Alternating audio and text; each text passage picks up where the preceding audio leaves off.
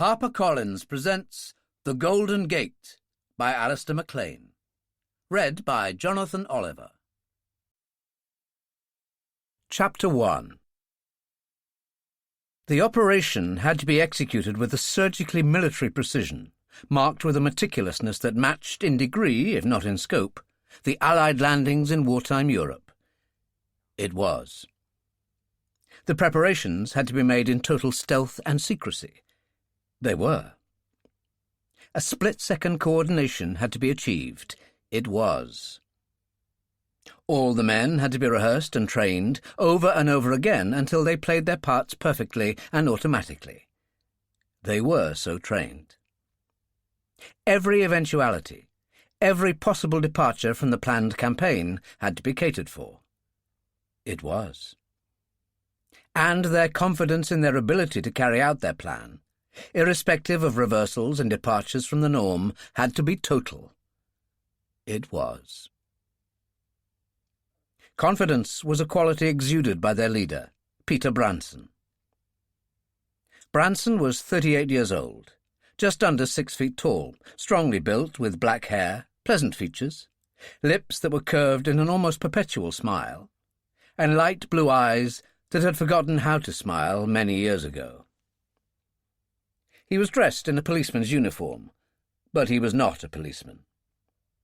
Neither was any of the 11 men with them in that disused trucker's garage, not far from the banks of Lake Merced, halfway between Daly City to the south and San Francisco to the north, although 3 were attired in the same uniform as Branson. The single vehicle there looked sadly out of place in what was, in effect, nothing more than an open-ended shed. It was a bus, but barely, by normal standards, qualified for the term. It was an opulently gleaming monster, which above shoulder level was composed, except for the stainless steel crossover struts, entirely of slightly tinted glass. There was no regular seating as such. There were about 30 swivel chairs, anchored to the floor but scattered seemingly at random, with deep armrests and aircraft-type swing-out dining tables housed in each armrest. Towards the rear there was a cloakroom and a remarkably well-stocked bar. Beyond that, there was a rear observation deck, the floor of which had for the moment been removed to reveal the cavernous baggage department. This was filled to near capacity, but not with baggage. This enormous storage space, 7.5 feet wide by the same in length, held, among other things, 2 petrol-driven electric generators, 2 20-inch searchlights, a variety of smaller ones, 2 very peculiar-looking missile-like weapons with mounting tripods, machine pistols, a large crated unmarked wooden box, 4 smaller wooden boxes, and a variety of other items of material, conspicuous among which were large coils of rope. Branson's men were still loading. The coach, one of only 6 ever made, had cost Branson $90,000. For the purposes for which he intended to use it, he considered this figure a trifling investment. He was buying the coach, he had told the Detroit firm, as an agent for a publicity-shy millionaire, who was also an eccentric, who wanted it painted yellow. And yellow it had been when it was delivered. It was now a gleaming, translucent white. 2 of the remaining 5 coaches had been bought by genuine and extrovert millionaires, both of whom intended them for luxurious, personal vacation travel. Both buses had rear ramps to accommodate their mini-cars. Both, presumably, would rest for about 50 weeks a year in their specially built garages. The other 3 buses had been bought by the government. The dawn was not yet in the sky. The other 3 wide buses were in a garage in downtown San Francisco. The big sliding doors were closed and bolted. In a canvas chair in a corner, a man in plain clothes, a sawn-off riot gun held on his lap by flaccid hands, slept peacefully. He had been dozing when the 2 intruders arrived, and was now blissfully unaware that he had sunk into an even deeper sleep, because he'd inhaled the single-second squirt from the gas gun without being aware of the fact. He would wake up within the hour almost equally unaware of what had happened, and would be extremely unlikely to admit to his superiors that his vigilance had been a degree less than eternal. The 3 buses looked indistinguishable from Branson's, at least externally, although the centre one was markedly different in 2 respects, one visible, the other not. It weighed 2 tons more than its companions, for bullet-proof glass is a great deal heavier than ordinary plate glass, and those panoramic buses had an enormous glass area. And the interior of the coach was nothing less than a sybarite's dream, which was no less than what one would expect for the private transportation of the country's chief executive. The presidential coach had 2 huge facing sofas, so deep, so soft, and so comfortable, that the overweight man possessed of prudent foresight would have thought twice about ensconcing himself in either of them, for regaining the vertical would have called for an apoplectic amount of willpower or the use of a crane. There were 4 armchairs, constructed along the same treacherously voluptuous lines, and that, in the way of seating accommodation, was that. There were cunningly concealed spigots for ice water, scattered copper coffee tables, and gleaming gold-plated vases awaiting their daily consignment of fresh flowers. Behind this section were the washroom and the bar, a bar whose capacious refrigerators, in this particular and unusual instance, were stocked largely with fruit juices and soft drinks, in deference to the customs of the President's guests of honour, who were Arabs and Muslims. Beyond this again, in a glassed-in compartment that extended the full width of the bus, was the communications centre, a maze of miniaturized electronic systems which was constantly manned whenever the President was aboard. It was said that this installation had cost considerably more than the coach itself. Besides incorporating a radio-telephone system that could reach any place in the world, it had a small row of differently coloured buttons in a glass case which could be removed only with the aid of a special key. There were 5 such buttons. To press the first brought instant contact with the White House in Washington. The second was for the Pentagon. The third was for the Airborne Strategic Air Command. The 4th was for Moscow, and the 5th for London. Apart from the necessity of being in touch with his armed forces all the time, the President was an acute sufferer from telephonitis, even to the extent of an internal phone connecting him with his habitual seat on the bus and the communications compartment at the rear. But it was not in this coach that the intruders were interested, but in the one standing to its left.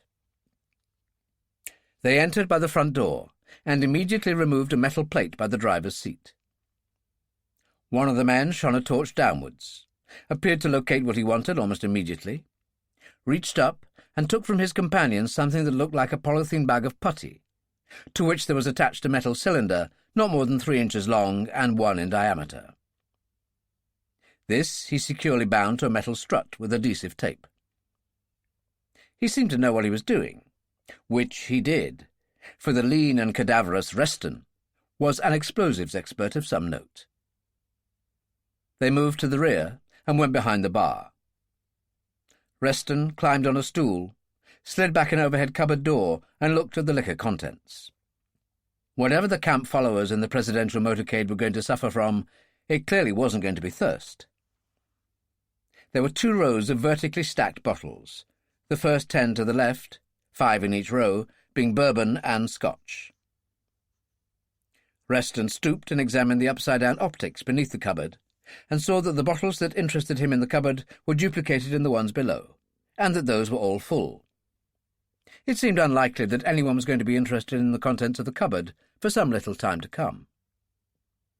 Reston removed the 10 bottles from their circular retaining holes in the cupboard, and handed them down to his companion, who stacked 5 of them on the counter and placed the other 5 in a canvas bag, which had evidently been brought along for this purpose.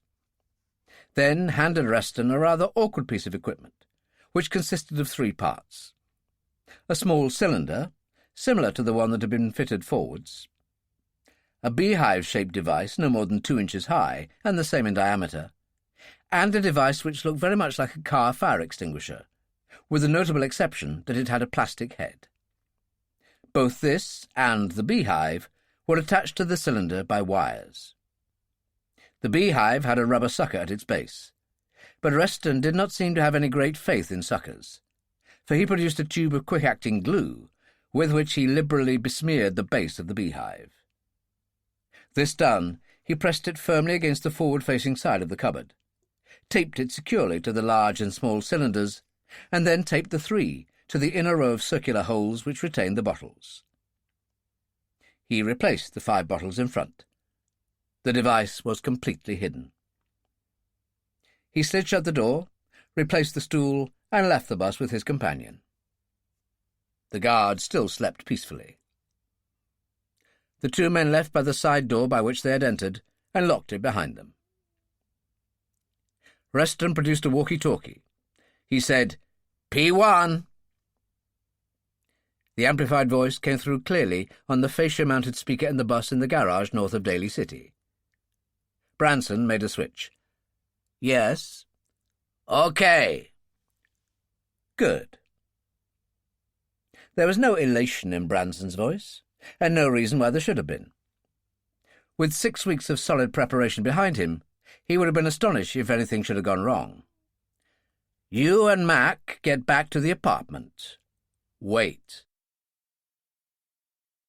Johnson and Bradley were curiously alike. Good-looking, in their early 30s, almost identical in build, and both with blonde hair. They also bore a striking resemblance, both in build and coloration, to the 2 men, newly wakened from sleep, who were propped up in the 2 beds in the hotel room, gazing at them with an understandable mixture of astonishment and outrage. One of them said, "Who the hell are you? And what the hell do you think you're doing here?" "Kindly modulate your voice and mind your language," Johnson said. "It ill becomes a naval air officer. Who we are doesn't matter. We're here because we require a change of clothes." He looked at the Beretta he was holding and touched the silencer with his left forefinger. "I don't have to tell you what those things are." He didn't have to tell them what those things were. There was a cold, calm professionalism, a chilling surety about Johnson and Bradley that discouraged freedom of speech and inhibited even the very thought of action. While Johnson stood there, gun dangling in apparent negligence by his side, Bradley opened the valise they had brought with them, produced a length of thin rope, and trussed up the 2 men with a speed and efficiency that indicated a long or intensive experience of such matters. When he had finished, Johnson opened a cupboard, produced 2 suits, handed one to Bradley, and said, "Try them for size." Not only were the suits an almost perfect fit, but so also were the hats. Johnson would have been surprised if there'd been otherwise. Branson, that most meticulous of planners, almost never missed a trick. Bradley surveyed himself in a full-length mirror. He said sadly, "I should have stayed on the other side of the law. The uniform of a lieutenant in the U.S. Naval Air Arms suits me very well indeed. Not that you look too bad yourself." One of the bound men said, "Why do you want those uniforms?" "I thought naval helicopter pilots were intelligent." The man stared at him. "Jesus! You don't mean to stand there and tell us—" "Yes, and we've probably flown Sikorskys a damn sight more than either of you." "But uniforms! Why steal our uniforms? There's no trick to getting those made. Why do you—" "We're parsimonious. Sure, we could get them made. But what we can't get made are the documentation you carry about with you. Identifications, licenses, the lot." He patted the pockets of his uniform. "They're not here." "Where?" The other bound man said, "Go to hell." He looked as if he meant it, too. Johnson was mild. "This is off-season for heroes." "Where?" "Not here," the other man said. The Navy regard those as classified documents. They have to be deposited in the manager's safe." Johnson sighed. "Oh, dear, why make it difficult? We had a young lady stake out in an armchair by the receptionist last evening. Redhead. Beautiful. You may recall." The two bound men exchanged the briefest of glances. It was quite clear that they did recall. "She'd go on oath in a witness stand that neither of you deposited anything." He smiled in a wintry fashion. "A witness stand in court may be the last place on earth she'd want to go near, but if she says it's no deposit, it's no deposit. Let's not be silly. 3 things you can do. Tell us, have your mouths taped, and after a little persuasion tell us, or if those don't work, we just search. You watch. If you're conscious, that is. You gonna kill us?" "What on earth for?" Bradley's surprise was genuine. "We can identify you." "You'll never see us again." "We can identify the girl." "Not when she removes her red wig, you can't." He dug into the valise and came out with a pair of pliers. He had about him an air of gentle resignation. "Time's a-wasting. Tape them up." Both bound men looked at each other. One shook his head, the other sighed. One smiled almost ruefully. "It does seem a gesture of useless defiance, and I don't want my good looks spoiled. Under the mattresses, at the foot." Under the mattresses they were. Johnson and Bradley flicked over the leaves of the 2 wallets, looked at each other, nodded, extracted the not inconsiderable dollar billfolds in each wallet, and placed those by the bedside tables. One man said, "Couple of crazy crooks you are." Johnson said, "Maybe you'll be needing that more than us pretty soon." He extracted money from his newly discarded suit and placed it in his uniform, while Bradley did the same. "Our suits you can have. Unthinkable for U.S. officers to be running around the city in their striped underpants. And now I'm afraid we have to tape you." He reached into the valise. One man, a quick mixture of suspicion and apprehension in his eyes, tried vainly to sit up in bed. "I thought you said—" "Look, if we wanted to kill you, the noise from those silenced guns wouldn't even be heard in the corridor outside. Think we want you to start hollering the place down the moment we step outside that door? Besides, it would upset the neighbours." After they were taped, Johnson said, "And, of course, we don't want to have you jumping and wriggling around and making banging noises on the floor or walls. I'm afraid we can't have any bangs in the next couple of hours or so. Sorry." He stooped, retrieved what looked like an aerosol can from the valise, and squirted it briefly in the faces of both bound men. They left, hanging up the no disturb notice outside. Johnson double-locked the door, produced his pliers, leaned on the key and snapped it, leaving the head jammed in the lock. Downstairs they approached the clerk at reception, a cheerful youngster who gave a cheerful good morning. Johnson said, "You weren't on last night." "No, sir. The management wouldn't believe it, but even a desk clerk requires a little sleep now and again." He looked at them with interest. "No offence, but aren't you the 2 gentlemen who are going to ride herd on the President this morning?" Johnson smiled. "I'm not sure if the President would care to have you put it quite that way, but yes, it's no secret. We phoned for an alarm call last night, Ashbridge and Martinez. Was it recorded?" "Yes, sir." The clerk put his pen through the names. "Now, we've left 1 or 2, naval things in our room that we really shouldn't have done. Will you make certain that no one goes near our room until we return? 3 hours, about."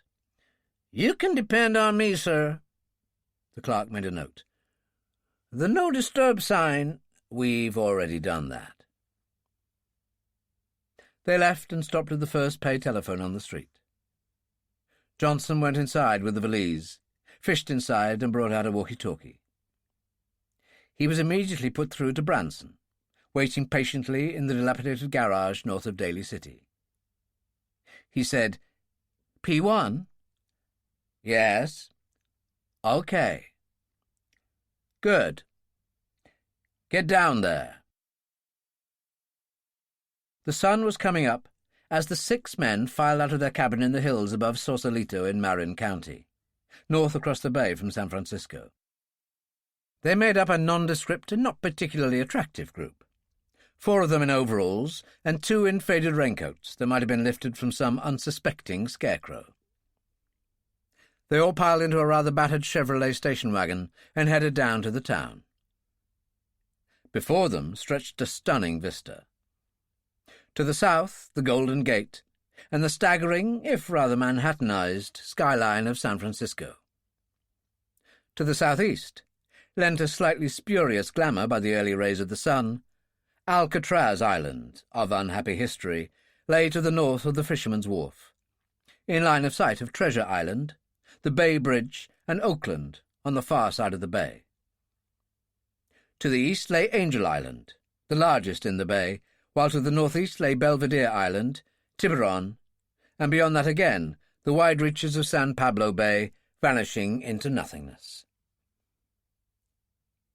There can be few more beautiful and spectacular vistas in the world, if such there so be, than that from Sausalito.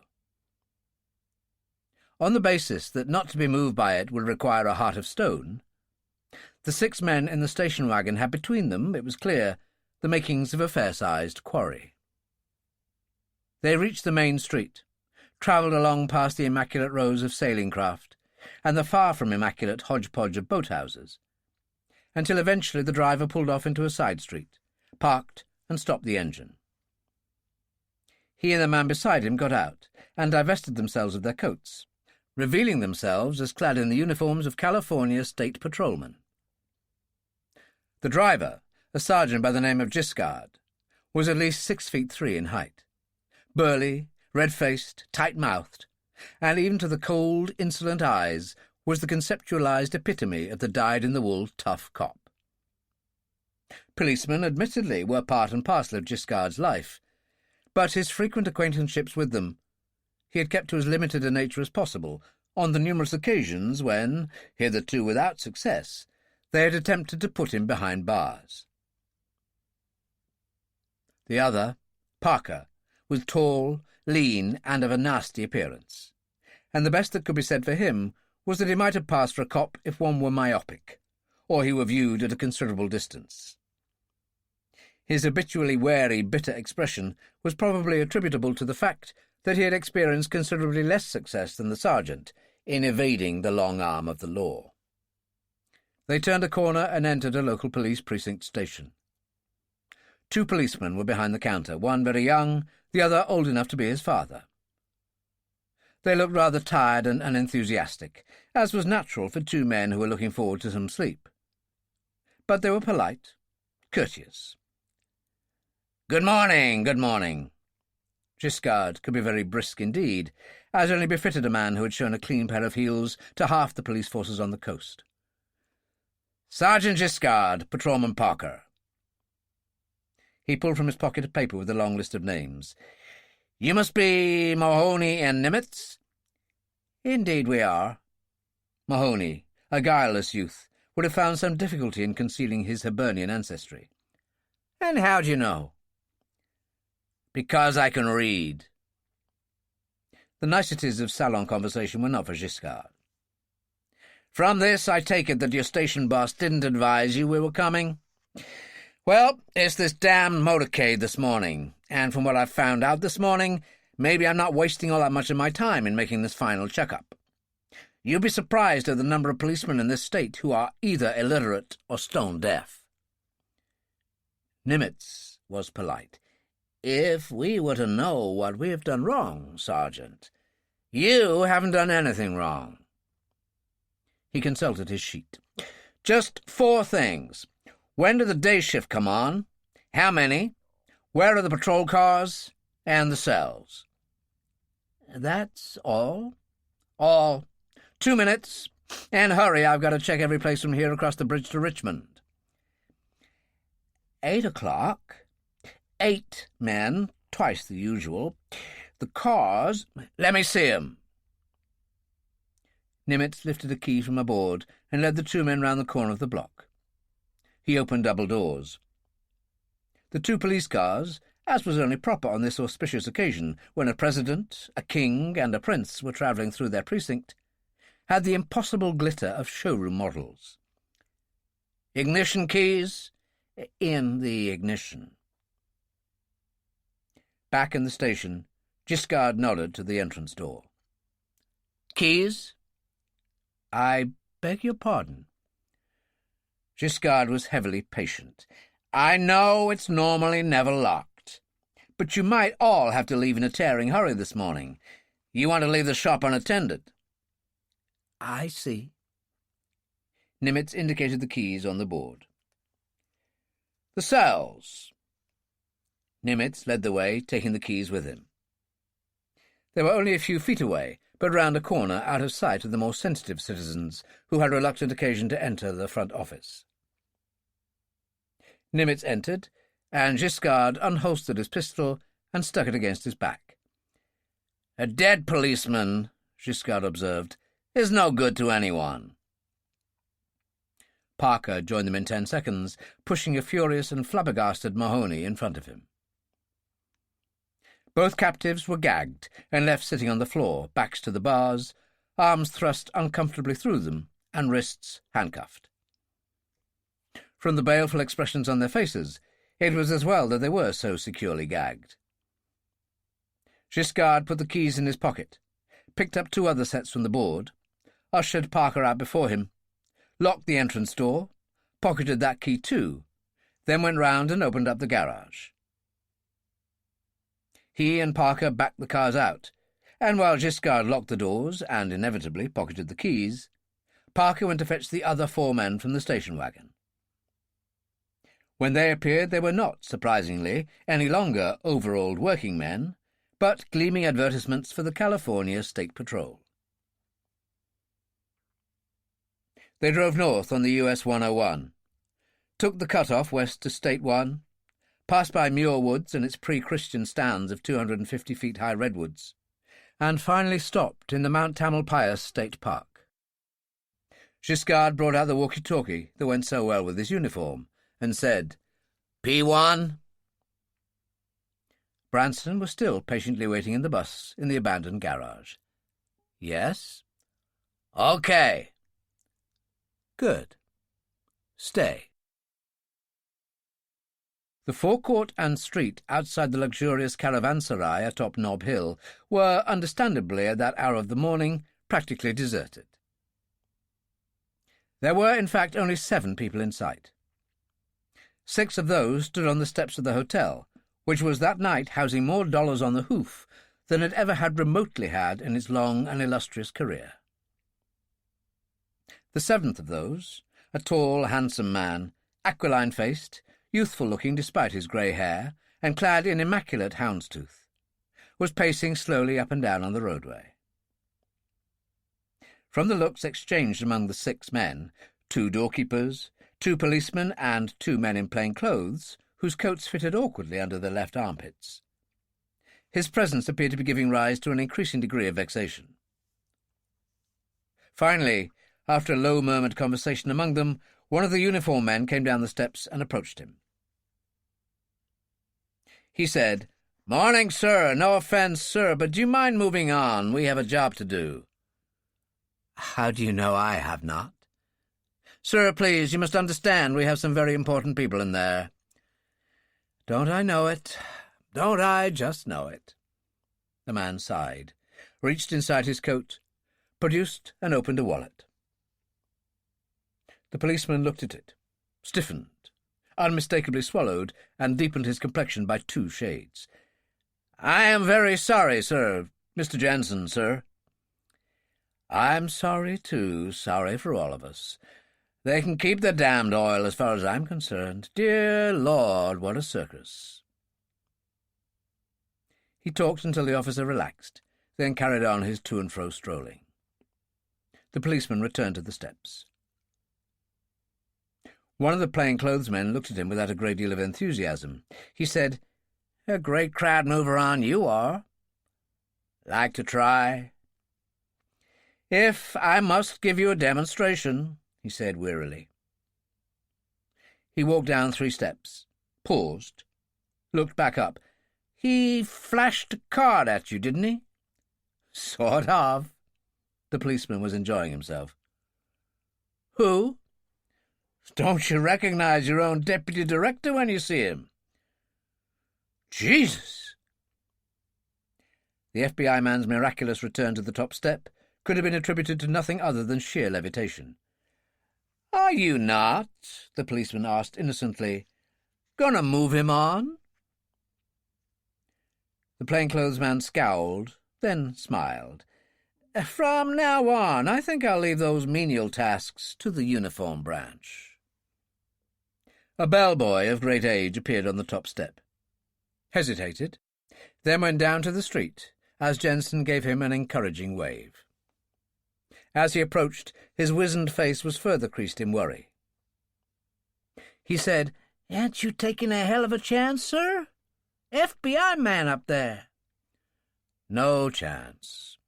Jensen was unperturbed. "He's California FBI. I'm Washington. Chalk and cheese. I doubt if he'd know the Director General if he came and sat on his lap. What's the word, Willie?"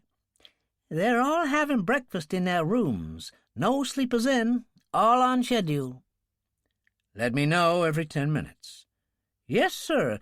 Gee, Mr. Jensen, aren't you taking one god-awful chance? The place is swarming with fuzz, and not only just inside. Those windows across there's a rifle behind a dozen of them, and a man behind each rifle." "I know, Willie. I'm the man in the eye of the storm. Dead safe. If you're caught, I won't be. Even if I were, you're clear." "Clear? Everybody sees me talking to you." "Why?" "Because I'm FBI. I told you that. You've no reason to doubt it. There are 6 men on the top of the steps who believe the same thing. Anyway, Willie, you can always plead the Fifth Amendment." Willie departed. In full view of the 6 watchers, Jensen pulled out his walkie-talkie. "P1?" "Yes." Branson was as calm as ever. "On schedule." "Right, fine. P1's moving now. Every 10 minutes. Right?" "Of course. How's my twin?" Branson looked towards the rear of the coach. The bound and gagged man between the aisles bore an uncanny resemblance to Jensen. "He'll live." Chapter 2. Van Effen eased the big coach onto the 280 and headed her northeast up the southern freeway. Van Effen was a short, stocky man, with close-cropped blonde hair and a head that was almost a perfect cube. His ears were so close to his head that they appeared to have been pasted there. His nose had clearly been at odds with some heavy object in the past. He tended to wear a vacuous smile, as if he decided it was the safest expression to cope with the numerous uncertain things that were going on in the uncertain world around him. And the dreamy, light-blue eyes, which would never be accused of being possessed of any powers of penetration, served only to reinforce the overall impression of one overwhelmed by the insoluble complexities of life. Van Effen was a very, very intelligent person, whose knife-like intelligence could cope with an extremely wide variety of the world's problems. And although they had known each other for only 2 years, he had indisputably become Peter Branson's indispensable lieutenant. Both men sat together in the front of the coach, both, for the nonce, dressed in long white coats, which lent them, as drivers, a very professional appearance indeed. The State Department frowned on presidential motorcade drivers who opted for lumberjackets or rolled-up sleeves. Branson himself generally drove, and was good at it. But apart from the fact that he was not a San Franciscan, and Van Effen had been born there, he wished that morning to concentrate his exclusive attention on his side of the coach's fascia, which looked like a cross between the miniaturized flight instrumentation of a Boeing and those of a Hammond organ. As a communication system, it could not compare to those aboard the presidential coach, but everything was there that Branson wanted. Moreover, it had one or two refinements that the presidential coach lacked. The president would not have considered them refinements. Branson turned to the man in the seat behind him. Yanni, a dark, swarthy, and incredibly hirsute person, who, on the rare occasions he could be persuaded to remove his shirt and approach a shower, looked more like a bear than a human being, had about him the general appearance, it was impossible to particularize, of an ex-pugilist who had taken not one but several hundred punches too many. Unlike many of Branson's associates, Yanni, who had been with Branson since he'd embarked upon his particular mode of life all of 13 years ago, could not be classed among the intellectually gifted. But his patience, invariable good humour, and total loyalty to Branson were beyond dispute. Branson said, "Got the plates, Yanni." "The plates?" Yanni wrinkled the negligible clearance between hairline and eyebrows, his customary indication of immense concentration. Then smiled happily. Yeah, I got them." He reached under his seat and brought up a pair of spring-clipped number plates. Branson's coach was, externally, exactly the same as the three in the presidential motorcade, except for the fact that those were Washington, D.C. plates, while his were Californian. The plates that Yanni held in his hands were Washington, D.C., and, even better, exactly duplicated the numbers of one of the three waiting coaches in the garage. Branson said, "Don't forget, when I jump out the front door, you jump out the back, and fix the back one first." "Leave it to me, Chief." Yanni exuded confidence. A buzzer on the fascia rang briefly. Branson made a switch. It was Jensen, the Nob Hill stakeout. "P1. Yes. On schedule, 40 minutes. Thanks." Branson closed the switch and flipped another. "P4. P4. Move in." Giscard started up the stolen police car and moved up the panoramic highway, followed by the second car. They didn't drive sufficiently quickly to attract attention, but they didn't linger either, and had reached the Mount Tamalpais radar stations in a matter of minutes. Those stations dominated the mountainous countryside for miles around, and looked like nothing in the world as much as a couple of gigantic white golf balls. Giscard and his men had the entire layout committed to heart and memory, and no trouble was envisaged. Giscard said, "There'll be no need to lean. We're cops, aren't we? The guardians of the people. You don't attack your guardians. No shooting, the boss says." One of them said, "What if I have to shoot?" "You'll lose half your cut." No shooting. Branson flipped another switch. P3? P3 was the code of the two men who had recently booby-trapped one of the motorcade buses. P3. Anything? 2 drivers is all. Guards? Okay, no suspicions. Wait. Branson flipped a switch as another buzzer rang.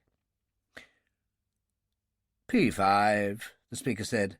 On schedule, 30 minutes. Thank you. Branson made another switch. P2, the code for Johnston and Bradley. Yes. You can go now. We go now. The voice was Johnson's. He and Bradley, immaculate in their Naval Air uniforms, were sauntering casually along in the direction of the U.S. Naval Air Station Alameda. Both men were carrying smooth, shiny flight bags, into which they had transferred the contents of the valise. As they approached the entrance, they increased their pace. By the time they reached the 2 guards at the entrance, they were giving the impression of 2 men who were in a considerable hurry. They showed their cards to one of the guards. Lieutenant Ashbridge, "Lieutenant Martinez, of course. You're very late, sir." "I know. We'll go straight to the choppers." "I'm afraid you can't do that, sir. Commander Isenk wants you to report to his office at once." The sailor lowered his voice confidentially. "The commander doesn't sound very happy to me, sir." "Damn," Johnson said, and meant it. "Where's his office?" "Second door on the left, sir." Johnson and Bradley hurried there, knocked and entered. A young petty officer seated behind his desk pursed his lips and nodded silently towards the door to his right. His demeanour indicated that he had no desire whatsoever to participate in the painful scene that was about to follow. Johnson knocked and entered, head down and apparently searching for something in his flight bag. The precaution was needless. In the well-known demoralization ploy of senior officers, deepening their intimidation of apprehensive junior officers, Isenk kept on making notes on a pad before him. Bradley closed the door. Johnson placed the flight bag on the edge of the desk. His right hand was concealed behind it. So was the aerosol gas can. "So kind of you to turn up." Isenk spoke in a flat, drawling accent. Annapolis had clearly failed to have any effect on his Boston upbringing. "You had your strict orders." He raised his head in what would normally have been a slow and effective gesture. "Your explanations—" He broke off, eyes widening, but still not suspecting anything untoward. "You're not Ashbridge and Martinez." "No, we're not, are we?" It was clear that Isenk had become suddenly aware that there was something very, very far untoward. His hand stretched out for a desk button, but Johnson already had his thumb on his. Isenk slumped forward against his desk.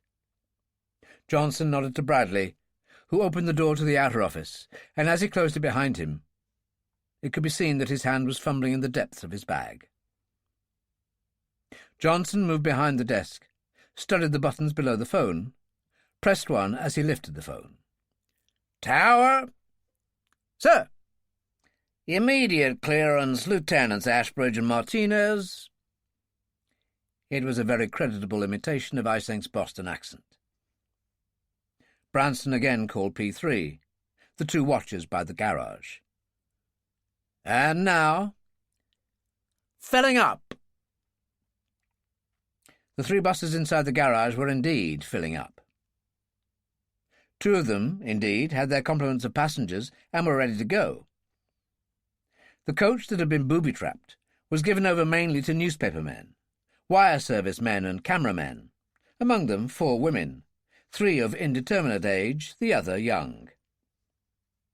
On a platform at the rear of the bus were 3 mounted cine cameras, for this was the coach that led the motorcade, and the cameras would at all times have an excellent view of the presidential coach, which was to follow immediately behind.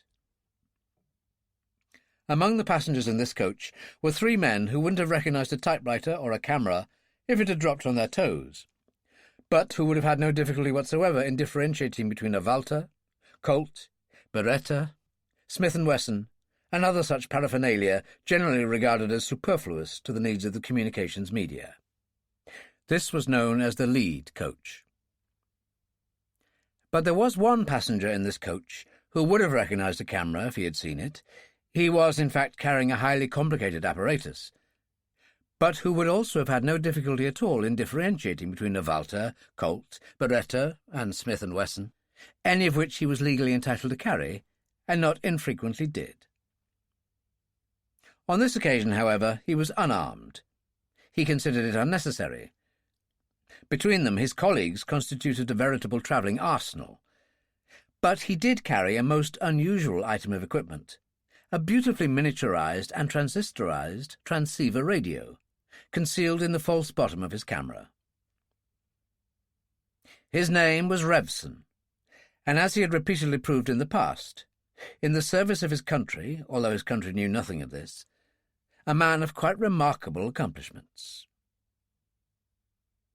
The rear coach was also well occupied, again by newspaper men and men with no interest in newspapers, although in this case the ratio was inversed. The greatly outnumbered journalists, although they realized that the presidential coach would soon, in terms of the realizable assets of its passengers, be nothing less than a rolling Fort Knox, wondered if it were necessary to have quite so many FBI agents around. There were only 3 people aboard the presidential coach, all crew members.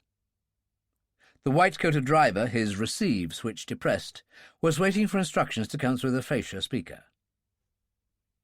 Behind the bar, an extraordinarily pretty brunette, who looked like an amalgam of all those Fly Me airline advertisements, was trying to look demure and inconspicuous, and failing miserably.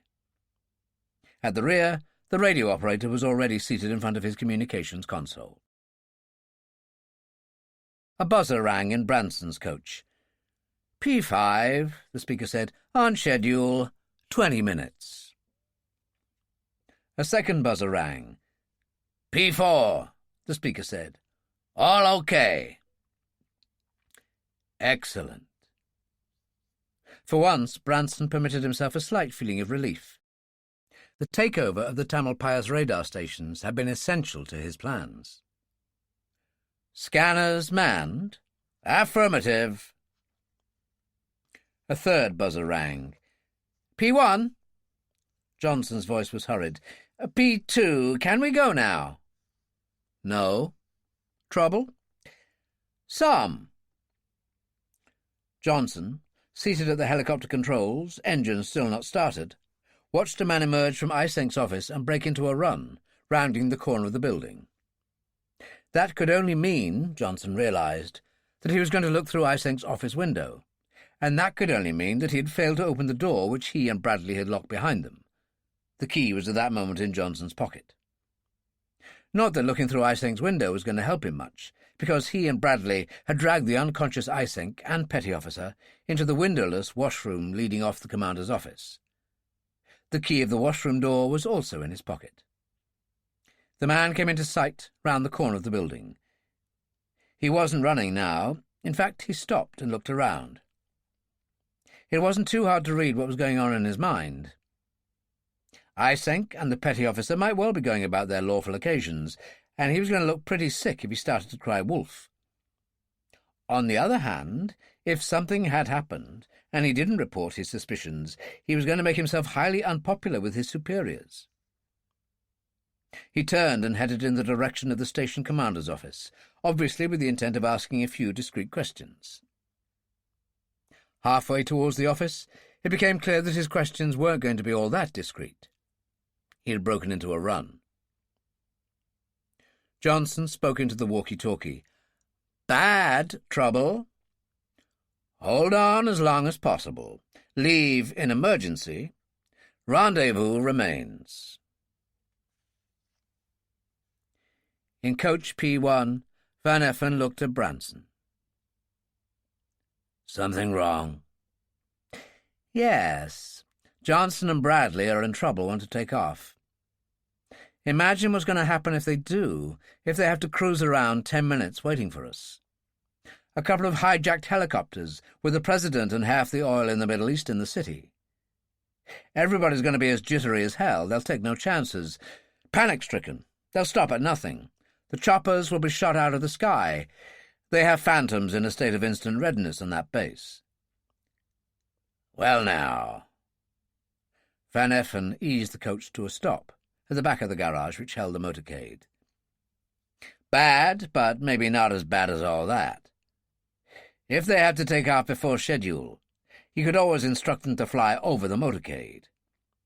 It would take a pretty crazy air commander to instruct his pilots to fire machine guns or rockets at a chopper hovering above the presidential coach. Bingo! No president, no Arabian oil kings and sheikhs, no chief of staff, no Mayor Morrison. Chopper might even crash down onto the top of the presidential coach. Not nice to be a sacked rear admiral without a pension, if, that is to say, he survives the court-martial." "I hadn't thought of it that way." Branson sounded half-convinced, no more. "You're assuming our air commander is as sane as you are, that he will react along your line of thinking. How are we to know that he is not certifiable? Extremely unlikely, I admit, but I have no option other than to accept your suggestion. And we've no option other than to go ahead. The buzzer rang.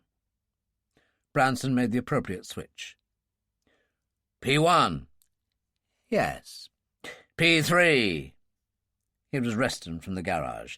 Lead coach has just moved out. Let me know when the presidential coach moves.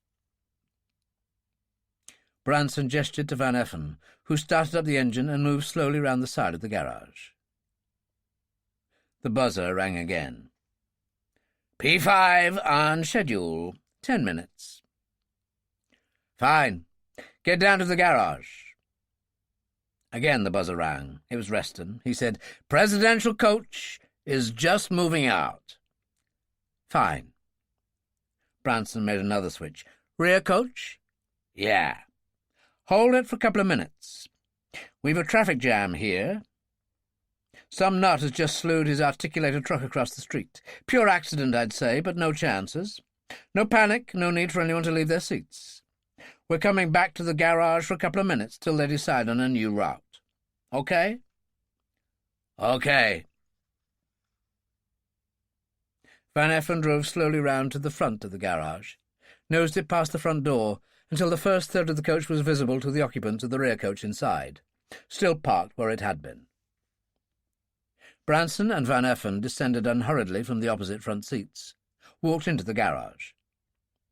Yoni, unobserved by those inside, exited via the back door and began to clamp the new number plate on top of the old. The occupants of the rear coach watched the approach of the two white-coated figures curiously, but without suspicion, for endless frustrating delays were part and parcel of their lives. Branson walked round to the front door opposite the driver's side, while Van Effen wandered, aimlessly as it seemed, towards the rear. Had there been any cause for concern on the part of the occupants, it would have been allayed by the sight of two blue-overalled figures busily doing nothing by the main doors. They were not to know they were Reston and his friend. Branson opened the front left-hand door and climbed up 2 steps. He said to the driver, Sorry about this. It happens. They're picking out a new route, the safe route for us to go up to Nob Hill. The driver looked puzzled no more. He said, Where's Ernie? Ernie? Lead coach driver. Ah, that's his name. Taken sick, I'm afraid. Taken sick? Suspicion flared. Only 2 minutes ago. The driver twisted round in his seat as 2 minor explosions occurred in the rear of the coach. Less explosions than soft plops of sound, to the accompanying sounds of breaking glass and a hiss as of air escaping under pressure. The rear of the coach was already enveloped in a dense, billowing and rapidly mushrooming cloud of grey smoke, so dense that it was impossible to see the now closed rear door and the figure of Van Effen leaning against it and making sure it stayed that way. Every man in the bus, or those who were still visible, had swung round in his seat, reaching for a gun in an automatic but useless reaction, for there was nothing to be seen to fire at. Branson held his breath, threw 2 of the grenade-shaped gas bombs in rapid succession, one in the front aisle, one at the driver's feet, jumped to the garage floor, slammed the door and held the handle. A somewhat pointless precaution, as he knew, for the first inhalation of that gas produced immediate unconsciousness. After 10 seconds he left, walked round the front of the bus where he was joined by Van Effen. Reston and his companion had already closed and bolted the main entrance. Now they were stripping off their overalls to reveal the conservative and well-cut suits beneath. Reston said, Over? So soon, just like that? Branson nodded. But if one whiff of that can knock a man out, surely it's going to kill them if they keep on sitting there. I mean, inhaling the stuff all the time. They left via the side door, not too hurriedly, locking it behind them. Branson said, Contact with oxygen neutralizes the gas inside 15 seconds. You could walk inside that bus now and be entirely unaffected. But it will be at least an hour before anyone in that bus comes to. Harriman stepped out of a taxi as they came round to the garage front. They boarded the coach, now the new rear coach of the motorcade, and Van Effen headed for Nob Hill. Branson made a switch in the fascia. P2? Yes. How are things? Quiet. Too damned quiet. I don't like it. What do you think is happening? I don't know. I can just see someone on the phone asking for permission to launch a couple of guided missiles at us. Permission from whom? The highest military authority in the country. Could take time to contact Washington. Take damn all time to contact Nob Hill. Oh, my God. Momentarily, even Branson's habitual massive calm was disturbed. The highest military authority in the country was, indeed, in the next suite to the President in the Mark Hopkins Hotel. General Cartland, Chief of Staff and Advisor Extraordinary to the President, was indeed participating in that day's motorcade. You know what happens if they do contact him? Yes, they'll cancel the motorcade. Chief of the Armed Forces though the President might be, he could be overruled in matters of security by his Chief of Staff. Hold it a minute. There was a pause. Then Johnson said, One of the guards at the gate is on the telephone. This could mean anything or nothing. Branson was conscious of a slight dampness in the region of his neck collar. Although he had given up the habit of prayer even before he had left his mother's knee, he prayed it was nothing. Perhaps the call to the guard was perfectly innocuous. Perhaps the outcome of the call might be innocuous. If it were not, the many months and the $250,000 he'd spent in preparation for this coup was so much irrecoverable water under the bridge. P1? Yes. Branson was dimly aware that his teeth were clamped tightly together. You're not going to believe this, but Tower has just given us permission to lift off. Branson remained silent for a few moments while someone lifted the Golden Gate Bridge off his back. He was not one much given to brow-mopping, but this, if ever, seemed a warranted occasion. He refrained. He said, Never look a gift horse in the mouth. How do you account for this? The guards must have said that they checked our identity papers and that they were in order. Start up, will you? I'd like to find out if I can hear you over the racket of the rotors. Twin lines of security men, back to back at a distance of about 6 feet and facing outwards, formed a protective lane for the short distance between the hotel and the waiting presidential coach, which seemed rather superfluous, as the streets had been barricaded off from the public for 100 yards all around. The visiting dignitaries from the Persian Gulf seemed to be in no way put out by this, nor to be suffering from any claustrophobic sense of imprisonment. In their own homelands, where the fine art of assassination had reached peaks as yet undreamed of in the United States, this was part and parcel of their everyday lives. Not only would they have felt naked without this overt show of protection, they would have been offended, if not humiliated, by the very concept that they were sufficiently unimportant not to merit the massive security precaution. The President led the way, looking almost wistfully from side to side, as if disappointed that there was no one there for him to wave at. He was a tall, rather portly figure, immaculately attired in a tan gabardine suit, with a patrician face vaguely reminiscent of one of the better-fed Roman emperors, and a splendid head of the purest silver hair, which was widely supposed to be his especial pride and joy. One had but to look at him to appreciate that he had been doomed from the cradle to end up in the Oval Office.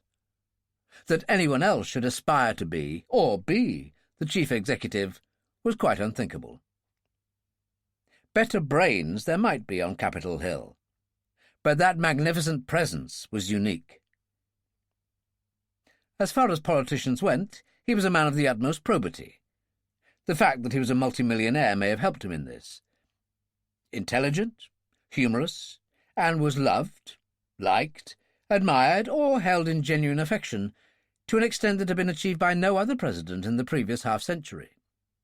A remarkable but far from impossible achievement. As always, he carried a stout cane, a relic from that occasion when he had required it for almost 2 days after tripping over the leash of his Labrador. That he had no need of the cane was quite indisputable. Perhaps he thought it rounded off his image, or lent him a slightly Rooseveltian aura.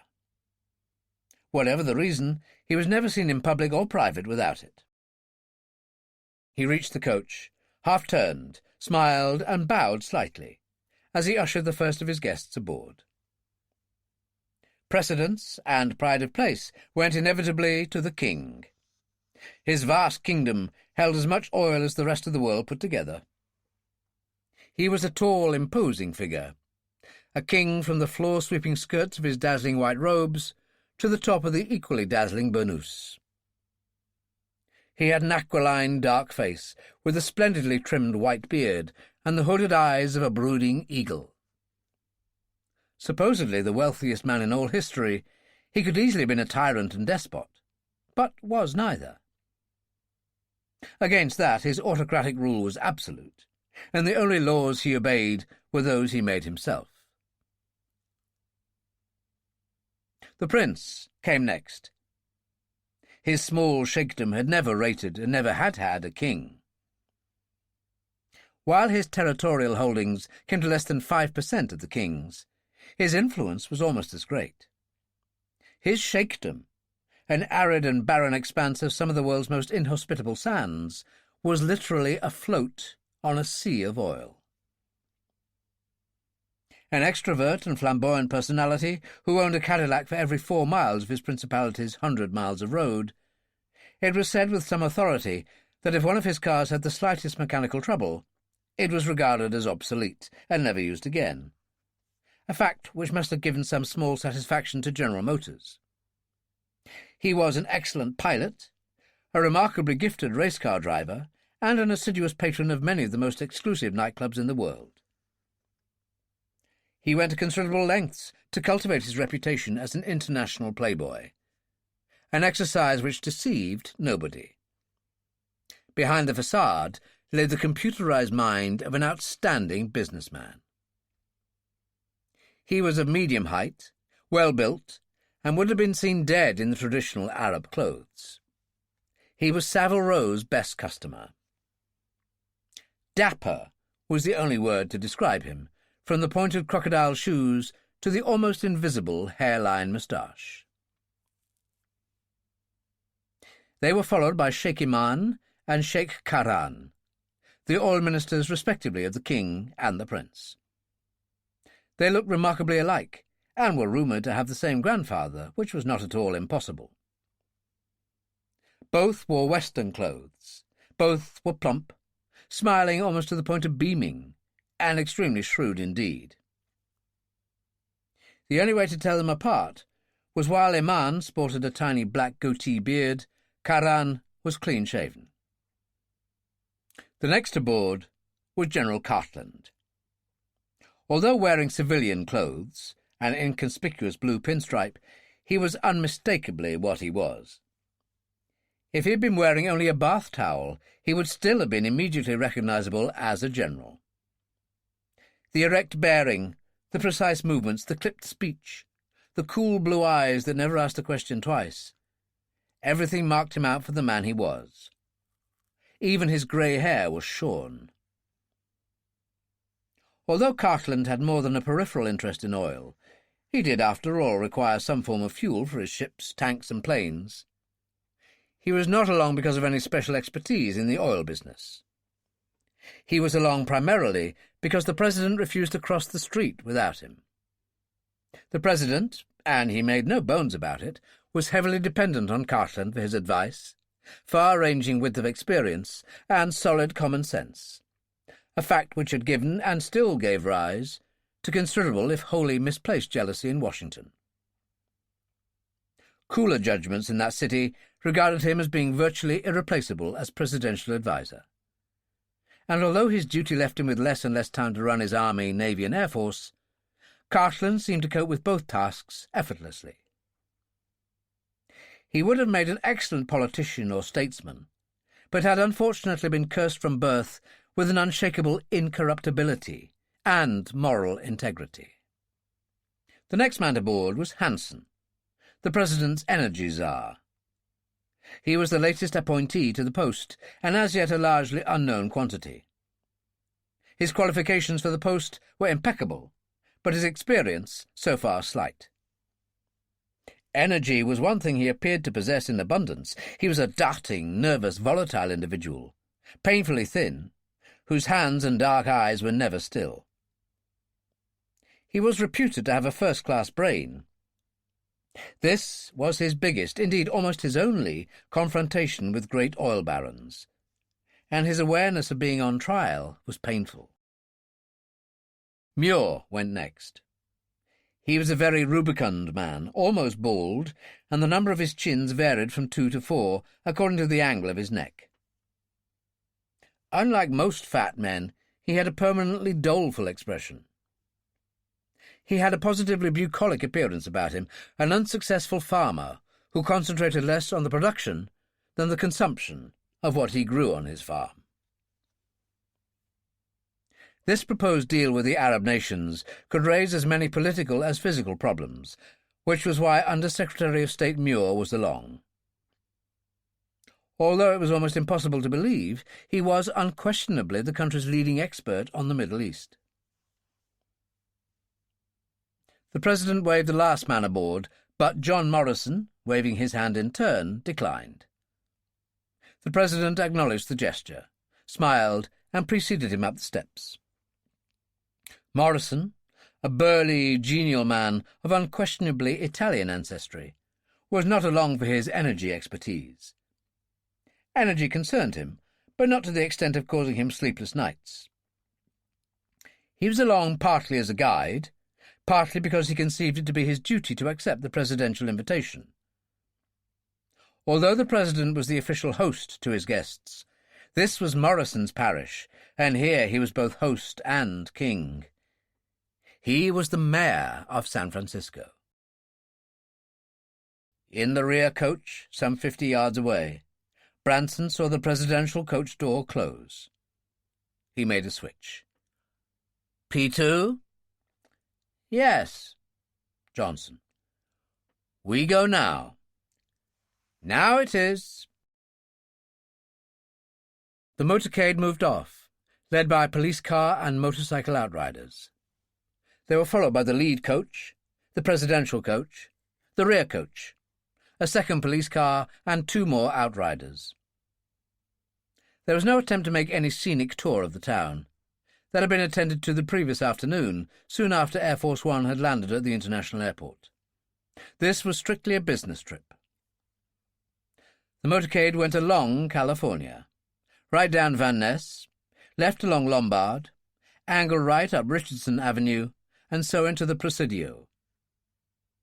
From this point onwards, the roads had been closed that morning to all normal traffic.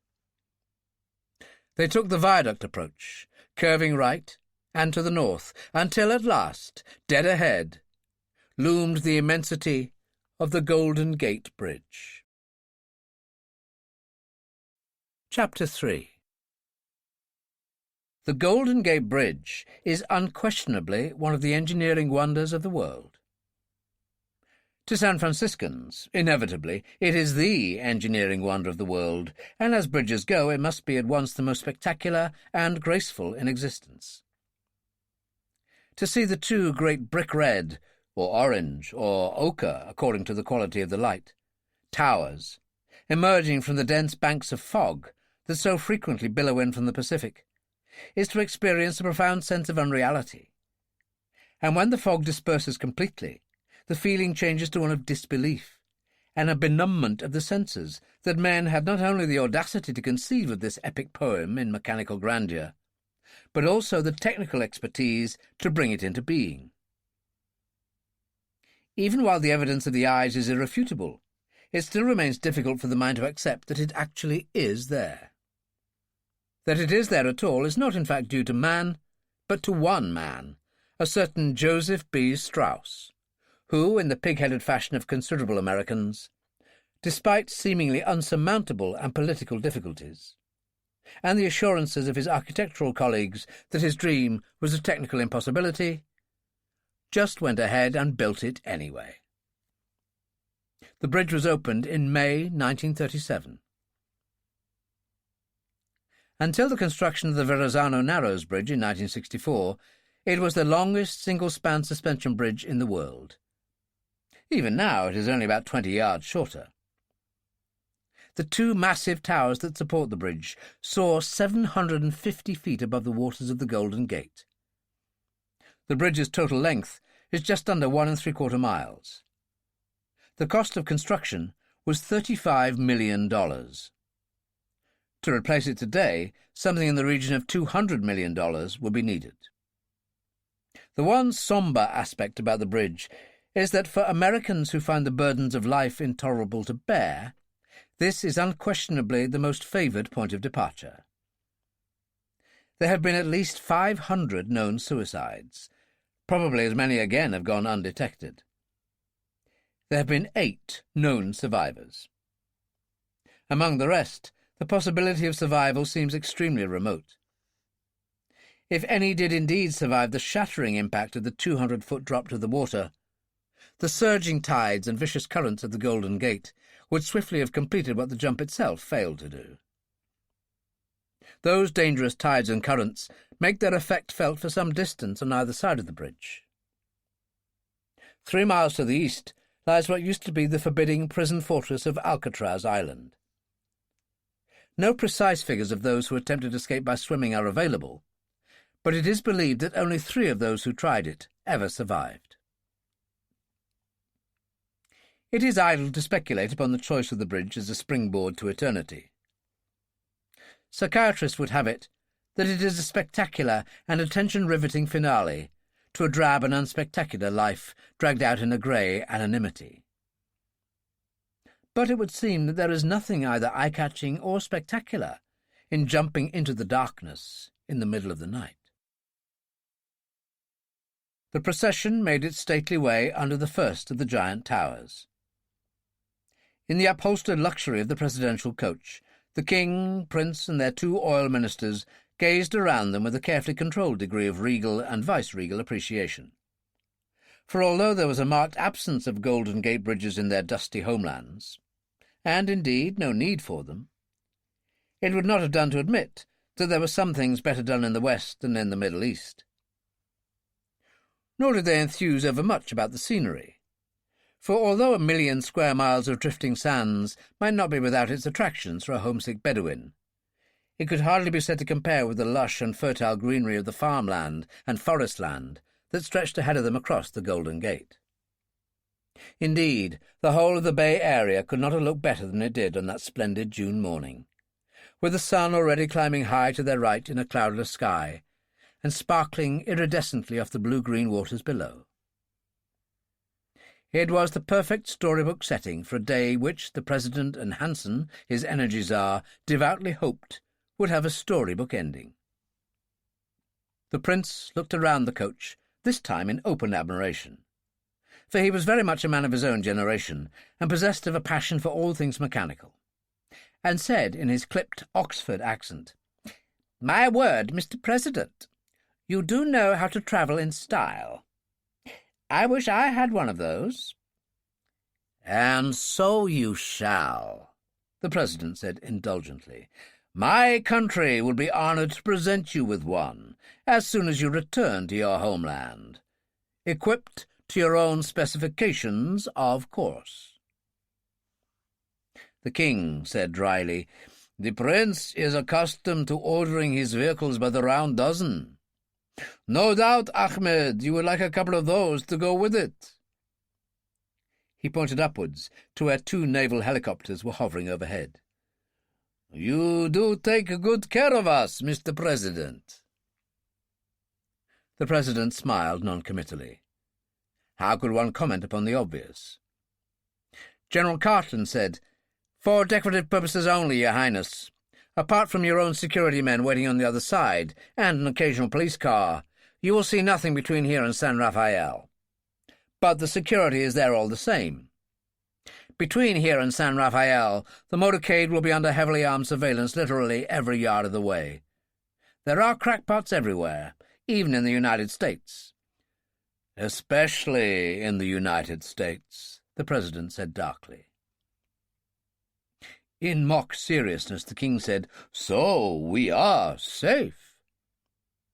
The President regained his smiling composure. "As in the vaults of Fort Knox." It was at this point, just after the lead coach had passed the halfway mark across the bridge, that 5 things happened in almost bewilderingly rapid succession. In the rear coach, Branson pressed a button on the console in front of him.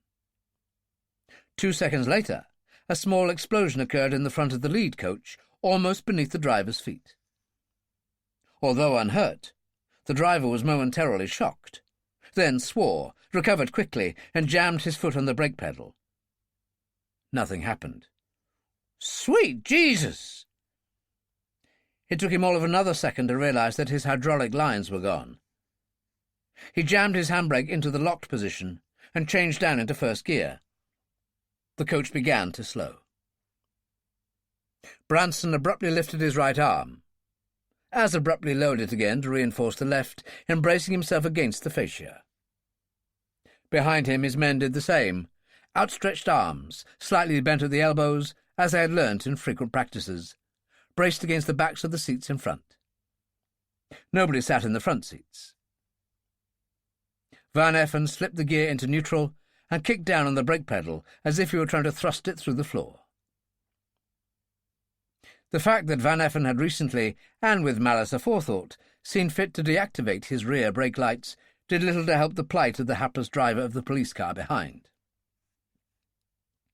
The motorcade was travelling slowly, about 25 miles an hour, and the rear police car was trailing the coach by about the same number of feet. The driver had no reason to suspect that anything might be amiss, for the bridge was closed to all traffic except the motorcade. There was no earthly reason to expect anything should interfere with the smooth and even tempo of their progress. He may even have spared a momentary side glance to admire the view. However it was, when he first realized that all was not what it should have been, the distance between them had halved.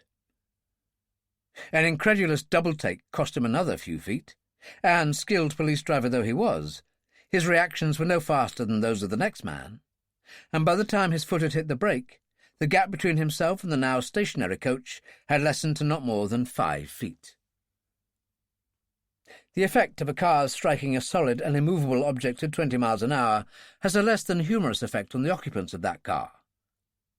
The 4 officers in the car were no exception. At the moment of impact, Branson touched a second button on the fascia.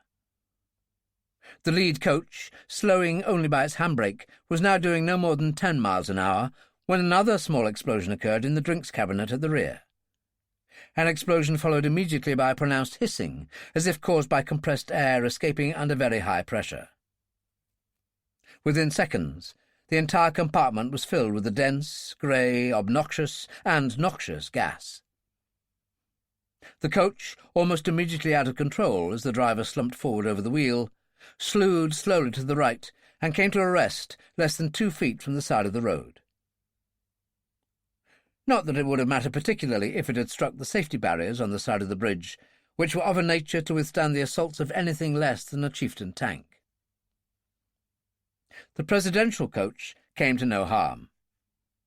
The driver had seen the lead coach's brake warning lights come on, braked, pulled left to avoid the slewing coach ahead, and came to a rest beside it. The expressions of the 12 occupants of the coach expressed varying degrees of unhappiness, but not as yet of alarm. The police car and 2 motorcycle outriders leading the motorcade had been curiously slow to observe the confusion behind them. Only now had they spotted the slewed coach and were beginning to turn. In the rear coach, everything was taking place with a clockwork precision that stemmed from a score of practice runs that had covered all conceivable potentialities. Van Effen jumped down from the left-hand door, Johnny from the right, just as the two motorcycle outriders pulled up almost alongside. Van Effen said, "You better get in there fast. Looks like we got a stiff on our hands." The two patrolmen propped the machines and jumped aboard the coach. They could now no longer be seen by the returning lead police car and outriders, so it was safe to take swift and efficient action against them, which was done with considerable ease, not least because their attention had immediately been caught up by the sight of the bound figure lying sprawled on the floor in the rear aisle. 7 men emerged swiftly from the doors of the coach. 5 of those joined Van Effen and Jonny and ran towards the other coaches. 2 more ran back towards the crashed police car. 2 others inside the coach swung wide the rear door and mounted what appeared to be a relatively harmless length of steel tubing on a tripod stand. Branson and Jensen remained where they were. The bound man on the floor, whose identity Jensen had taken over, regarded them all severally with a baleful expression, but beyond that, the options open to him were rather limited. The 2 men who had run back towards the crashed police car were called Kowalski and Peters. They didn't look like criminals, unless a couple of prosperous young commuters from the stockbroker belt could be called criminals. Jonny apart, none of Branson's associates bore any resemblance whatever to the popular concept of those who habitually stepped outside the law. Both men, in fact, had killed a number of times, but then only legally, as far as the term legal could be interpreted, as members of a highly specialized Marine Commando unit in Vietnam. Disillusioned with civilian life, they had found their next best panacea with Branson, who had a splendid eye for the recruitment of such men. They had not killed since. Branson approved of violence, if and when necessary. Killing was not permitted, except as a last resort. In his 13 years of upsetting law officers in the United States, Canada and Mexico, Branson had not yet had to have recourse to the last resort. Whether this was due to moral scruples or not was unclear. What was clear was that Branson regarded it as bad business. The degree of intensity of police efforts to catch robbers, as opposed to murderers, differed quite appreciably. The windows of both front doors of the car were wound down. Obviously, they had been so at the moment of the crash. The 4 uniformed men seated inside had not been seriously injured, but clearly had been badly shaken and had suffered minor damage, the worst of which appeared to be a broken nose sustained by the man in the front seat next to the driver. For the most part, they were just dazed, too dazed in any event to offer any resistance to the removal of their weapons. Working in smooth unison, Kowalski and Peters wound up the front windows. Peters closed his door, while Kowalski threw in a gas bomb and closed his in turn. None of any of this action had been witnessed by the returning police car's crew or the motorcycle outriders. The policemen left their car and machines and were cautiously approaching the lead coach, when Jonny and Van Effen with the 5 others came running up. All had guns of one kind or another in their hands. "Quickly!" Van Effen shouted. "Take cover! There are a couple of crazy bastards back in that coach there, one with a bazooka, the other with a Schmeisser. Get behind the bus!" Given time to consider the matter, the policeman might have queried Van Effen's statements, but they weren't given the time, and the instinct for immediate, if irrational, self-preservation remains always paramount. Van Effen checked quickly to see if they were hidden from the view of the presidential coach. They were. Not that he feared anything from that source.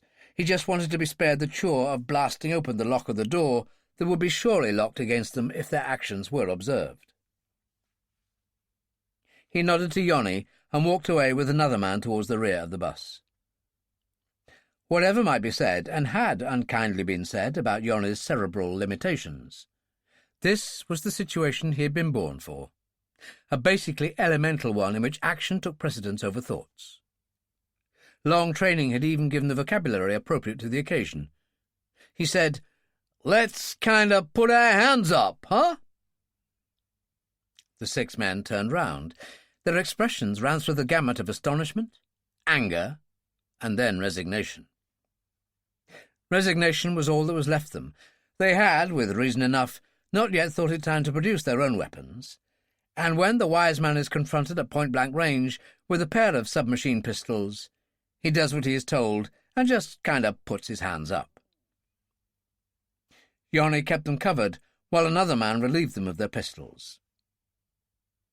The remaining 2 men began to run back towards the rear coach as soon as they saw Van Effen and another climb aboard the presidential coach. The reaction of those aboard this coach had so far amounted to no more than an amalgam of perplexity and annoyance, and even that was slight enough. 1 or 2 were making the customary laborious effort to rise when Van Effen mounted the steps. "Please relax, gentlemen," he said. "Just a slight delay." Such is the authority of even a white coat. In a street accident, a crowd will make way for a man in a butcher's apron. That everybody subsided. Van Effen produced an unpleasant-looking weapon, a double-barreled 12-bore shotgun, with most of the barrel and stock removed to make for easier transport, if not accuracy. "I am afraid this is what you might call a hold-up, or hijack, or kidnap. I don't suppose it matters very much what you call it. Just please remain where you are." "Good God in heaven!" The President stared at Van Effen's moon face, as if he were a creature from outer space. His eyes, as if drawn magnetically, went to the King and the Prince. Then he returned his incredulous, outraged gaze to Van Effen. "Are you insane? Don't you know who I am? Don't you know you're pointing a gun at the President of the United States?" "I know. You can't help being what you are any more than I can help being what I am. As for pointing guns at presidents, it's a long, if not very honourable tradition in our country. Please do not give any trouble." Van Effen looked directly at General Cartland. He'd had him under indirect observation from the moment he had entered the coach. "General, it is known that you always carry a gun. Please let me have it. Please do not be clever. Your .22 can be nasty enough, if it is accurate enough. This whippet will blast a hole the size of your hand through your chest. You are not the man I know to confuse courage with suicide." Cartland smiled faintly, nodded, produced a small black narrow automatic, and handed it across. Van Effen said, "Thank you. I am afraid you will have to remain seated for the moment at least. You have only my word for it, but if you offer no violence, you will receive none." A profound silence descended. The King, eyes closed and hands folded across his chest, appeared to be communing either with himself or with the all-powerful. Suddenly he opened his eyes, looked to the President, and said, "Just how safe are the vaults in Fort Knox?" "You'd better believe me, Hendricks," Branson said. He was talking into a handheld microphone. "We have the President, the King, and the Prince. If you will wait a minute or two, I'll have the President himself confirm that to you. Meantime, please don't attempt anything so stupid or rash as to try to approach us. Let me give you a demonstration. I assume you have some patrol cars near the south entrance, and you are in radio contact with them." Hendricks didn't look like anyone's conception of a chief of police. He looked like a professorial refugee from the campus of the nearby university. He was tall, slender, dark, slightly stooped, and invariably immaculately groomed and conservatively dressed. A great number of people, temporarily or permanently deprived of their freedom, would have freely, if blasphemously, attested to the fact that he was very, very intelligent indeed. There was no more brilliant or brilliantly effective policeman in the country. At that moment, however, that fine intelligence was in temporary abeyance. He felt stunned, and had about him the look of a man who has just seen all his nightmares come true. He said, "I am." "Very well. Wait." Branson turned and made a signal to the 2 men at the rear of the coach. There was a sudden explosive whoosh from the recoilless missile weapon mounted at the rear. 3 seconds later, a cloud of dense grey smoke erupted between the pylons of the south tower. Branson spoke into the microphone. "Well?" "Some kind of explosion," Hendricks said. His voice was remarkably steady. "Lots of smoke, if it is smoke. A nerve gas. Not permanently damaging, but incapacitating. Takes about 10 minutes' time before it oxidizes. If we have to use it, and a breeze comes up from the northwest, north, or northeast, well, it will be your responsibility, you understand." "I understand." "Conventional gas masks are useless against it. Do you understand that also?" "I understand." "We have a similar weapon covering the northern end of the bridge. You will inform police squads and units of the armed forces of the inadvisability of attempting to move out onto the bridge. You understand that, too?" "Yes." "You will have been informed of the presence of 2 naval helicopters hovering over the bridge." "Yes." The rather hunted look had left Hendricks's face, and his mind was clearly back into top gear. "I find it rather puzzling, I must say." "It needn't be. They're in our hands. Have an immediate alarm put through to all local Army and Naval Air commanders. Tell them, if any attempt is made to dispatch fighters to shoot down those helicopters, they will have very unpleasant effects on the President and his friends. Tell them that we shall know immediately whenever any such plane does lift off. The Mount Tamalpais radar stations are in our hands." "Good God." Hendricks was back to square one. "Oh, he won't help. They're manned by competent radar operators. No attempt will be made to retake those stations, whether by land or airborne assault. If such an assault is made, we are aware that we have no means of preventing it. However, I do not think that the President, King, or Prince would look kindly upon any individual who was responsible for depriving them of, say, their right ears. Please do not think that I am not serious. We shall deliver them by hand in a sealed plastic bag." "No such attempt will be made." Captain Campbell, a burly, sandy-haired, red-faced and normally jovial character, whom Hendricks regarded as his right-hand man, regarded Hendricks with some surprise, not because of what he had just said, but because it was the first time he had ever seen Hendricks with beads of sweat on his brow. In an unconscious gesture, Campbell reached up and touched his own forehead, then looked with a feeling of grave disquiet at the dampened back of his hand. Branson said, "I hope you mean what you say. I will contact you shortly." "It will be in order if I come down to the bridge. It would appear that I have to set up some kind of communications headquarters, and that seems the most logical place for it to be." "That will be in order, but do not move out onto the bridge, and please prevent any private cars from entering the Presidio. Violence is the very last thing we want, but if some arises, I do not wish innocent people to suffer." "You are very considerate." Hendricks sounded, perhaps justifiably, more than a little bitter. Branson smiled and replaced the microphone. The gas inside the lead coach had vanished, but the effect it had had on the occupants had not. All were still profoundly unconscious. Some 2 or 3 had fallen into the aisle without apparently having sustained any injuries in the process. For the most part, however, they just remained slumped in their seats, or had fallen forward against the backs of the seats in front of them. Yoni and Bartlett moved amongst them, but not in the capacity of ministering angels. Bartlett, at 26, was the youngest of Branson's men, and looked every inch a fresh-faced college boy, which he every inch was not. They were searching every person in the coach, and searching them very thoroughly indeed.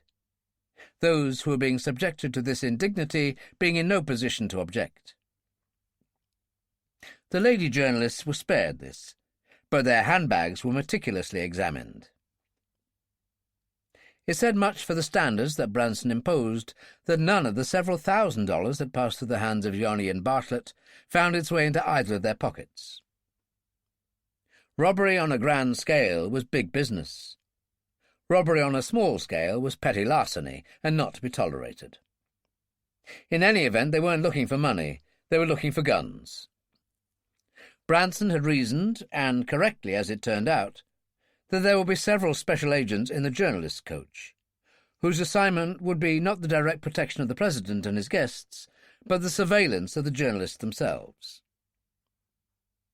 Because of the worldwide interest aroused by the visit of the Arabian oil princes to the United States, at least 10 of those journalists aboard were from abroad, 4 from Europe, the same from the Gulf states, and 1 each from Nigeria and Venezuela, countries which might well be regarded as having a pressing interest in any transactions between the major oil states and the United States.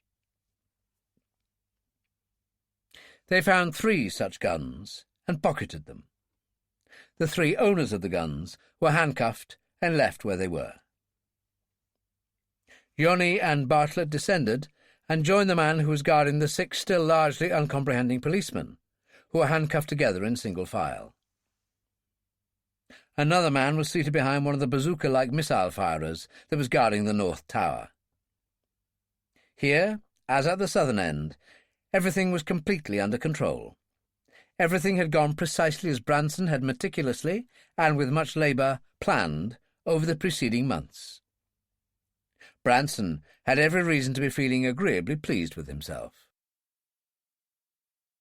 Branson, as he stepped down from the rear coach, looked neither pleased nor displeased.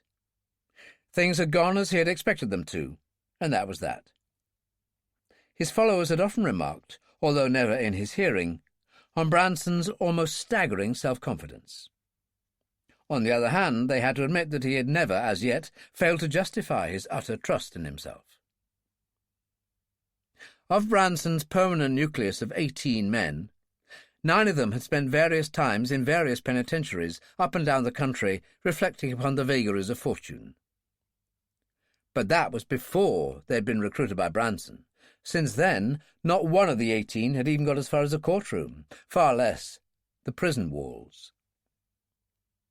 When it was taken into account that those included such semi-permanent guests of the United States government as Parker, this record could be regarded as an achievement of no little note.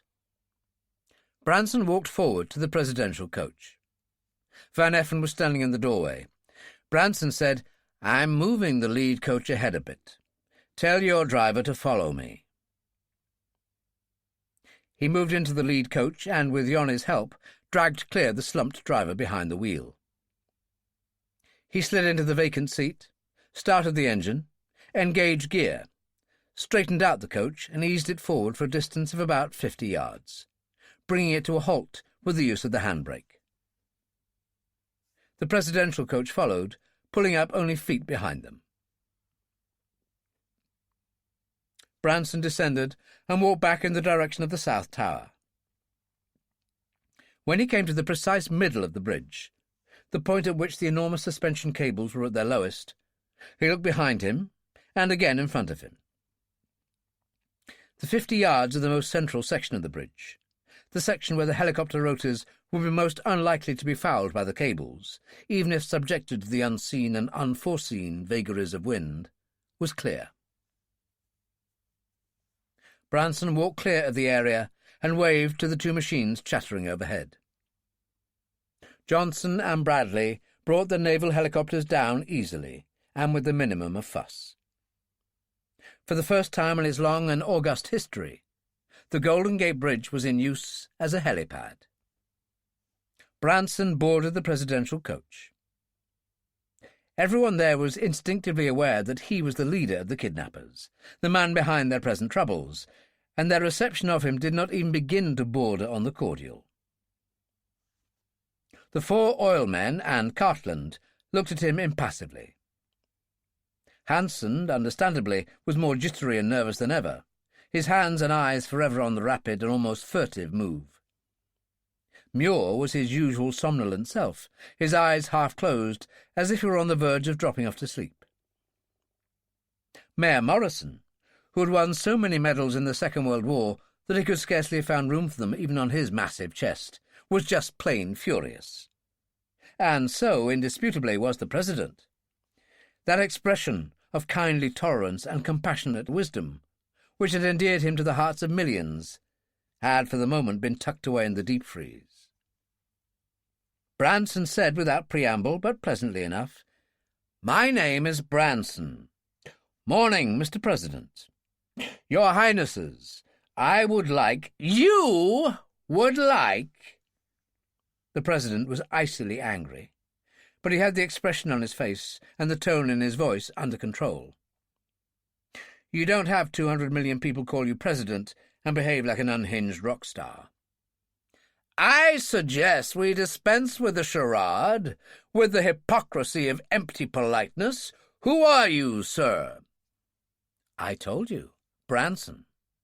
And I see no reason why the normal courtesies of life should not be observed. It would be pleasant if we were to begin our relationship, an enforced introduction on your side, I agree, on a calmer and more reasonable basis. It would make things so much more pleasant if we behaved in a more civilized fashion." "Civilized?" The President stared at him in genuine astonishment that swiftly regressed to his former fury. "You! A person like you! A thug, a crook, a hoodlum, a common criminal! And you dare suggest we behave in a more civilized fashion?" "A thug? No.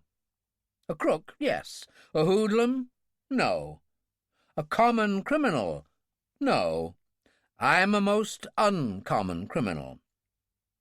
However, I'm not sorry you adopt this attitude. Having you express yourself with such hostility to me doesn't mean that it eases my conscience in what I may have to do to you. I don't have any conscience. But it makes life that much simpler for me. Not having to hold your hand, I don't speak literally, you understand, makes it all that much easier for me to achieve my ends. I don't think you'll be called upon to hold any hands, Branson." Cartlin's voice was very dry. "How are we to regard ourselves? As kidnappees? As ransom for some lost cause you hold dear?" "The only lost cause I hold dear is standing before you." "Then hostages to fortune?" "That's nearer it. Hostages to a very large fortune, I trust." He looked again at the President. "I genuinely do apologize for any affront or inconvenience caused by me to your foreign guests." "Inconvenience?" The President's shoulders sagged as he invoked his tragic muse. "You don't know what irreparable damage you have done this day, Branson." "I wasn't aware that I'd done any yet. Or are you referring to their Highnesses here? I don't see what damage I can have caused there. Or are you referring to your little trip to San Rafael today? I'm afraid we'll have to postpone that for a bit. To inspect the site of what will be the biggest oil refinery in the world." He smiled and nodded towards the oil princes. "They really have you and Hanson over a barrel there, don't they, Mr. President? An oil barrel. First they rub you blind over oil sales, accumulate so much loot that they can't find homes for all of it, conceive the bright idea of investing it in the land of the robbed, come up with the concept of building this refinery and petrochemical complex on the West Coast, and running it themselves, with your technical help, of course, on their own oil, which would cost them nothing. The foreseeable profits are staggering, a large portion of which will be passed on to you in the form of vastly reduced oil prices. Bonanzas all round. I'm afraid international finance is beyond my scope. I prefer to make my money in a more direct fashion. If you think your deal is going to slip through because of the offence now being given to those Arabian gentlemen, You must be an awful lot more naive than the President of the United States has any right to be. Those are not gentlemen to be swayed by personal considerations. They have tungsten steel where their hearts should be, and IBM computers for brains. He paused.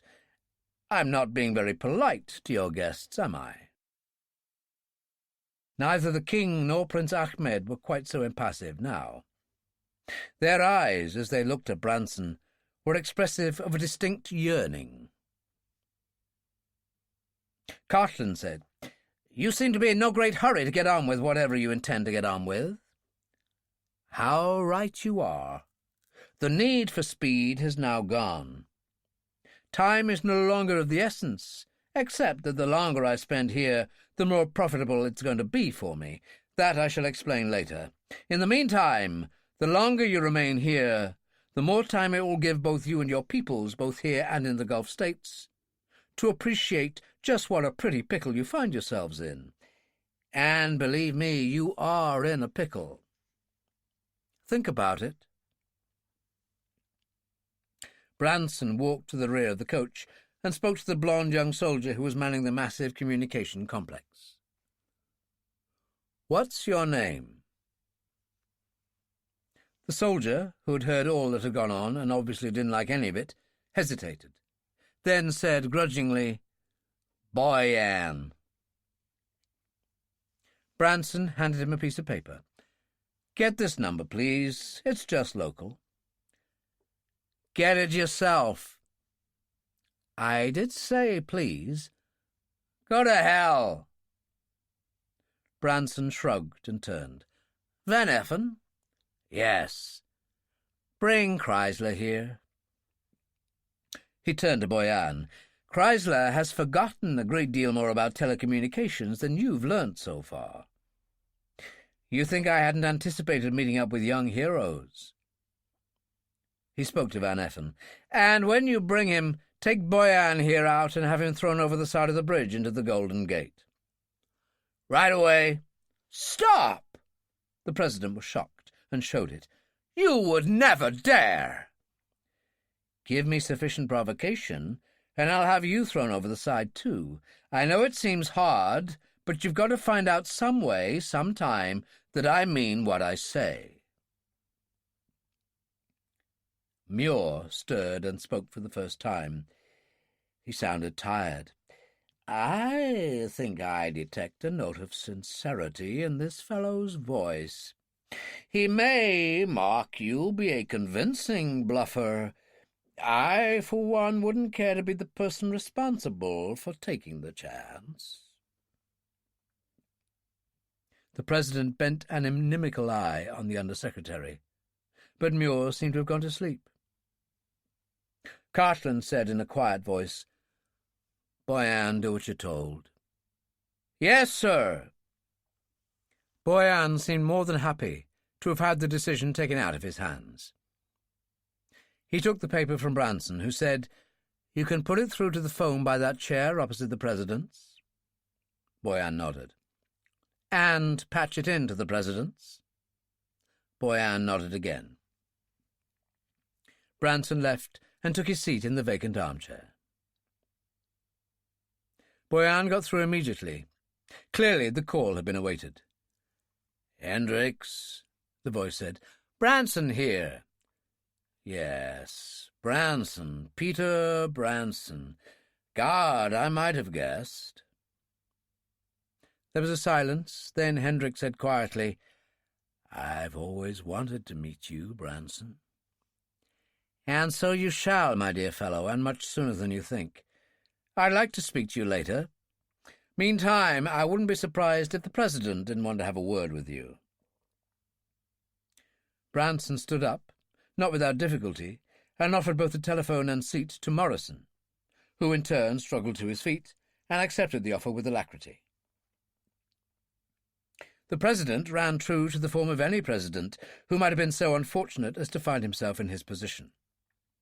He ran through the whole gamut of incredulity, outrage, disbelief, and horror that not only the chief executive, but, even more important, foreign potentates, should find themselves in a situation so preposterous as to be, in his opinion, without parallel in history. He laid the blame, predictably, entirely at Hendricks's door. Security cover, as the President knew all too well, was arranged by Washington, and the local police forces did precisely what they were told to do. But the President's memory, logic, and sense of justice had gone into a state of shock, and ended up by demanding that Hendricks's duty was to clear up the whole damnable mess, and that he should do something about it immediately. Hendricks, who had a great deal longer time to consider the situation, remained admirably calm. He said, "What do you suggest I do about it, sir?" The incoherent splutterings that followed were indication enough that constructive suggestions were at that moment some light years away from the President's mind. Morrison took advantage of the momentary hiatus. "Bernard! John here." Morrison smiled without meaning to. "The voters aren't going to like this, Bernard." "All 150 million of them." Again the same smile. "If we think nationally, yes." "I'm afraid this is going to turn into a national problem, John. In fact, you know damn well it already is. And on the political side, it's too big for either of us." "You cheer me up greatly, Bernard." "I wish someone would cheer me. Do you think our friend will let me speak to the General?" "I'll ask." He asked, and Branson nodded amiably enough. The other occupants of the coach eyed one another with a mounting degree of suspicion and apprehension, both directed against Branson. The man was too utterly sure of himself. And, as matters stood at that moment, there seemed to be little reason why he shouldn't be. He just didn't hold all the aces in the pack. He held a pack full of aces. Hendricks said, "General Cartland." Hendricks: "The way I see it, sir, this is going to be as much a military operation as a police one. Much more so, if I'm any judge. I should call in the senior military officers on the coast." "Higher than that?" "The Pentagon?" "At once." "Local action?" "Damn all. Wait until the situation stabilizes itself, and we find out what this madman wants." Branson smiled politely, but as usual the smile never touched his eyes. "According to what he says himself, if you can believe a word he says, time is not of the essence. I think he wants to talk to you." Branson took the phone from Cartland and eased himself comfortably into the armchair. "One or two questions and requests, Hendricks. I think I am in a position to expect answers and compliance with whatever I want. Wouldn't you agree?" "I'm listening." "Has the news been broken yet?" "What the hell do you mean, broken? Half of San Francisco can see you stuck out on that damned bridge." "That's no way to speak of my favorite bridge. Nationwide is what I mean." "It'll get around fast enough." "See that it gets around now." "The communications media, as those people term themselves nowadays, are going to be interested. I am prepared to allow— no, that's wrong. I insist that you put a helicopter— no, 2 helicopters— at the disposal of some of the hundreds of news cameramen who will wish to record this historic event. The Bay Area is thick with suitable machines, both military and civilian." There was a silence. Then Hendricks said, "What the devil do you want those for?" "Obvious, surely. Publicity. The maximum exposure. I want every person in America, and indeed every person in the world who is within reach of a television set, to see just what a predicament the President and his Arabian friends are in. And they are in a predicament, wouldn't you say?" Another silence. "This publicity, of course, you will use as a lever to get public opinion on your side, to help you obtain what you want, whatever that might be." "What else?" Hendricks said heavily, "You wouldn't like me to send a coachload of reporters onto the bridge, would you?" Branson smiled into the telephone. "A coachload of reporters I wouldn't mind, but I don't much fancy a coachload of FBI men armed to the teeth and disguised as reporters. No, I think we'll pass that one up. Besides, reporters we have, our own coachload." "What's to prevent me from loading those helicopters up with troops? Maybe paratroopers?" Branson sighed. "Only your own common sense. We've got hostages, or had you forgotten? A bullet can reach the president far more quickly than a paratrooper ever could." Branson glanced at the president, whose expression indicated that he clearly didn't care to be used as a bargaining counter. "You wouldn't dare. You'd defeat your own ends. You'd have nothing left to blackmail us with. I'd still have a king and a prince. Try me and see. You're whistling in the dark and you know it. Or do you want to go down in history as the man responsible for the deaths of a president, a king, and a prince?" Hendricks made no reply. It was clearly not a role he envisaged for himself. "However, it hasn't escaped me that there might be some death-or-glory hotheads who would stop at nothing in taking blind gambles. So I've got my second request to make now. This area is crammed with military stations. The Presidio itself, Fort Baker, Treasure Island, Forts Funston, Miley, and Mason, Fort Barry, Cronkite, you name them. They're around and all within easy reach of here by road. I'd be very surprised if between them they can't rustle up the 2 mobile self-propelled rapid-fire anti-aircraft guns which I want on the bridge within the hour. Plenty of ammunition, of course, and the army will test them out first. You know how some of that hardware gets afflicted with all kinds of jinxes." "You are quite mad." "A divine sort of madness. Instructions now." "I refuse." "You refuse? General Cartland?" Cartland heaved himself upright and walked heavily down the coach.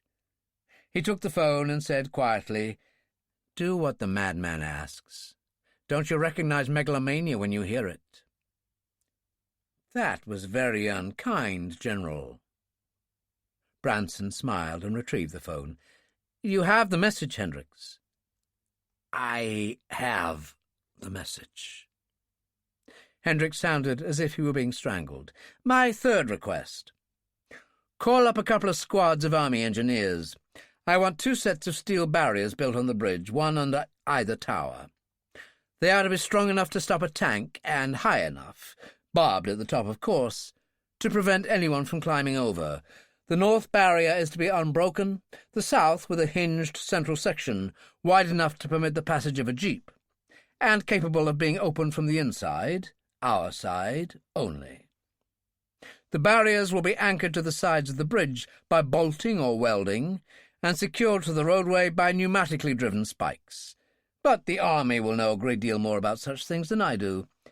I shall supervise the operations personally." Hendricks seemed to be having some difficulty with his breathing. Finally he said, "Why?" "It's those nasty fogs that come rolling in from the Pacific all the time. More often than not, they cover the bridge. In fact, I can see one coming in right now." Branson sounded almost apologetic. "It would be too easy to rush us under fog cover." "And why the hinged section in the south barrier?" "I thought I told you. To permit the passage of a jeep. For such things as negotiating committees, a doctor if need be, and the transport of the best food and drink in town." "Jesus! You have your nerve, Branson." "Nerve?" Branson was hurt. "This humanitarian consideration of the well-being of my fellow man, you call that nerve? Kings and presidents are not accustomed to going hungry. Among other things you don't want to go down in history as, Hendricks, includes, I'm sure, being the man responsible for starving kings and presidents to death. Think of the verdict of history. Hendricks was silent. He may or may not have been thinking about the verdict of history. Branson went on, and we must not forget the delicate sensibilities of royalty.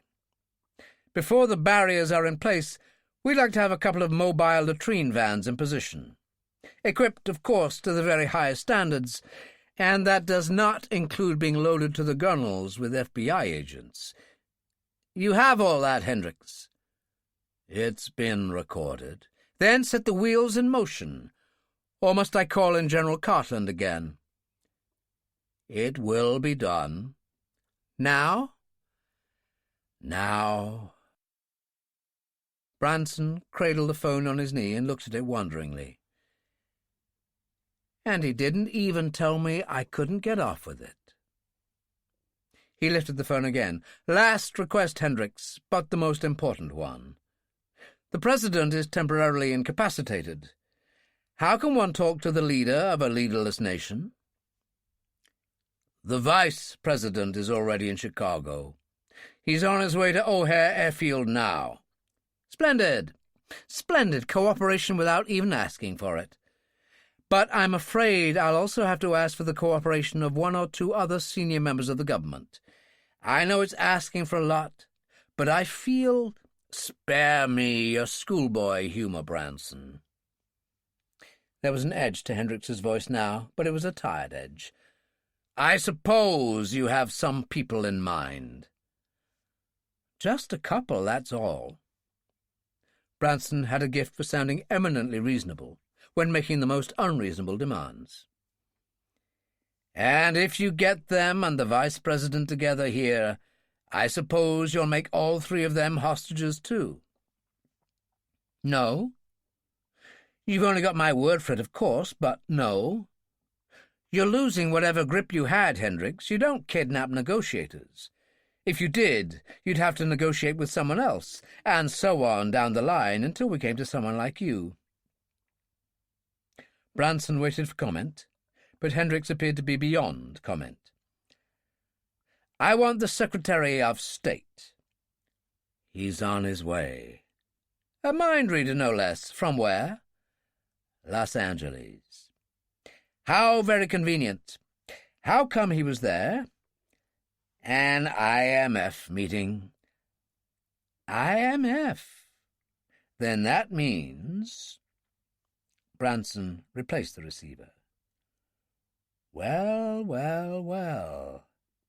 Little Peter Branson, vis-à-vis the Secretary of the Treasury.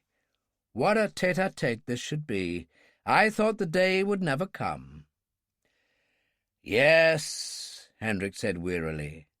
The Secretary of the Treasury was there. He's flying up with him. Chapter 4. Poor Revson surfaced slowly, almost reluctantly, to a state of consciousness. His eyelids felt leaden, his head fuzzy, and he thought that he'd gone slightly deaf. Otherwise he felt no after-effects from having been gassed. He knew he must have been gassed, but everything had happened so quickly after the explosion under the driver's feet that he had no clear recollection of what had happened. As his eyesight cleared, he looked around him. By his side, a girl with a mop of blonde hair was huddled forward against the back of the seat before her, her neck twisted at an uncomfortable angle. Some people he saw were lying in the aisle, apparently asleep. A score of others were still in their seats, all resting at the most uncomfortable angles. Some of them, like himself, were just beginning to stir. He peered through the coach window, blinked unbelievingly, then stared again.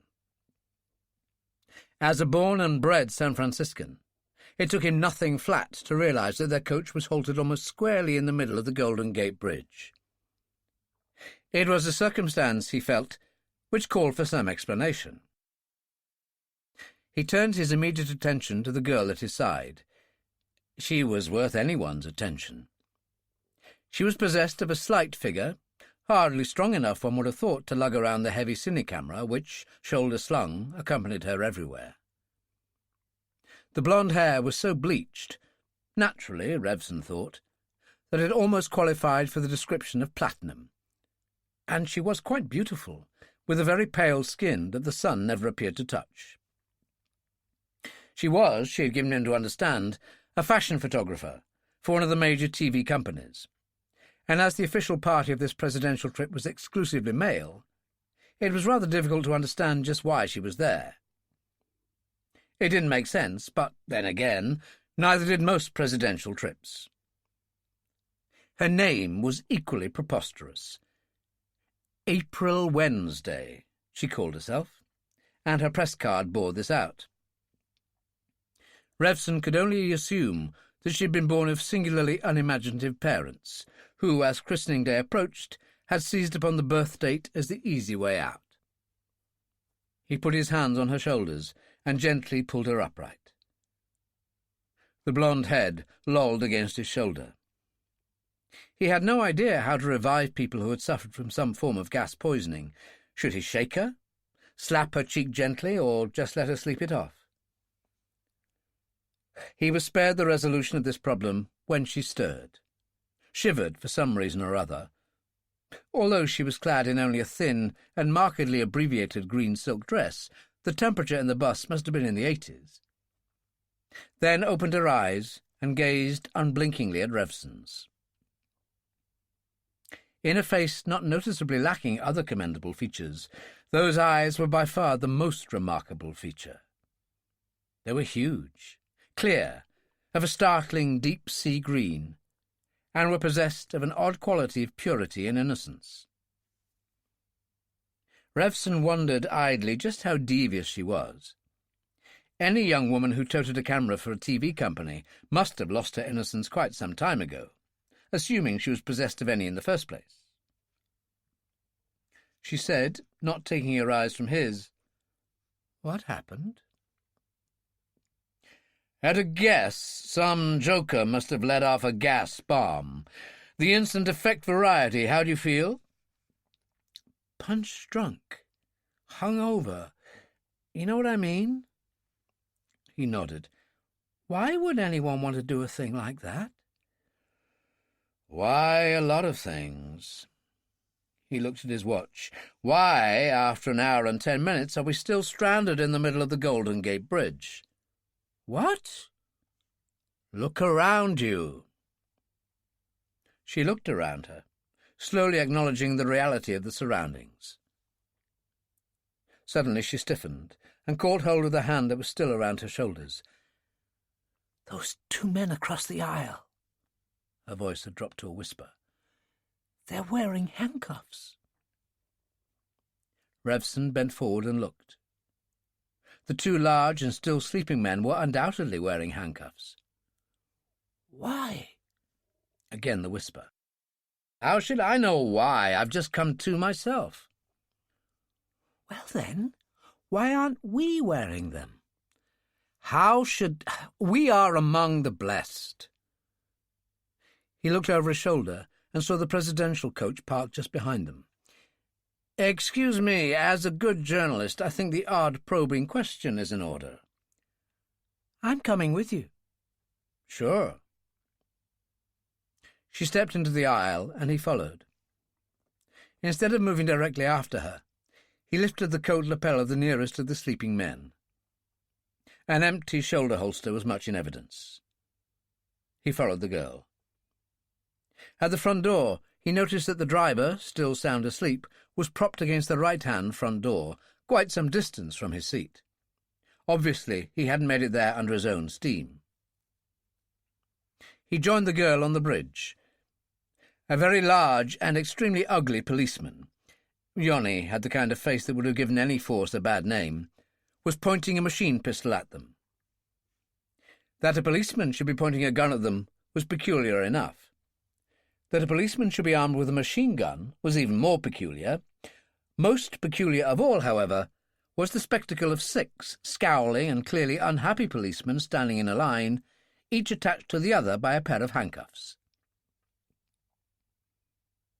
April Wednesday stared at them in astonishment, then looked at Revson. He said, "I agree, this would seem to call for some kind of explanation." "You'll have it." Branson, walking easily, talking easily, had just appeared round the front of the presidential bus. "What's your name?"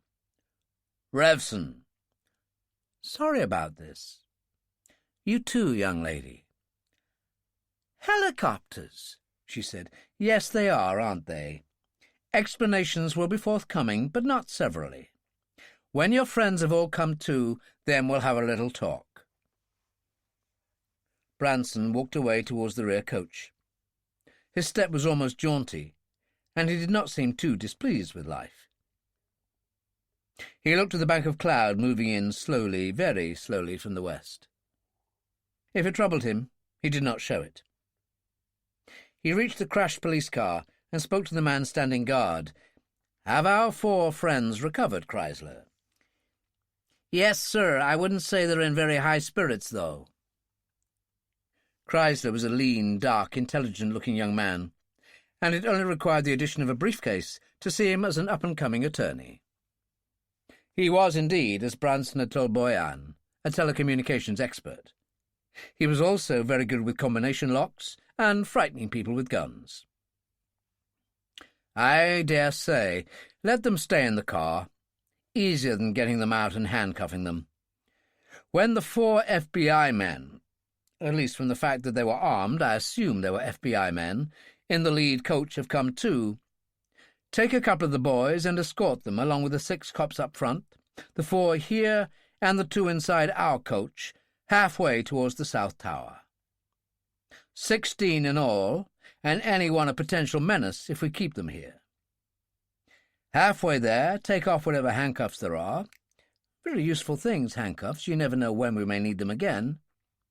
Then let them walk off the bridge under their own steam. Okay? It's done." He pointed to the west, to the slowly advancing bank of cloud. "Do you like that, Mr. Branson?" "Could have done without it. We'll cope when it comes. Looks as if it may well pass under the bridge anyway." "Mr. Branson!" It was Jensen, beckoning urgently from the front door of the rear coach. "Mount Tamalpais. Urgent."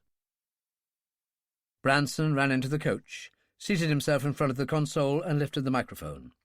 "Branson." "Giscard, we picked up a blip. Coming from the south, well, a bit east of south. Light plane, looks like. Maybe 8 miles out." "Thank you." Branson made another switch. South and a little east, that could only be San Francisco International Airport. "Chief of Police Hendricks, at once." Hendricks was on the phone in seconds. "What now?" "I told you to keep a clear airspace. Our radars picked up a blip. Airport direction," Hendricks interrupted. His voice was sour. "You wanted to see Messrs. Milton and Quarry, didn't you?" Milton was the Secretary of State, Quarry the Secretary of the Treasury. "They came in from Los Angeles 15 minutes ago and are flying up direct by helicopter." "Where are they landing?" "In the military reservation in the Presidio. 2-3 minutes by car." "Thanks." Branson made the switch to Mount Tamalpais. Giscard acknowledged. Branson said, "No sweat. Friends. But watch that scanner. The next one may not be a friend." "Will do, Mr. Branson." Branson rose, made to leave the coach, then stopped and looked at the bound man in the rear of the aisle. He said to Jensen, who had taken the place of the bound man, "You can get back to calling yourself Harriman again. Untie Jensen here." "Sending him off the bridge?" For once, Branson hesitated, and didn't like the feeling at all. Hesitation was not in his nature. Whether he arrived at decisions intellectually or instinctively, he almost invariably did so immediately. the few mistakes he'd made in his life had invariably been associated with hesitation. He made up his mind. We'll keep him. He might come in useful. I don't know yet, but he just might. And he is Deputy Director of the FBI. He's no minnow to have in our net. Tell him the score, but keep him here until I give the word. He left and walked towards the lead coach. At least a score of people were lined up outside the coach, under the watchful eyes and guns of Yoni and his two colleagues. They had, understandably, a general air of bafflement about them. Branson saw that included among them were 4 handcuffed men. He looked inside the coach, saw that it was empty, and turned to Peters. Take those 4 gentlemen with their handcuffs and the 6 policemen down to Chrysler. He'll know what to do with them. He turned to look at the oncoming fog. Close up, it was coming in a deal faster than it had seemed at a distance, but it was a low bank.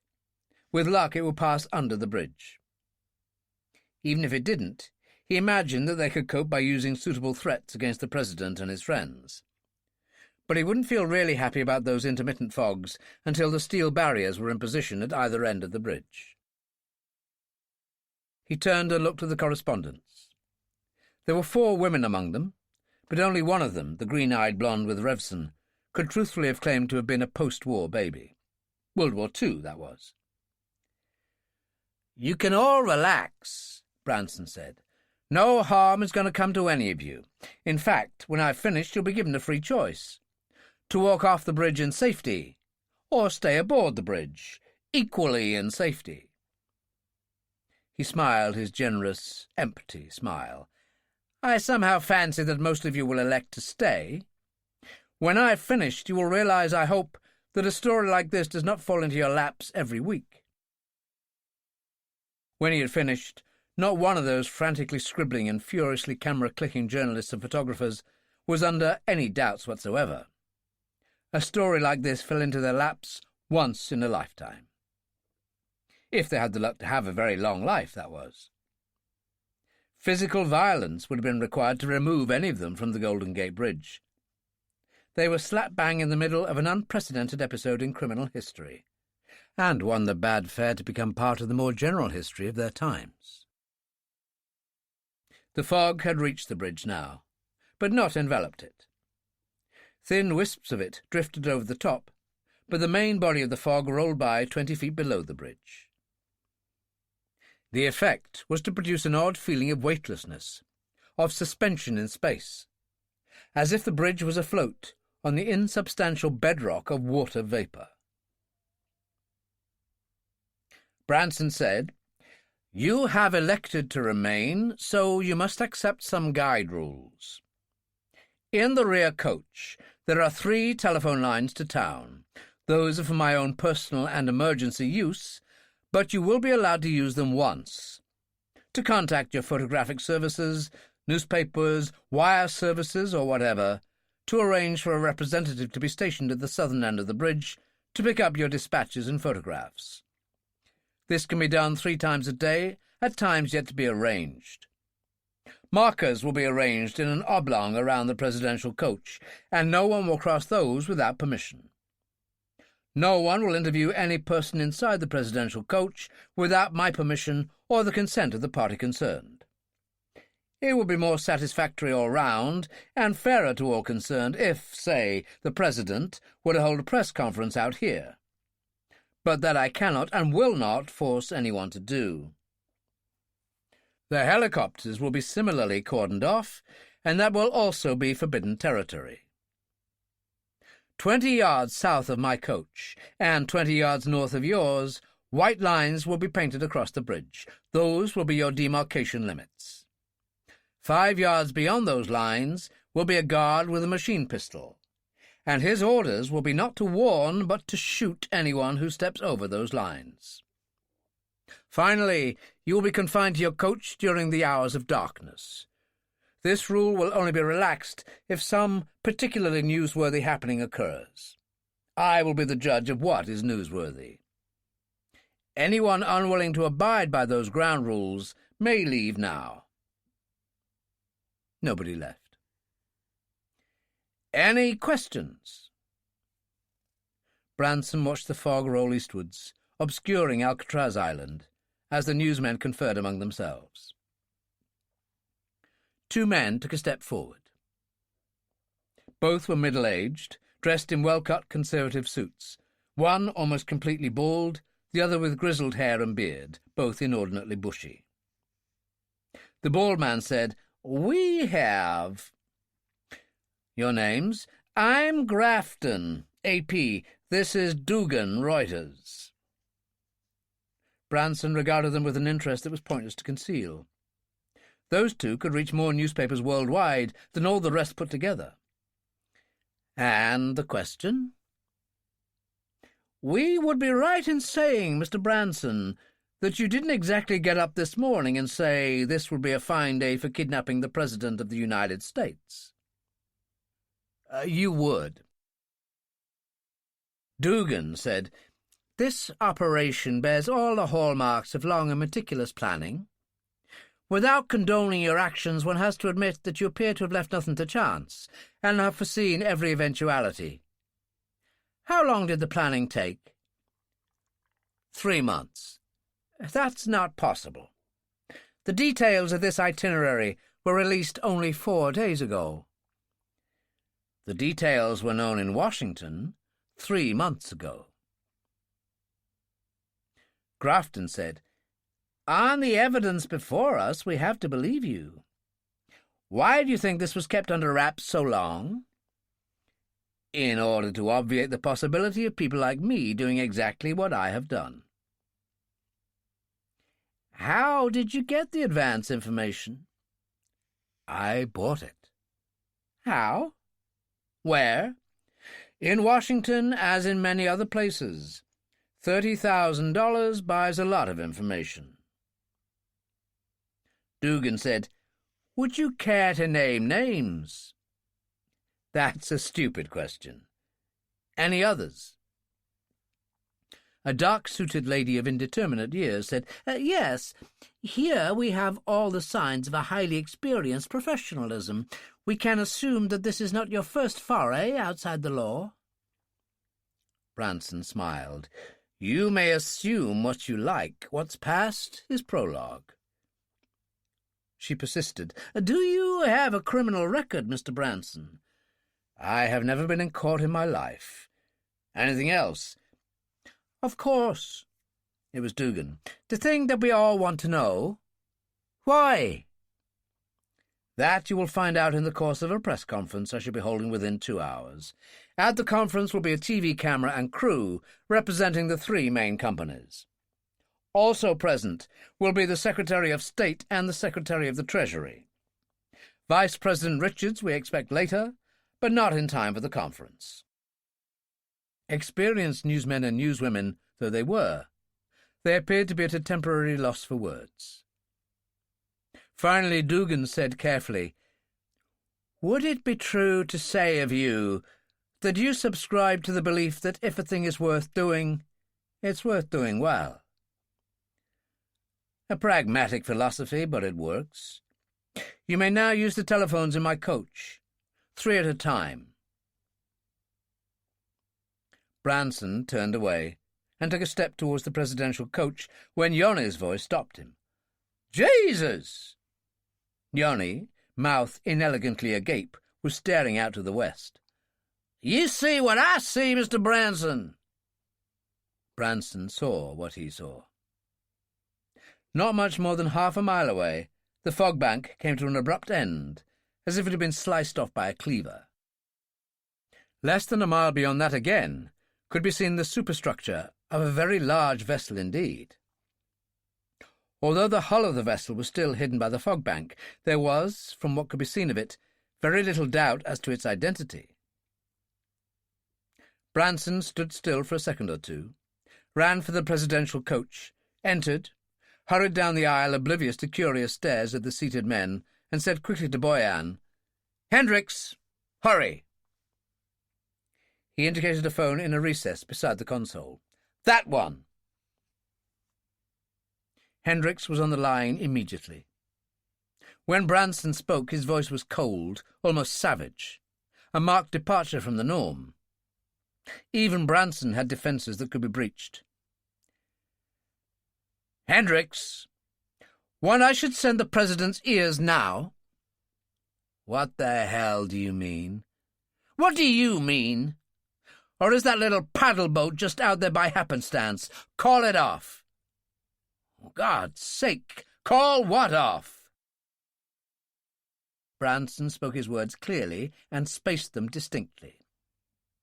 "There is a very large battleship approaching the Golden Gate Bridge. I don't want it to approach. I don't know what you have in mind, but I don't think I would like it. Call it off." "I just don't know what you're talking about. Hold on." While the line was silent, Branson beckoned to Van Effen, who approached down the aisle. Branson said quickly, "There's a battleship approaching the bridge. Trouble? I don't know. What I do know is I want everybody under cover at once. The press in their own coach, our men in ours, doors to be closed. Then come back at once." Van Effen nodded to where a red-haired young man was standing by the driver's seat, his hand resting on a pistol that was stuck in his belt. "Think Bradford can manage?" Branson pulled out his own pistol and laid it on the telephone recess. "I'm here too. Hurry!" He was vaguely disappointed in Van Effen. Bradford could have carried out his warder duties just as effectively by going outside and standing near the door. But for the creation of the properly threatening climate of menace and intimidation, it was better that he remain in the full view of the captives. Then Hendricks was on the phone again. "That is the battleship USS New Jersey. San Francisco is our home base for several months of the year. This is one of her regular fuel and food reprovisioning returns to base. She's coming at this particular time because she can only get under the bridge at low tide." That much Branson knew was true. The tide, he had observed, was out, and it seemed highly unlikely that the authorities could whistle up a battleship at such short notice, less than 2 hours. And it was difficult to see what use could be made of it. Certainly they were unlikely to blow up the bridge with the President on it. But Branson had a profound distrust of his fellow man, which was one of the reasons he had survived so long. He said, "Stop it. It's not to come under the bridge. Want I should throw one of your oil boys onto its bridge as it passes beneath?" "For God's sake, are you a nut? A complete madman?" Branson smiled to himself. The sharp edge of anxiety in Hendricks's voice was unmistakable. "We're trying to raise him."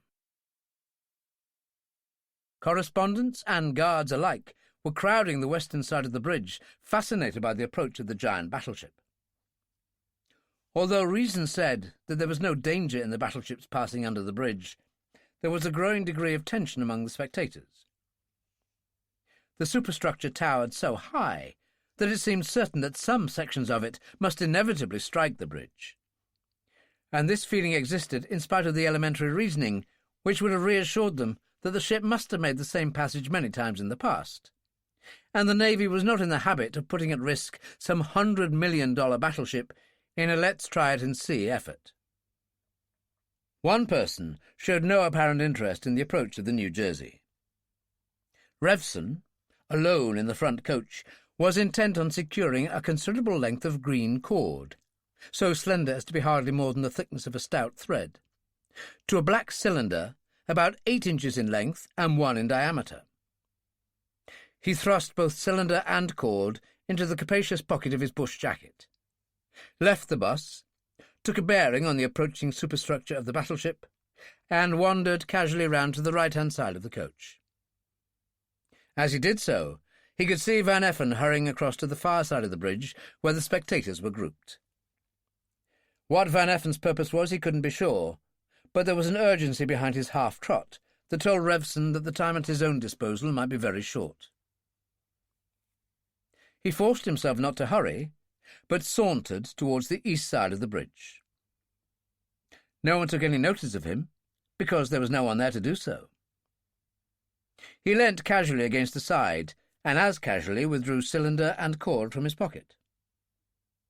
He glanced, seemingly aimlessly, around him, but if he were arousing cause for suspicion, no one was giving any indication of this. Swiftly, without moving either hands or elbows, he let some 100 feet slide through his fingers, then secured the cord to a strut.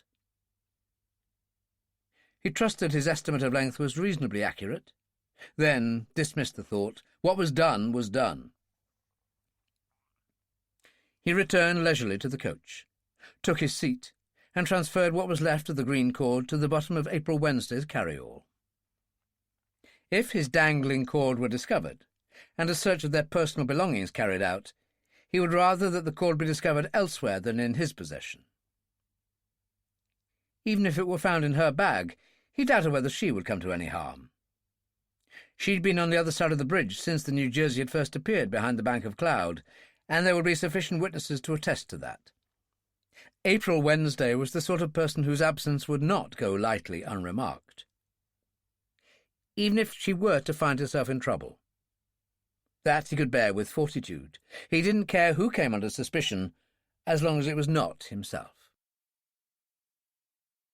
"You have to believe me, Branson." Hendricks's voice could hardly have been said to carry a note of pleading, an alien exercise to a man of his nature, but there was no questioning the earnestness, the total sincerity in the tone. "The New Jersey's captain has heard no news of what happened, and he thinks it all an elaborate joke at his expense. You can't blame him. He sees the damn bridge standing safe and sound, as it stood for 40 years. Why should anything be wrong? Keep trying." Van Effen entered and closed the door of the presidential coach securely behind him. He approached Branson. "All safely corralled. Why?" "I wish I knew. Almost certainly Hendricks is right, and this is just sheer coincidence. But on the one chance in 100 that it isn't? What would they use? Not shells, no kind of high explosive. Gas shells? No such things. Wrong, there are. They wouldn't mind temporarily knocking out the president and a few oil shakes if they could saturate the center of the bridge with some knockout gas and lay us all low. Then the troops and police, like enough with gas masks, could come and take us at their leisure. But the insulation is tight in those air-conditioned coaches. It's pretty far-fetched. And what we are doing is not? Wait. Hendricks was on the phone again. "We've tried, Branson, and at last he agrees with us, but he refuses to do anything. Says he has too much way on, and to try to take turning or reversing action at this stage would endanger both the battleship and the bridge. And he says his money will be on the New Jersey if it hit a tower.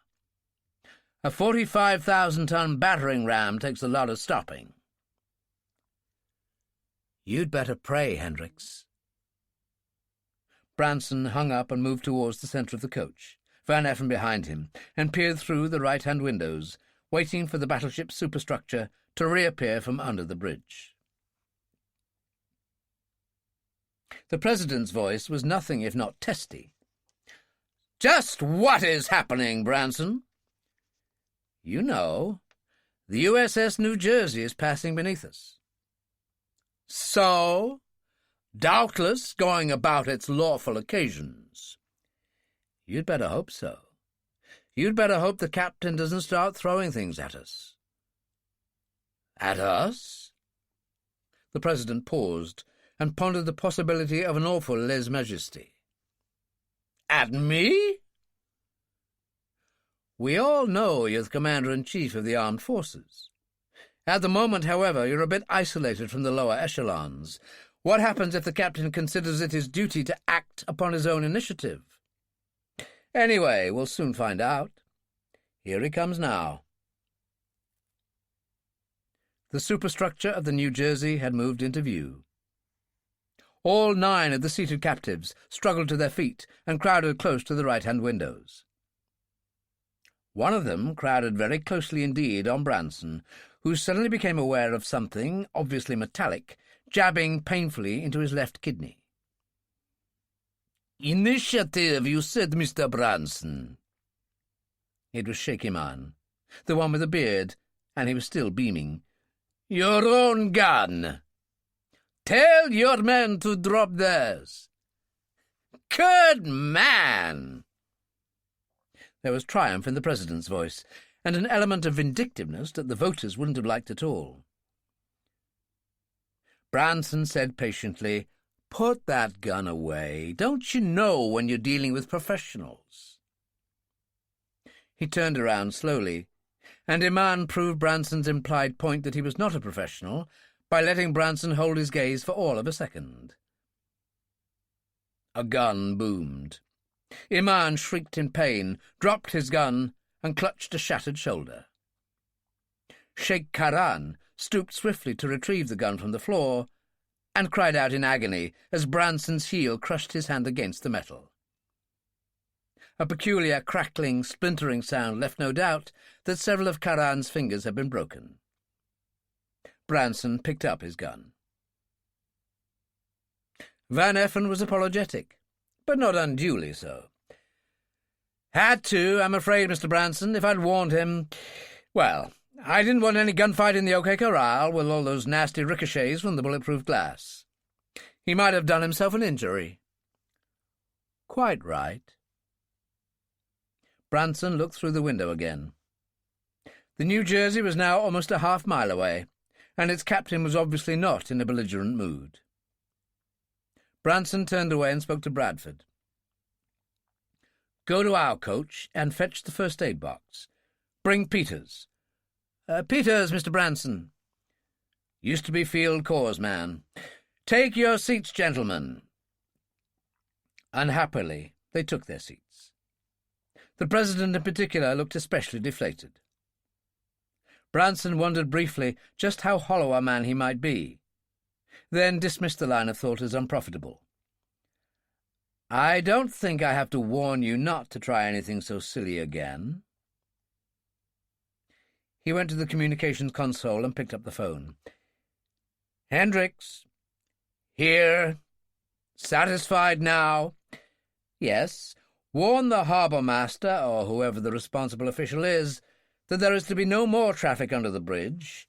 Either way." "No more traffic? You'll bring the entire port to a standstill. And the fishing fleet? The fishing fleet can go fish in the bay. Send an ambulance and a doctor, and do it quickly. A couple of men here have gotten themselves hurt, one badly."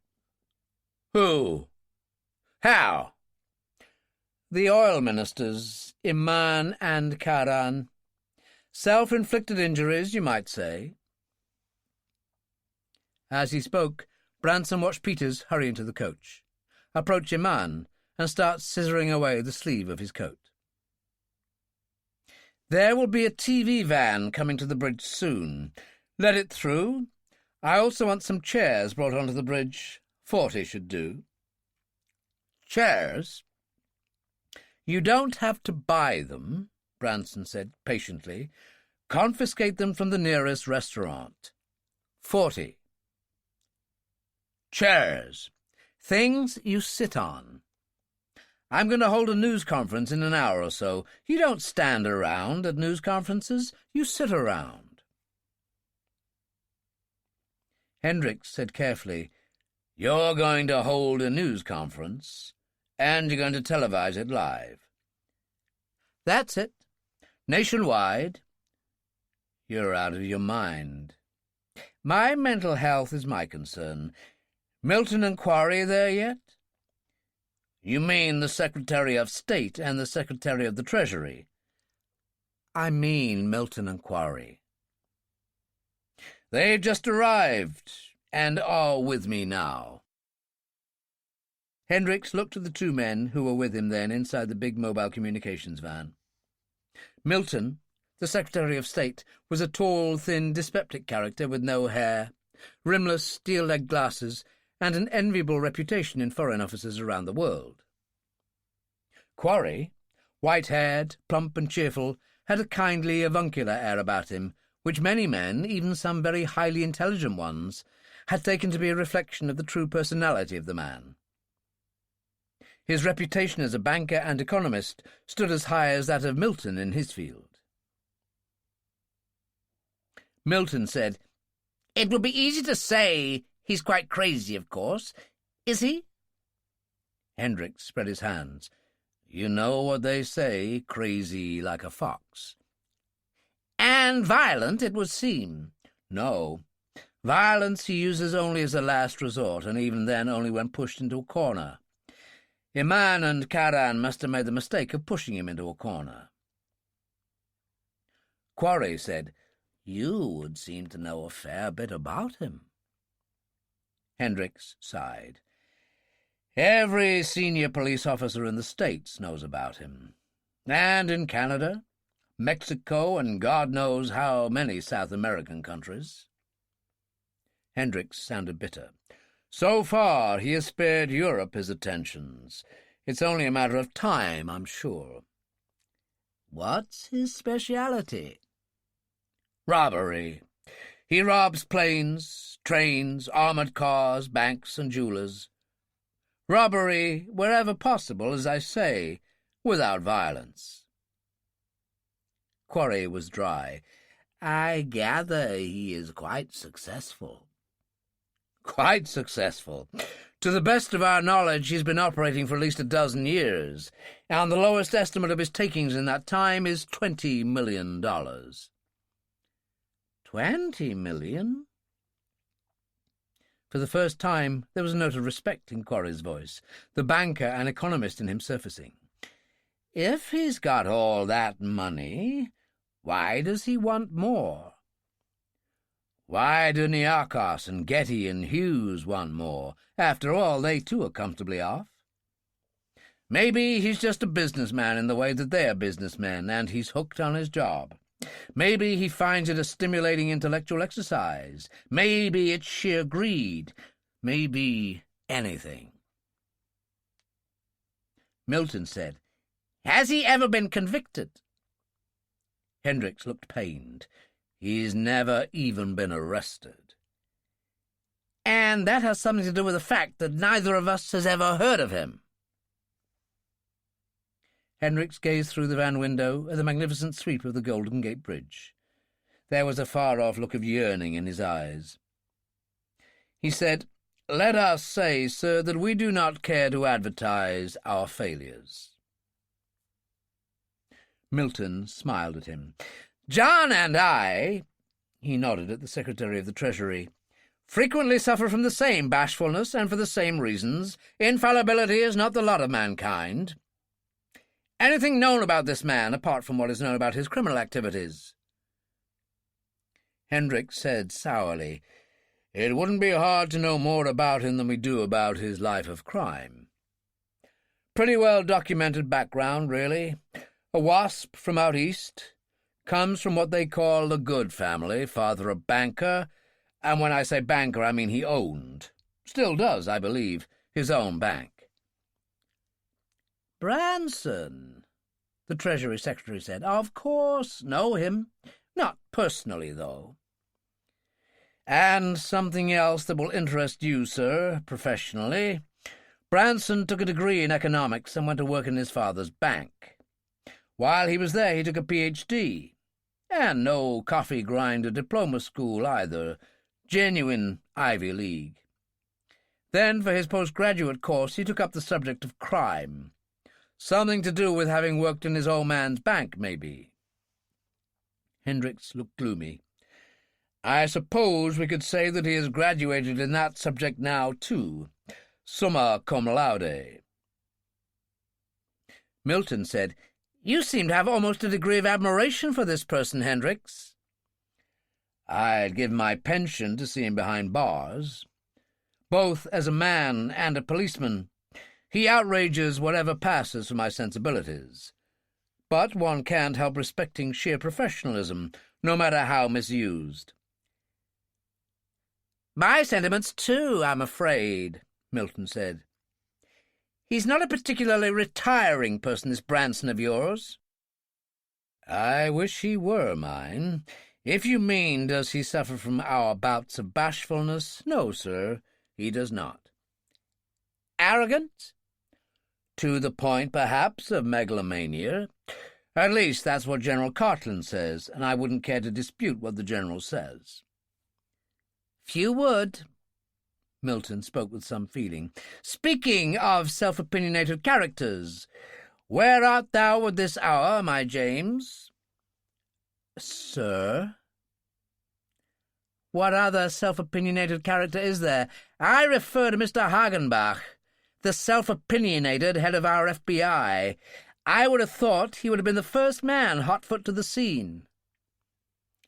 Washington says they don't know where he is. They're trying every place they can think of. I'm afraid he's a very elusive man, sir. Man's got a mania for secrecy. Milton brightened. Well, if he's watching his TV in an hour or so, he should be considerably enlightened. What a perfectly splendid thought. The head of our FBI, the last man in America to know about this. He thought for a moment. Branson's insistence on maximum publicity. TV, radio, I'll be bound, newsmen, photographers. Has he ever declared himself publicly like this before? I mean, before or during any of his criminal activities? Never. The man must be terribly sure of himself. In his place, so would I. Quarry appeared distracted. What can we do to the man? As I see it, he's in an impregnable, quite unassailable position. I wouldn't give up hope, sir. We have one or two experts looking for an answer. Admiral Newson and General Carter are in our HQ now working on this. Newson, Carter, our twin geniuses of finesse. Quarry seemed more discouraged than ever. Never use one hydrogen bomb where two will suffice. Someone should send our Arabian oil friends word that they're about to become involved in a nuclear holocaust. He gestured through his window towards the bridge. Just look at it. Just think of it. A totally impossible situation. If it weren't for the fact that we can see now that it's all too possible. Total, absolute isolation, completely cut off from the world, and in the full view of everybody in San Francisco. Everybody in the world, for that matter, as soon as those TV cameras start turning. A figurative stone's throw away, and they might as well be on the moon. He sighed heavily. One must confess to a feeling of utter helplessness. Come, John. Milton was severe. Is this the spirit that won the West? The hell with the West. I'm thinking about me. I don't have to be very clever to know beyond any doubt that I am going to be the man in the middle. Hendrick said, Sir? Why else do you think this ruffian had summoned the Secretary of the Treasury to his royal presence? Hands in pockets, as if deep in thought, Revson wandered along the east side of the bridge, stopping frequently to gaze at and presumably admire the panorama stretched out before him. To his left, the tip of Belvedere beyond Fort Baker, Tiburon and Angel Island, the largest in the bay. To his right, the city itself, and straight ahead, Alcatraz Island, and beyond it, Treasure Island. Between the two, the rapidly diminishing shape of the New Jersey was heading for its berth at Alameda. He made frequent stops, as if peering over the side. On one of those occasions, he reached casually for the green cord he'd attached to the strut, and hefted it. It was weightless. What are you doing? He turned unhurriedly. April Wednesday's big green eyes, if not exactly alive with curiosity, held a certain puzzlement. You do have flannel feet. I thought I was the only person within miles. Well, yards. What are you doing? When I look at this marvellous view here and then at you, I really don't know which I prefer. I think you. Have any people ever told you that you're really rather beautiful? Lots. She caught the green cord between finger and thumb and started to lift it, then made a muffled sound of pain as his hand closed none too gently over hers. Leave that alone. She rubbed her hand, looked around and said, Well? I'm fishing. Well, not for compliments, that's for sure. She massaged her knuckles tenderly, then looked at him with some uncertainty. Fishermen tell tall tales, don't they? I've done it myself. Tell me one. Are you as trustworthy as you're beautiful? Am I beautiful? And I'm not fishing? Honest? You are? Then I'm trustworthy too. They smiled at each other, and he took her arm. A really tall one? Yes, please. Why ever not? They walked slowly away together. Hendricks replaced the receiver in its cradle. He looked at Milton and Quarry. You are ready, gentlemen.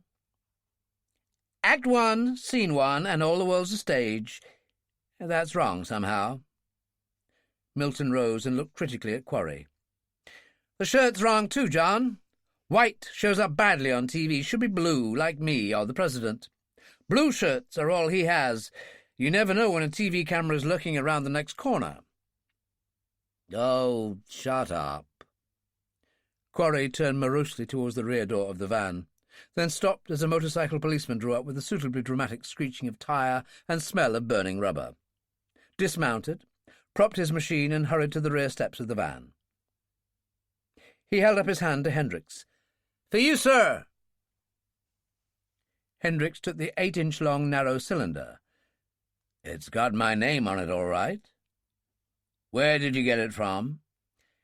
The pilot boat brought it in from New Jersey. The captain, of the New Jersey, that is, thought it might be very urgent. Chapter 5. The centre section of the Golden Gate Bridge was fast assuming the appearance of an embryonic town, sprawling, inchoate, and wholly disorganised, as those burgeoning settlements tend to be, but nonetheless possessed of a vitality, a feverish restlessness that augured well for its expansive future.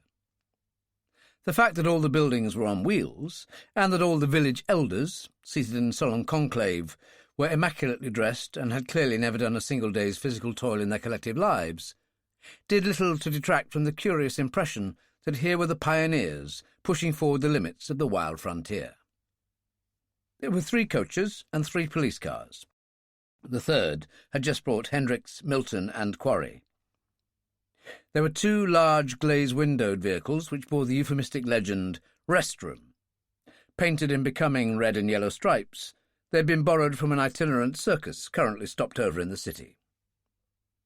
There was an ambulance, which Branson had commandeered for purposes best known to himself, a large side-counter wagonette which had provided hot meals, a very large TV camera truck with its generator placed at a discreet 100 yards distance, and finally a van that was unloading blankets, rugs and pillows to help ease the new settlers through the rigours of their first night. There were, of course, the discordant, even jarring items. The helicopters, the tracked anti-aircraft guns, the patrolling armed men, the army engineers at a distance on either side, busily erecting steel barricades. Those did tend to project a disturbing hint of violence to come. And yet they were not entirely alien there. So bizarre were the circumstances that the normal would have tended to look sadly out of place. The unreality of it all, when matched up against the outside world, had its own strange reality in this particular point in time and place. And for those participating in the scene, the reality of their situation was all too self-evident. No one smiled. The cameras were in position. So were the hostages. the 3 newly arrived men, and behind them in the second row sat the journalists. The photographers had taken up positions best suited to themselves, none of them more than a few feet distant from an armed guard. Facing them, in solitary splendour, sat Branson. Close by him on the ground lay a peculiar object, a length of heavy canvas with cone-shaped objects embedded in it. Beside it lay a heavy metal box, its lid closed. "I will not detain you unnecessarily, gentlemen," Branson said. Whether or not he was enjoying his moment of glory, the knowledge that he held some of the most powerful men in the world at his complete mercy, the consciousness that 100 million people were looking at and listening to him, was quite impossible to say. He was calm, relaxed, unnervingly confident of and in himself, but displaying no other visible emotion. "You will have guessed why we all find ourselves here, and why I am here." "The reason why I'm here, I take it," Quarry said. "Exactly. You will bear in mind that, unlike you, I am not a law unto myself. The final decision is not mine." "Appreciated." Branson could have been conducting some urbane seminar in an Ivy college. "That comes later. First things first, don't you think, Mr. Quarry?" "Money." "Money. How much?" Quarry's reputation for disconcerting bluntness had been easily earned. "One moment, Mr. Secretary." The President had his weaknesses, no less than the 200 million people for whom he was the elected head of state, and high on the list was an almost pathological dislike of being upstaged. "What do you want this money for, Branson?" "What's that got to do with it, supposing it's any of your business?" "It is my business. I must state categorically, if you want it for any subversive activities, for any evil practices whatsoever, and especially for any anti-American activities, well, I tell you here and now that you can have my body first. Who am I compared to America?" Branson nodded approval. "Stoutly spoken, Mr. President, especially considering the fact that you've left your speechwriters behind. I hear the voice of our founding fathers, the clarion call of the conscience that lies at the grassroots of America. The grand old party are going to love you for that. It should be worth another 2 million votes come November. However, quite apart from the fact that you don't mean a word you say, I have to reassure you that this money is required for purely apolitical purposes. It's for a private trust, in fact. Branson Enterprises, Inc. Me." The President wasn't a man to be easily knocked off stride. If he were, he wouldn't have been President. "You have just mentioned the word conscience. You have none?" "I don't honestly know," Branson said frankly. "Where money is concerned, none. Most of the really wealthy men in the world are moral cripples, basically criminally minded types who maintain a facade of spurious legality by hiring lawyers as morally crippled as they are themselves." Branson appeared to muse. "Multi-millionaires, politicians, lawyers. Which of them lies furthest beyond the moral pale? But don't answer that. I may unintentionally be putting you in an invidious position. We're all rogues, whether under the hypocritical cover of legalism or out in the noonday sun like me. I just want some fast money, fast, and I reckon this is as good a way as any of getting it." Quarry said, "We accept that you are an honest thief. Let us come to cases. My reasonable demands?" "The point, Mr. Branson." Branson surveyed the Arabian oil barons, now without Himan, who was in hospital, and the President. "For this lot, on the hoof in prime condition and no haggling about pennies, $300 million. That's a 3 followed by 8 nothings. To the many million viewers throughout America, It was immediately obvious that there had been a sound transmission breakdown. The silence, however, was more than compensated for by the wide and interesting variety of expressions registered on the faces of those on the screen, which ranged from total outrage, through total incomprehension, through total incredulity, to total shock. Indeed, in those few imperishable moments, sound would have been an unforgivable intrusion. Predictably, in view of the fact that he was accustomed to dealing with figures which contain large numbers of zeros, Secretary of the Treasury Quarry was the first to recover. "You did say what I thought I heard you say. 300, comma, 000, comma, 000, period. If you give me a blackboard and some chalk, I'll write it out for you." "Preposterous! Lunatic! The man's mad! Mad! Mad!" The President, whose now puce colour showed out rather well on colour television, clenched his fist and looked round in vain for a table to bang it on. "You know the penalty for this, Branson. Kidnapping, blackmail, extortion under threats on a scale quite unprecedented in the annals of crime. Yes, on a scale quite— Oh, shut up! The death penalty can be invoked for treason, and this is high treason. And if it's the last thing I do—" "That might be any moment. Rest assured, Mr. President, that you won't be around to pull the switch. You better believe me."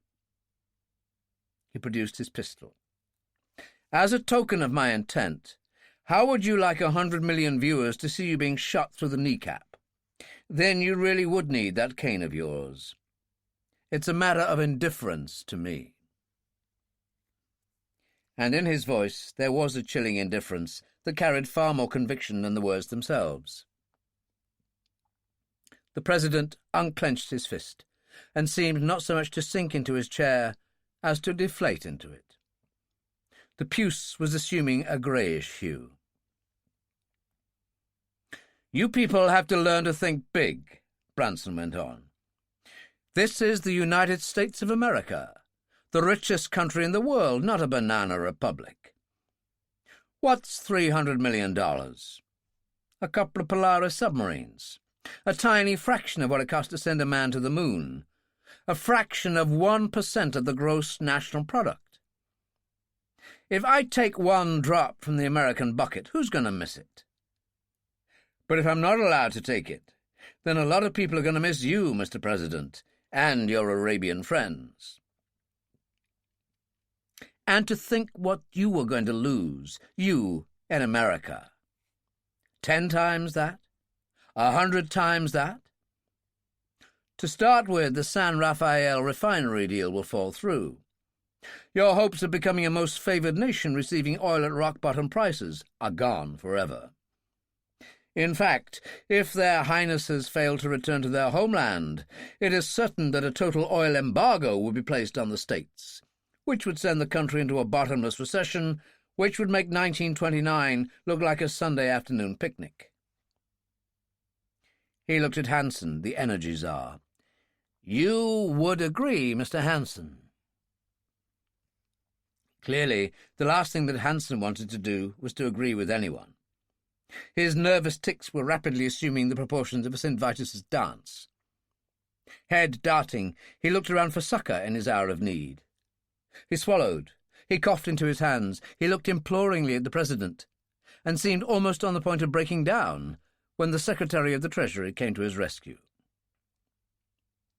Quarry said, "I would read the future the same way."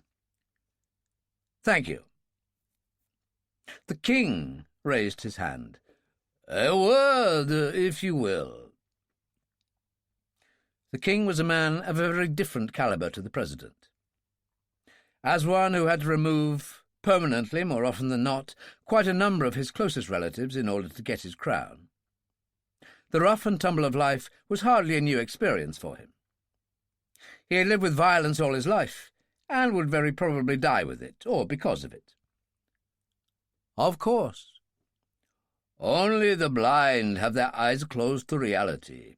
I am not blind. The President will pay." The President had no comment to make on this generous offer. He was staring down at the roadway like a fortune-teller peering into his crystal ball, and not wanting to tell his client what he sees there. "Thank you, Your Highness. You will, of course, be hunted down and killed afterwards, no matter where you may seek to hide in the world. Even if you were to kill me now, your death is already as certain as tomorrow's sun." Branson was unconcerned. "As long as I have you, Your Highness, I have no worries on that score. I should imagine that any of your subject who as much as endangered your life, far less being responsible for your losing it, would find himself rather precipitately in paradise. If regicides go to paradise, which I don't think should be allowed. And I hardly think you're the type of man to run to the side of the bridge now and jump over in order to incite the faithful to come after me with their long knives." "Indeed." The hooded eyes were unblinking. "And what if I were not the sort of person you think I am?" "If you were to jump? Or try to?"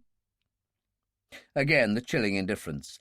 "Why do you think I have a doctor and ambulance here?" "Van Effen, if anyone is as misguided as to make a break for it, what are your instructions?" Van Effen matched the indifference. "Chop his foot off with my machine pistol. The doctor will fix him up. We might even eventually provide you with an artificial foot. You're worth nothing to me dead, Your Highness." The hooded eyes had closed. "Well, the ransom figure. Agreed? No objectors? Splendid. Well, that's for starters." "Starters?" It was General Cartland speaking, and one could almost see the firing squad mirrored in his eyes. "To begin with, that means. There's more. $200 million more. That's what I want for the Golden Gate Bridge." This time, the state of traumatic shock did not last quite so long. There is a limit to how much the human mind can take. The President raised his eyes from the depths of the bottomless pit he was scanning and said dully, $200 million for the Golden Gate Bridge. It's a bargain. At the price, practically a giveaway. True, it cost only $40 million to build, and the asking price of $200 million just exactly represents the five-fold inflation over the past 40 years. But money apart, think of the fearful cost of replacing it. Think of the noise, the dust, the pollution, the disruption to all the city traffic, as all those thousands of tons of steel have to be brought in. Of the tourists who will cripple the city's economy by staying away in their tens of thousands. Beautiful though San Francisco is, without the Golden Gate it would be like Mona Lisa without her smile. Think, and this is for a period of at least 1 year, perhaps 2, of all those Marin County motorists who couldn't get to the city. It's a long, long way around by the San Rafael Bridge. Or, come to that, the city motorists who couldn't get to Marin County. The hardship would be intolerable for everyone, except for the owners of the ferryboat companies, who would become millionaires, and who am I to grudge the entrepreneur the making of an honest dollar? $200 million? Philanthropy. That's what it is. Quarry, the man accustomed to thinking in rows of noughts, said, "If we do not accede to this monstrous request, what do you intend to do with the bridge? Take it away and pawn it somewhere?" "I'm going to blow it up. A 200-foot drop, it should be the most almighty splash the West Coast has ever seen." "Blow it up? Blow up the Golden Gate Bridge?" Mayor Morrison, whose normal boiling point was just above freezing, was on his feet, his face suffused with ungovernable anger, and had launched himself at Branson before anyone realized what was happening, certainly before Branson had realized. In tens of millions of American homes, they saw Branson being knocked backwards off his seat, his head striking heavily against the roadway as Morrison, all 220 pounds of him, followed him down and struck at his face with berserker fury. Van Effen stepped forward and brought the butt of his machine pistol down on Morrison's neck. He immediately swung round to cover the seated men with his gun, but the precaution was superfluous. No one was showing any inclination to follow Morrison's example. It was a full 20 seconds before Branson could sit up, and then only groggily. He accepted a pad of medical gauze and dabbed at a smashed lip and a very bloody nose. He looked at Morrison, then at the doctor. "How is he?" The doctor carried out a brief examination. "He'll be all right. He's not even concussed." The doctor glanced at Van Effen without enthusiasm. "Your friend seems to be able to judge those things to a nicety." "Practice," Branson explained thickly. He accepted another gauze pad in place of the already blood-saturated one, and rose unsteadily to his feet. "Mayor Morrison doesn't know his own strength." Van Effen said, "What shall I do with him?" "Oh, leave him be. It's his city, it's his bridge. My fault. I just trod on a man's dreams." He looked at Morrison consideringly. "On second thoughts, you'd better handcuff him. Behind the back. Next time he might knock my head off my shoulders." General Cartland came to his feet and walked towards Branson. Van Effen levelled his gun menacingly, but Cartland ignored him. He said to Branson, "You fit to talk?" "I'm fit to listen, anyway. He didn't get around to my ears." "I may be chief of staff, but to trade I'm an army engineer. That means I know explosives. You can't blow up the bridge, and you should know it. You'd require a wagon-load of explosives to bring down those towers. I don't see any wagon-load of explosives." "We don't need them." He pointed to the thick canvas strap with the conical mounds embedded in it. "You're the expert." Cartland looked at the strap, then at Branson, then at the seated watchers, then back at the strap again. Branson said, "Suppose you tell them my mouth hurts. I can't imagine why." Cartland took a long look at the massive towers and the cables suspended from them. He said to Branson, "You have experimented?" Branson nodded. "Successfully, or you wouldn't be here?" Branson nodded again. Reluctantly almost, Cartland turned to the seated hostages and journalists. "I was wrong. I'm afraid Branson can indeed bring the bridge down. Those cones you see embedded in the canvas strap contain some conventional explosives, TNT, amatol, anyway, something of the requisite power. Those cones are called beehives, and because of their concave bases, are designed to direct at least 80% of their explosive value inwards. The idea, I should imagine, is to wrap one of those canvas straps with its hundredweight or whatever of high explosive round one of the suspension cables, probably high up near the top of a tower." He looked at Branson again. "I should imagine you have 4 of those?" Branson nodded. "And designed to fire simultaneously?" He turned back to the others. "I'm afraid that would be it. Down it all comes." There was a brief silence, which must have been very nail-biting for TV watchers. A silence caused by the fact that Branson, understandably, didn't feel very much like speaking, and the others couldn't think of very much to say. Cartland said eventually, "How can you be sure they all go off together?" "Simple radio wave that activates an electric cell that burns the wire in a mercury fulminate detonator. Up goes the primer, and up goes the beehive. One's enough, the others go up by sympathetic detonation." Quarry said heavily, "I suppose that ends your demands for the day?" "Not quite." Branson turned a palm up in an apologetic gesture. "But it's only a trifle." One wonders what you might consider a trifle. $250,000. Astonishing. By your standards, a grain of sand. And what might that be for? My expenses. Your expenses. Quarry breathed deeply, twice. My God, Branson, you are the piker to end all pikers. I'm used to people calling me names, he shrugged. I don't hurt so easily any more, and one learns to take the rough with the smooth. Now, as to payment, you are going to pay me, aren't you? No one said whether they were going to pay him or not. I have to make arrangements with a friend in New York who has friends in certain European banks. He looked at his watch. It's noon now, so it's either 8 or 9 o'clock in Central Europe, and all good Central European bankers knock off at 6 precisely. So I'd be greatly obliged if you'd let me have your decision by 7 o'clock in the morning.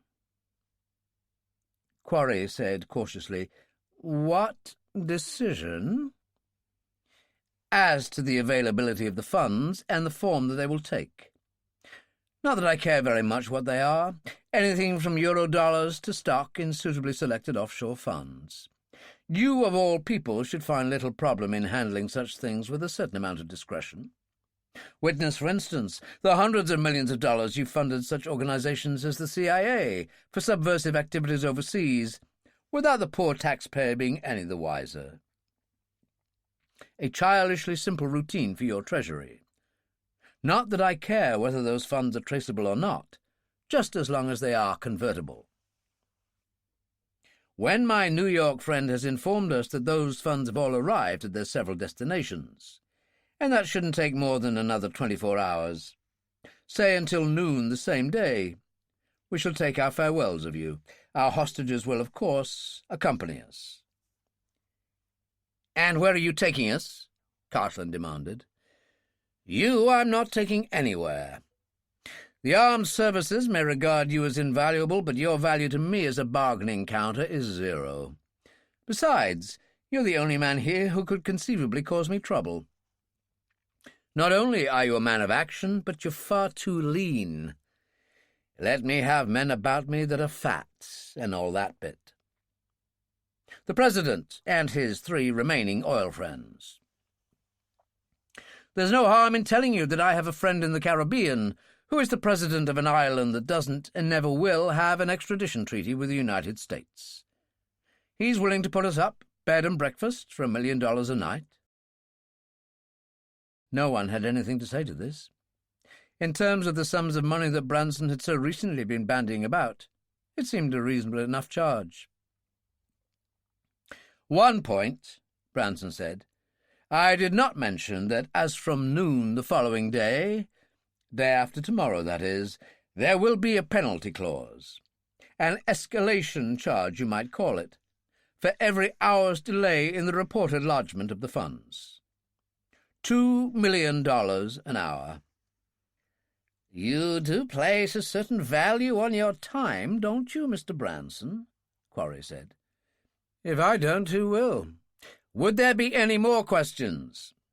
Yes, Cartland said. How do you propose to get to this island paradise of yours? Fly there, how else? A 10-minute flight in our helicopters to the international airport, and we board our plane there. You have all this arranged. You have a plane standing by. Well, it doesn't know it's standing by, but it will soon enough. What plane? Air Force One, I believe you call it. Even Cartland was shaken out of his habitual reserve. You mean you're going to hijack the presidential Boeing? Well, be reasonable, General. You surely can't expect your president to judder his way down to the Caribbean in a clapped-out DC-3. It's the logical, the only way of transporting world leaders who are accustomed to the ultimate in luxury travel. We'll show them the latest films. Brief though their incarceration may be, we'll make it as comfortable as possible for them. We might even get some more new films when we fly them back to the States again. We? Cartland said carefully. "My friends and I feel it only right, no more than that, our bounden duty, that we should see them safely back again. How any man of any sensitivity can bear to live in that monstrosity they call the White House, I don't know, but after all, there's no place like home." Milton was equally careful. "You mean you're going to set foot on American soil again?" My native land, why ever not? You disappoint me, Mr. Milton." "I do? You do." "Apart from the Supreme Court and the Attorney General, I would have thought that the Secretary of State would know as much about our law and Constitution as any other man in the land." There was silence. Branson looked around, but there was still silence, so he addressed himself to the Secretary again. "Or don't you know that bit where it says that no man who has been granted a full and free pardon by the state for any crime, actual or alleged, can ever again be arraigned on that same charge?" It took at least 10 seconds for the full implications to dawn. And it was then that the Potomac, in the person of the chief executive, burst its banks. It was also then that the President lost twice the number of the putative votes he might have gained from his earlier statement that he would sacrifice himself for America. He could hardly be blamed. Devious some politicians may be, and others are armoured in pachydermal hides, but never had the President encountered such Machiavellian effrontery. Even presidents may be forgiven the odd earthy turn of phrase within the privacy of their own four walls, but they customarily abjure such phraseology when addressing the electorate. But momentarily the President had totally forgotten the fact that he was, in effect, addressing the electorate. He was appealing to a mindless heaven for justice. And it was in that direction that his anguished face was lifted, as he stood there, arms rigidly outstretched and fists clenched, his face assuming a peculiarly purplish hue. "$500 billion? And a deleted, full and free pardon! God all deleted mighty!"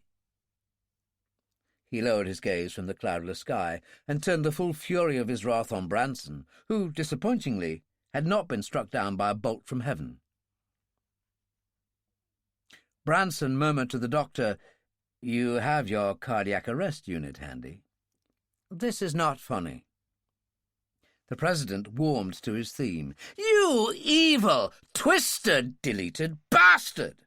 If you imagine—" Cartland belatedly reached his side, touched his arm, and whispered urgently, "You're on television, sir." The President, cut off in mid-expletive, looked at him, screwed his eyes shut in sudden comprehension, opened them again, looked the camera squarely in the eye, and addressed it in measured tones. "I, as the elected representative and chief executive of the American people, will not stand for this vile blackmail, the machinations of this evil and amoral man. The American people will not stand for it. Democracy will not stand for it. Come what may, we shall fight this cancer in our midst." "How?" Branson asked. "How?" The President tried manfully to control his blood pressure at the thought of this, but full rationality had not yet returned to him. "The entire resources of every investigative agency in those United States of ours, the entire weight of the armed forces, the full majesty of law and order will be brought to bear—" "You're not up for re-election for 6 months yet. How?" "When I have consulted with the senior members of my cabinet—" "You're through with consulting anyone, except on my say-so. A full and free pardon. If not, your stay on this tropical island may be indefinitely extended. Most of the island, as I say, is pretty close to paradise, but there's a small stockaded section in one corner of the island that's been modelled rather closely on the Devil's Island that used to be. The Generalissimo has to have some place for his political dissidents, and as he doesn't care for them overly much, the majority of them never emerge again. It's a combination of hard labour, fever and starvation. I somehow don't see the king here with a pickaxe in his hand, nor yourself for that matter. And instead of waffling on about the nation's moral rectitude, you might give thought to another possible predicament of your guests here. It is no secret that both the king and prince have trusted government ministers and relatives who are just yearning to try their thrones for size. If your friend's stay in the Caribbean were to be unduly prolonged, one rather suspects that they would have neither kingdom nor sheikdom to return to. You appreciate, of course, that American opinion would never let you deal with their usurpers, especially as you would be the one held to blame for it. Bang goes November. Bang goes San Rafael. Here comes either redoubled oil prices or a total embargo, and in either case a disastrous recession. You won't even rate a footnote in history.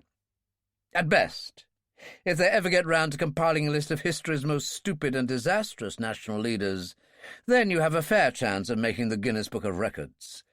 But history itself? No. You have quite finished. The president's anger had seemingly evaporated, and he had attained a curious sort of resigned dignity. For the moment, Branson motioned to the TV cameraman that the performance was over. May I have a word with the king, prince, my governmental colleagues, and the chief of police? Why not? Especially if it helps you to arrive at your decision more quickly. In privacy? Certainly. Your coach. In the strictest privacy? The guard will remain outside. As you know, the coach is soundproof. The strictest privacy, I promise you. They moved away, leaving Branson alone. He beckoned Chrysler, his telecommunications expert. Is the bug in the presidential coach activated? Permanently. Our friends are having a top-level secret discussion in there. Wouldn't you care to have a rest in our coach? You must be tired. Very tired, Mr. Branson. Chrysler made his way to the rear coach and sat by the driver's seat in front of the console. He made a switch and lifted a single earphone. Apparently satisfied with what he heard, he replaced the earphone and made another switch. A tape recorder started humming.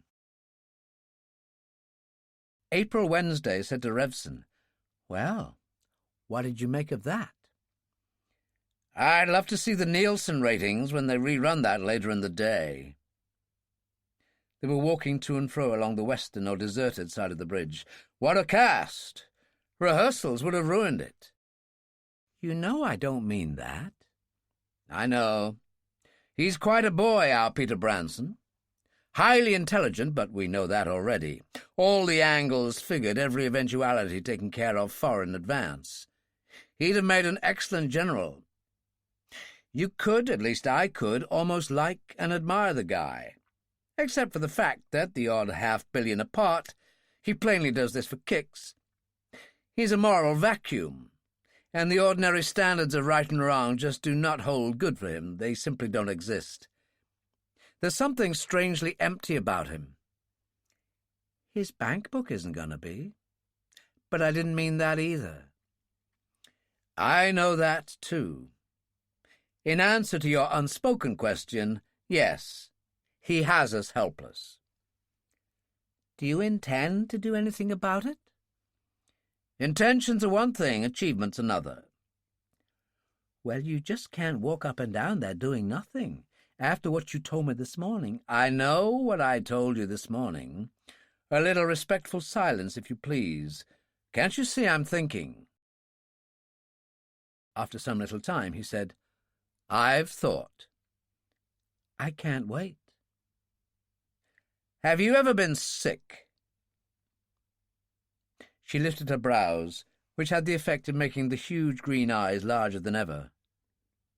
With those eyes, Revson reflected, she could wreck a cardinal's counsel in nothing flat. To keep his mind on the work in hand, he looked away. She said, Of course I've been sick. Everybody's been sick sometime. I mean really sick, hospital, like that. No, not ever. You're going to be very soon. In hospital. Sick. If you're still prepared to help, that is. I've told you that already. Asperity ill becomes a lovely lady. There's quite an element of risk. If you're caught, Branson would make you talk. $500 million is a lot of money to have at stake. You'd talk very quickly. Oh, even more quickly than that. I'm not one of your wartime resistance heroines, and I don't like pain. Caught at what? Delivering a letter for me. Leave me alone for a few minutes, will you? Revson unshipped his camera and took some still shots of the coaches, helicopters, anti-aircraft guns and guards, trying as much as possible to keep the southern tower and the San Franciscan skyline in the background. Clearly a dedicated craftsman at work.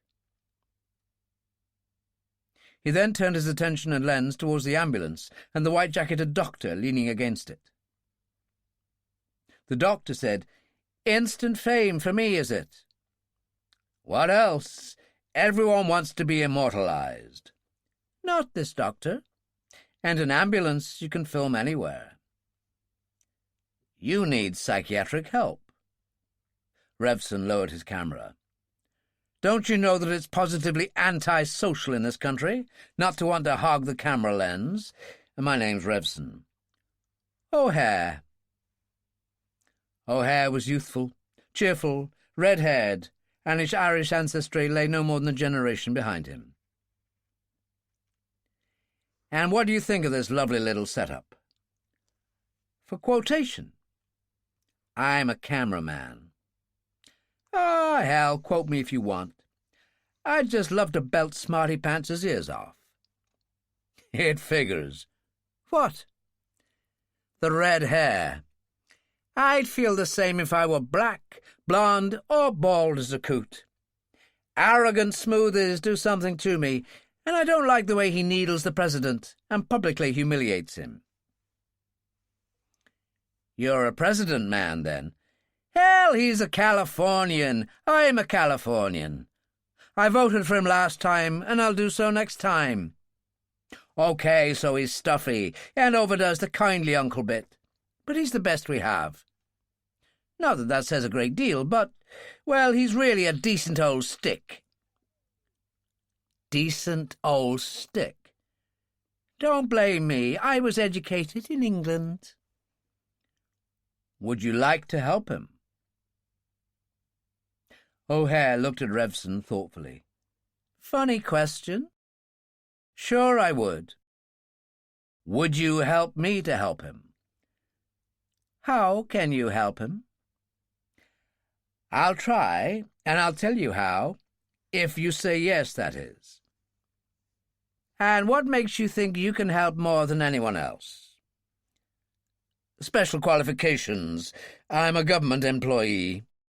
"So what's with the camera, then?" "And I always thought it took a fair amount of intelligence to qualify as a doctor. What do you expect me to be carrying? A foot-wide plaque on my chest saying, 'I am an FBI agent'?" O'Hare smiled, but only faintly. "Well, no. But the story is that all the FBI men were left asleep in a downtown garage, except for a few on the press coach, who were rousted out and marched off the bridge. We don't put all our eggs in one basket. And agents don't usually disclose their identity either." "Not this agent. I'd disclose my identity to anyone if I were in trouble. And I'm in trouble now." "As long as it's not unethical." "I wouldn't bring a blush to the Hippocratic cheek." "That guaranteed, would you consider it unethical to help put Branson behind bars?" "Is that guaranteed too?" "No." "Count on me. What do you want done?" "We have a lady photographer with us who is young, rather beautiful, by the unlikely name of April Wednesday." "Ah!" O'Hare brightened considerably. "The green-eyed blonde." "Indeed." I want her to take a message ashore, if that's the word, for me, and bring me back an answer within a couple of hours. I propose to code this message, film it, and give you the spool. It's about half the size of a cigarette, and I'm sure you can easily conceal it in one of the many tubes and cartons you must carry about with you. Anyway, no one questions a doctor's integrity. Don't they now? O'Hare spoke with some feeling. There's no hurry. I'll have to wait till Messrs. Milton, Quarry and Hendricks have been escorted off the bridge, by which time, too, I expect that the trusty Mr. Hagenbach will have arrived from wherever he has been lurking. Hagenbach? You mean this old twister? You are referring to my respected employer. Now, this is just an ambulance. Apart from your usual medical kit, heart unit, oxygen kit to stitch together the misguided who step out of line, I don't suppose you carry anything much more sophisticated. O'Hare shook his head. So you don't have any radiological gear or clinical investigative equipment, and most certainly not operational facilities, even if you did have an anaesthetist, which you haven't.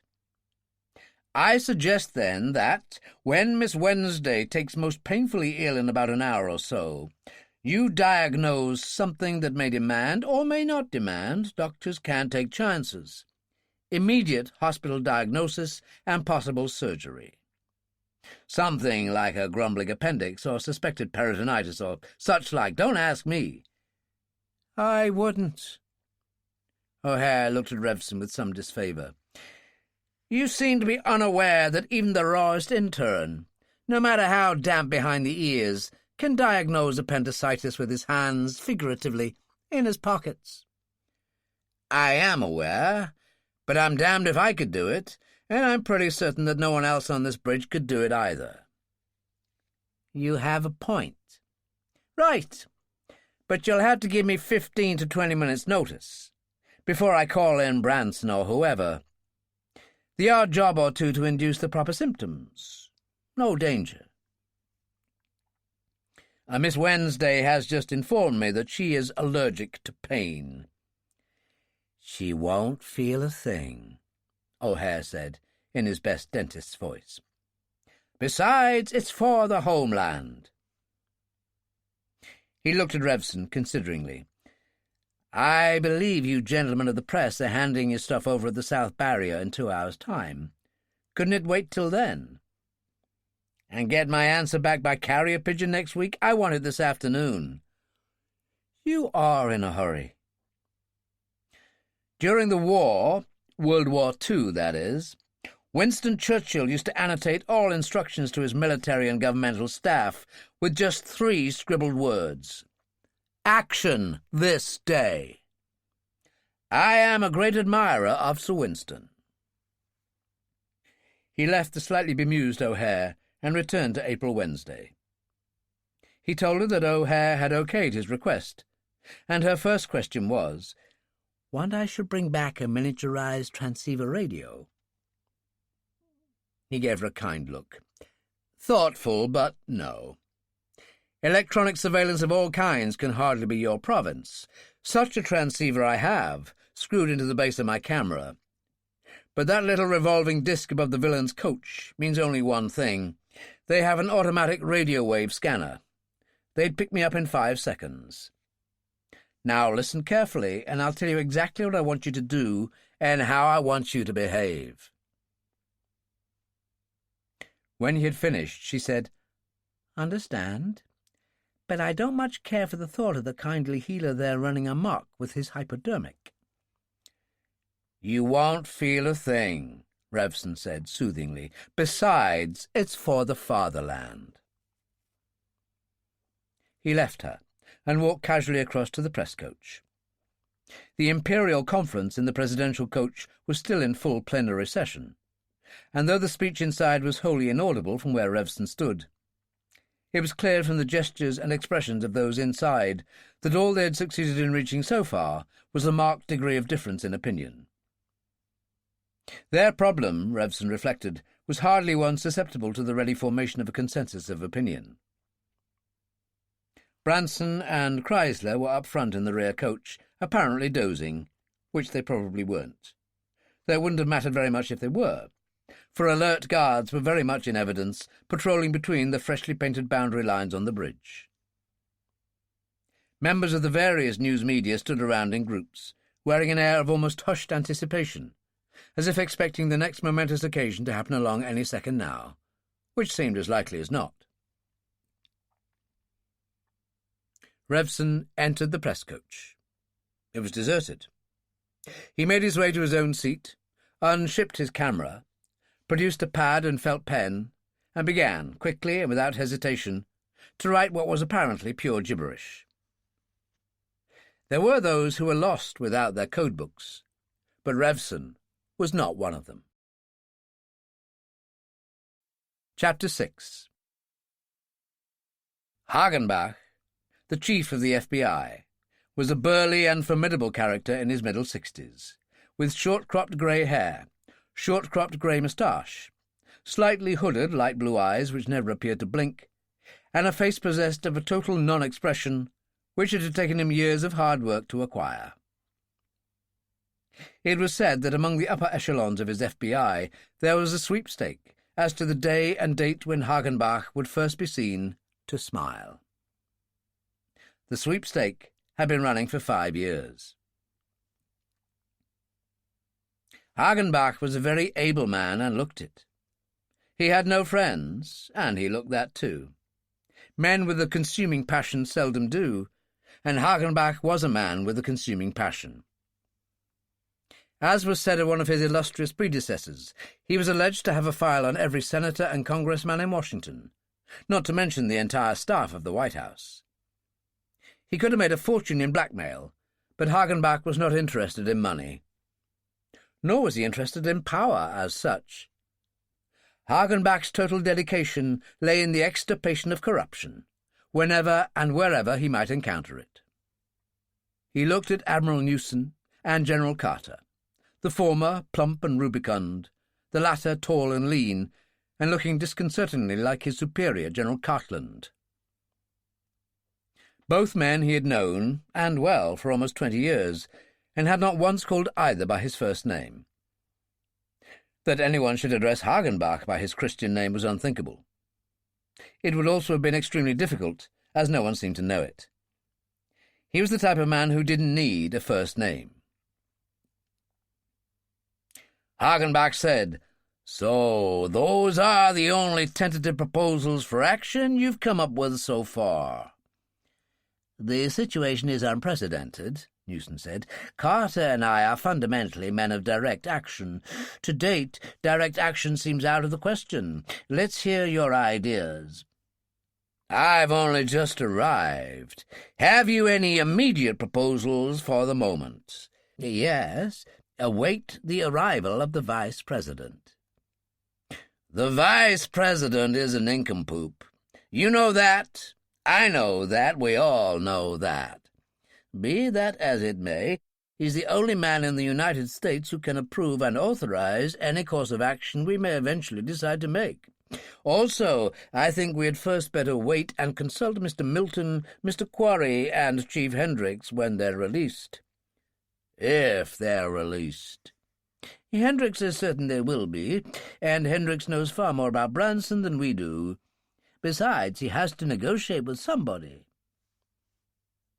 He picked up the message that had arrived from Revson via the New Jersey.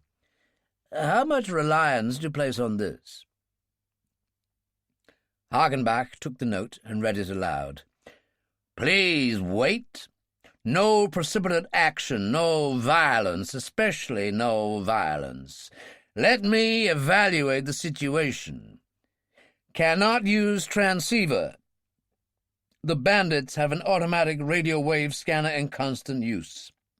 Will communicate with you this afternoon." Hagenbach laid down the paper. "Quite a bit, actually." Carter said, "What's he like, this Revson of yours?" "Ruthless, arrogant, independent, dislikes authority, a loner who consults superior officers only under duress, and even then goes his own way." Newson said, Well, that doesn't sound very encouraging. What's a hothead like that doing along on a trip like this? He's no hothead. His mind is as near ice-cold as any man's can be. I also forgot to say that he's highly intelligent, very ingenious, and extremely resourceful. Then he's a hand-picked man, Newson said. Hagenbach nodded. You hand-picked him. Again the nod. So he's the best in the business. I can't say. You know the size of our organization. I can't possibly know all the field agents. He's just the best I happen to know. Is he good enough to cope with Branson? I don't know, because I don't know Branson. What's for sure, for once Revson is going to depend heavily on outside help. There was a degree of satisfaction in Hagenbach's voice. Carter said, And how in hell is he going to communicate with us this afternoon? I have no idea. Hagenbach nodded to Revson's note. He got that through, didn't he? There was a brief pause as the Admiral and General respectfully contemplated the note. Would either of you gentlemen have thought of that? They shook their heads. Me neither. Resourceful is what I said. Branson walked up and down the bridge between the rear and presidential coaches. No nervous pacing, no signs of strain or tension. He could have been taking a pleasant saunter in the afternoon sun. And indeed, the afternoon was extremely pleasant. The skies were cloudless. The views all around came straight from the pages of a fairy tale book, and the waters of the Golden Gate and the bay sparkled in the warm sun. Having had his fill of the view, Branson consulted his watch, strolled unhurriedly towards the presidential coach, knocked on the door, opened it, and stepped inside. He surveyed the occupants, and the sound of voices stilled. Branson said pleasantly, You have arrived at a decision, gentlemen. There was no reply. Am I to take it, then, that you have arrived at an impasse?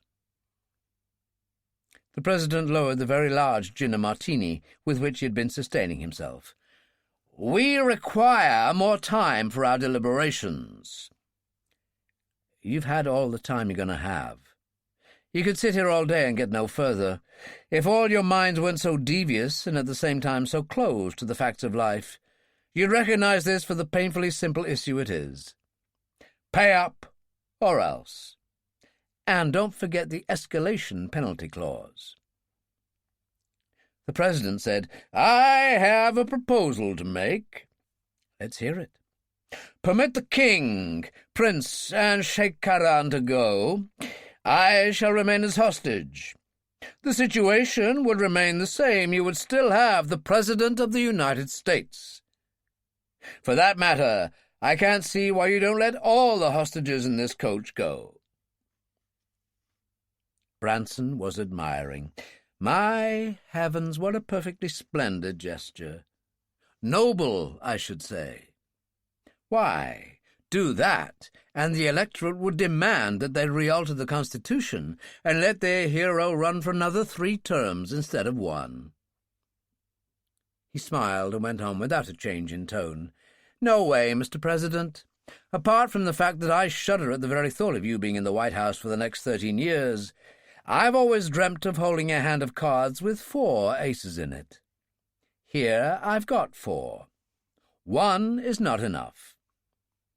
And has it ever occurred to you that if you were to be the only hostage left on the Golden Gate Bridge, the government, in the person of your Vice President, who would just love to sit behind that table in the Oval Office, might be sorely tempted to achieve some sort of immortality by wiping out this monstrous band of criminals who have kidnapped you and your Arabian friends?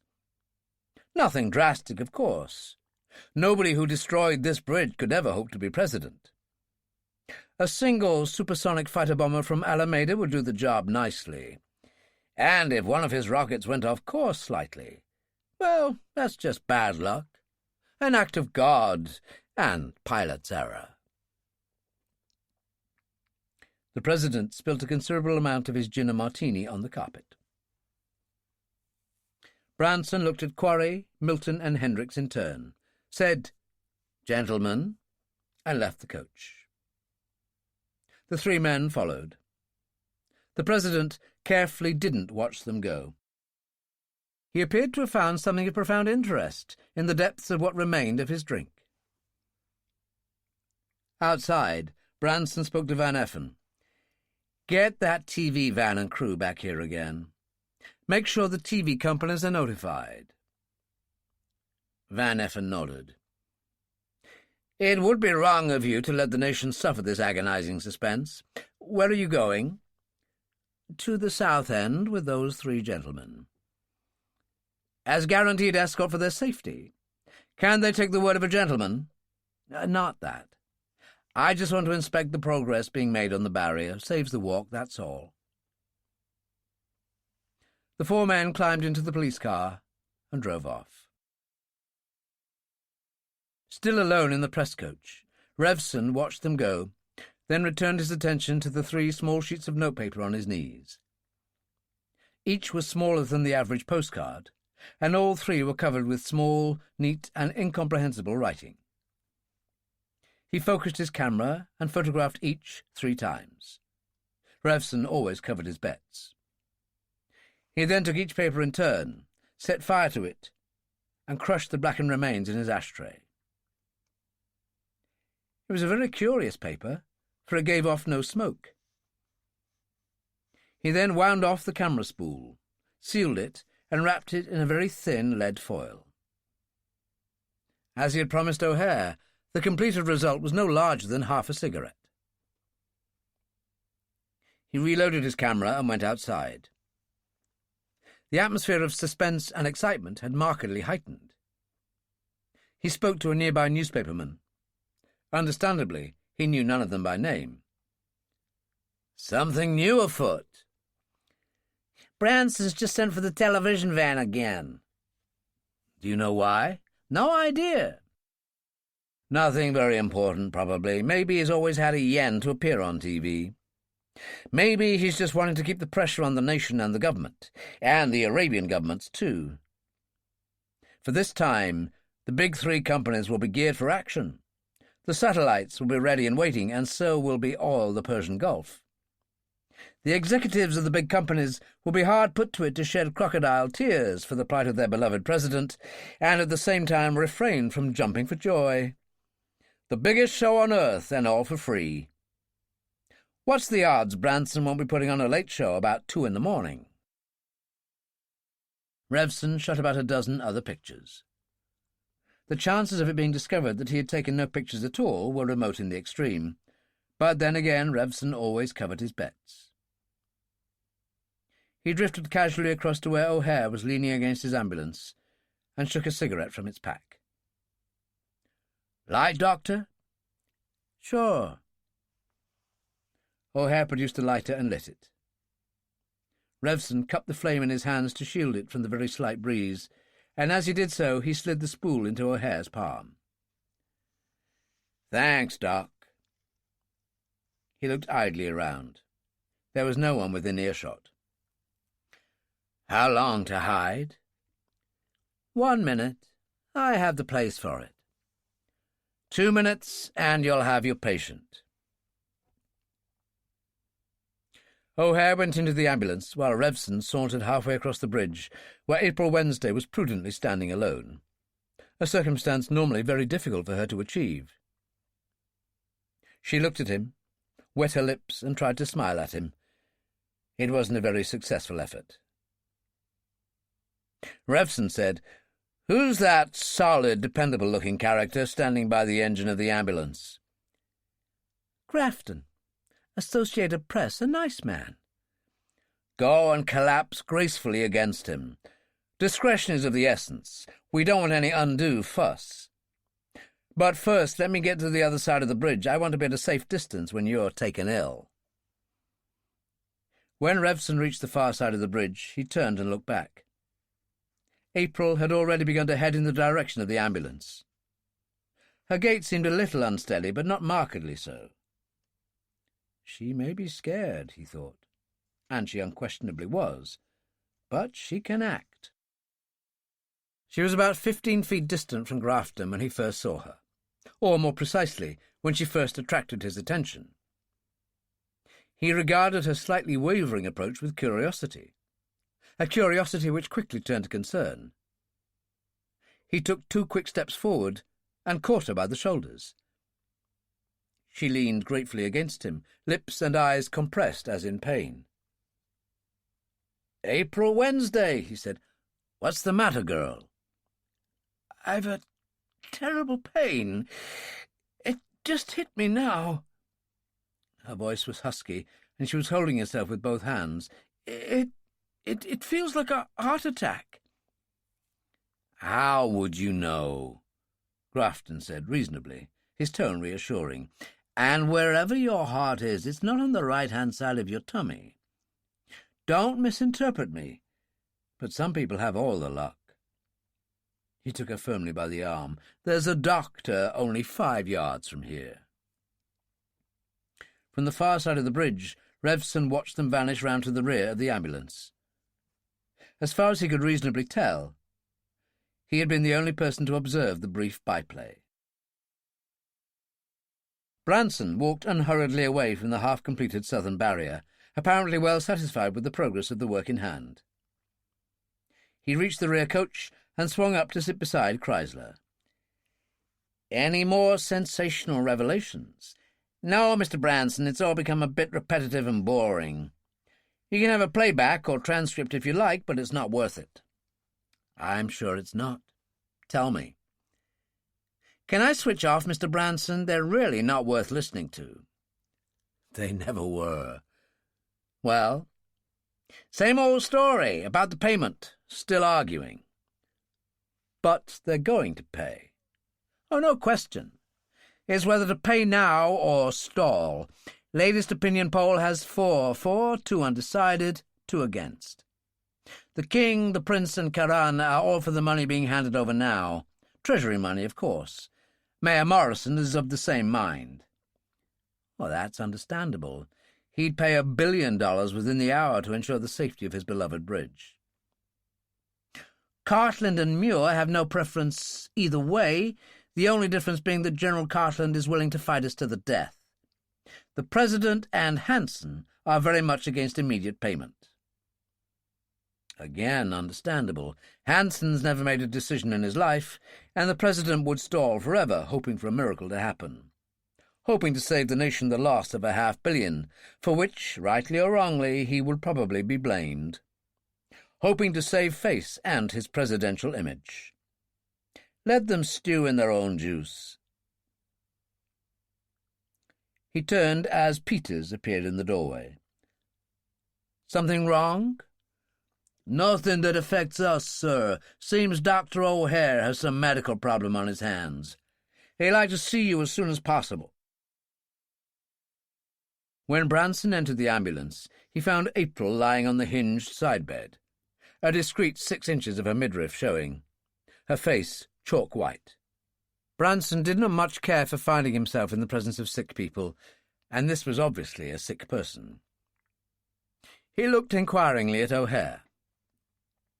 O'Hare said, "I've a very sick young lady on my hands here, Mr. Branson. I want her removed to hospital immediately." "What's wrong?" "Look at her face." It was indeed ashen, an effect easily achieved by the application of an odourless talcum. "And at her eyes." They were opaque with enormously dilated pupils, the effect of the first of the 2 jabs that O'Hare had given her. Not that the eyes hadn't been big enough to begin with. "Feel her pulse."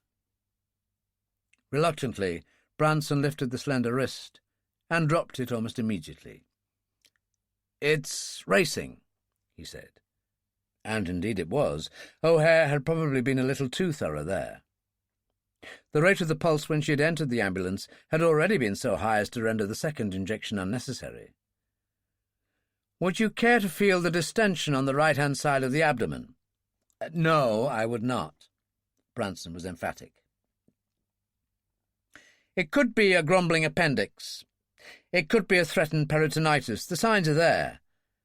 But I have no proper diagnostic equipment, no X-ray facilities, no way of carrying out abdominal surgery, and, of course, no anaesthetist.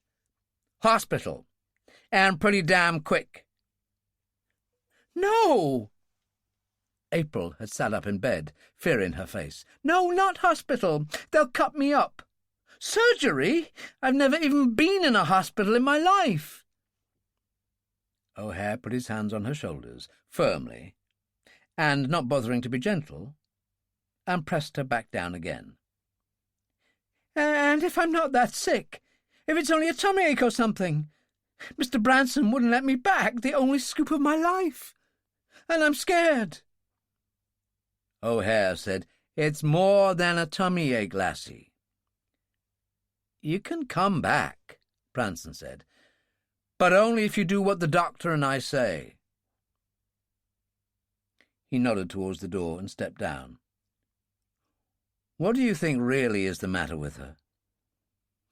"A doctor doesn't have to discuss a patient with a layman." O'Hare was showing every symptom of losing his patience. "And I can tell you this, Branson.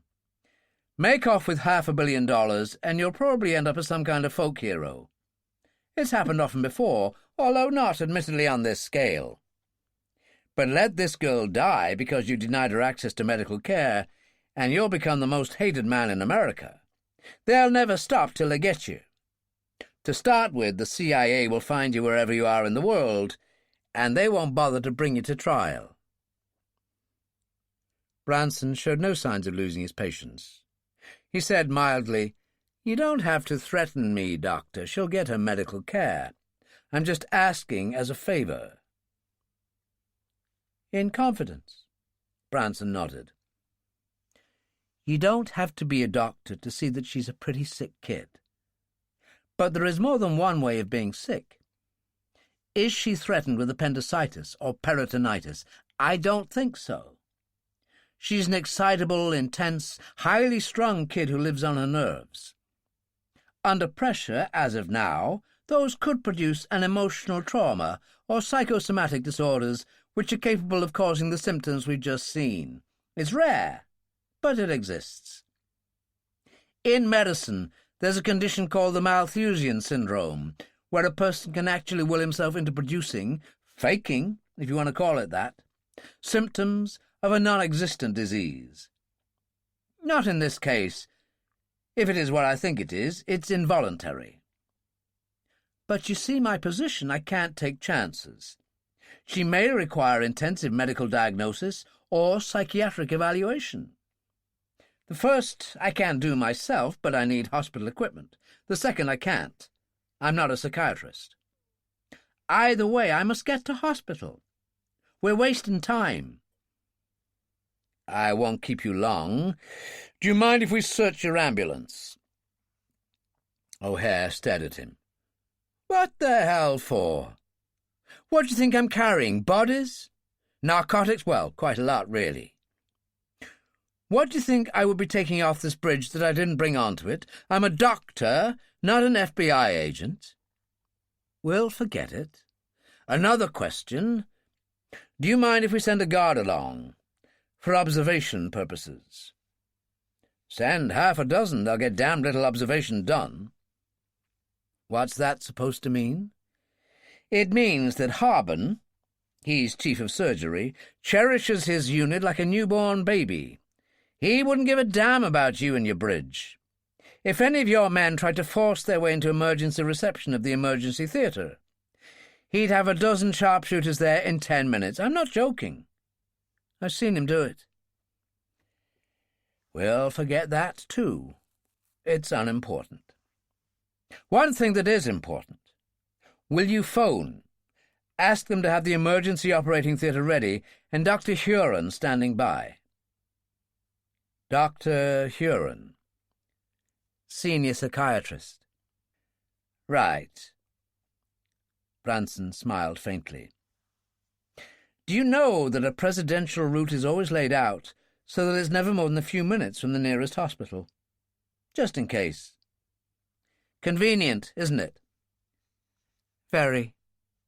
O'Hare turned to the driver. Start the siren. As the ambulance moved towards the South Tower, they were passed by a TV van and generator truck coming the other way. Immediately, cameramen, photographers and reporters began moving into what they assumed would be the same TV arena as before. Some cameramen were so overcome by the occasion that they began wasting film on the forthcoming truck, as if this were an unprecedented spectacle in itself.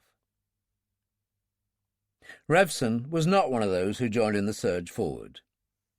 He moved in the opposite direction and regained his seat in the deserted press coach. He unclipped the base of his camera, removed the miniaturized transceiver, slipped it into a side pocket, reached into his carrier bag, and fed spare film into the base of his camera. He was just reclipping the base of the camera when he became aware of being watched. He looked up. Blue eyes under blonde hair. A head the approximate shape of a sugar cube, and a vacuous smile. Revson believed in that vacuous smile the way he believed in Santa Claus. Branson would have settled for nothing less than an exceptional man when picking his lieutenant. "Revson, isn't it?" "Yes." "Van Effen, I believe." "Yes." "Why aren't you out there with the others, recording this historical moment for posterity?" "First, what is there to record yet? Second, the big eye of TV can do a damn sight better job of posterity recording than I can do. Third, if you'll excuse the hackneyed phrase, what I'm after is the human interest angle. Fourthly, I prefer to load in the shadow." "That looks a most exceptional camera." "It is." Revson permitted himself a small proprietary smile that almost bordered on a smirk. "Handmade and assembled, Swedish, a rare species, the only camera in the world that can take colour stills, black and white stills, and is a cine camera at the same time." "May I have a look? I'm a bit of a camera buff myself." "Certainly." The battery-powered air conditioning in the coach, Revson thought, was falling down on the job. Van Effen examined the camera with the eye of a connoisseur. Inadvertently, as it seemed, his hand touched the spring clip at the base. A dozen cassettes and spools tumbled onto the seat beside Revson. "I am sorry. It would seem that I'm not all that much of a camera buff." He inverted the camera and looked with admiration at the recessed base. "Very, very ingenious." While Revson sat acutely conscious of the slight bulge caused by the transceiver in his side pocket, Van Effen meticulously replaced cassettes and spools in the base, closed the flap, and handed the camera back to Revson. "Excuse my curiosity." "Well, you went to the right finishing school anyway." "It always shows." Van Effen gave him his vacuous smile and left. Revson did not mop his brow, for it was a gesture alien to his nature. Had he been a brow mopper, he would have done so. He wondered if Van Effen had noticed the two tiny spring clips in the base. He probably had. Had he realized their significance? Equally probably not. They could have been retaining clips for any number of esoteric attachments. Revson turned in his seat. The hostages were descending from their coach. The President, manfully substituting for his black scowl a calm, resolute, and statesmanlike expression. Even Van Effen, Revson saw, had his eyes on them. Revson left the coach by the door opposite the driver's, so that he was on the blind side of all the spectators and participants. He leaned his elbows in brief contemplation on the outer rail, then opened his right hand, the one that held the transceiver. He had read somewhere that it took a solid object, accelerating at 32 feet per second, only 3 seconds to fall from the bridge to the Golden Gate, and he gravely doubted whether the man responsible for those figures could count. Nobody had noticed anything amiss. Revson had covered his bets again. He made his unhurried and silent entry into the coach again, closed the door quietly behind him, and emerged much less quietly from the opposite door. Van Effen turned, smiled vaguely, then turned back his attention to the circus on hand. As before, Branson had everything stage-managed to perfection. Hostages and newsmen seated in their proper places, cine and still cameramen strategically positioned, although this time there was one minor but significant difference from the previous occasion. This time, Branson had 2 TV cameras instead of 1. Without further ado, Branson, calm, relaxed, and as assured as ever, re-embarked upon his psychological warfare. Apart from being a born general and a born stage manager, he could also have been a born anchorman on TV. He divided his attention fairly evenly between the TV lens and those seated beside him. After a wholly unnecessary introduction of himself, the President, the King, and the Prince, his first reference, not unsurprisingly, was to cameras. We have, this afternoon, 2 television cameras with us. One for the illustrious company you're now viewing, the other facing the other way toward the south or San Franciscan shore. The second one is a tracking camera with a telephoto zoom lens that, up to half a mile, can give the clarity of resolution that one would expect at the distance of 10 feet. As there is no trace of fog this afternoon, it should be able to perform its function admirably. Its function is as follows. Branson lifted the canvas cover from a large rectangular box. Then, microphone in hand, went and sat in a specially reserved vacant chair by the President. He gestured towards the object he had just unveiled. A courtesy gesture towards our assembled guests. A rather splendid colour TV set. No better obtainable anywhere. American, of course. The President had to make himself heard. After all, most of the so-called civilized eyes in the world were upon him. He said with heavy sarcasm and a cold distaste, "I'll wager you haven't paid for your TV set, Branson." "That's hardly relevant. The point is that I don't want to make you and your guests feel like second-class and deprived citizens. All the world will be able to see in close detail how we're going to attach the first of our explosive charges to one of the cables by the South Tower, and I feel it would be unjust to deprive you of the same privilege. After all, at a distance of over 2,000 feet and an elevation of over 500 feet, it would be difficult for even the keenest eye to appreciate the finer points of this operation. But the box here will show you everything you want." Branson smiled. "Or don't want. Now please direct your attention to the vehicle descending the ramp from the rear coach." They so directed their attention. What they saw could also be seen on the TV set before them. The vehicle looked like a stripped-down, miniaturized golf cart. It was self-propelled but silent, clearly electrically powered. The driver, Peters, stood on a tiny platform at the rear, immediately over the batteries. On the flat steel platform before him was a large coil of very thin rope, and at the very front a small double-drummed winch. At the foot of the ramp, Peters stopped the vehicle. 4 men appeared from the rear of the coach. The first 2 were carrying an obviously very heavy canvas strap of explosives, similar to the one that Branson had earlier demonstrated on TV. This they deposited, very carefully indeed, on the vehicle's platform beside the rope. The other 2 men carried objects about 8 feet in length. One was a boat hook, the other an H-sectioned steel beam with butterfly screw clamps at one end and a built-in pulley at the other.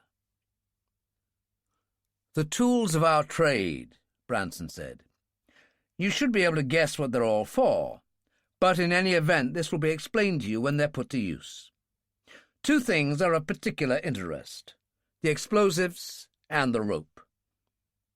That strap of explosives is 10 feet long and contains 30 beehives of high explosive, each 5 pounds in weight. The rope, which is 1/4 of a mile long, looks and is thinner than the average clothesline, but as it is made of steel-cord nylon, has a breaking strain of 800 pounds, which is exactly 5 times as much as will be required of it. He gestured to Peters, who nodded, eased open the circular control wheel, and trundled off in the direction of the South Tower. Branson looked directly at the TV lens. He said, "For those of you who don't know, and apart from the citizens of San Francisco, there will be many who will not know, those towers are something less than solid structures." On the TV set before him, and on countless millions of sets throughout the world, the South Tower came into sharp, close focus. These towers consist of steel framework boxes called cells. Each is about the size of a phone booth, but twice as high, riveted together and connected by manholes.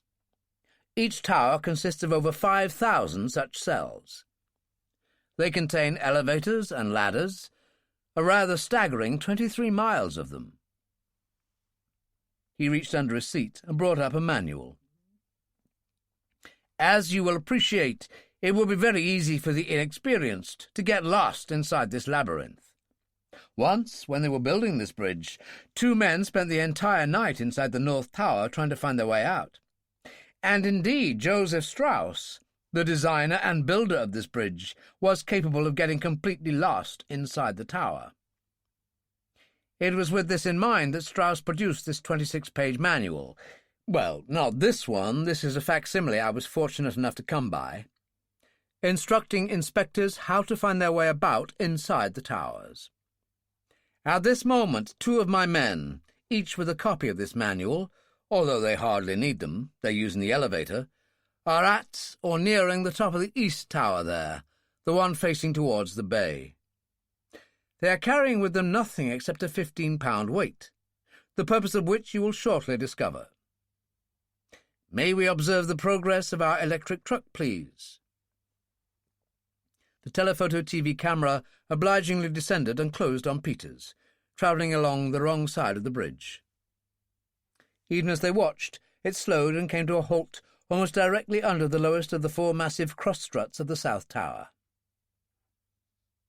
Branson said, "Elevation, please."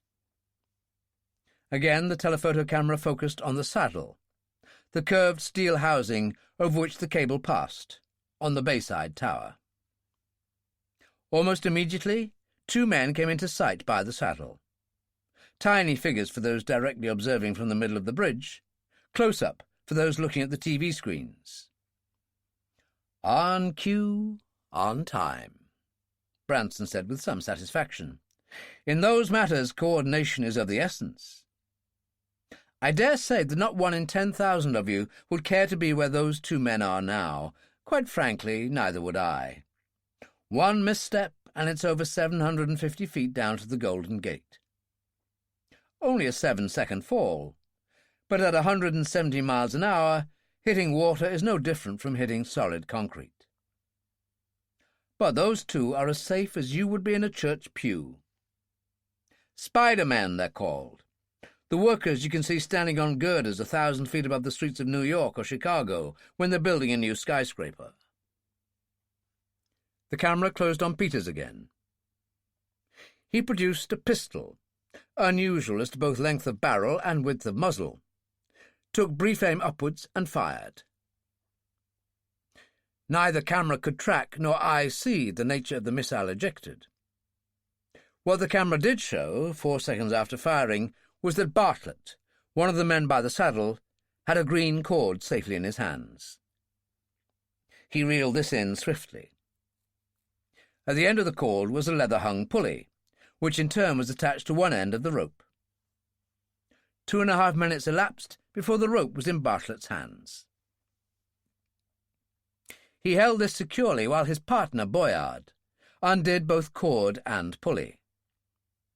Bartlett reeled in about another 12 feet, cut the section off with a knife, and handed it to Boyard, who secured one end to a strut and another to the strap of the pulley. The rope was then passed through the pulley, through a hole at its top, to a pear-shaped lead weight which the men had brought up with them. Both weight and rope were then released, and sank swiftly down to bridge level again. Peters caught the weight, undid the knot that secured the rope, but did not withdraw the rope. Instead, he passed it through the pulley in the steel beam and a ring at the end of the boat hook, and secured all three together. He took a few turns of the other end of the rope round one of the drums of the winch and started up the electric motor. The winch, though small, was powerful and fast. From bridge to saddle took less than a minute and a half. There was a gentle breeze blowing from the north, apparently freshening as the altitude increased, and the rope and its burden swayed quite noticeably, striking each of the cross struts, at times quite forcibly, on the way up. Peters seemed unconcerned, his gaze fixed on Bartlett. As the rope and its cargo neared the top, Bartlett made a horizontal waving motion of his arm. Peters eased the winch drum to a crawl. Bartlett made a slow upwards beckoning motion with his arm, then stretched it out horizontally. Peters unwound the rope after stopping the winch, leaving only one turn on the drum. Bartlett and Boyard pulled in the beam and boat hook, detached them along with the lead weight, passed the rope through the pulley, and resecured the lead weight. They then eased out the H-beam for a distance of about 6 feet, then clamped the inner end to a strut, tightening the butterfly nuts to their maximum. Bartlett signalled Peters, who took the last turn off the drum. Weight and rope sank rapidly downwards. 2 minutes later, the rope was on its way up again, this time with the canvas strap of explosives, which dangled at its full length, fastened to the rope by 2 heavy metal buckles at one end of the strap. Unlike the previous occasion, Peters now moved with great caution, the drum moving very slowly and occasionally stopping altogether. General Cartland commented on this to Branson. "Your winchman is trying to eliminate all sway." "Yes.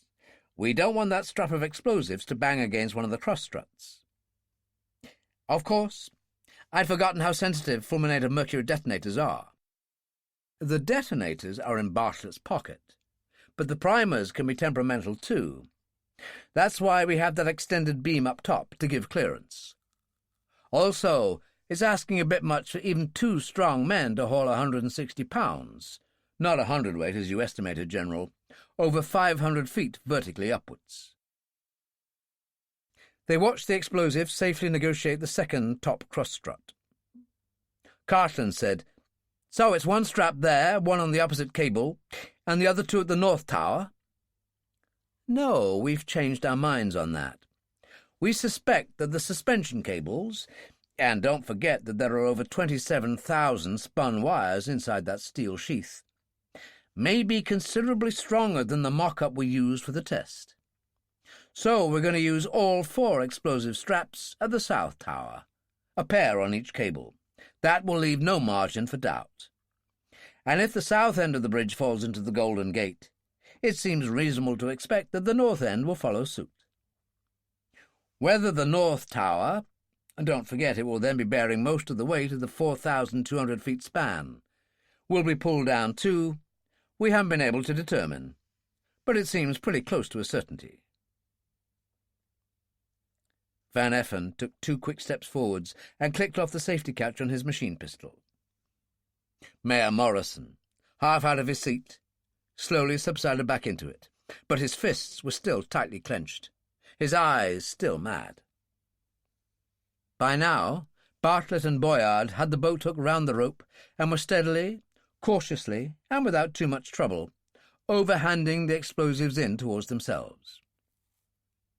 Soon it disappeared out of the range of the telephoto TV camera.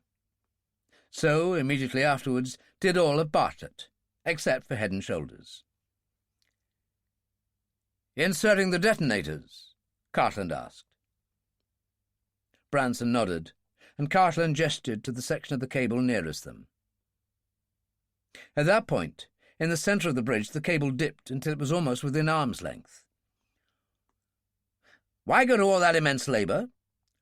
Wouldn't it have been easier just to fix the charges here?"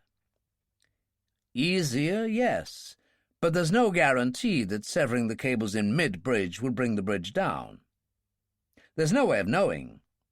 What's for sure is that no one has ever carried out a control test or experiment on this sort of thing. Suspension bridges come expensive. If the cables were severed here, the towers, as far as weight is concerned, would still be in a fair state of equilibrium. Bridge might sag a little or a lot, it might break, but it wouldn't drop the whole span clear into the water. My way, success is guaranteed. You wouldn't expect me to charge $200 million for a botched-up job, would you? General Cartland didn't say whether he would or he wouldn't. Besides, if things go wrong, that is, if you turn out to be stingy with the money, I intend to trigger off the explosives immediately we take off. I don't want to be within half a mile of 600 pounds of high explosives when it goes up. The President said carefully, "You mean the triggering device is aboard one of those helicopters?" Branson gave a patient sigh. "I've always maintained that all presidential candidates should undergo an IQ test. Of course it is. In the nearest one. What did you expect me to do? Press a button inside a coach and then go down with the coach and bridge to the bottom of the Golden Gate?" Branson removed his disbelieving gaze from the President and returned it to the TV screen before him. Bartlett, with Boyard steadying him, had the canvas strip wrapped around the cable, hard up against the saddle, and was buckling tight the second of the two straps that held the strap securely in position. That done, he moved back along with Boyard to admire their handiwork. The camera then left them and zeroed in on the section of cable wrapped in the lethal embrace of the high explosive. Branson smiled broadly. "Well, now, isn't that a perfectly splendid sight?" Cartland remained poker-faced. "It all depends upon your point of view." Chapter 7. Vice President Richards switched off the TV set. He looked thoughtful, shocked, and concerned all at one and the same time. When he spoke, those emotions were reflected in his voice. "That was a remarkably effective performance. One has to confess that our villainous friend appears to know exactly what he is about, and has the total ability to carry out his numerous threats. At least that is how I see it, but I'm just a newcomer to the scene. Do you gentlemen see it any differently?" The Vice President was a tall, genial, loquacious Southerner, much given to slapping, one could not call it clapping, the unwary rather painfully on the back, and was an internationally known gourmet, a fact amply testified to by his ample figure. He was far from being the nincompoop Hagenbach had alleged. Hagenbach's opinion stemmed from the fact that theirs were two totally differing personalities. He was forceful, shrewd, intelligent, and was remarkably well informed on a very wide range of topics. If he had one fault, it was that he had, unlike Hagenbach, a consuming desire for power. Branson had hardly been exaggerating when he had suggested that a yearning look came into Richard's eyes whenever he entered the Oval Office in the White House. Richards looked, without much hope, around the company assembled in the office of the hospital supervisor. Hagenbach, Hendricks, and the two secretaries sat around a small table, Newson and Carter, as if to demonstrate the exclusivity of the highest echelons of the military, sat at a second and smaller table. O'Hare, arms folded and leaning against a radiator, wore the wry, slightly amused, slightly condescending expression that most doctors reserve for all those who are not also doctors. April Wednesday sat quietly and alone in a corner chair. From the silence that followed, it was clear that none of the gentlemen present saw it any differently. Richard's geniality yielded to a certain amount of testiness. "You, Hagenbach, what do you propose to do?" Hagenbach restrained himself. Even though he was the head of the FBI, he had to pay his due respect, albeit lip service respect, to the Vice President. "I suggest we await the transcription of Revson's message, sir." Transcription? Transcription? Was it necessary for this man of yours to complicate things by sending in code? On the face of it, no. Revson has a near mania for secrecy, that must be admitted, and is extraordinarily security-conscious. The same might be said about myself. Agreed, the message came through with safety and ease. On the other hand, as Miss Wednesday here has testified, Branson did contemplate searching the ambulance. With the proverbial tooth-comb, he might have come up with something, but not with this microfilm. He looked up as a young man, dressed in the immaculate conservative grey of a Wall Street broker, came through the doorway and handed him 2 typed sheets of paper. "Sorry it took so long, sir. It was a bit difficult." "So is Revson." Hagenbach read quickly through the papers, totally oblivious of the impatience of the others. He looked up at the young man. "You like and you value your position in our organization, Jacobs." "You don't have to say that, sir." Hagenbach tried to smile, but as ever failed to crack the ice barrier. "I apologize."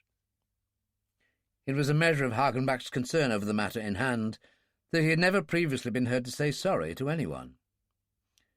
"You don't have to say that either, sir." Jacobs left the room. Hagenbach said, "This is what Revson says. To give you the maximum time to obtain what I require for my immediate needs, I will state those first of all." Admiral Newson coughed. "Do your subordinates usually address you in such a peremptory tone?" "Not usually." He goes on, "I want 400 yards of blue or green thin cord, cylindrical waterfront containers for written messages, and a variably hooded Morse flashlight. Then I would like an aerosol, 2 pens, 1 white, 1 red, and a cap air pistol. Please order those immediately. Without them, I cannot hope to operate." General Carter said, "Gobbledygook. What are those terms supposed to mean?" Hagenbach said, "I'm not sure if I should tell you. That does not refer to you personally, General. Senior officers, cabinet ministers, and, of course, senior police officers are entitled to be privy to such information. But there are civilians present." O'Hare said mildly, "Doctors don't talk. What's more, they don't leak secret information to the press, either." Hagenbach favoured him with a very old-fashioned look, then said to April, "And you, Miss Wednesday?" She said, "I'd talk my head off if you as much as showed me a pair of thumbscrews. You wouldn't have to put them on. Showing would be quite enough. Otherwise, no." Hagenbach said to Hendricks, "How's Branson with thumbscrews and young ladies?" "No way. Master criminal though he is, he has a remarkable reputation for gallantry towards women. He has never carried out a robbery where a woman might be involved, far less hurt." "But Mr. Revson told me—" "I rather fancy," Hagenbach said, "that Revson wanted you to act scared, so he threw a scare into you." April Wednesday was indignant. "Has he no scruples?" "In private life, a model of integrity. On business, well, if he has scruples, he has so far hidden the fact very well. As to those objects he asked for, the aerosol contains exactly the same knockout nerve gas that Branson used with such effect on the bridge. No permanent damage whatsoever. The presence of Miss Wednesday testifies to that. The pens, well, they look like ordinary felt pens, fire tiny tipped needles that also knock out people." Admiral Newson said, "Why 2 colors?" "The red knocks you out a bit more permanently." one assumes that a bit more permanently means permanently. Could happen. The air pistol, well, it has the advantage of almost complete silence. And the cap bit? Hagenbach's hesitation betrayed a degree of reluctance. It means the bullets are tipped. Tipped with what? Hagenbach's reluctance turned into something close to embarrassment. Cyanide. After a brief and understandable silence, Richard said heavily, "This Revson of yours, is he a direct descendant of Attila the Hun?" "He is an extremely effective operative, sir. Loaded down with a lethal hombre like that, I don't for a moment doubt it. He has killed? So have thousands of police officers. And what's his score to date?" "I really couldn't say, sir. In his reports, Revson lists only the essentials." "Only the essentials." Richard's echo had a hollow ring to it. He shook his head and said no more. "If you will excuse me for a moment." Hagenbach wrote quickly on a notepad, opened the door, and handed the note to a man outside. "Have those items here within the hour." He returned and picked up the transcript again. "To continue. In what little time I've had, I've tried to make an assessment of Branson's character. In original concept, planning, organization, and execution, the man is quite brilliant. He would have made an excellent general, for his appreciation of both strategy and tactics is masterly. But nobody can be that good. He has his failings, which I hope can be used to bring him down. He has a divine belief in his own infallibility. This belief carries with it the seeds of his own destruction. No one is infallible. Second, he is possessed of a colossal vanity.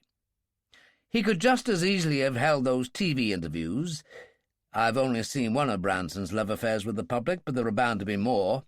At, say, the South Tower. But no, he had to have it smack in the middle, surrounded by his own private press corps. In his place, I would have had the whole press corps off the bridge in 5 minutes. It seems it just has not occurred to him that the ranks of the press corps may have been infiltrated. Third, he should have searched the doctor and Miss Wednesday, and then the ambulance, if necessary throwing every single item of medical equipment into the Golden Gate, before allowing it to leave the bridge. In other words, he is not security conscious enough. How to deal with them? I have no idea yet. I would like some guidance. I have suggestions, but I don't think any of them is practical. No one can cope with 17 heavily armed men, but of those 17, only 2 matter. Some of the other 15 are bright, but only Branson and Van Effen are natural killers. Those 2 I could kill. Kill? April Wednesday's shocked green eyes stared out of her pale face. The man's a monster. Hagenbach was dry. At least he's a realistic monster. He read on. It's feasible but unwise. The others would then almost certainly overreact, and I wouldn't care to be responsible for the health of the President and his friends. This is a second last resort. Would it be possible to have a submarine standing by under the bridge during the hours of darkness, with only the top of the conning tower showing? I could certainly pass messages and pick up anything I wanted that way. What else? I don't know. I can't, for instance, visualize the President descending 200 feet of rope ladder. He'd fall off after 10 feet. When Branson's men are fixing the charges, would it be possible to send a 2,000-volt jolt through the cables? I know this would electrify the entire bridge, but those standing on the roadway or inside the coaches should be safe enough. Richard said, "Why 2,000 volts?" Hagenbach sounded almost apologetic. "Electric chair voltage. I owe an apology to the shade of Attila." "Yes.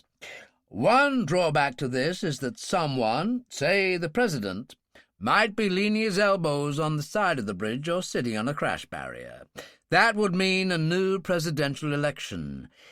I need expert advice. Or could we aim a laser beam at the charges when in position? The beam would certainly cut through the canvas. If the charge were to fall onto the bridge, it would certainly detonate on impact. But as most of the explosive force would be dissipated in thin air, damage to the roadway would not be severe. It is sure that it wouldn't bring the bridge down. Trouble is, the laser beam might detonate the charge instead. Please advise. Under suitable cover, would it be possible to introduce men into the tower? Natural fog would be fine. Phony oil fire, depending on the direction of the wind. I don't know. But the thing is to get men to the top, return the lift, and then cut off the power to the elevators.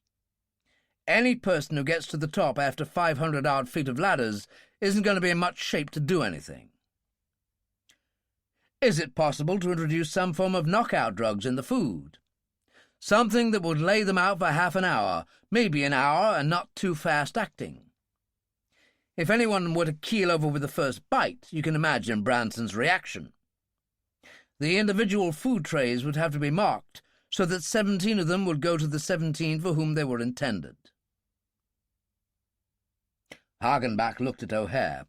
"There are such drugs?" "I'm sure of it. The concoction of Mickey Finn's is not my speciality, but Dr. Isaacs, he's the chief of the drugs and narcotics section, knows as much about those brews as anyone in the country. Catherine de Medici could never have coped with him." "Well, that's useful." Hagenbach returned his attention to the final brief section of the transcript. "Please let me have your suggestions. All I myself can really do at the moment is to try to deactivate the radio trigger that sets off the charges, without leaving any signs that it has been tampered with. That in itself should be simple. It's getting at the damn thing that's difficult. It has, of course, to be in one of the helicopters, and those are bathed in light both night and day, and are heavily guarded. I'll try. That's all." Newson said, "You mentioned a second last resort. What's the last resort?" "Your guess is as good as mine. If he has a last resort, he's keeping it to himself. Now, sooner than pass those notes around, I'll have them Xeroxed. Minutes only, and you'll each have a copy." He left the room, approached Jacobs, the man who had handed him the typescript, and said quietly, "Have this Xeroxed. 10 copies." He pointed to the last paragraph. "Blank this off, and for God's sake make sure that this original gets back to me and not anyone else." Jacobs was back in the promised few moments. He distributed 6 and handed the remaining copies and the original to Hagenbach, who folded the original and stuck it in an inside pocket.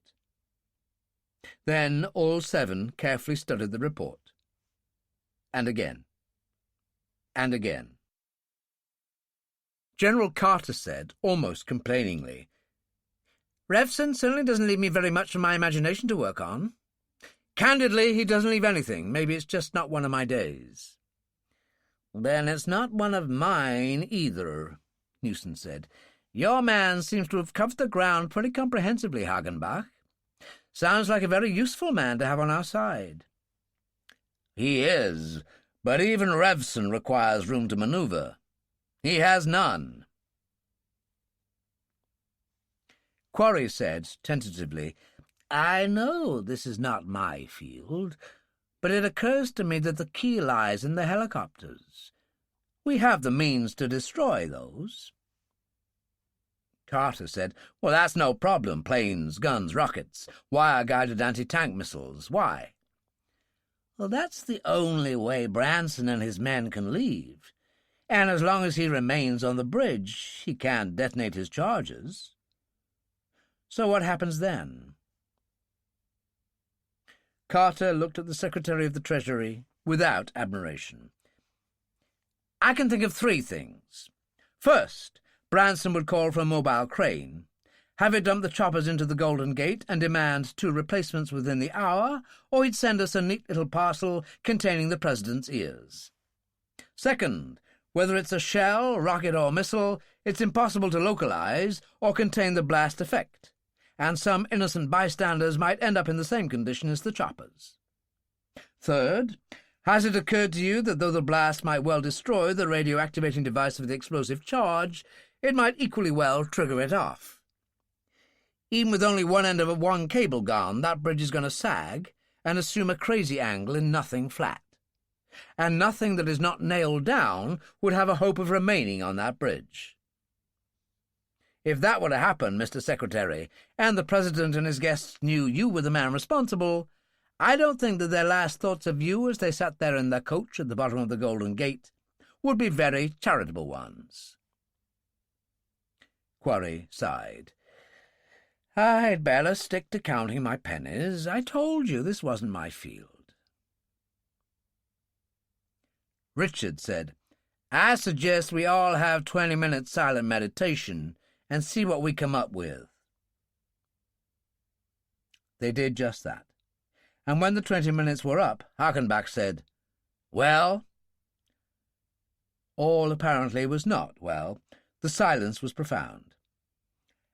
In that case, I suggest we start considering which are the less awful of Revson's options. The return of the ambulance to the centre of the bridge at about 6 o'clock was greeted with warmth and interest. Even being in the spotlight of the eyes of the world loses its dramatic effect if one has nothing to do. Branson's TV broadcasts apart, the middle of the bridge offered little in the way of entertainment. When April, pale-faced and still apparently shaken, stepped from the ambulance, Branson was the first to greet her. How do you feel? I feel such a fool. She rolled up a sleeve to exhibit the punctures O'Hare had inflicted upon her earlier in the day. 2 little pricks, and I'm as right as rain. She walked away and sat down rather heavily on one of the many chairs scattered around her. Her colleagues gathered round. Branson said to O'Hare, She doesn't look as right as rain to me. If you mean she's still not back to normal, I agree. Same appearance, different causes. Last time you saw her she was on a high, now it's a low. My guess was right, it seems. Just an emotional trauma. She's been sound asleep for the past 2 hours under heavy sedation. Dopey, that's all. Dr. Huron, the psychiatrist, didn't want her to return, but she made such a damn noise about not getting back, and this being her last chance or whatever, that he decided that it might be better for her to return. No worry. I've brought back enough of the same sedative to last us for a week out here. For the sake of all of us, let's hope you won't need a quarter of it. Revson waited until the last of April's welcomers had left her for the TV, a show of peculiar interest to all, as the programme was devoted exclusively to a rerun of Branson's early afternoon broadcast. Nobody, Revson was unsurprised to observe, was more interested than Branson himself. But then Branson had no more to occupy his time than anyone else. The only person who seemed remotely active was Chrysler, who visited the rear coach at regular intervals. He wondered why. Revson sat beside the girl. She looked at him coldly. He said, "What's the matter with you?" She remained silent. "Don't tell me somebody's been turning you against me." "Yes, you. I don't like killers. Especially I don't like killers who plan their next murders cold-bloodedly in advance." Come, that's putting it a bit strongly. Is it? Cyanide guns? Lethal pens? Shot through the back, I should imagine. My, we are bitter. 3 things. First, those weapons are used only in acute emergency and then only to save lives. To stop bad people killing good people, although perhaps you would rather have it the other way round. Second, it doesn't matter to a dead man where he has been shot. Third, you've been eavesdropping. I was invited to listen. People make mistakes. Clearly they invited the wrong person. I could be flippant and say I owe a duty to the taxpayer, but I'm not in the mood. April looked at the hard face, listened to the voice from which all trace of the normal bantering warmth had vanished, and realized with apprehension that indeed he was not in the mood. I have a job to do. You don't know what you're talking about, so we'll dispense with your moral strictures. I assume you brought the equipment I asked for. Where is it? I don't know. Dr. O'Hare does. For some reason he didn't want me to know in case we were questioned, and the ambulance searched. For some reason? For an obvious and excellent reason. O'Hare is no fool. A flush touched the pale cheeks, but he ignored it. All of it? So I believe. She tried to speak stiffly. Never mind your wounded pride. And don't forget you're in this up to your lovely neck. Hagenbach have any instructions for me? Yes, but he didn't tell me. He told Dr. O'Hare. Her voice was acid, or bitter, or both. I suppose that makes Mr. Hagenbach no fool either. Don't take those things so much to heart. He patted her hand and smiled warmly. You've done an excellent job. Thank you. She tried a tentative smile. Maybe you are a little bit human after all, Mr. Revson. Paul. One never knows. He smiled again, rose, and left. At least, he thought, he was semi-human enough not to inflict further damage upon her amour propre by telling her that the last little bit of byplay had been purely for the benefit of Branson, who had momentarily lost interest in the screen — he was not then on camera — and was casting a speculative look at them. Not that that necessarily meant anything suspicious or sinister. Branson was much given to casting speculative looks at everybody. April was beautiful, and he may well have thought that she was wasting this beauty on the wrong company. Revson sat on a seat not far from Branson and watched the last 20 minutes of the broadcast. The intercutting between the presidential group and the top of the South Tower had been most skilfully done, and the overall impact was all that Branson could ever have wished. Branson watched it intently. His face betrayed no particular sign of satisfaction, but then Branson's face registered precisely what he wanted it to, and was no mirror of his inner thoughts and feelings. When the broadcast finished, Branson rose and stopped briefly by Revson's chair. "Revson, isn't it?" Revson nodded. "And how does all this strike you?" "Just the same as it strikes a million other people, I guess." This was it, Revson thought. This is one part of his Achilles' heel. Branson knew he was a genius, but he had no objection to people saying so. "A feeling of total unreality. This just can't be happening." "But it is, isn't it? A very satisfactory beginning, don't you think?" "I can quote?" "Certainly. Call it an exclusive if you want. How do you see the scenario developing?" "Well, just as you've programmed it. I can't see anything to stop you. You have them, most unfortunately, at your total mercy." "Most unfortunately?" "What else? I don't want to overdo the American citizen bit, and although you may be a master criminal, a genius in your own immoral fashion, to me you're still a crook so bent as to make a spiral staircase look like a fireman's ladder." "I rather like that. I may quote you in turn?" Branson seemed genuinely gratified. One could hardly have called him thin-skinned. "There's no verbal copyright." "Alas, universal disapproval, not to say disapprobation, would seem to be my lot." Branson didn't sound too unhappy about it. "That's a most unusual camera you have there." "Almost, but not quite unique." "May I have a look at it?" "If you wish. But if you want to examine it for the reasons I imagine you want to examine it, then you're about 4 hours too late." "What is that supposed to mean?" "It means that your very able Lieutenant, Van Effen, has the same nasty, suspicious mind as you have. He's already taken my camera apart." "No radios? No offensive weapons?" "Look for yourself.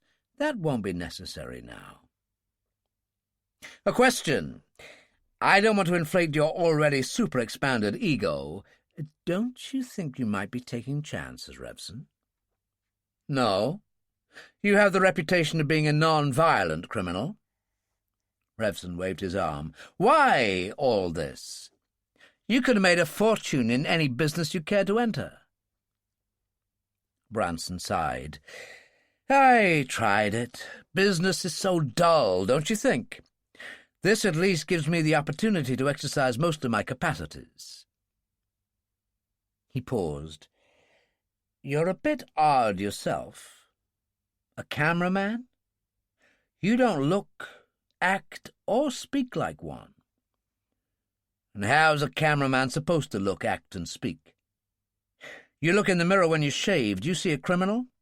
I see a Wall Street vice president." "Touché.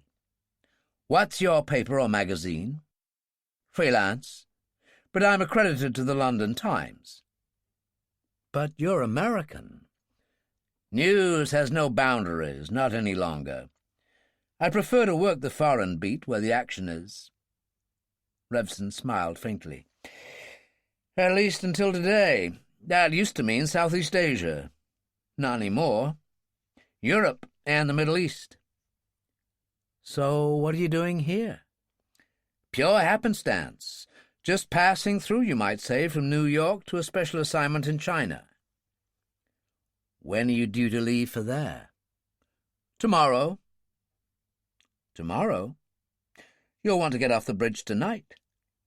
As I've said, members of the media are free to leave whenever they choose."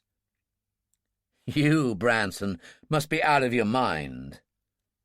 "China can wait." "China can wait. Unless, of course, you're planning to kidnap Chairman Mao." Branson smiled a smile that never touched his eyes and walked away. Revson, camera poised, stood outside the open front right door of the rear coach. He said, "Do you mind?" Chrysler turned round. He looked at Revson in some surprise, then smiled. "Why me for this honour?" "Because my camera is tired of taking photographs of Branson and the assaulted bigwigs. Mind? I'm now compiling a rogues' gallery of Branson's henchmen." Revson smiled to remove offence. "You're Chrysler, aren't you? The telecommunications expert?" "If that's what they call me, yes." Revson took 2 or 3 shots, thanked Chrysler, and moved away. For good measure and local colour, he took some more pictures of Branson's men. They all seemed to have been infected by Branson's massive self-confidence, and cheerfully, in some cases almost eagerly, acceded to Revson's requests. After the last of those shots, he crossed to the west side of the bridge, sat on the crash barrier, and lit a ruminative cigarette. After a few minutes, O'Hare, hands thrust deep in his white coat, came strolling by. Hundreds of pictures and thousands of words of reports had already been dispatched by the South Tower, and there were at least 20 of the media men and women, who now had nothing better to do, who were strolling aimlessly up and down the centre of the bridge. Revson took a couple of routine shots of O'Hare, who came and sat beside him. He said, I saw you talking to Miss Wednesday. Suffering from a degree of pique, is she? Our April could be happier. You have it all? Both weapons and instructions? Everything I ask for is camouflaged. I would say so. The 2 pens are clipped to my medical clipboard, there for anyone to see. We doctors are models of efficiency. The gun with the tipped bullets is in the cardiac arrest unit. This is wax-sealed, and the seal has to be broken before the unit can be opened. The unit is sealed. Not that it would matter very much if it were opened. The gun lies in a false bottom, and you have to know how to open it. I mean, it can't be done by accident. You have to know. I know. You seem to be positively enjoying yourself, Doctor. Well, yes, it makes a change from treating ingrowing toenails. I hope you'll enjoy coming under the heading of classified for the rest of your life. How come you carry those peculiar units in your hospital? Oh, we don't. But your director appears to be on very close terms with his counterpart in the CIA. I tell you, we were completely taken over by experts. Well, that means you're double classified for life. My cord and containers. O'Hare seemed a mile away. My cord and containers? O'Hare returned to the world. Modesty compels me to admit that I came up with this one. 4 containers. Empty, lab, samples, printed on the outside. Who's going to question that? The cord is wrapped around a square wooden framework with 2 hooks and 2 lures attached to one end. You're going fishing over the side of the bridge. I'm going fishing. It can get quite boring out here, you know. Something tells me it's not going to be that way long. I suppose it's unnecessary to ask you about the nerve gas. O'Hare smiled broadly. I'd rather you did, actually. Must you speak English? I told you, London educated. It's an aerosol can, clamped just above my note desk. Anyone can see it. Product, ostensibly, of a nationally known aerosol company. People called Prestige Fragrance of New York. Rather charming, really. The colour, forest brown, I believe. A scaled-down version of their 7-ounce can. Freon pressure 3 times normal. Effective range 10 feet. Do the Prestige people know about this? Heavens, no. The CIA are not overly concerned with patent rights. O'Hare smiled, almost dreamily. On the back of the can it says, fragrant and piquant, and keep away from children. On the front it says, sandalwood. Can't you just see Branson or any of his minions who don't know what sandalwood smells like, giving themselves an exploratory whiff? No, I can't. I'll pick up the pens later tonight. Now, what were Hagenbach's instructions?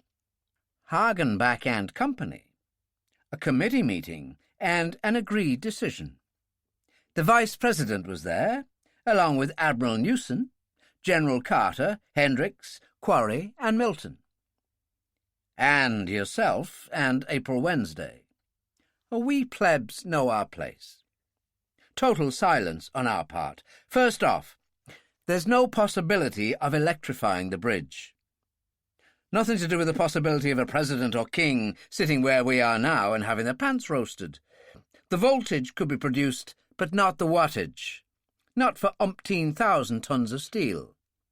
Besides, the potential victims would have to be earthed. A bird can perch in perfect safety on a high-tension wire. Second piece of expert advice was about laser beams. You wondered if they would slice through the canvas wrapping of the explosive belts. Certainly, say the boys in Berkeley, but the tremendous heat generated when a laser beam strikes a solid object would turn the bridge wire, I think that's what they called it, in the detonator, white hot immediately. Puff? As you so rightly observe, puff. 4 things they did agree on, however. A submarine they can provide. Apparently, it will call for some critical underwater navigation to get there, and a fair bit of fancy juggling to keep the boat in position once it gets there. Apart from the tides, there are lots of very nasty currents in the Golden Gate. But the Admiral reckons he has just the man for the job, and in the absence of any instructions to the contrary, they propose to park this boat under the front coach. Your press coach, that is. My omission. They're right, of course. Revson glanced idly round, but no one was paying any undue attention to them, except General Cartland, a physical fitness fanatic who was countermarching briskly to and fro along the central section of the bridge. He gave them a keen glance in passing, but that signified nothing. General Cartland invariably gave everyone a keen glance in passing. Hansen, the energy czar, with the excess nervous energy to burn, was also engaged in the same exercise, but his attention was devoted exclusively to the toes of his shoes. He did not walk with Cartland. There was no antipathy between the two men. They simply had nothing in common. O'Hare continued. They agreed with your suggestion that the South Tower be occupied. As you didn't specify whether it was the east or west section which should be occupied, they're a bit in the dark. The meteorological forecast is rather good. Heavy fog is expected before dawn and to remain until about 10 in the morning. They'd better be right. The wind tomorrow will be westerly, so that any cover from the smoke of burning oil will be out of the question. But they still don't know which section of the tower to occupy. One item I forgot to ask you about. It was about this hooded flashlight with the variable shutter that I have it. If Branson and Company come across it. Medical requisite, my dear fellow. Eye examination, dilation of pupils, and so forth. You know Morse? Revson was patient. I just want to read books at night in the coach. Sorry. One of my off moments. From the east side of the bridge, aim approximately 45 degrees right. They'll have 2 men on watch in relays all night. They can't signal you back, of course.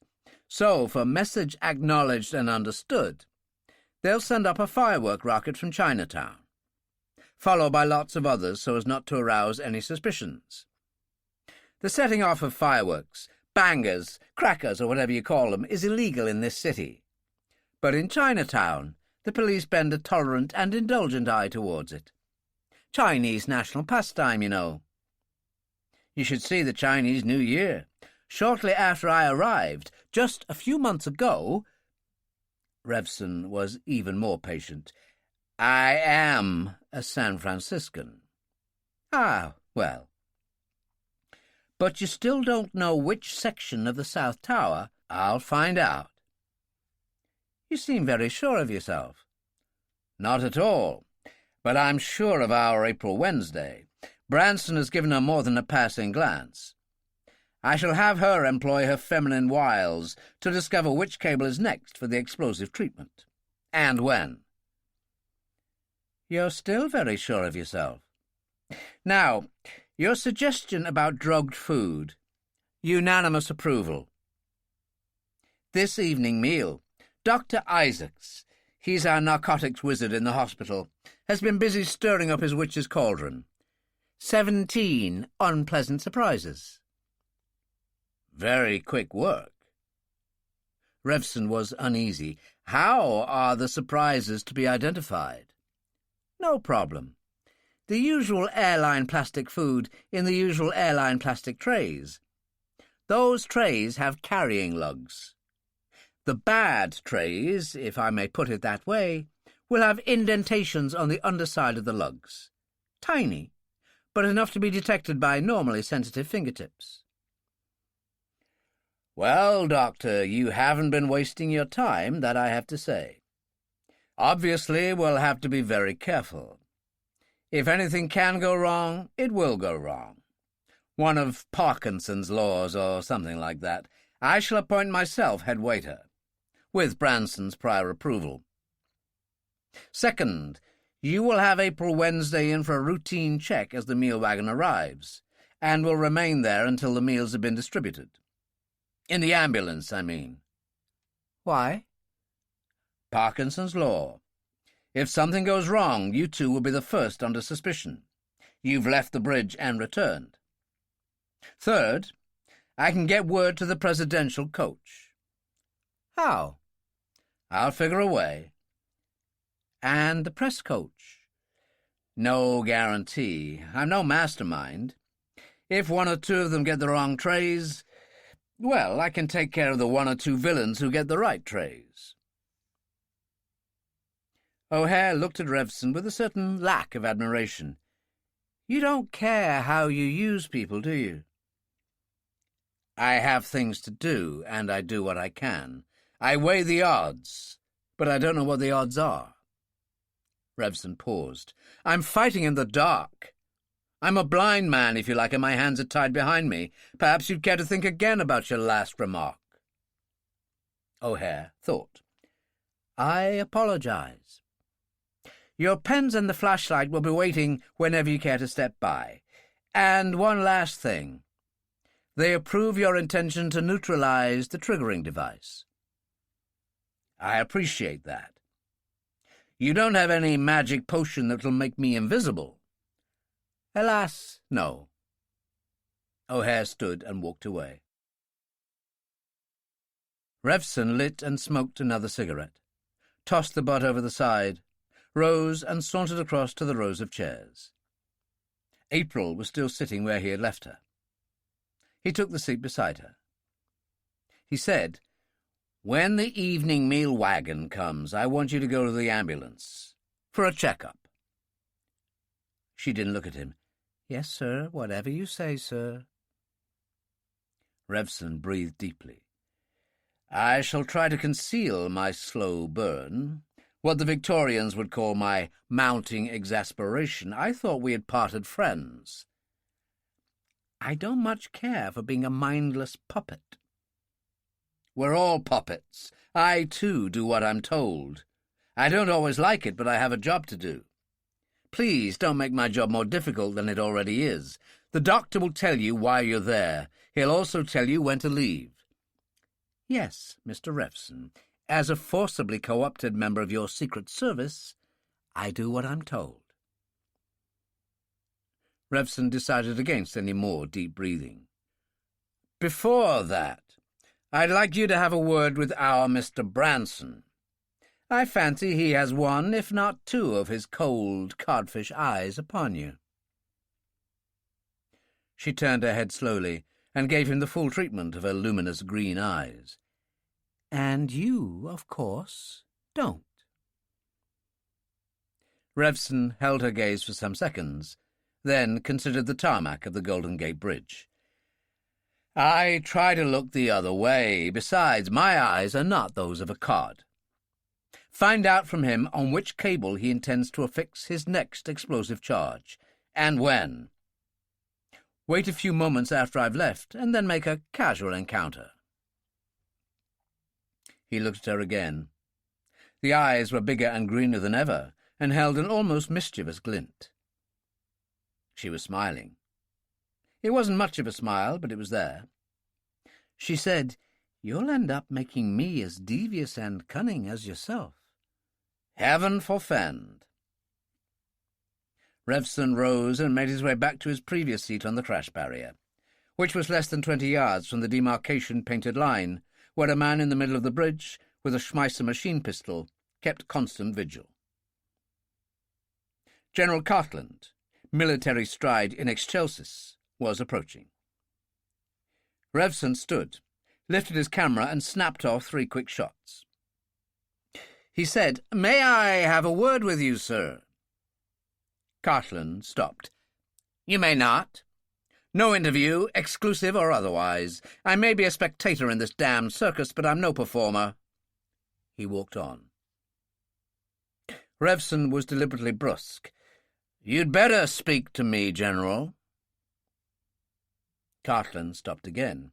His glacial stare drilled through Revson's eyes into the wide blue yonder. "What did you say?" Each word was spaced out slowly and carefully. Revson was on the parade ground, a court-martialed officer about to be stripped of insignia and buttons and have his sword broken over a knee. "Don't ignore me, sir." Deference now replaced brusqueness. "Hagenbach wouldn't like it." "Hagenbach?" Cartland and Hagenbach, men possessed of almost identical casts of mind, were as intimate as two loners could ever be. "What's Hagenbach to you?" "I suggest you come and sit beside me, General. Please relax and act casual." It was entirely alien to Cartland's nature to relax and act casual, but he did his best. He sat and said, "I repeat, what's Hagenbach to you?" "Mr. Hagenbach is very important to me. He pays my salary when he remembers." Cartland looked at him for a long moment. Then, as if to demonstrate that he was not totally like Hagenbach, he smiled. His smile was nowhere near as frosty as his face. "Well, well. A friend in need is a friend indeed. Your name?" "Paul Revson." "Revson? Revson? James has talked to me about you, and not only once." "Sir, you must be the only person in the United States who knows his first name." Cartland nodded his agreement. "There aren't many around. You know he has you slated for the hot seat in 5 years' time." "I should live that long." "Well, well." Cartland seemed to be very fond of well, well. "A very neat job of infiltration, if I may say so." "The chief's idea, not mine." Revson stood up and snapped off some more photographs. He said, apologetically, "Local colour. You will please not tell any of your colleagues on the presidential coach." "Colleagues? Clowns?" "You will please not tell any of the clowns that you have met me." "I retract my remark. The President is a personal friend." "That is known, sir. The President and the clowns. I would not include the Mayor among the latter. If you want to talk to them privately, take a walk. Your coach is bugged." "If you say so, Revson." "I know so, sir. There's a tape recorder whirling away busily in the rear coach. You heard it. I didn't." "I heard it. I've never heard of you." "General Cartland, you should join our organization." "You think?" "I retract in turn. A chief of staff can go nowhere except down." Cartland smiled again. "To mint a new phrase, tell me all." Revson stood, walked away some paces, took more pictures, returned, sat down, and told all. When he had finished, General Cartland said, "What do you want me to do?" "I don't want. One does not give instructions to the Chief of Staff." The Chief of Staff became the Chief of Staff. "The point, Revson. Take your sedentary friends for a walk. Tell them about the coach being bugged. Tell them how to identify their own safe food trays." "No problem. That all?" "One last thing, General Cartland. I'm a bit hesitant about this, but as you would say, to the point, it is known, at least I know, that you habitually carry a gun." "Past tense. I have been relieved of it." "You still have your holster?" "I have." "I'll give you a replacement that will fit very snugly into your holster." "You do your homework, Revson." "It will be a pleasure." "The bullets are cyanide-tipped, sir." Cartland didn't hesitate. "Still a pleasure." Chapter 8. The evening meal wagon arrived at 7:30. The occupants of the presidential coach were close to the north painted barrier, huddled in what appeared to be deep conversation. April Wednesday, under the watchful eye of a guard, made her quiet way towards the ambulance. Revson sat, apparently half dozing, in a chair. He started as a hand touched his shoulder. "Food, my China-bound friend." Branson, with his smile. Revson sat upright. "Wine, one trusts? The best vintages that money can buy." "Whose money?" "Irrelevances bore me." Branson was regarding him with an appraising eye. Revson stood and looked around him. "Your honoured guests along there—" "They are being informed." "You might have at least given them time to have their pre-dinner cocktail. Well, not the President's Arab friends." "Time for that. The food is in hot cupboards." Branson did some more appraisal. "You know, Revson, you interest me. You might even say you intrigue me. There's a certain, what shall I call it, intransigence about you. I still don't see you as a man behind a camera." "And I don't see you as the man behind the most massive hold-up of all time. Too late for you to go back to Wall Street?" Branson clapped Revson on the shoulder. "On behalf of the President, let's go and sample some of the superior vintages." "Explain yourself." "Who knows what our Medici friends in the Presidio might be up to?" "I hadn't thought of that. You trust nobody?" "No." "Me, a guinea pig?" "Yes. You and Cartland make me uneasy." "A weakness. You should never confess to them. Lead on, Macduff." Arrived at the meal wagon, Branson said to the white and blue striped attendant, "Your name?" The attendant gave an odd sort of sketchy salute. "Tony, Mr. Branson." "What wines do you have?" 3 reds and 3 white, Mr. Branson." "Array them before us, Tony. Mr. Revson here is an internationally known sommelier, a judge of wine, in other words." "Sir." 6 bottles and 6 glasses appeared on the counter. Revson said, "Just a quarter in each glass. I don't want to fall off the bridge during the night. Have you bread and salt?" "Yes, Mr. Revson." Tony clearly regarded himself as being in the presence of lunatics.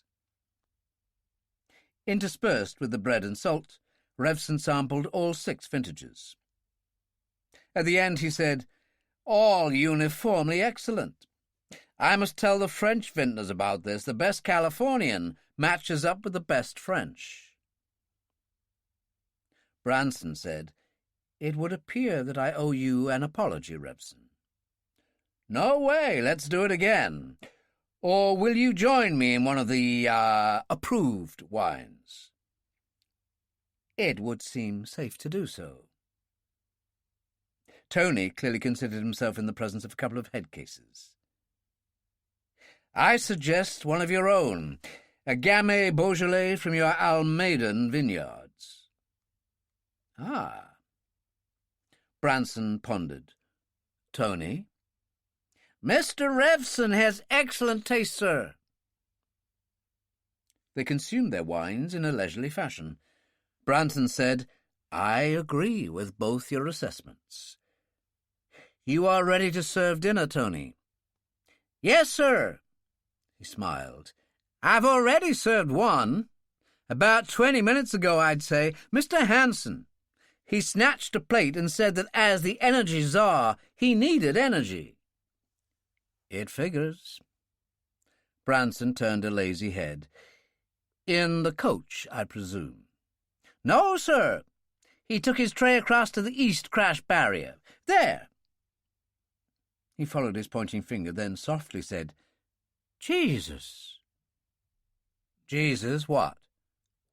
"Look." They looked.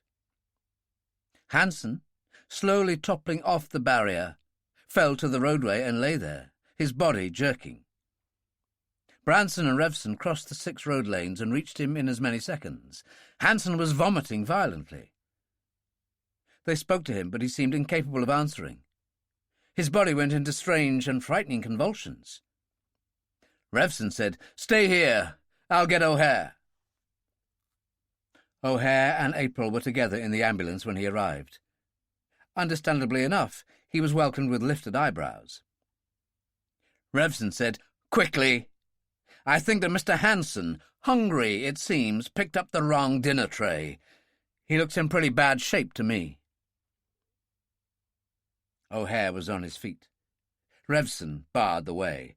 "I think your Dr. Isaacs has stirred up a more powerful brew than he imagined. If this is the effect it has, well, I want you to go across there and diagnose some form of food poisoning. Call in some chemical analyst or whatever you call them. Nobody must touch that food again. I don't want wholesale murder on my hands." "I understand." O'Hare picked up his emergency bag and left at speed. April said, "What's gone wrong, Paul?" "I don't know, some foul-up. Maybe I'm to blame. Stay here." When he arrived across the bridge, Branson was standing upright and O'Hare slowly straightening. Revson looked at them both, then addressed himself to O'Hare. "Well?" O'Hare let go the limp wrist he was holding. "I'm afraid that Mr. Hansen is dead." "Dead?" For once, Branson was clearly shocked. "How can he be dead?" "Please, for the moment I'm in charge. This plastic centre plate is almost empty. I assume that Hansen ate it all." O'Hare bent over the dead man and breathed deeply. His nose wrinkled. Very slowly he straightened again. "Can't be salmonella. That takes time. Not even botulinus. It's quick, but not this quick." O'Hare looked at Branson. "I want to talk to the hospital." "I don't understand. Perhaps you'd like to talk to me first?" O'Hare sounded weary. "I suppose. The smell, it comes from the pancreas, is unmistakable. Some form of food poisoning. I don't know. Doctors have their specialities, and this is not one of mine. The hospital, please." "You don't mind if I listen in?" "Listen in all you want." O'Hare was on the phone in the rear end of the presidential coach. Branson held the president's side phone. Revson sat in the next deeply upholstered chair. O'Hare said, "How long will it take you to contact Hansen's private physician?" "We're in contact now." "I'll wait." They all waited. They all looked at one another, while carefully not looking at one another. The phone became activated again. "O'Hare?" "Sir?" "Hansen was just recovering from his second and almost fatal heart attack." "Thank you, sir. That explains everything." "Not quite." Branson was his old balanced self again. "I want 2 analytical chemists out here to determine the source of this infection, if that's what you would call it. The food tray, I mean. Separate examinations. If they disagree, one of them is going to go over the side." O'Hare sounded even more weary. "Such specialists we have in San Francisco. I know 2 of the top people. The only thing they have in common is their total disagreement with each other. In which case they will both be thrown over the side. You will accompany them. Make contact now." O'Hare made contact. Revson said to Branson, "Only an American would have this gift for making friends and influencing people." "I'll talk to you later." "O'Hare?" "They'll come." Only if you promise immunity. Damn it all into hell, Branson. Why should their lives be put at risk? Branson considered. Their lives will not be put at risk. Leave that phone. I want it. He made a signal through the window. After a few seconds, Van Effen entered. He was carrying his Schmeisser in a rather unsympathetic manner. Branson moved to the rear. He said, "Let me talk to Hendricks." Not more than 2 seconds elapsed before Hendricks was on the phone. "Hendricks?" Branson was his usual unemotional self. "I have promised immunity to the doctors coming out here. I want you and the Vice President to accompany them." There was a brief delay. Then Hendricks came through again on the intercom. "Mr. Richards agrees, but you are not to hold the Vice President as a hostage." "I agree in turn." "Your word?" "For what it's worth. You have to believe me, don't you? You're in no position to bargain." "No position.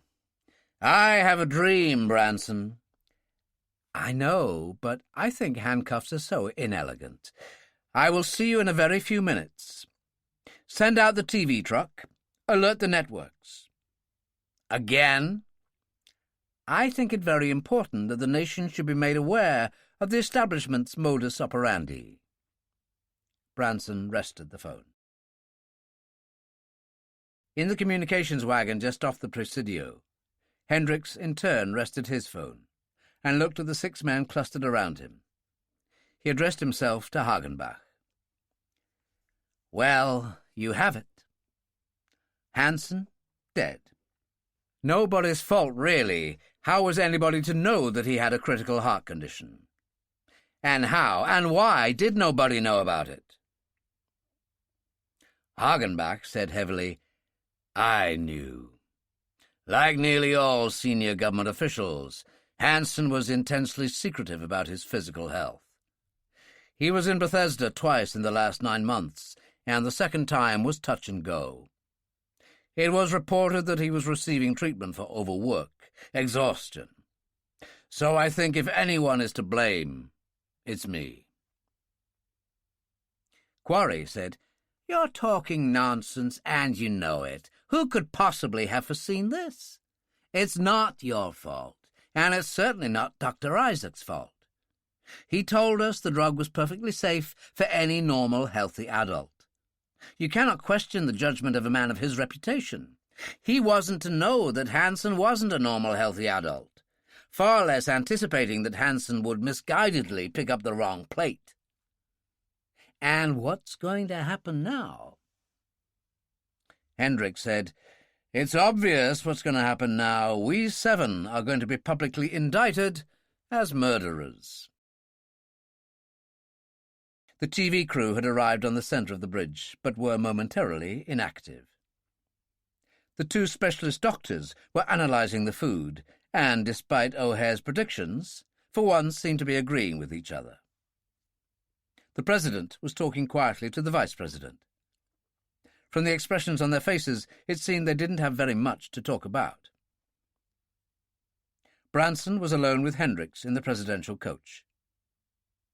Branson said, "Do you honestly expect me to believe that you and Hagenbach know nothing about this?" Hendricks said wearily, "Nothing. There's been a botulinus outbreak downtown in the past few days." He pointed towards the TV set in the middle of the roadway. "If you watched that at all, you must have heard of it." He pointed again towards the evening meal wagon, where the 2 doctors were busily at work. "They were convinced before arrival what the trouble was." He refrained from adding that he'd told the doctors to find not more than a dozen cases of poisoning. "You have lives on your hands, Branson." "Don't we all?" "Get on that phone there. Some more hot meals. The first 3, taken by random sample, will be by the President, the King, and the Prince. You do understand, don't you?" Revson was in the ambulance with O'Hare and April Wednesday. She was lying blanket-covered on the hinged-down bed. She said drowsily, "Did you have to do this to me?" "Yes, you don't like thumbscrews." "No, maybe you're not the monster I thought you were. But Dr. O'Hare—" "Dr. O'Hare, as he would say in his own native tongue, is a different kettle of fish. What did Branson say?" She said sleepily, "Same cable. Bayside." Her eyelids closed. O'Hare took Revson by the arm. His voice was quiet. "Enough." "How long?" 2 hours, not less." "The pens." O'Hare withdrew the pens from his clipboard. "You do know what you're doing?" "I hope." He thought briefly, then said, "You're going to be questioned." "I know." "You want your torch?" "Later." Kylensky was the senior of the two doctors examining the food trays. He said to Branson, "My colleague and I have found 12 infected food trays." Branson looked at Van Effen, then back at Kylensky. "That's all. 12. Not 17. Kylensky had a grey beard, grey moustache, an aquiline aristocratic stare. 12. Spoiled meat, some form of botulinus. You don't even have to taste it, you can smell it. Well, I can. Apparently Hansen didn't. Lethal? In this concentration, normally, no. This infected food didn't kill Hansen. Well, not directly. But it was almost certainly responsible for reactivating this long-standing and severe heart ailment which did kill him. What would the effect of this be on the average healthy adult? Incapacitating, violent vomiting, possibility of stomach hemorrhaging, unconsciousness, or something pretty close to it. So a man will be pretty helpless. He'd be incapable of action, most likely of thought, too. What a perfectly splendid prospect, for some. Branson looked again at Van Effen. What do you think? I think I want to know what you want to know. Van Effen turned to Kylensky. This poison, or whatever it is, could it have been deliberately introduced? Who on earth would want to do a thing like that? Branson said, Answer the question. Any doctor specializing in this field, any research fellow, even a reasonably competent laboratory assistant, could produce the necessary toxin culture. But he would have to be a doctor or in some way associated with the medical profession. I mean, this would call for trained knowledge and laboratory facilities. Normally, yes. Branson said to the meal wagon attendant, Come out from behind that counter, Tony. Tony came. His apprehension was unmistakable. Branson said, It's not all that hot, Tony. It's turning quite cool, in fact. Why are you sweating? I don't like all this violence and guns. No one has offered you any violence, or even pointed a gun at you, although I'm not saying that both of them aren't going to happen to you in the very near future. I suggest, Tony, that you are suffering from a guilty conscience. Me? Conscience? Tony actually mopped his brow. If his conscience wasn't troubling him, something else clearly was. God's sake, Mr. Branson! Fairy stories are fairy stories, but they don't run to a dozen coincidences at a time. Only a fool would accept that. But there had to be some way of identifying the poisoned plates. What way, Tony? Why don't you leave him alone, Branson? Vice President Richards' voice was at once harsh and contemptuous. "He's only a van driver." Branson ignored him. How were the plates to be identified? "I don't know. I don't even know what you're talking about." Branson turned to Kowalski and Peters. "Throw him into the Golden Gate." His voice was as level and conversational as ever. Tony made an animal-like noise, but offered no resistance, as Kowalski and Peters took an arm apiece and began to march him away. His face was ashen, and rivulets of sweat were now pouring down his face. When he did speak, his voice was a harsh, unbelieving croak. "Throw me off the bridge? That's murder! Murder! In the name of God, I don't know!" Branson said, "You'll be telling me next that you have a wife and 3 kids." "I've got nobody!" His eyes turned up in his head, and his legs sagged under him, until he had to be dragged across the roadway. Both the Vice President and Hendricks moved in to intercept the trio. They stopped as Van Effen lifted his Schmeisser. Van Effen said to Branson, "If there was a way of identifying those plates, that would be important and dangerous information. Would you entrust Tony with anything like that?" "Not for a second." "Enough?" "He'll tell anything he knows. I suspect it won't be much." He raised his voice. "Bring him back." Tony was brought back and released. He sagged wearily to the roadway, struggled with difficulty to his feet, and clung tremblingly to the luncheon wagonette. His voice shook as much as his frame. "I know nothing about the plates. I swear it." "Tell us what you do know." "I thought something was far wrong when they loaded the food into my van." "At the hospital?" "The hospital? I don't work at the hospital. I work for Selznick's." "I know them. The caterers for open-air functions. Well?" "I was told the food was ready when I got there. I'm usually loaded and away in 5 minutes. This time it took 3/4 of an hour." "Did you see anybody from the hospital when you were waiting at Selznick's?" "Nobody." "You'll live a little longer, Tony, provided you don't eat that damned food of yours." He turned to O'Hare. "Well, that leaves only you and the fragile Miss Wednesday."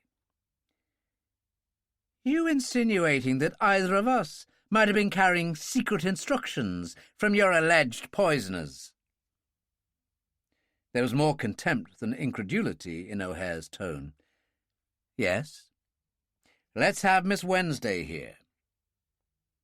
O'Hare said, "Leave her alone." "You said... Who do you think is in charge here?" "Where a patient of mine's concerned, I am. If you want her here, you'll have to carry her. She's asleep in the ambulance, under heavy sedation. Can't you take my word?" "No." "Kowalski, go check. You know, a couple of stiff fingers in the abdomen." Kowalski returned within 10 seconds. "Out like a light." Branson looked at O'Hare. "How very convenient. Maybe you didn't want her subjected to interrogation." "You're a lousy psychologist, Branson. Miss Wednesday is not, as you know, cast in the heroic mold.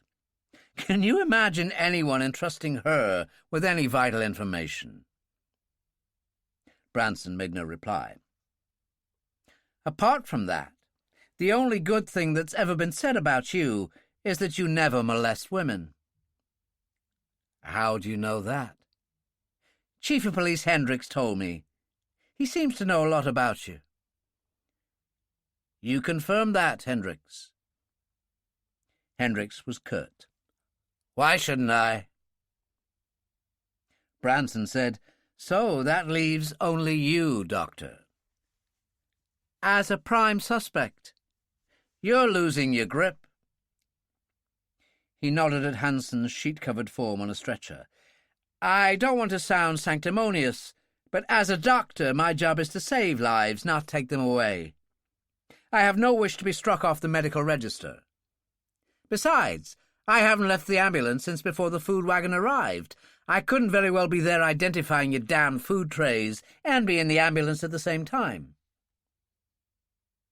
Branson said, "Kowalski?"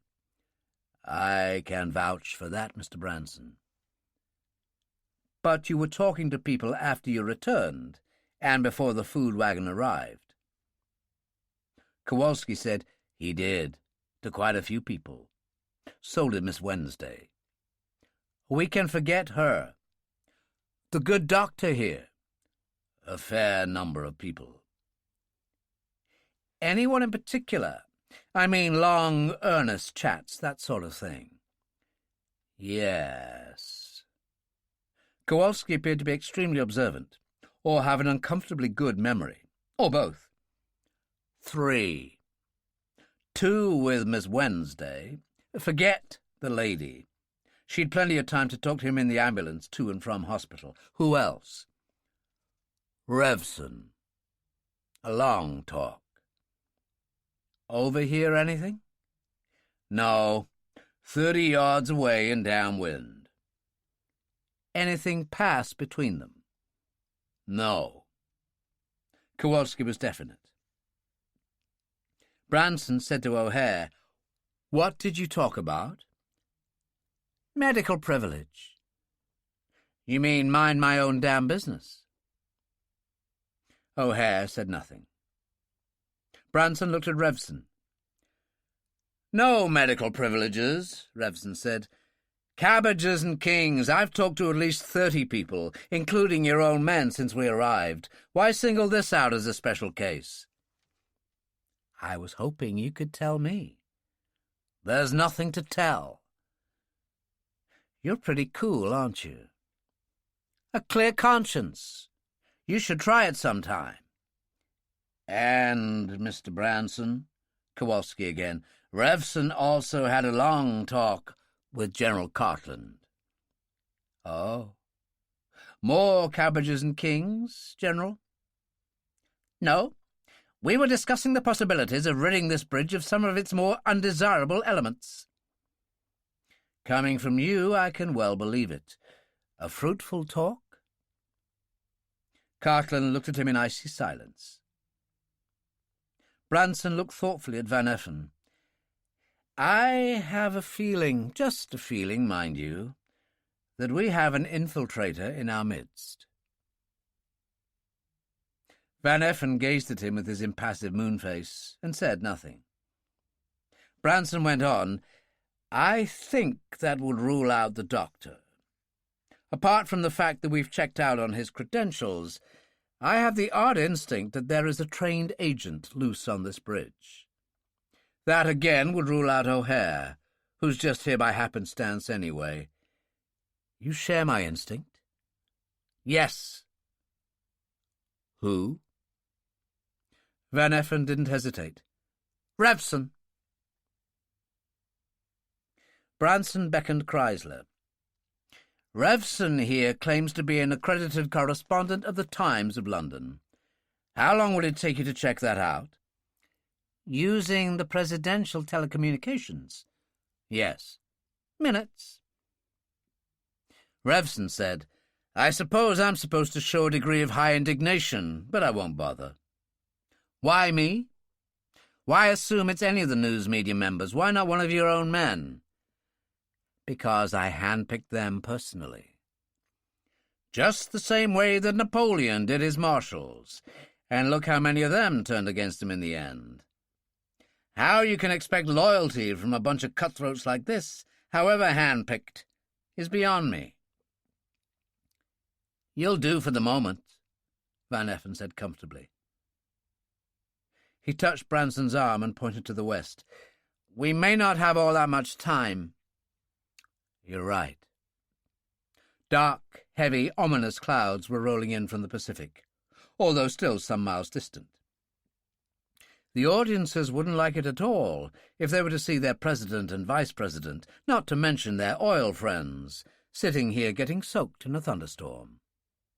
Ask Johnson to organize the cameras and the seating. He waited thoughtfully until Van Effen had done this, then took him across to where Revson was standing alone.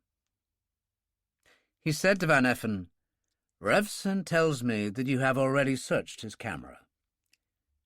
"Yes, but I didn't take it to pieces." "Maybe you should." "And maybe you shouldn't." For once, Revson let anger show. "Do you know that it takes a man 5 years training to learn just how to assemble one of those cameras? I'd rather you kept the damn thing for the duration of our stay here than have it ruined." "Call his bluff and have it stripped," Branson said. "I agree." Van Effen said to Revson, almost soothingly, "We'll have Chrysler do it. He's as close to a mechanical genius as anyone I know. It'll be intact." To Branson he said, "I've also searched his carry-all, the upholstery of his seat, below the seat and the rack above. Clean." "Search him." "Search me?" More than a trace of truculence remained in Revson's face. "I've already been searched." "For weapons only." If there had been a grain of rice on Revson's person, including inside the coat lining, Van Effen wouldn't have missed it. Apart from keys, coins, and an inoffensive little knife, all he came up with were papers. "The usual," Van Effen said. "Driving license, social security, credit cards, press cards." "Press cards?" Branson said. "Any of them identify him with the London Times?" "There's this." Van Effen handed the card across to Branson. "Looks pretty kosher to me." "If he is who or what we think he might be, he wouldn't be likely to hire the worst forger in town." He handed the card back, a slight frown on his face. "Anything else?" "Yes." Van Effen opened a long envelope. "Airline ticket. For Hong Kong." "It wouldn't be dated for tomorrow." "It is. How did you know?" "He told me so himself." "What do you think?" "I don't know." For a moment, as Van Effen idly fingered Revson's felt pens, both he and Branson were only a heartbeat from death. But Van Effen, his mind on something else, reclipped them and opened Revson's passport. He flipped rapidly through the pages. "Certainly gets around. Lots of Southeast Asia passports, last about 2 years ago. Near East immigration stamps galore. Not many European or London stamps, but that signifies nothing. They are an idle bunch across there, and British and most European, Western European passport officers only stamp your passports if they feel in need of the exercise." "How's it all sound to you?" "Ties in with his own claims, what he told me himself." "You?" "If he's a bad one, I would call this an excessive cover-up. Why not Milwaukee? Or even San Francisco?" Branson said, "You a San Franciscan?" "By adoption." Van Effen said, "Who'd spend 12 years traveling the world just to establish a background, an alibi like this?" Chrysler came up. Branson looked at him in slight surprise. "Through already?" "The President has a hotline to London. I hope you don't mind. Revson's clean. He's a fully accredited correspondent of the London Times." Revson said to Chrysler, "Branson wants you to take my camera to pieces. There's a time bomb or a radio inside it. Watch you don't blow yourself up. After that, you'd better make damn sure you put it all together again." Chrysler received Branson's nod, smiled, took the camera, and left. Revson said, "Will that be all? Or do you want to unscrew my false heels?" Branson wasn't amused. "I'm still not satisfied. How am I to know that Kylensky here is not in cahoots with the poisoners? How am I to know that he wasn't instructed to find only a dozen poisoned plates so as to kill our suspicions? There should have been 17 tampered trays. There must be someone on the bridge capable of identifying them. I want you, Revson, to sample one of the trays that Kylensky has declared safe." "You want me? You want to kill me off with botulinus on the off chance that Kylensky has made a mistake? I'm damned if I will. I'm no human guinea pig." "Then we'll try some of them out on the President and his oil friends here. Royal guinea pigs, if you will. This should make medical history. If they resist, we'll force-feed them." Revson was about to make the obvious point that they could force-feed him equally well, but immediately changed his mind. Cartland had not yet had the opportunity to inform those in the presidential coach as to how the infected trays could be identified. O'Hare apart, he was the only one who could. Revson turned his palms upwards. "God knows what you're after, but I trust the two doctors here. If they say there are so many uncontaminated trays, then I believe them. So you can have your plebeian guinea pig." Branson looked at him closely. "Why have you changed your mind?" Revson said conversationally, "You know, Branson, you're endlessly over-suspicious. From the expression of your Lieutenant Van Effen there, I would say that he agrees with me." No harm could come, Revson thought, from sowing the odd seed of dissension. Some people might even interpret it as a sign of weakness, of uncertainty. "I'm agreeing because I don't care so much for you." A chink in everybody's armour. "I'm beginning to believe that your belief in your own infallibility may rest on rather shaky ground. Besides, plebs are expendable. Presidents and kings are not." Branson smiled his confident smile and turned to Tony. "Lay out 10 of the uncontaminated plates on the counter." Tony did so. "Now, Revson, which one would you care to sample?" "You're slipping, Branson. You've still the lingering suspicion that I might be able to identify the poisoned trays. Suppose you choose for me." Branson nodded and pointed at one of the trays. Revson moved forward, lifted the indicated tray, and sniffed it slowly and cautiously. The surreptitious movements of his fingertips found no traces of tiny indentations on the underside of the plastic lugs. This tray was clean. He took a spoon, dug into the centre what looked like a browned-over cottage pie, and sampled the meat. He grimaced, chewed, swallowed, then repeated the process. He laid down the tray in disgust. Branson said, "Not to your liking. If I were in a restaurant, I'd send this back to the kitchen.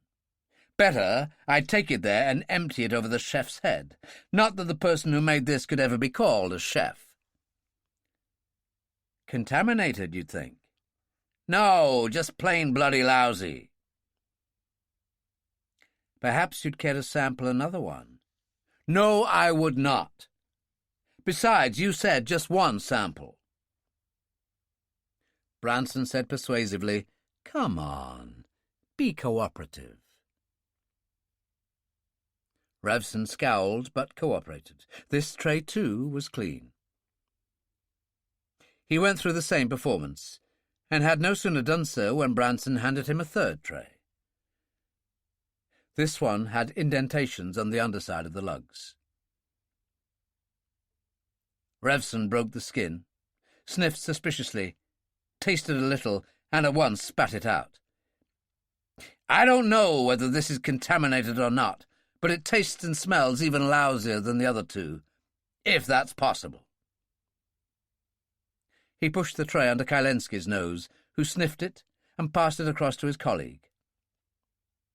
Branson said, "Well?"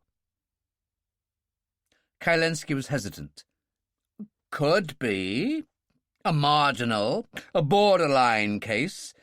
It would require lab testing." He looked thoughtfully at Revson. "Do you smoke?" "No." "Drink?" "Birthdays and funerals only." Kylensky said, "That could account for it. Some non-smokers and non-drinkers can have an extraordinarily acute sense of taste and smell. Revson is obviously one of those." Without consulting anyone, Revson examined another 6 trays. He pushed them all away and turned to Branson. "My opinion, for what it's worth." Branson nodded. "Most, not all, but most of those trays are off. With some, you've almost got to imagine it. Others stink. I think the whole damn lot is contaminated, in varying degrees." Branson looked at Kylensky. "Possible?" Kylensky looked uncomfortable. "It happens. Botulinus can vary widely in its degree of concentration. Only last year there was a double family outing in New England, 10 in all. Among other things, they had sandwiches. Again, the botulinus bug. 5 died, 2 were slightly ill, 3 unaffected. But the sandwiches were all spread with the same meat paste." Branson and Van Effen walked apart. Van Effen said, "Enough?" "You mean you see no point in going ahead with this? You stand to lose credibility, Mr. Branson." "I agree. I'm not happy about it, but I agree. Trouble is, we've really, basically, only got Revson's word for it." "But he's identified 20 in all contaminated trays, 3 more than was necessary." "Well, who says so?" "Revson." "After all the proofs, you still don't trust him?" "He's too cool, too relaxed. He's obviously highly trained, highly competent, and I'm damn sure that it's not in photography." "He could be in that, too." "I wouldn't doubt it." "So you're still going to treat this as a case of deliberate poisoning?" "Where our vast viewing public's concerned. Who's to gainsay me? There's only one mic, and it's in my hand." Van Effen looked towards the South Tower. "Food wagon number 2 on its way." Branson had the TV cameras, the honoured guests, the newspaper men and still cameramen in position in very short order indeed. The black thunderous clouds from the west were steadily marching in on them. Among those seated, the only difference in composition was that Hanson's seat had been taken over by the Vice President. The cameras were turning, and Branson, seated next to the President, was talking into the microphone. He said, "I am calling upon all viewers in America and throughout the world to be witnesses to a particularly heinous crime that has been committed upon this bridge just over an hour ago. A crime that I trust will persuade you that not all criminals are those who stand without the law. I would ask you to look at this food wagon, which, as you can see, has its counter covered with food trays. Harmless, if not particularly appetizing food trays, you would think, such as any major airline would serve up to its passengers. But are they really harmless?" He turned to the man on his other side, and the camera was now back on them. "This is Dr. Kylensky, a leading forensic expert on the West Coast, a specialist in poisons. Are those trays really harmless, Dr. Kylensky?" "No." "You'll have to speak up, Doctor." "No, they are not harmless. Some are contaminated." "How many?" "Half, maybe more. I have no laboratory resources to hand." "Contaminated. That means infected. What are they infected with, Doctor? A virus. Botulinus, a major source of severe food poisoning. How severe? Can it be deadly? Yes. Frequently? Yes. Normally it occurs naturally. Spoiled food, things like that? Yes. But a culture of it can be manufactured synthetically or artificially in a laboratory. That's putting it very loosely. We're talking primarily to laymen. Yes. And it could be injected synthetically into already prepared but otherwise harmless food. I suppose so. Yes or no? Yes. Thank you, Dr. Kylensky. That will be all. Revson, still without his camera, was standing by the ambulance with O'Hare. For a person who's never been inside a courtroom, Branson seems to have mastered the prosecuting counsel bit pretty well. It's all this TV. Branson said, I put it to all of you who are watching that the authorities, military, police, FBI, government, or whoever, have made a deliberate attempt to murder or at least incapacitate those of us who have taken over the presidential entourage and this bridge. There must be someone on this bridge who knew how to identify poison trays and see that they fell into the right hands. That is, the hands of my colleagues and myself. The attempt, fortunately, failed. But there has been one casualty, whom I shall mention later. Meantime, I would draw your attention to the fact that a second food wagon has arrived. A camera obligingly drew the viewer's attention to this fact. It seems incredible that the authorities would be so obtuse as to try the same gambit again, but, on the other hand, they have already shown that they are incredibly obtuse. So we are going to select 3 trays at random and offer them to the President, King, and Prince. If they survive, we may reasonably assume that the food is uncontaminated. If, on the other hand, they become seriously ill, or worse, the world will know that the guilt cannot be laid at our door. We are in permanent radio-telephone contact with the police and military authorities ashore. They have 1 minute to tell us whether this food is contaminated or not. Mayor Morrison was on his feet. Van Effen lifted his Schmeisser fractionally, but Morrison ignored him. He said to Branson, Apart from the personal indignity and affront you're heaping on the President and his royal guests, couldn't you pick someone a bit lower down the scale for your experiment? Such as yourself. Such as myself. My dear Mayor, your personal courage is beyond dispute. That is well known. Your intelligence, however, isn't. If anyone is to be put to the test, it will be the 3 men who are probably the most important in the United States today.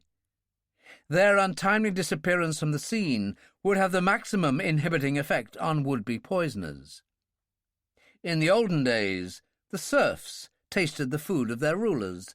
I find it rather amusing that the role should be reversed. Please sit. Megalomaniac bastard, Revson said. O'Hare nodded. He's all of that, but a lot more. He knows damn well there isn't a chance in the world of the food being spiked, but he's going through the charade all the same. He's not only enjoying his own showmanship, he's getting a positively sadistic kick out of it all, particularly in humiliating the President. You think he's sick? In the head? Certifiably, I mean. I'm no psychiatrist. He could get all he wants without those histrionics and TV spectaculars. What's for sure, he's got a grudge against society in general, and the President in particular. Certainly he's in it for the money, but he's in it for something else. as if he wanted to become a nationally or internationally recognized figure. Well, in that case, he's made a fair start. In fact, he's gone as far as he can go. Now it seems as if he's overcompensating for something, Lord knows what.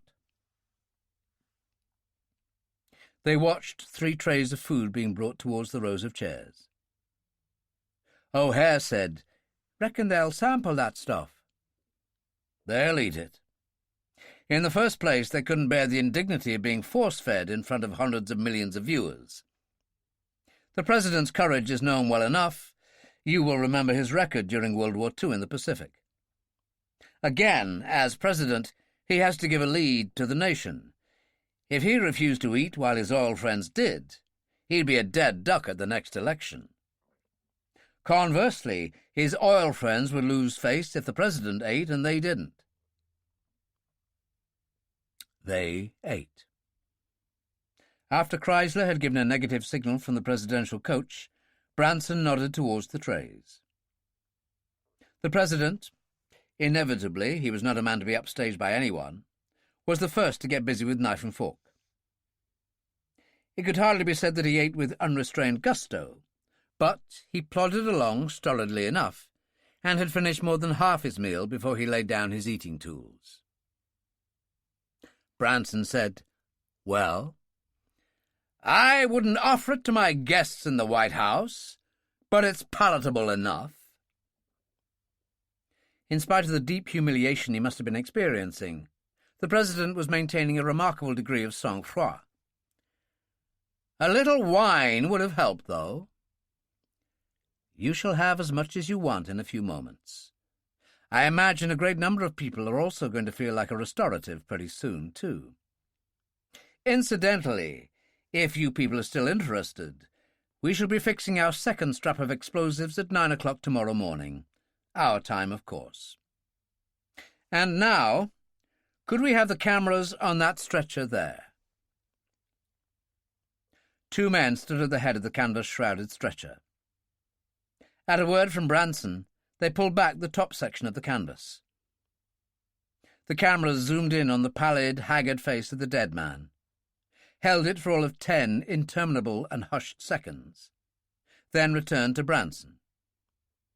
He said, "John Hanson, your energy czar. Death certified as due to botulinus poisoning. For what may be the first time in history, a wanted criminal accuses the legal authorities of murder. Second-degree murder it may be, but I nevertheless indict them on a charge of murder."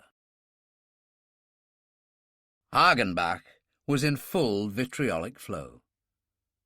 Some phrases like "evil, twisted, macabre, vicious bastard" were just identifiable, but the rest was wholly unprintable.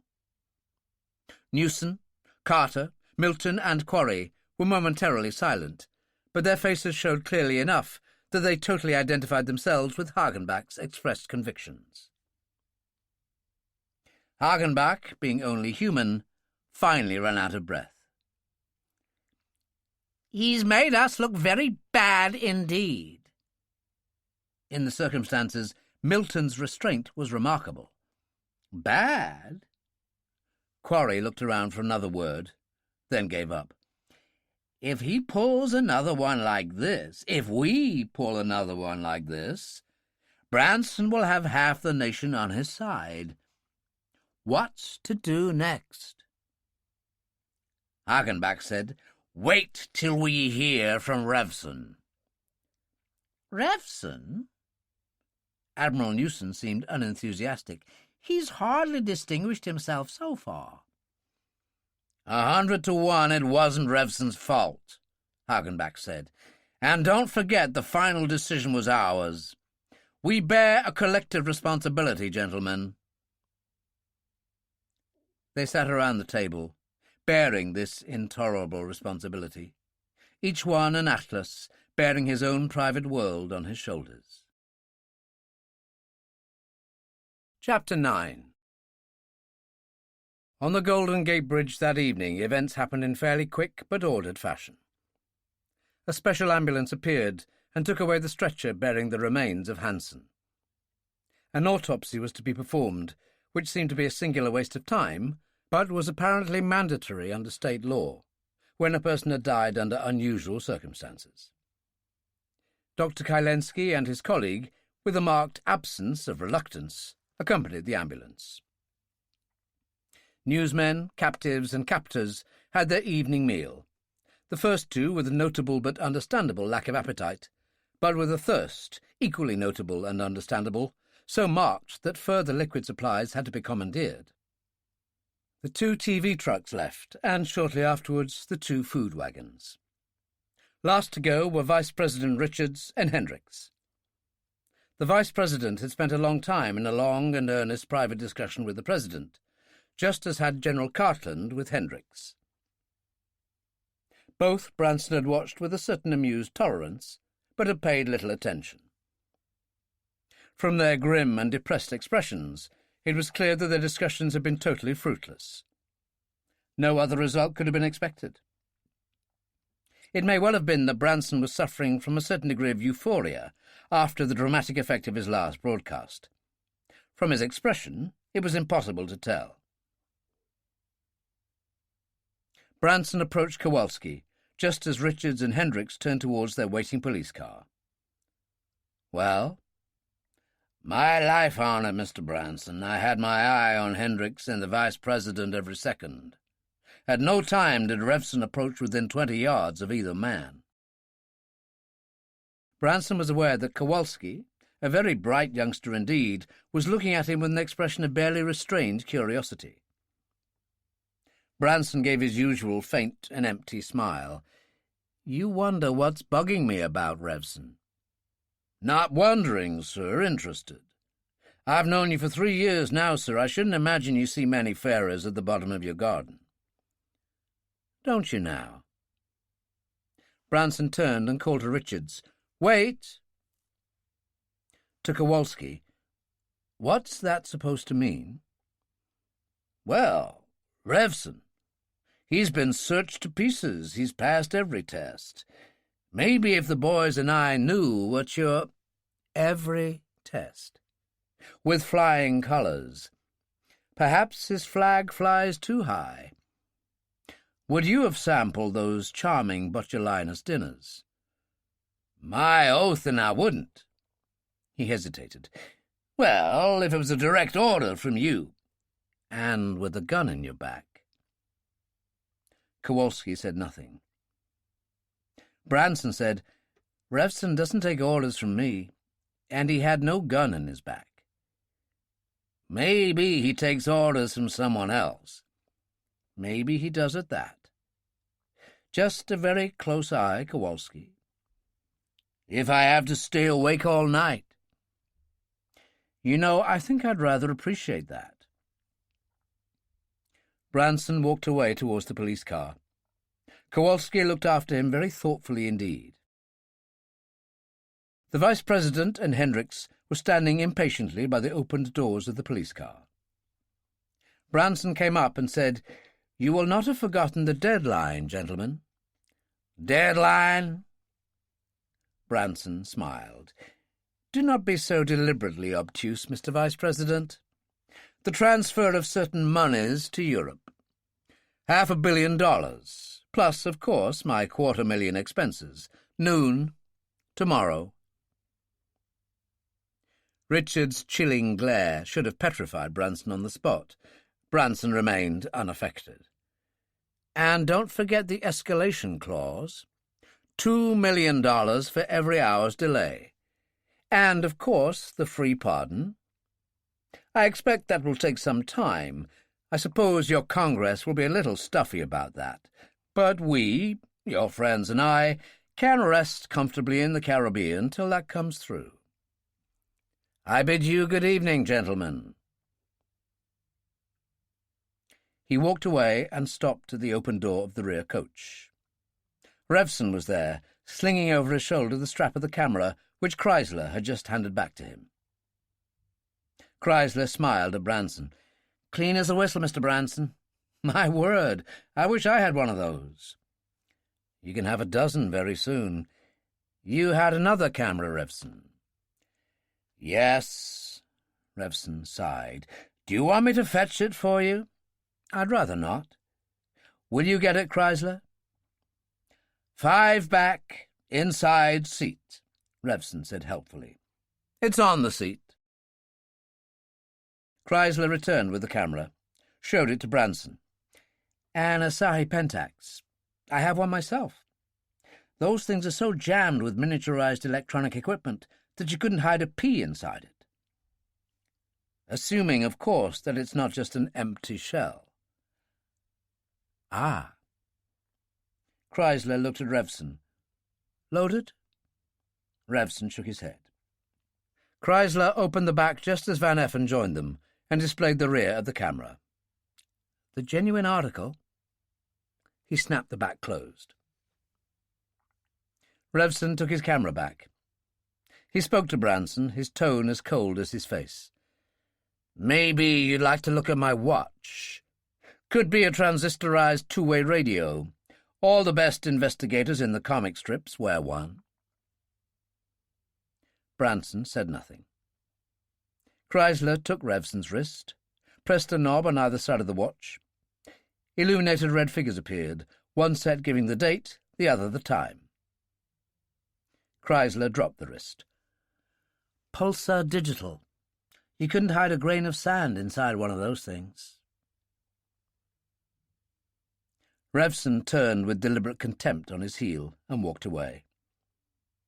Chrysler went inside the coach. Van Effen said, "Still bugged, Mr. Branson." "So he's annoyed. Wouldn't you be if you'd been put through the hoop the way you've put him through the hoop? Besides, if he'd anything to hide, he wouldn't let his animosity show so plain. He'd keep a very low profile indeed." "Maybe that's the way he expects us to react. Or maybe he's clear." Branson looked thoughtful, almost to the extent of being worried. "But I can't shake off the feeling that there's something wrong, and it's a feeling that's never let me down before. I'm convinced, don't ask me how, that someone on the bridge has some means of communicating with someone on land. I want every inch of every person, and that includes our illustrious guests, searched, and to hell with the ladies' feelings. Every inch of their personal belongings, every inch of every coach. Immediately, Mr. Branson." There was acquiescence in the tone, but no great enthusiasm. "And the restrooms." "Those too." "And the ambulance." "Yes, I think I'll attend to that myself." O'Hare looked up in mild surprise as Branson entered the ambulance. "Don't tell me that the botulinus has struck again." "No. I'm here to search this ambulance."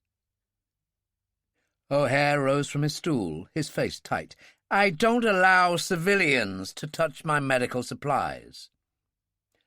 "You're going to allow this one. If necessary, I'll call one of my men and have you held either at pistol point or tied up while I conduct my search." "And just what in the hell do you think you're looking for?" "That's my concern." "So I can't stop you. I just warn you that we carry quite a lot of dangerous drugs and surgical equipment here. If you poison yourself or slice an artery, here's one doctor who's not going to help you."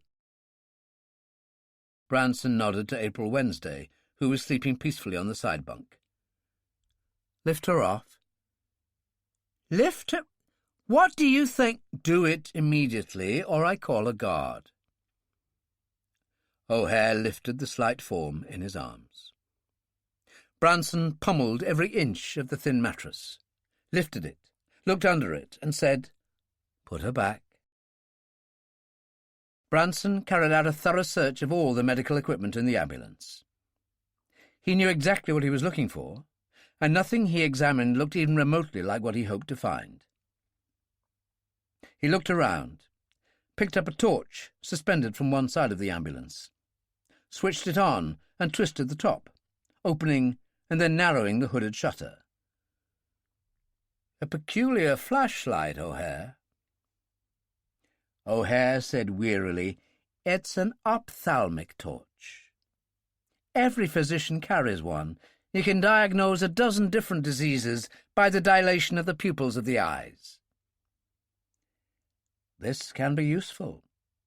Come with me. He went down the rear steps of the ambulance, went round to the front, and jerked open the driver's door. The driver, peering at a lurid magazine in the now fading light, looked round in surprise. Branson said, "Out." The man descended, and Branson, offering no explanation, searched him comprehensively from head to foot. He then climbed inside the driving compartment, examined the upholstery, opened various lockers, and shone the torch inside. He descended and said to the driver, "Open the engine hood." This was done. Again, with the aid of the torch, he carried out a thorough inspection of the compartment and found nothing worthy of his attention. He went round to the rear of the ambulance and re-entered. O'Hare followed, politely removed the torch from Branson's hand and replaced it. Branson indicated a metal canister held in place by a spring clip. He said, "What's that?" O'Hare gave a creditable impression of a man whose patience was wearing very, very thin. "An aerosol air freshener." It was the fake Prestige can that contained the knockout gas. Branson freed the can. "Sandalwood," he said. "You have an exotic taste in perfumes." He shook the can, listened to the gurgling inside, then replaced the canister in its clip. O'Hare hoped that the dampness on his brow didn't show. Branson finally directed his attention to the big oiled wood box on the floor. "And what's this?"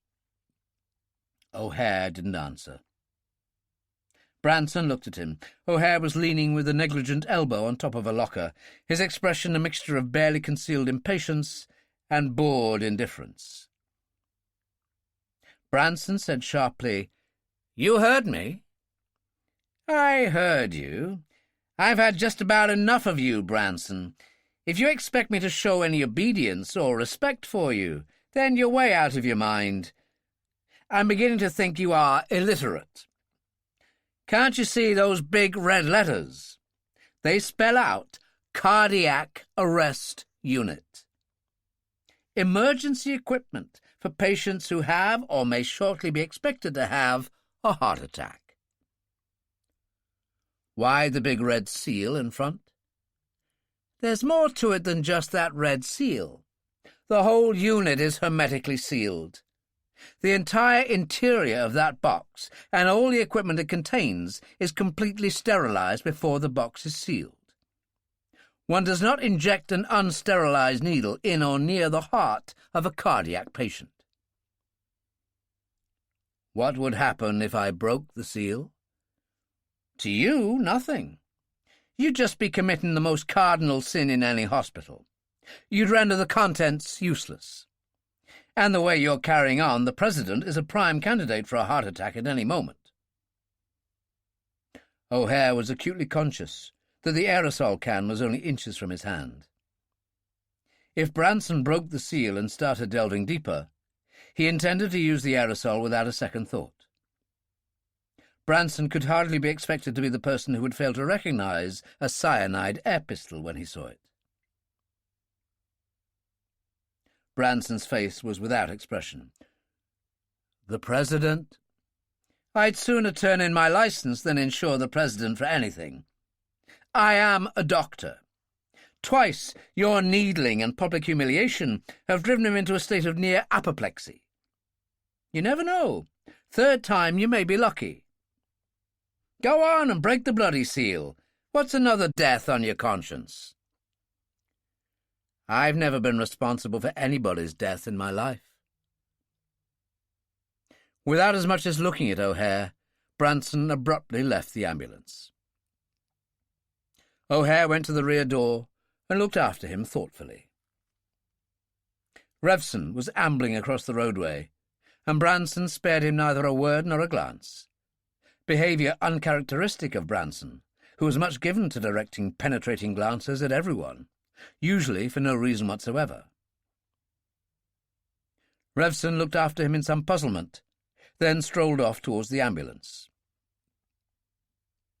Revson said, "You just been put through the grinder too." "That you can say again." O'Hare spoke with some feeling. "You too." "Not me. I've been searched so often that nobody would bother. Everybody else was, though. It must have been pretty thorough. I heard more than one ladylike scream of protest." He looked after the departing Branson. "Our mastermind seems unusually preoccupied." "He was acting a bit oddly when he left." "He drew a blank, obviously." "Yes." "Didn't even investigate your one sealed container, the cardiac unit." "That's when he started behaving oddly. I'm pretty sure that he was about to break the seal when I pointed out that that would desterilize the equipment and render it useless. I also pointed out that I considered the President a prime candidate for a heart attack, and that I regarded him as being the prime cause for this. That was when he backed off." "Understandable, I would have thought. He doesn't want to lose his principal hostage." "That wasn't the impression he gave me. He also said another funny thing when he left, that he'd never been responsible for anyone's death in his life." "To the best of my knowledge, that's true. Maybe he just didn't want to spoil his good record." "Could have been. Could have been." But the puzzled expression was still on O'Hare's face. Van Effen regarded Branson with a curiosity that his face didn't register. Branson, he thought, was a shade less than his old ebullient self. Van Effen said, "Well, how did you find the ambulance and the good doctor? Clean?" "The ambulances. God damn it all, I quite forgot to go over O'Hare." Van Effen smiled. "One tends to. Pillars of moral rectitude. I'll go look at him." "How did it go with you?" "There were 10 of us, and we were pretty thorough. And pretty thoroughly unpopular. If there was a silver dollar on the Golden Gate Bridge, we'd have found it. We didn't find any silver dollars." But then Branson and his men had been searching the wrong places and the wrong people. They should have searched Chief of Police Hendricks before he'd been allowed to leave the bridge.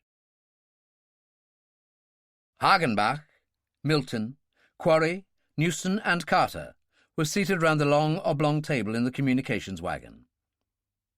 There were bottles of liquor on a wall-mounted sideboard, and, judging from the levels of the liquids in the bottles and the glasses in front of the 5 men, they weren't there for purely decorative purposes. The 5 appeared to be concentrating on 2 things only: not speaking to one another and not looking at one another. The bottoms of their glasses appeared to hold a singular fascination for them. Comparatively, the average funeral parlour could have qualified as an amusement arcade. A bell rang softly at the inner end of the wagon. A shirt-sleeved policeman, seated before a battery of telephones, lifted one and spoke softly into it.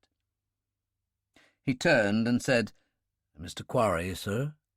Washington." Quarry rose to his feet with the alacrity of a French aristocrat going to the guillotine, and made his way to the communications desk. His end of the conversation appeared to consist of a series of dispirited grunts. Finally he said, "Yes, as planned," returned to the table, and slumped into his chair. "The money has been arranged just in case it's needed." Milton said heavily, "Can you see it not being needed?" "The Treasury also agrees that we should stall them for up to 24 hours from noon tomorrow." Milton's lugubriousness didn't alter. "By Branson's escalation demands, that means close on another $50 million. Peanuts to what he's asking." Milton made a stillborn attempt to smile. Might give one of our brilliant minds time to come up with a brilliant idea." He relapsed into a silence which no one seemed inclined to break.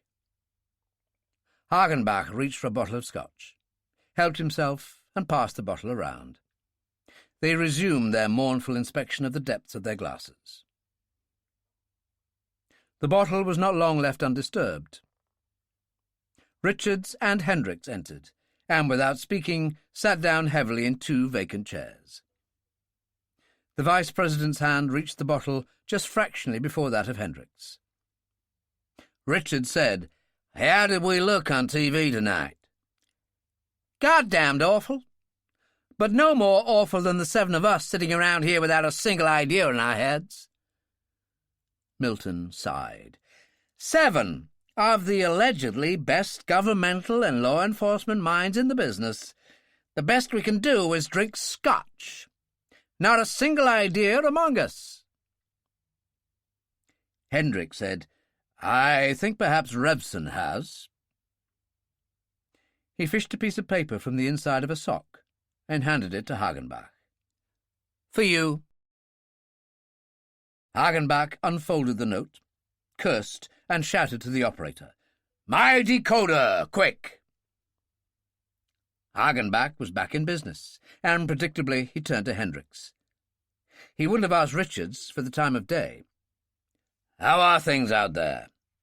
Anything we don't know? How come Hansen died?" To put it brutally, hunger, greed.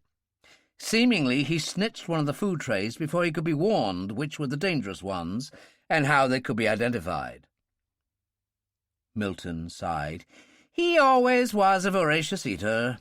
Compulsive, you might say. Something wrong with his metabolic system, I suppose. Speak no ill of the dead, but I often told him that he was digging his grave with his own teeth. Looks like that's what happened."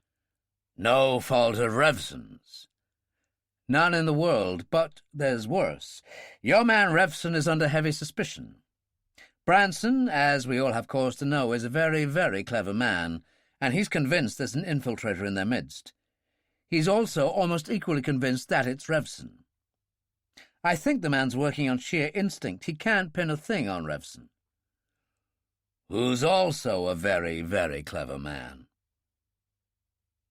Hagenbach paused, then looked sharply at Hendricks. "If Branson is so suspicious of Revson, would he let him get within a mile of you, knowing that you were going ashore?" "Revson didn't come anywhere near me. General Cartland gave me the message. Revson gave the message to Cartland." "So Cartland is in on this?" "He knows as much about it as we do. Revson's going to give him the cyanide pistol. Never thought our Chief of Staff was so positively bloodthirsty. He seems actually to be looking forward to using it." Carter said, "You know Cartland's reputation as a tank commander in the Second World War. After all the comparatively decent Italians and Germans he disposed of then, do you think he's going to worry about doing away with a few really bad hats?"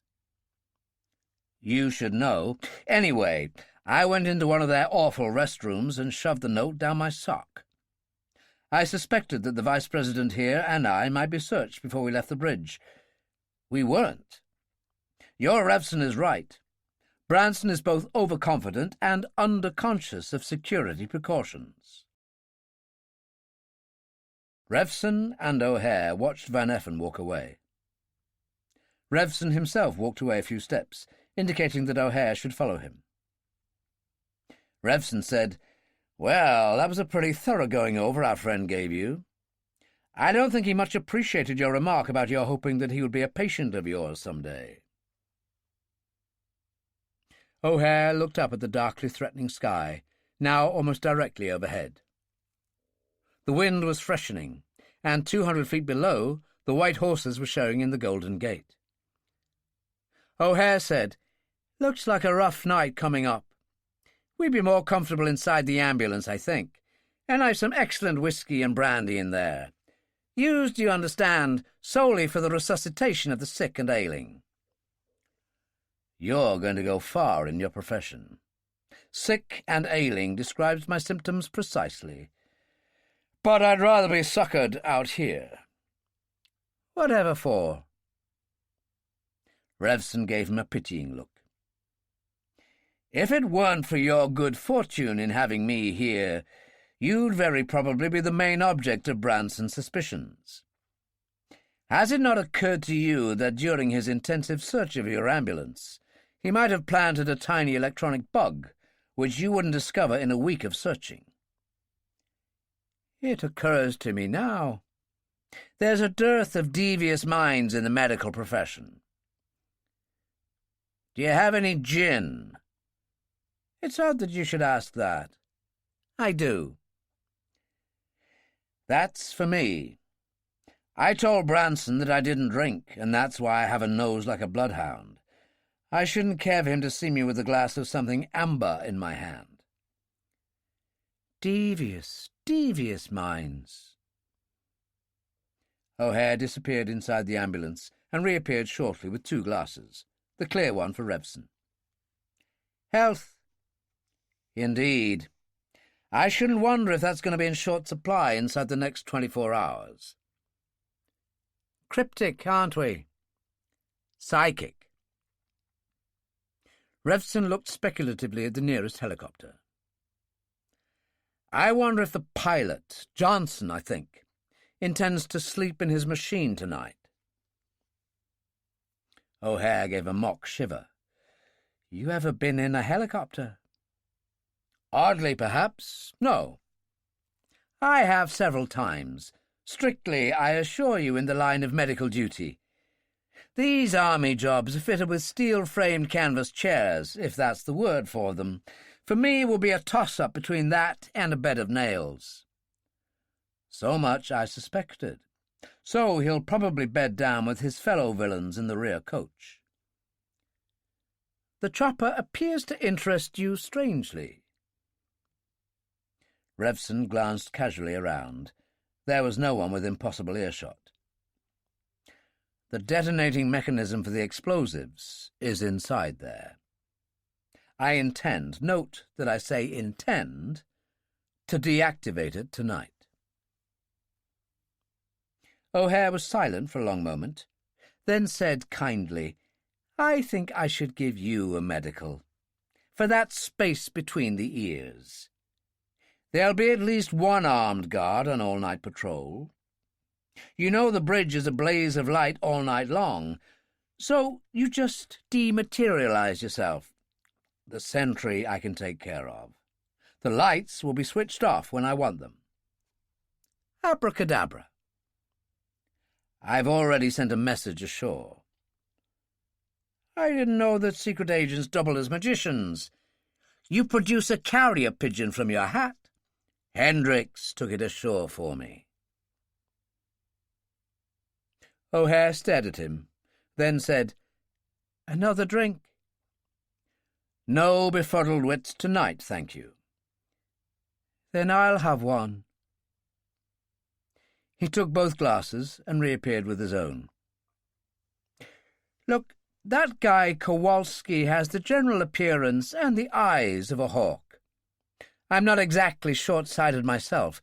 He never took his eyes off you all the time the Vice President and Hendricks were out here. Branson's orders, I'm certain. Me, too. Who else? I never went near Hendricks. I gave the message to Cartland, who passed it on to Hendricks. Kowalski was too busy watching me to bother about Cartland and Hendricks. What time will the lights go off? I don't know yet. I'll send a signal. This means Cartland is in on this. What else? By the way, I promised the General the cyanide gun. Can you get it to him? One way or another. No way, I suppose, of replacing that seal on the cardiac unit once it's been broken. You mean in case our suspicious Mr. Branson visits the ambulance again? No, he smiled. It just so happens that I'm carrying 2 spare seals inside the box. Revson smiled in turn. Just goes to show. A man can't think of everything. Still on the side of law and order? Still like to see Branson wearing a nice shiny pair of bracelets? It's becoming a distinct yearning. It might involve bending your code of ethics a little. The hell with the medical ethics. Hagenbach positively snatched the sheet of typewritten paper from his decoder. He glanced rapidly through it, his brow corrugating by the second. He said to Hendricks, "Revson appeared to be perfectly normal when you left him." "Who can tell what Revson appears to be?" "True. I don't seem to be able to make head or tail of this." Richard said acidly, "You might share your little secrets with us, Hagenbach." He says, "It looks as if it's going to be a lousy night, which should help. I want 2 fake oil fires set now, or a mixture of oil and rubber tires, one to my southwest, say Lincoln Park, the other to the east, say Fort Mason, a much bigger fire there. Ignite the Lincoln Park one at 2200 hours. At 2203, infrared sights if necessary. Use a laser beam to destroy the radio scanner on top of the rear coach. Wait my flashlit signal, SOS, then ignite the other. After 15 minutes, blacken out bridge and northern part of San Francisco. It would help if you could at the same time arrange a massive fireworks display in Chinatown, as if a firework factory had gone up. Submarine at midnight. Please provide transistorized transceiver small enough to fit base camera.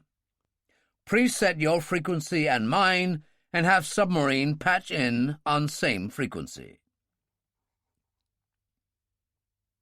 There was a lengthy silence, during which Hagenbach, perhaps very understandably, again reached for the scotch. The bottle was rapidly emptied. Richards finally passed his judgment. "The man's mad, of course. Quite mad." Nobody for some time appeared inclined to disagree with him.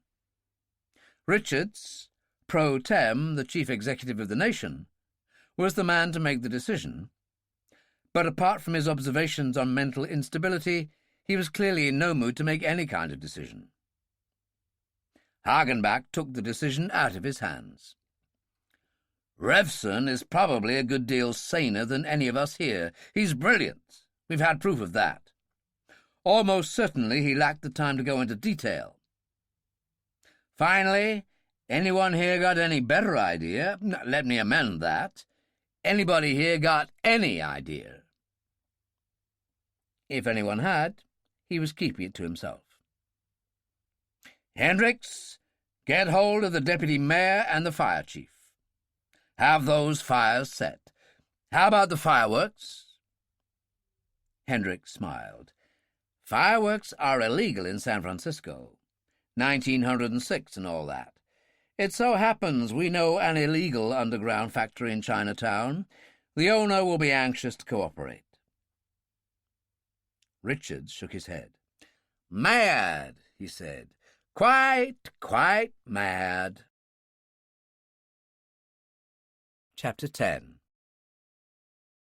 From far out at sea came the first faint flickers of lightning and the distant rumble of approaching thunder. A now recovered, if somewhat wan, April Wednesday, standing with Revson by the centre of the bridge, looked up at the indigo sky and said, "It looks like being quite a night." "I've a feeling that way myself." He took her arm. "Are you afraid of thunderstorms, as you appear to be of everything else?" "I don't much fancy being stuck out on this bridge in the middle of one." "It's been here for almost 30 years. It's not likely to fall down tonight." He looked upwards as the first drops of rain began to fall. "But getting wet, I object to. Come on."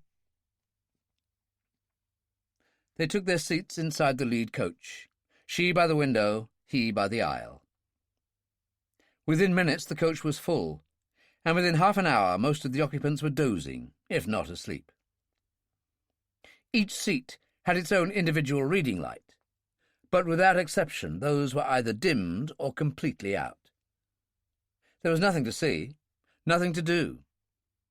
It had been a long, tiring, exciting, and in many ways a nerve-wracking day. Sleep was not only the sensible but inevitable recourse. And the sound of drumming rain, whether on canvas or on a metal roof, has a peculiarly soporific effect. And that the rain was now drumming was beyond dispute. It had been increasing steadily ever since the passengers had entered the coach, and could now fairly be described as torrential. The approaching thunderstorm, though still some miles distant, was steadily increasing in violence. But neither rain, thunder, nor lightning were any deterrent to the prowling Kowalski. He had promised Branson that he would keep his eye on Revson all night long if he had to, and that he clearly intended to do. Regularly, every 15 minutes, he entered the coach, peered pointedly at Revson, spoke a few brief words to Bartlett, who sat sideways on guard, in the seat next to the driver's, then left. Bartlett, Revson apart, was the only alert person in the coach, and this, Revson suspected, was due more to Kowalski's recurrent visits than to anything else. On one occasion, Revson had overheard Bartlett ask when he was to be relieved, and been curtly told that he would have to remain where he was until 1 o'clock, which suited Revson well enough. At 9 o'clock, when the rain was at its heaviest, Kowalski made another of his routine checks. Revson took out and armed his white pen. Kowalski turned to go. His heel was just descending the riser of the first step when he appeared to stumble. Then he fell heavily, face first, out of the coach onto the roadway. Bartlett was the first to reach him. Revson the second. Revson said, "What the hell happened to him?" "Lost his footing, far as I could see. Coach door's been open all evening, and the steps are slippery as all hell." Both men stooped to examine the unconscious Kowalski. He was bleeding quite heavily from the forehead, which had obviously taken the main brunt of his fall. Revson felt his head gently with his fingers. The needle protruded almost 1/4 of an inch behind Kowalski's left ear. Revson removed and palmed it. Revson said, "Shall I fetch the doctor?" "Yeah. Sure looks as if he needs one." Revson ran to the ambulance. As he approached, the light came on inside the ambulance. Revson took the aerosol can from O'Hare and thrust it into his pocket. The two men, O'Hare carrying his medical bag, ran back to the lead coach. By this time, quite a number of curious journalists from the coach, activated almost certainly by the inbuilt curiosity that motivates all good journalists, were crowded round the unconscious Kowalski. "Stand back," O'Hare ordered. The journalists made way respectfully, but didn't stand all that far back. O'Hare opened his bag and began to wipe Kowalski's forehead with a piece of gauze. His opened bag was quite some distance from him, and in the dim light, the driving rain, and aided by the total concentration of all on the injured man, it was no great feat for Revson to extract an oil-skinned packet from the bag and send it spinning under the coach. He, but only he, heard the gentle thump as it struck the curb on the far side. He then pressed in among the curious onlookers. O'Hare straightened. "A couple of volunteers to help me get him across to the ambulance." There was no lack of volunteers. They were about to lift him when Branson came running up. "Your man's had a pretty nasty fall. I want him in the ambulance for a proper examination." "Did he fall, or was he pushed?" "How the hell should I know? You're wasting what could be valuable time, Branson." Bartlett said, "He fell all right, Mr. Branson. He slipped on the top step and hadn't a chance to save himself." "Certain?" "Of course I'm bloody certain." Bartlett was justifiably indignant. He spoke again, but a crashing peal of thunder drowned out his next words. He repeated himself. I was within 2 feet of him at the time, and I hadn't a chance to save him. O'Hare paid no more attention to him. With the help of 2 others, he carried Kowalski across to the ambulance. Branson looked at the group of journalists still there. Caught sight of Revson. Where was Revson at the time? Revson was nowhere near him. He was in his seat, 5 back there. Everyone was in their seats. Christ, Mr. Branson, I'm telling you, it was a pure bloody accident. Must have been. Clad only in already totally sodden shirt-sleeves and trousers, Branson shivered. Jesus, what a night! He hurried across to the ambulance, and as he arrived, the 2 men who had helped O'Hare to carry Kowalski came down the ambulance steps. Branson went inside. O'Hare had already had Kowalski's leather jacket removed and his right sleeve rolled beyond the elbow, and was preparing a hypodermic injection. Branson said, "What's that for?" O'Hare turned in irritation. "What the hell are you doing here? This is doctor's work. Get out!" The invitation passed unheeded. Branson picked up the tube from which O'Hare had filled his hypodermic. Anti-tetanus. The man's got a head wound. O'Hare withdrew the needle, covered the pinprick with antiseptic gauze. I thought even the most ignorant layman knew that when a man has been injured in the open, the first thing he gets is an anti-tetanus injection. You've obviously never seen tetanus. He sounded Kowalski with his stethoscope, took his pulse and then his temperature. Get an ambulance from the hospital. O'Hare pushed Kowalski's sleeve further up and started to wind the blood pressure band around it. Branson said, "No." O'Hare didn't answer until after he'd taken the pressure. He then repeated, "Get the ambulance." "I don't trust you and your damned ambulances." O'Hare didn't answer. He jumped down the steps and strode off through rain that was now rebounding 6 inches high off the roadway. He was back shortly with the 2 men who had helped him carry Kowalski across. O'Hare said, "Mr. Grafton, Mr. Ferrers, 2 highly respected, even eminent journalists. Their words carry a great deal of weight. So will their word." What's that meant to mean? For the first time since his arrival on the bridge, Branson wore just the slightest trace of apprehension. O'Hare ignored him, addressed himself to the 2 journalists. "Kowalski here has severe concussion, possibly even a skull fracture. The latter is impossible to tell without an X-ray.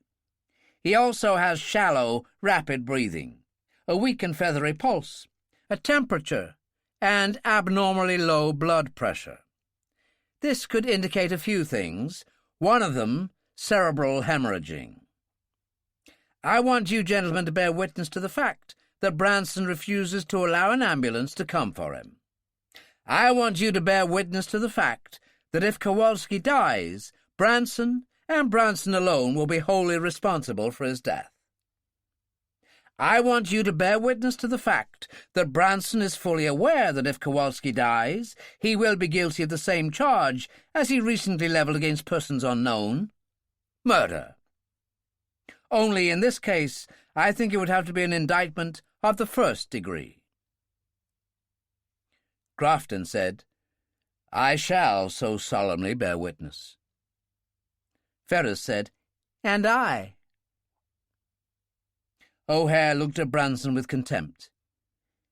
"And you were the person who said to me that you'd never in your life been responsible for the death of a single person."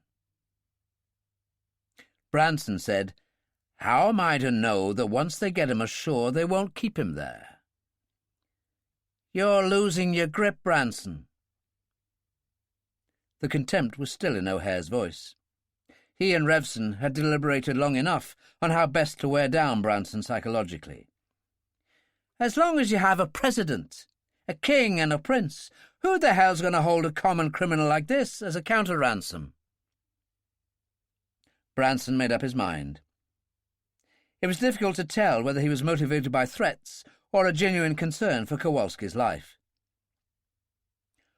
One of those two will have to go tell Chrysler to call the ambulance. I'm not keeping my eyes off you until I see Kowalski safely transferred to the other ambulance. Suit yourself, O'Hare said indifferently. Gentlemen.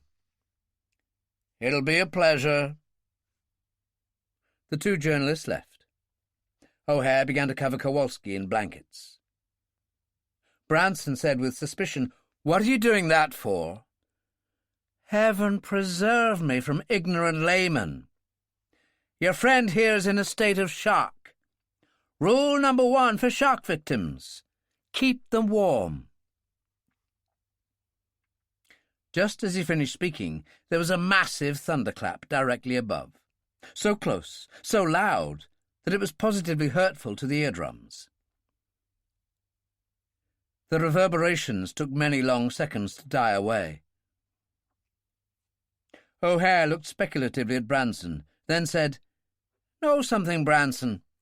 That sounded to me just like the crack of doom." He poured some whiskey into a glass and added a little distilled water. Branson said, "I'll have some of that." "Help yourself," O'Hare said agreeably.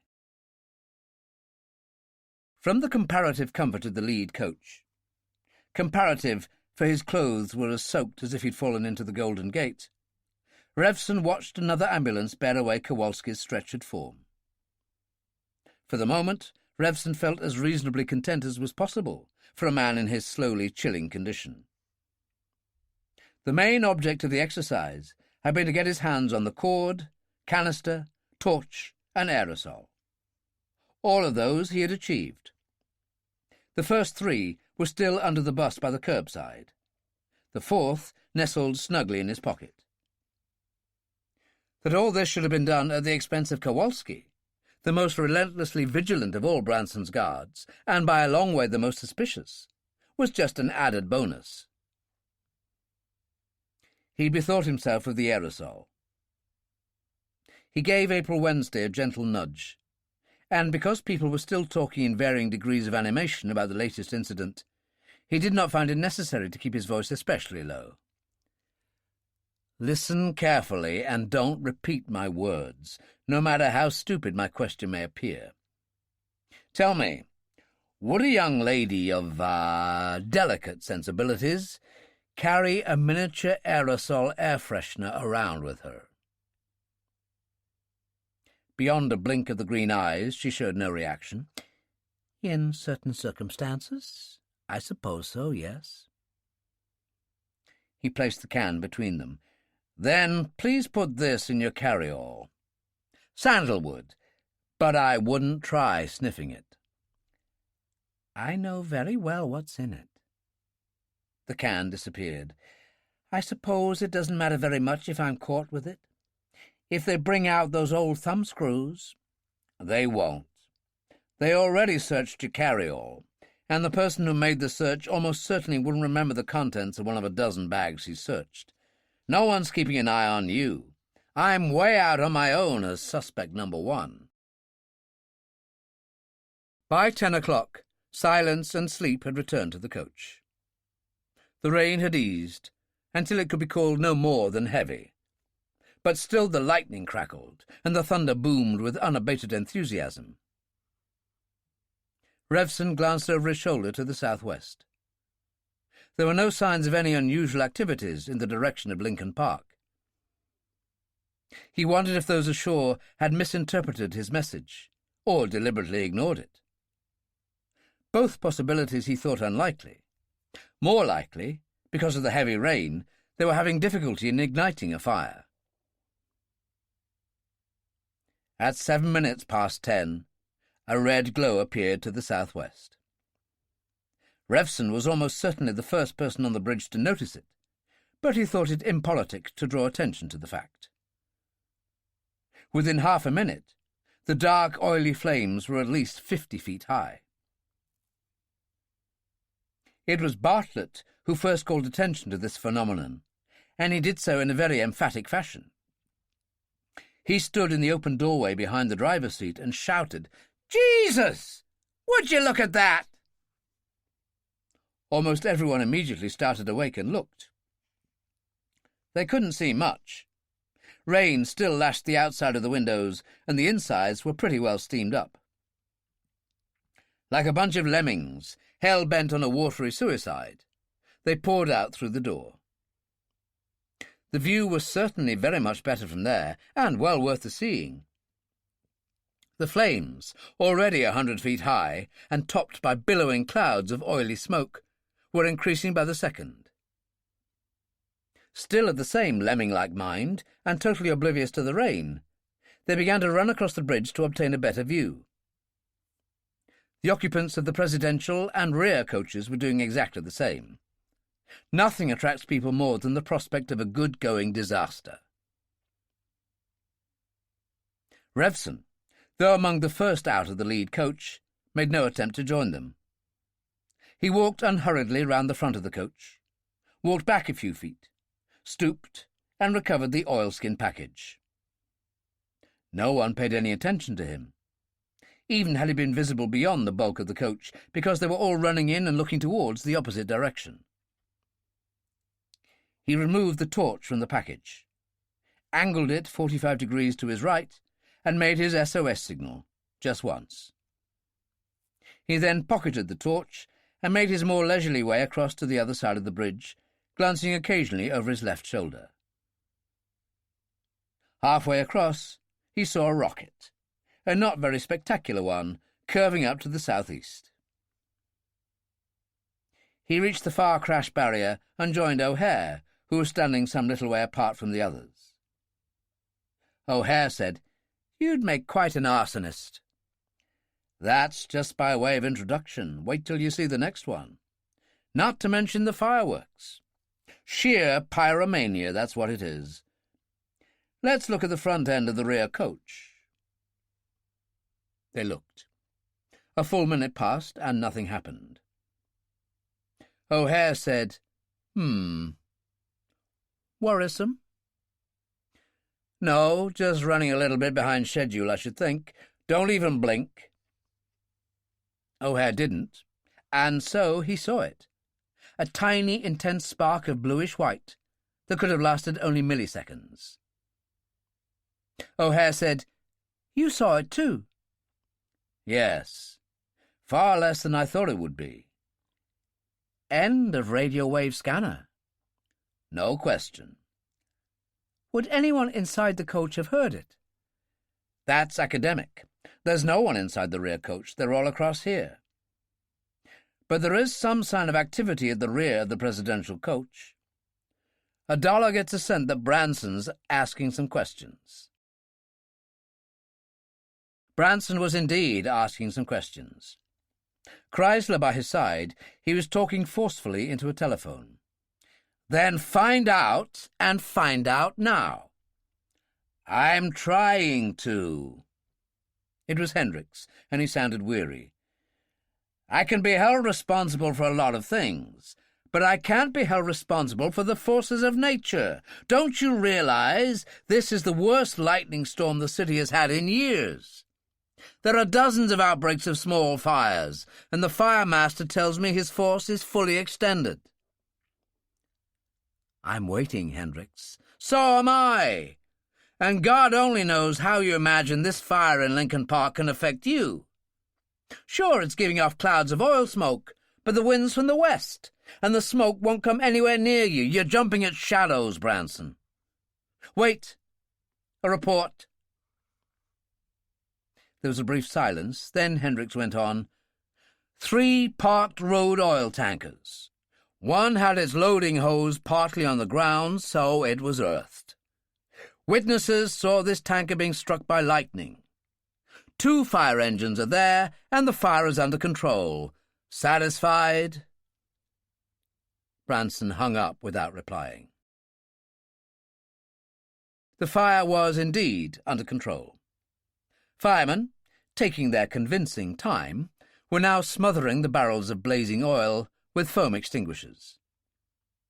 15 minutes after the fire had first begun, or been noticed, it was extinguished. Reluctantly, almost, they were now so wet that they couldn't possibly get any wetter, the watchers by the west barrier turned and made their way back to the coaches. But their evening's entertainment had only just begun. Another fire bloomed to the north. It spread and grew with even greater rapidity than the previous one, becoming so bright and intense that even the lights in the concrete towers of downtown San Francisco seemed pale by comparison. Branson, who had made his way back to his own coach, now ran back to the presidential coach. A bell was ringing in the communications section in the rear. Branson snatched the phone. It was Hendricks. Hendricks said, "Nice to forestall you for once. No, we are not responsible for this one either. Why in the hell should we set off a fire where all the smoke is being carried away from you east over the bay? The meteorological officer says that there's a lightning strike once every 3 or 4 seconds. And it's not cloud-to-cloud stuff, it's mainly cloud-to-earth. On the law of averages, he says, something combustible has to go in 1 in 20. I'll keep you posted." For the first time, Hendricks hung the phone up on him. Branson slowly replaced his own. For the first time, lines of strain were beginning to etch themselves round the corners of his mouth. The blue-veined flames were towering now to a height of 600 or 700 feet, as high as the highest building in the city. The smoke given off was dense and bitingly acrid, which is generally the case when several hundred used tires are added to an oil-based fire. But 6 giant fire engines and as many again mobile foam wagons were in very close attendance indeed. On the bridge, the more nervous of the newspaper men and cameramen were speculating as to whether the fire would spread to the city itself. A rather profitless speculation, as the wind was entirely in the wrong direction. Mayor Morrison stood by the eastern crash barrier, fists clenched, tears streaming down his face, cursing with a non-stop fluid monotony. O'Hare said to Revson, "I wonder if the king and the prince see the irony in all this. After all, it's probably their own oil that they're seeing going up." Revson made no reply, and O'Hare touched his arm. "Sure you haven't overdone things a bit this time, old boy?" In moments of stress, his English education background tended to show through. "I wasn't the one with the matches," Revson smiled. "No worry, they know what they're about. What I am looking forward to seeing now is the firework display." In the Presidential Communication Center, the phone rang again. Branson had it in a second. "Hendricks, it's an oil storage tank in Fort Mason." There was no oil storage tank in Fort Mason, but Branson was not a Californian, far less a San Franciscan, and it was highly unlikely that he was aware of that. "I've just been on the radio to the fire commissioner. He says its bark is worse than its bite, and that there's no danger." "And what the hell is that, then?" Branson's voice was a shout, his normal monolithic calm in at least temporary abeyance. "What's what?" Hendricks's calm served only to deepen Branson's apprehension. "Fireworks! Dozens of them! Fireworks! Can't you see them?" "Not from where I sit, I can't. Wait." Hendricks went to the rear door of the communications wagon. Branson hadn't been exaggerating. The sky was indeed full of fireworks, of every conceivable colour and design, at least half of them exploding in glittering falling stars. If Branson had been his usual calm and observant self, Hendricks reflected, he might have noticed that the fireworks, nearly all of a medium trajectory, were firing to the northeast, which was the shortest distance between where they were coming from and the nearest stretch of water. All of them, without exception, would fizzle out in the waters of San Francisco Bay. Hendricks returned to the phone. "They appear to be coming from the Chinatown area, and sure as hell they aren't celebrating the Chinese New Year. I'll call back." Revson said to O'Hare, "Take your white coat off. It's too conspicuous, or will be when it gets dark." He gave O'Hare his white felt pen. "You know how to use this?" "Depress the clip and press the button on top." "Yes. If anyone comes too near, well, aim for the face. You'll have to extract the needle." "Me and my medical ethics." Branson picked up the phone. "Yes?" "It was Chinatown. A fireworks factory that was struck. That damn thunder and lightning doesn't just seem to want to go away. God knows how many more outbreaks of fire we'll have tonight." Branson left the coach and joined Van Effen by the east barrier. Van Effen turned. "Not often you see a sight like this, Mr. Branson." "I'm afraid I'm not in the mood to enjoy it." "Why?" "I've a feeling that this is being staged for our benefit." "How could this possibly affect us?" "Nothing's changed as far as we're concerned. Don't let's forget our presidential and royal hostages." "Even so." "Even so, your antennae are tingling." "Tingling? They're jumping." "I don't know what's going to happen next, but I've the feeling that I'm not going to enjoy it." It was at that moment that the bridge and the whole of northern San Francisco blacked out. For some few seconds, the silence on the bridge was total. The darkness wasn't total, but it came fairly close to being that way. The only illumination came from the faint lighting from the coaches. To conserve the batteries, most of the individual reading lights were out, the others dimmed. And the orange-red glow from the distant oil fire.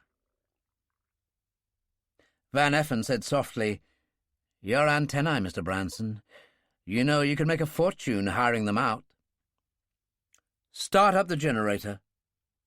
We'll have the searchlights on the north and south towers. See that the self-propelled guns are ready, loaded, crew standing by. 3 men with submachine guns to be by each gun. I'll go south, you north, and alert them. After that, you're in charge of both. I'll try to find out from that bastard Hendricks what this is all about." "You don't seriously expect a frontal assault, Mr. Branson?" "I frankly don't know what the hell to expect. What I do know is that we take no chances. Hurry!" Branson ran south. As he passed the rear coach, he shouted, "Chrysler! The generator! Quick, for God's sake!" The generator was running before either Branson or Van Effen reached the respective defensive positions. The powerful searchlights came on, illuminating both towers. The reverse effect was to plunge the central portion of the bridge into even deeper gloom than before. The guns were readied, machine gunners in close attendance. Van Effen stayed where he was. Branson ran back towards the central coach. But both Branson and Van Effen were concentrating their efforts on the wrong things, and in the wrong direction. They should have been where Revson was. Revson was crouched in the nose section of the leading helicopter, the variably shuttered flashlight in his hand reduced to scarcely more than a pinhole of light. He had had no trouble in locating the triggering device. It was between the pilot's seat and the one opposite to it. With the screwdriver blade of his knife, Revson had already removed the 4 screws that secured the top plate and the top plate itself. It was a simple enough device. On the outside of the device was a vertical lever padlocked in position in its top position. When this was depressed, it brought a copper arm down between 2 spring-loaded interior copper arms, so completing the circuit. Twin pieces of flex led from those last 2 to 2 crocodile spring-loaded clamps, each secured to the terminals of 2 nickel-cadmium knife-face cells, connected up in series. That would produce a total of only 3 volts, little enough, one would have thought, to activate the radio trigger. But the Branson would have it all expertly calculated out in advance. Revson did not for a moment doubt. He didn't bother to sever or disconnect anything. He merely removed the crocodile clips from the terminals, lifted the knifey cells free, broke the connection between them, and stuffed one in each jacket pocket. Had he disconnected or severed anything, Branson could have carried out some sort of jury rig. But Revson would have wagered heavily that Branson carried no spare knifey cells. There was no earthly reason why he should have done. He began to replace the cover plate. Hendricks sounded angry, a man near the breaking point of exasperation. "What do you think I am, Branson, a bloody magician? I just sit here and snap my fingers and presto, all the lights in the north half of the city go out. I've told you, and I tell you again, that 2 of the main transformers have gone out. How, I don't know yet, but you don't have to be a genius to know that our old friend from the skies above has been at work again. What did you expect us to do? Throw in a tank regiment against you? We knew you had those heavy guns and searchlights, and your priceless hostages. Think we're morons? I'm beginning to think that you're the moron. I'm beginning to think that you're losing your grip. I'll call back." Hendricks hung up. Branson did the same, almost smashing the rest in the process. It was the second occasion in a very brief space of time that it had been suggested to him that he was losing his grip. His lips were compressed. It was a suggestion he didn't much care for, far less care to contemplate. He remained seated where he was. Revson closed the helicopter door softly and dropped lightly to the ground. A few paces away, he could see O'Hare, silhouetted against the still towering but slowly diminishing flames. He called his name softly, and O'Hare approached. "Let's walk to the west side," Revson said. "No shooting practice?" Nobody as much as looked at the place, far less came near it. Even if they had looked, I doubt whether they would have seen anything. After staring so long at that fire and the fireworks, looking back to the centre of the bridge would have been like looking into total darkness. You know, no night sight. He handed Revson the white pen. "Have your little toy back. I remain ethically unbent." "And you can have your flashlight back." Revson handed it over. "I suggest you return it to your ambulance. At the same time, I suggest we might retrieve that pistol and give it to General Cartland. I also suggest you give it to him. I don't want to be seen being too chummy with the General. Tell him not to use it till he gets the word. Ever seen one of those before?"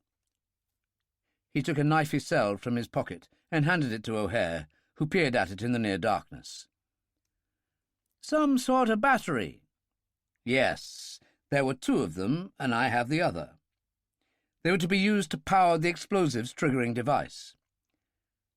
"And you left no trace of your coming and going?" "None." So, we walked towards the side of the bridge. They lobbed the cells into the Golden Gate and walked to the ambulance. O'Hare ushered Revson in first, then followed, closing the door. He said, "I think we should use the torch. The sudden appearance of bright lights in the windows might attract suspicious attention. After all, we're supposed to be out there enjoying the sights." It took O'Hare less than 2 minutes to break the cardiac arrest unit seal, lift out some equipment, open up, after a series of intricate operations, a secret compartment in the bottom of the box, retrieve the cyanide gun, replace the equipment, close and reseal the lid. O'Hare placed the gun in an inside coat pocket and said complainingly, "I'm beginning to become ethical all over again." Hendricks said over the phone, "It wasn't the transformers after all. There have been so many breaks and shorts in the city's electrical equipment tonight that the generator's overload coils just packed up." "How long?" Branson asked. "A few minutes, no more." As was his habit, General Cartland was standing alone by the east barrier. He turned and saw O'Hare, who said quietly, "A word, sir, if you please." The lights of San Francisco and the Golden Gate Bridge came on 5 minutes later. Branson left the presidential coach and went to meet Van Effen. He said, "Still think I could make a fortune hiring out my antennae?" He was smiling. Van Effen wasn't. He said, "Do me a favour, just hang on to them a little while yet." "Don't tell me your antennae are at work too." "If they're not, they sure have good stand-ins." The last of the fireworks fizzled to extinction. The oil fire in Fort Mason sank down into a sullen, deep red glow. The lightning and thunder eased, although not markedly so, but the rain showed no sign of abating. Had fire broken out in San Francisco that night, it would surely have been rained to extinction. Now that the night's entertainment was patently over, everyone became very conscious that the rain had become very chilly indeed. There was an almost concerted movement back to the coaches. Revson was in the window seat by the time April Wednesday came in. She hesitated, then sat down beside him.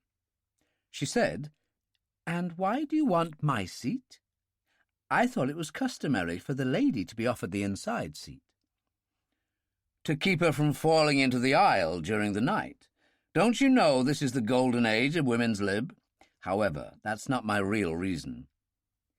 Is it possible for me to reach the aisle without disturbing you in the process?" "That's a silly question." "Is it? I mean, possible." "You can see it isn't." "Would you be prepared to swear, short of thumbscrews, that is, that I never once disturbed you in the course of the night?" "You proposed to disturb me then?" "Yes. Will you?" She smiled. "I think I've shown that I can lie with the best of them." "You're not only beautiful, but you're good." "Thank you. Where were you thinking of going?" "Do you really want to know? I think you'd better not. Think of the thumbscrews, the rack, being broken on the wheel." "But Chief of Police Hendricks said that Branson never offered violence to women." "That was the Branson of yore. But he's become jittery now, more than a little rattled. He might find himself driven to a point where he's compelled to abandon his scruples." It wasn't the completely sodden, thin silk dress she was wearing that made her shiver. "I think I'd rather not know." "When are you—" "Just before midnight." "Then I shan't sleep a wink before then." "Excellent. Give me a shake at 5 minutes to." Revson closed his eyes and appeared to relax comfortably in his seat. By 5 minutes to midnight, everyone in the coach appeared to be asleep.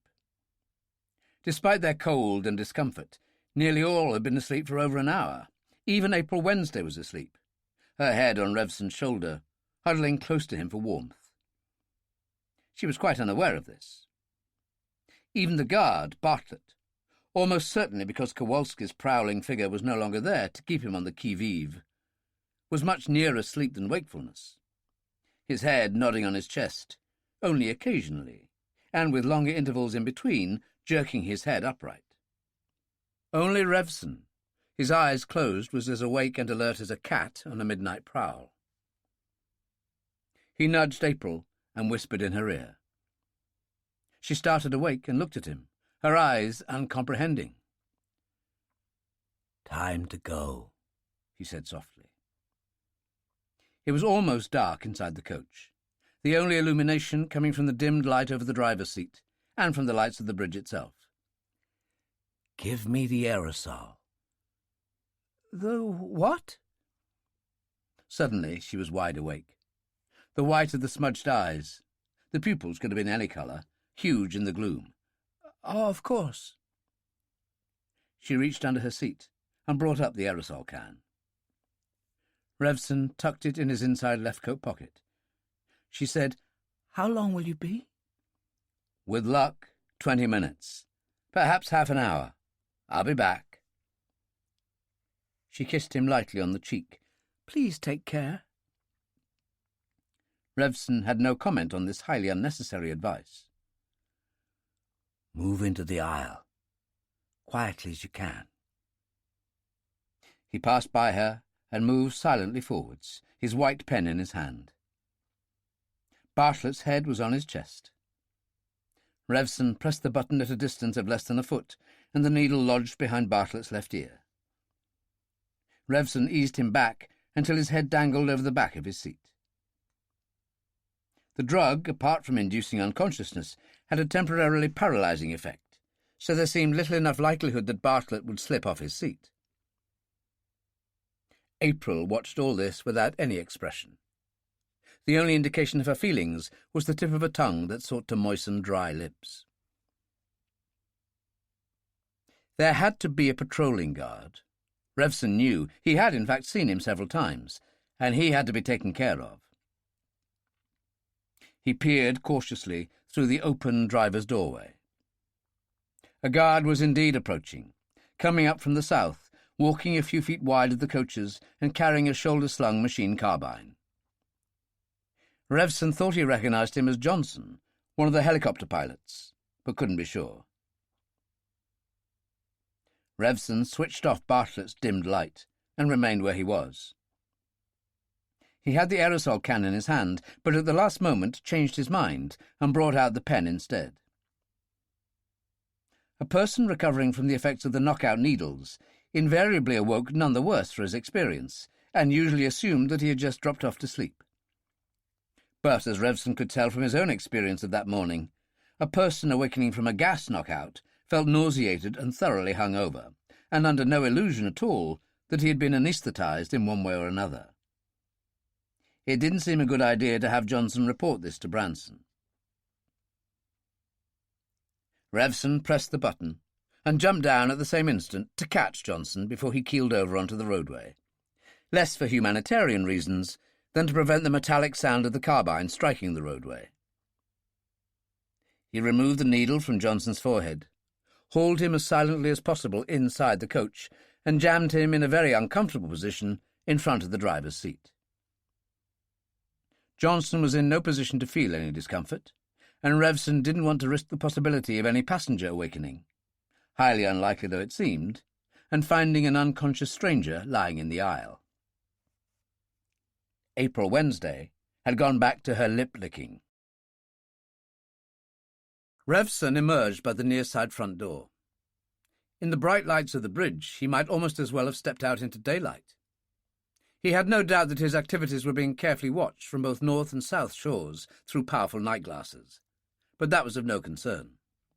What mattered was that he was effectively shielded from the other two coaches, though he seriously doubted whether there was anyone keeping watch in either, or indeed whether anybody at all was awake. In point of fact, both Van Effen and Chrysler were talking quietly to each other in the rear coach, but it was impossible for them to see Revson. Revson crossed the crash barrier, pulled himself to the rail, and peered down. Below, all was total blackness. The submarine could or could not have been there. He just had to hope it was. He descended and pulled the oilskin container from under the coach.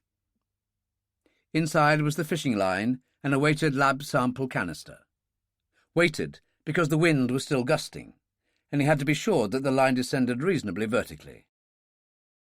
He cut off hooks and lures at the end of the fishing line and attached the canister to the line. He eased the canister over the side and started unwinding the line from its square wooden framework. After about 30 seconds of this, he stopped, held the line delicately between forefinger and thumb, and waited for some sort of acknowledging tug. There was none. He lowered it another 10 feet. Still no answering tug. Perhaps the submarine wasn't there. Perhaps the captain was finding it impossible to maintain position because of the tides and strong currents. But then Admiral Newson had said that he knew just the very man who could do just that, and it was unlikely that a man of Newson's reputation would make any mistake. Revson lowered the line another 10 feet, then sighed aloud with relief when he felt 2 sharp tugs on the line. 20 seconds later there came another 2 sharp tugs. Revson overhanded the line in with all possible speed. When he estimated there were only a few feet of line left, he leaned far out and pulled in at a much slower speed. He had no wish to bang the radio, however gently, against the steelwork of the bridge. Finally, he had it in his hand, a waterproof bag with the line securely fixed round its neck. He descended to the side of the bus to examine his catch. He cut the securing line with his knife and peered inside. There it was, a tiny, gleaming transistorized transceiver. "Strange hour to go fishing, Revson," Van Effen said behind him. For a second, no more, Revson remained immobilized. He was holding the bag at chest level, and his hand slid stealthily into his left inner pocket. "I'd like to see just what kind of fish one catches at night in the Golden Gate. Turn round, Revson, slow and easy. I'm a nervous character, and you know what that can do to trigger fingers." Revson turned round, slow and easy, in the manner of a man who knows all about nervous trigger fingers. He already had the aerosol inside the bag. He said resignedly, "Well, I suppose it was too good to last." "So Branson was right all along."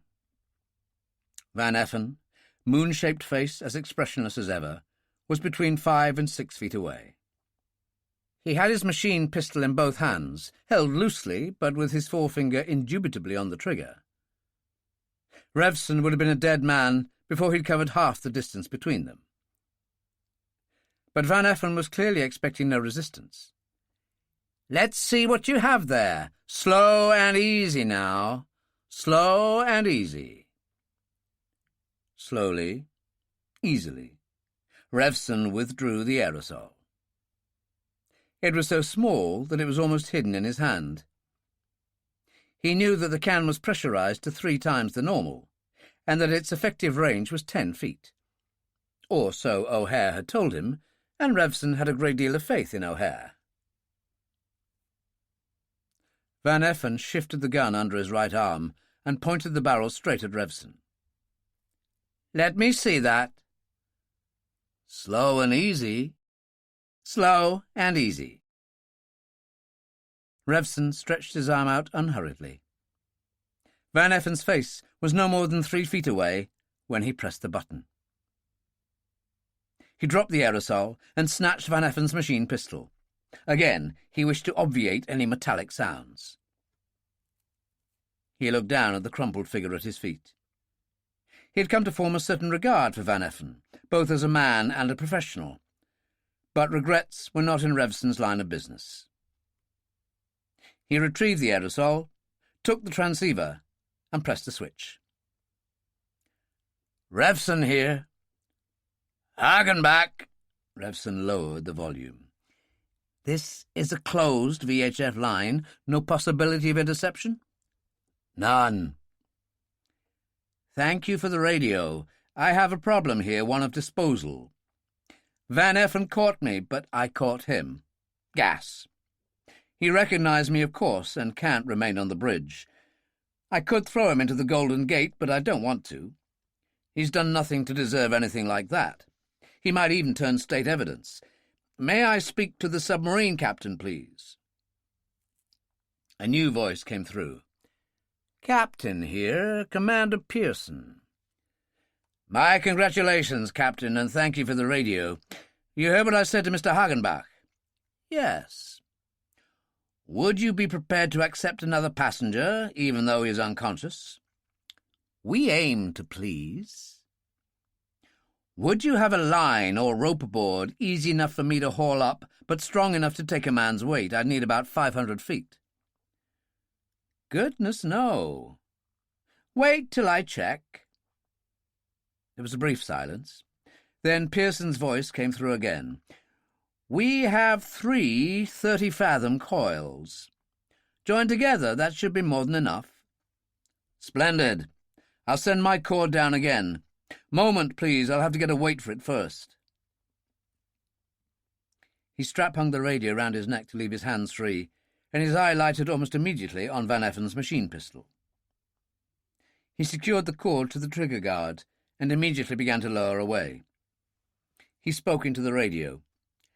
"The line's on the way down. It's weighted with Van Effen's machine pistol, and the cord is tied to the trigger guard. I wouldn't like anyone to shoot themselves by accident. The Navy is accustomed to the handling of offensive weapons, Mr. Revson." "No offense, Captain. When I get the rope up, I'll pass it over a rail and secure it to Van Effen. Double bowline round the thighs, a turn round his waist, and his hands tied behind his back, so that the rope can't slip over his shoulders." "We have openings in the service for resourceful young men like you." "I'm afraid the age qualification cut-off lies far behind me. When I have him ready, can you have 2 or 3 of your men lower him down over the rail? Damned if I'm going to try myself, as I said. It's my age." "You wouldn't believe how modernized today's Navy is. We'll use a winch." Revson said apologetically, "I'm just a landlubber." "We have your cord and gun, and nobody's shot down anybody." There was a brief pause. "Haul away." Revson brought in the rope. It looked hardly thicker than a clothesline, but Revson didn't doubt that Pearson knew what he was about. He trussed Van Effen in the manner he described, then dragged him to the edge. He said into the radio, "Ready to take the strain?" "Ready." Revson eased him over the edge. For a moment Van Effen dangled there, then disappeared downwards into the darkness. The rope over the rail went slack, and Pearson's voice came over the radio. "We have him. Intact. Intact. All for tonight?" "Yes. Thank you for your cooperation." Revson wondered briefly what Van Effen's reaction would be when he found himself in a submarine, then spoke again into the radio. "Mr. Hagenbach." "Here." "You heard it all?" "Yes, not a bad job." Hagenbach was not much given to showering fulsome congratulations on his subordinates. "I've been lucky. The triggering mechanism for the explosives has been deactivated. Permanently." "Good. Very good." This, from Hagenbach, was the equivalent to the Roman tribute offered a highly successful general after he'd conquered his 2nd or 3rd country in succession. "Mayor Morrison will be pleased to know this." "When he knows it?" "I suggest that in a couple of hours' time you douse the bridge lights again and effect entry into the east side south tower." "You have the men, sir?" "Hand-picked." "Don't forget to tell them to remove the detonators on the explosives. Just precautionary, you know." "Ah!" Hagenbach's deflation was like a snowflake in the river. "Of course." "And another thought, before you cut the lights, you might use the laser on their south-facing searchlight." "We will, my boy, we will." "Please don't contact me at any time. I might be carrying the radio on me and might be in a very awkward position, such as talking to Branson when the call-up buzzer goes off." "We'll keep a permanent listening watch for you." Hagenbach looked round his colleagues. His face almost broke into a smile, but he just managed to keep his record intact. He looked at each one in turn, trying to conceal his complacency, but not trying too hard. Then finally directed his attention towards the Vice President. "Mad was the word you used, sir. Quite mad." Richards took it very well. "Well, perhaps a divine sort of madness. Deactivating that triggering device is a major step forward in itself. If only, as you say, Morrison knew." "There do appear to be no limits to his resourcefulness," Quarry said. "The right man in the right place at the right time, if ever there was. But it still doesn't solve the central problem of the plight of our hostages." I wouldn't worry. Hagenbach leaned back comfortably in his chair. Revson will think of something. Chapter 11. The only thing Revson was thinking about was how very pleasant it would be to have a few hours' blissful sleep. He dragged an already stirring Johnson from his cramped position in front of the driver's seat and propped him on the second step of the coach entrance, head and shoulders resting more or less comfortably against the handrail. A minute or two, Revson thought, and he would come to. Even Bartlett was beginning to stir restlessly in his drugged sleep. Different people reacted widely in the length of time it took them to recover from the effect of the knockout needles. Johnson and Bartlett appeared to have very similar reaction times. Revson moved silently down the aisle. April Wednesday was wide awake. She swung out to let him pass to the inside seat, then sat again. Before removing his soaking coat and dumping it on the floor, he passed to the aerosol. She stooped and thrust it in the bottom of her carryall. She whispered, "I didn't think I'd see you again. How did it go?" "Well enough." "What happened?" "You want to know? Really?" She thought and shook her head. There were still visions of thumbscrews in her head. Instead, she said softly, "What's that around your neck?" "Good God!" From sleepiness, Revson was jerked into immediate wide-awakeness. The little transceiver still dangled from his neck. What a sight for a roving Branson! He lifted the transceiver from his neck, unclipped the straps, picked up his camera, and inserted the radio in its base. She said, "What's that?" "Just a teeny-weeny hand camera." "It's not. It's a radio." "Call it what you like." "Where did you get it from? I mean, this coach, everything has been searched from top to bottom." "From a passing friend. I have friends everywhere. You may well have saved my life there. I could kiss you for it." "Well?" When it came to kissing, she was nowhere near as fragile as she looked. Revson said, "That was the nicest part of the whole evening, of the whole day, of a whole lot of days. Some day, some time when we get off this damn bridge, we must try that again." "Why not now?" "You're a brazen—" He caught her arm and nodded. Somewhere up front, someone was stirring. It was Johnson. He rose to his feet with surprising quickness and looked up and down the bridge. Revson could just picture what was going on in his mind. His last recollection would have been of seeing the steps of the lead coach, and his natural assumption would be that he had just sat down for a moment to rest. One thing was for sure. He would never admit to Branson that he'd slept for even a second. He stepped into the bus and prodded Bartlett with the muzzle of his machine gun. Bartlett started awake and stared at him. "You asleep?" Johnson demanded. "Me? Asleep?" Bartlett was amazed, indignant.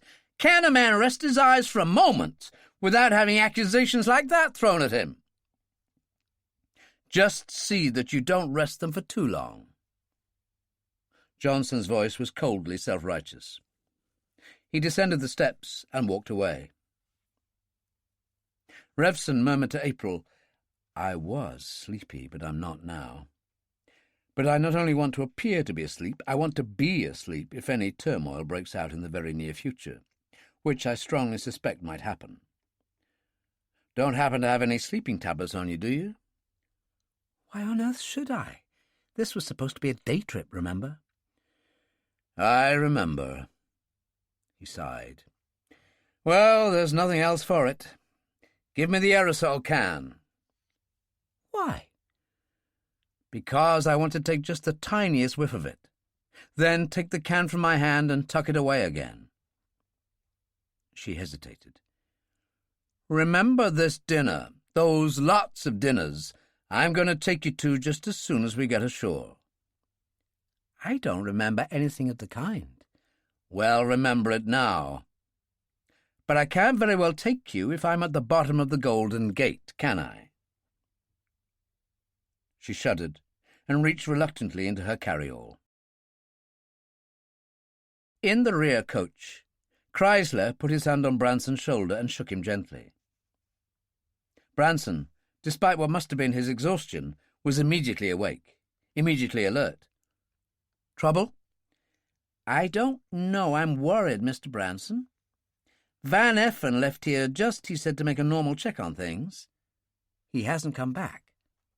"How long ago was that?" "Half an hour, sir." "God, Chrysler, why didn't you wake me before now?" "Two things. I knew you needed sleep, and we all depend on you, and if ever I knew a man who could take care of himself, it's Van Effen." "He was carrying his machine pistol." "Have you ever seen him without it since we came on this bridge?" Branson rose from his seat, picked up his own gun, and said, "Come with me. Did you see which way he went?" "North." They walked to the presidential coach. Peters, the guard, was sitting sideways in the driver's seat, smoking. He turned quickly as a gentle tap came on the door, removed a key from an inner pocket, and turned it in the lock. Branson opened the door from the outside and said quietly, "Have you seen any signs of Van Effen?" He could, in fact, have raised his voice a couple of dozen decibels, and it would have made no difference. When it comes to the terms of stertorous snoring, presidents, royalty, generals, mayors, and assorted government ministers are no different from the common run of mankind. "Yes, Mr. Branson must have been about half an hour ago. I saw him walk towards the nearest restroom there." "Did you see him come out again?" "No, quite frankly, I wasn't looking outside. I don't bother much. My job is to see that none of those gentlemen makes for the communications desk, or rushes me and takes away my gun and key.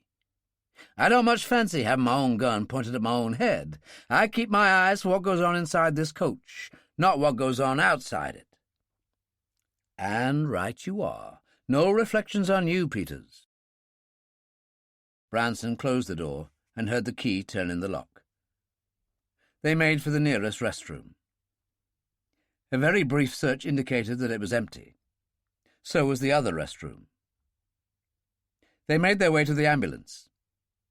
Branson opened the rear door, used a small torch to locate a switch, and flooded the ambulance with light. A shirt-sleeved O'Hare, covered with a single blanket, was sound asleep on the side-hinged cot. Branson shook him awake. It took some shaking. O'Hare opened the rather bleary eyes, winced at the bright overhead light, looked at the two men, then at his watch. 1:45. What the hell do you want at this time of the morning?" "Van Effen's missing. Have you seen him?" "No, I haven't seen him." O'Hare showed a faint stirring of what could have been professional interest. "Was he sick or something?" "No." "Then why bother me?" "Perhaps," O'Hare said hopefully, "he's fallen over the side." Branson studied the doctor briefly. O'Hare's eyes were slightly puffy, but Branson was experienced enough to realize that it was the puffiness of sleepiness, not of sleeplessness. He gestured Chrysler to leave, followed, switched out the light, and closed the door behind him. Johnson, machine gun slung, was walking towards them. He came up to them, stopped, and said, "Evening, Mr. Branson. Morning, rather." "Have you seen Van Effen?" "Van Effen? When?" "Inside the past half hour." Johnson shook his head positively. "Definitely not." "But he was out on the bridge. You were on the bridge. If he was here, then you must have." "Sorry, no. It's possible he was, and possible that I didn't see him. I walk to and fro all the time. It's the best way of keeping awake. I don't keep glancing over my shoulder all the time." Johnson thought, or appeared to think. He may have been on the bridge, but he may have left it. By that I mean he may, for reasons best known to himself, have chosen to walk on the other side of the buses. Why should he do that? How should I know? Maybe he wanted to keep in concealment. Maybe anything. How should I know what goes on in Van Effen's mind? True. Branson had no particular wish to antagonize Johnson, who, apart from being an ex-naval officer, was a highly experienced helicopter pilot and an essential part of his escape plans. He said mildly, "I just suggest that you stand in the middle here and look around from time to time. You're hardly likely to go to sleep on your feet. You're due for relief in 15 minutes. He and Chrysler made their way towards the lead coach. There was a half-dimmed light up front, and they could see the glow of Bartlett's cigar. Branson said, "Well, at least all the guards seem to be on the alert, which makes it all the more difficult to understand Van Effen's disappearance." Bartlett said briskly, "Morning, Mr. Branson. Making your rounds. All's well here." "Have you seen Van Effen in the past half hour?" "No. You can't find him?" "Let's say he's missing." Bartlett thought. "I won't ask stupid questions like how can he be missing? Who saw him last?" "Peters. Not that that helps. Anybody left this coach in the past half hour?" "Nobody's left this coach since we came in after the fire." Branson walked back to Revson's seat. April Wednesday was wide awake. Revson, eyes closed, was breathing deeply, heavily. Branson shone the torch in his eyes. There was no reaction. Branson lifted an eyelid. There was no involuntary twitching or muscular resistance in the eyelid, which is invariable when the eyelid of a conscious person is raised. Branson concentrated his beam on one eye. A rather glazed eye looked out unseeingly, unblinkingly. Branson dropped the eyelid. Branson said, "Out like a light, that's for sure." If there was disappointment in his voice, he concealed it well. "How long have you been awake, Miss Wednesday?" "I haven't been to sleep. Maybe I shouldn't have come back to the bridge." She smiled tremulously. "I'm just a cowardly custard, Mr. Branson. I hate thunderstorms." "I'm not going to hurt you, Miss Wednesday." He reached out a hand and ran a finger gently across her lips while she looked at him in perplexity. Her lips were as dry as dust. Branson remembered O'Hare's summing up of her emotional and nervous stability, or lack of it. "You are scared." He smiled and patted her shoulder. "Not to worry. The storm's almost passed away." He left. She was scared, but not for the reasons given. She'd been terrified that Branson would try to shake or even slap Revson awake, and find it impossible to arouse him. 20 minutes later, Branson and Chrysler stood by the doorway of the rear coach. Chrysler said, "There's no way he can be on the bridge, Mr. Branson." "I agree. Let me hear you think aloud, Chrysler." Chrysler made a deprecating gesture. "I'm a follower, not a leader." "Nevertheless." "I'll try. I can speak freely?" Branson nodded. "First, Van Effen didn't jump. Not only is he the last person I'd ever associate with suicide, but he was also only days away from a 7-figure fortune. He didn't defect. You said I could speak freely. Again, he stood to lose a fortune. He was totally loyal. And to defect, he'd have had to walk 2,000 feet towards either tower, and Johnson couldn't have missed that. So he's met with an accident." "You're sure it couldn't have been the doctor?" "Positive." "And it wasn't Revson?" "The only other person I could think of is General Cartland. He could be dangerous. But Peters—" Chrysler broke off in thought. "You know, Mr. Branson, I don't think this would have happened if Kowalski had been on the prowl tonight." He paused. "I'm beginning to wonder if Kowalski's accident really was an accident." "I have wondered. Your conclusions, Chrysler?" Somewhere in this barrel there's another rotten apple. It could be one of us. A disquieting thought, but one that has to be considered. Although why anyone should throw away a fortune, or maybe the government, some way, somehow, has promised someone to double their cut if this is just idle speculation. Branson's creased brow gave the lie to his words. Suspecting everyone in sight only leads to hysteria, and hysterics is one thing we can't afford. And your final conclusion on Van Effen? The same as yours. He's at the bottom of the Golden Gate. Van Effen was, in fact, seated in the communications wagon ashore. Hagenbach and Hendricks were seated across the table from him. 2 policemen with drawn guns stood by the doorway. Van Effen wasn't quite his usual expressionless self. He looked slightly dazed, whether from the shock of finding himself in the predicament he was in, or because he was still suffering from the after-effects of the gassing, was difficult to say. Van Effen said, "So I underestimated Revson. When you get up to San Quentin, you'll find quite a few others who will endorse your views."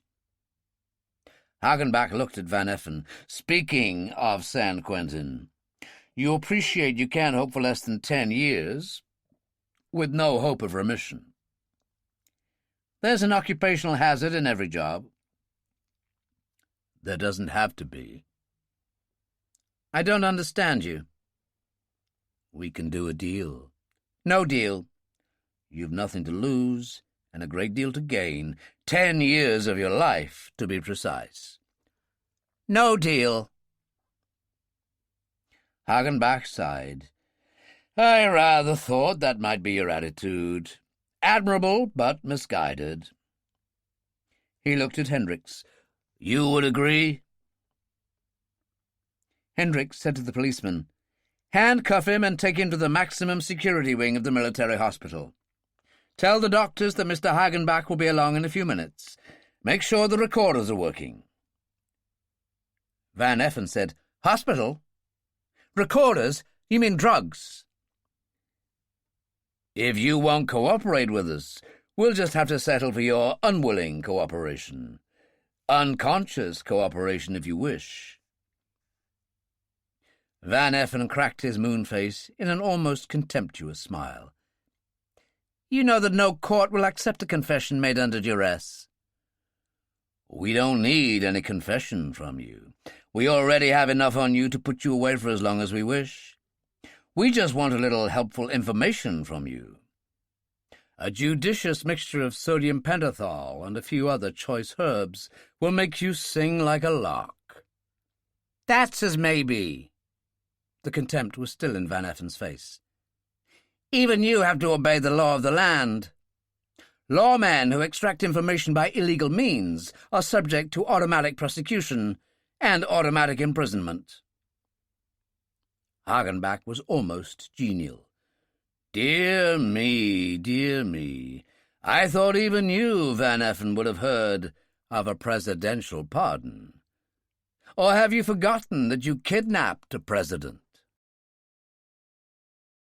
At 10 minutes to 3 that morning, an Air Force lieutenant on the South Shore twirled 2 knobs on a highly sophisticated piece of equipment until the crosshairs on his ultraviolet telescopic sights were lined up dead center on the center of Branson's southern-facing searchlight. He jabbed a button. Just once. At 5 minutes to 3, 3 men climbed into a strangely shaped, low-slung vehicle which was concealed from the bridge by the communications truck. A rather nondescript individual in a grey coat climbed behind the wheel, while the other 2 sat in the back seat. They were clad in grey overalls and looked curiously alike. Their names were Carmody and Rogers. They were both in their mid-30s and looked tough and competent in a rather gentlemanly way. Whether they were gentlemen or not was not known. Whether they were tough and competent was beyond dispute. They didn't look like explosives experts, but they were that too.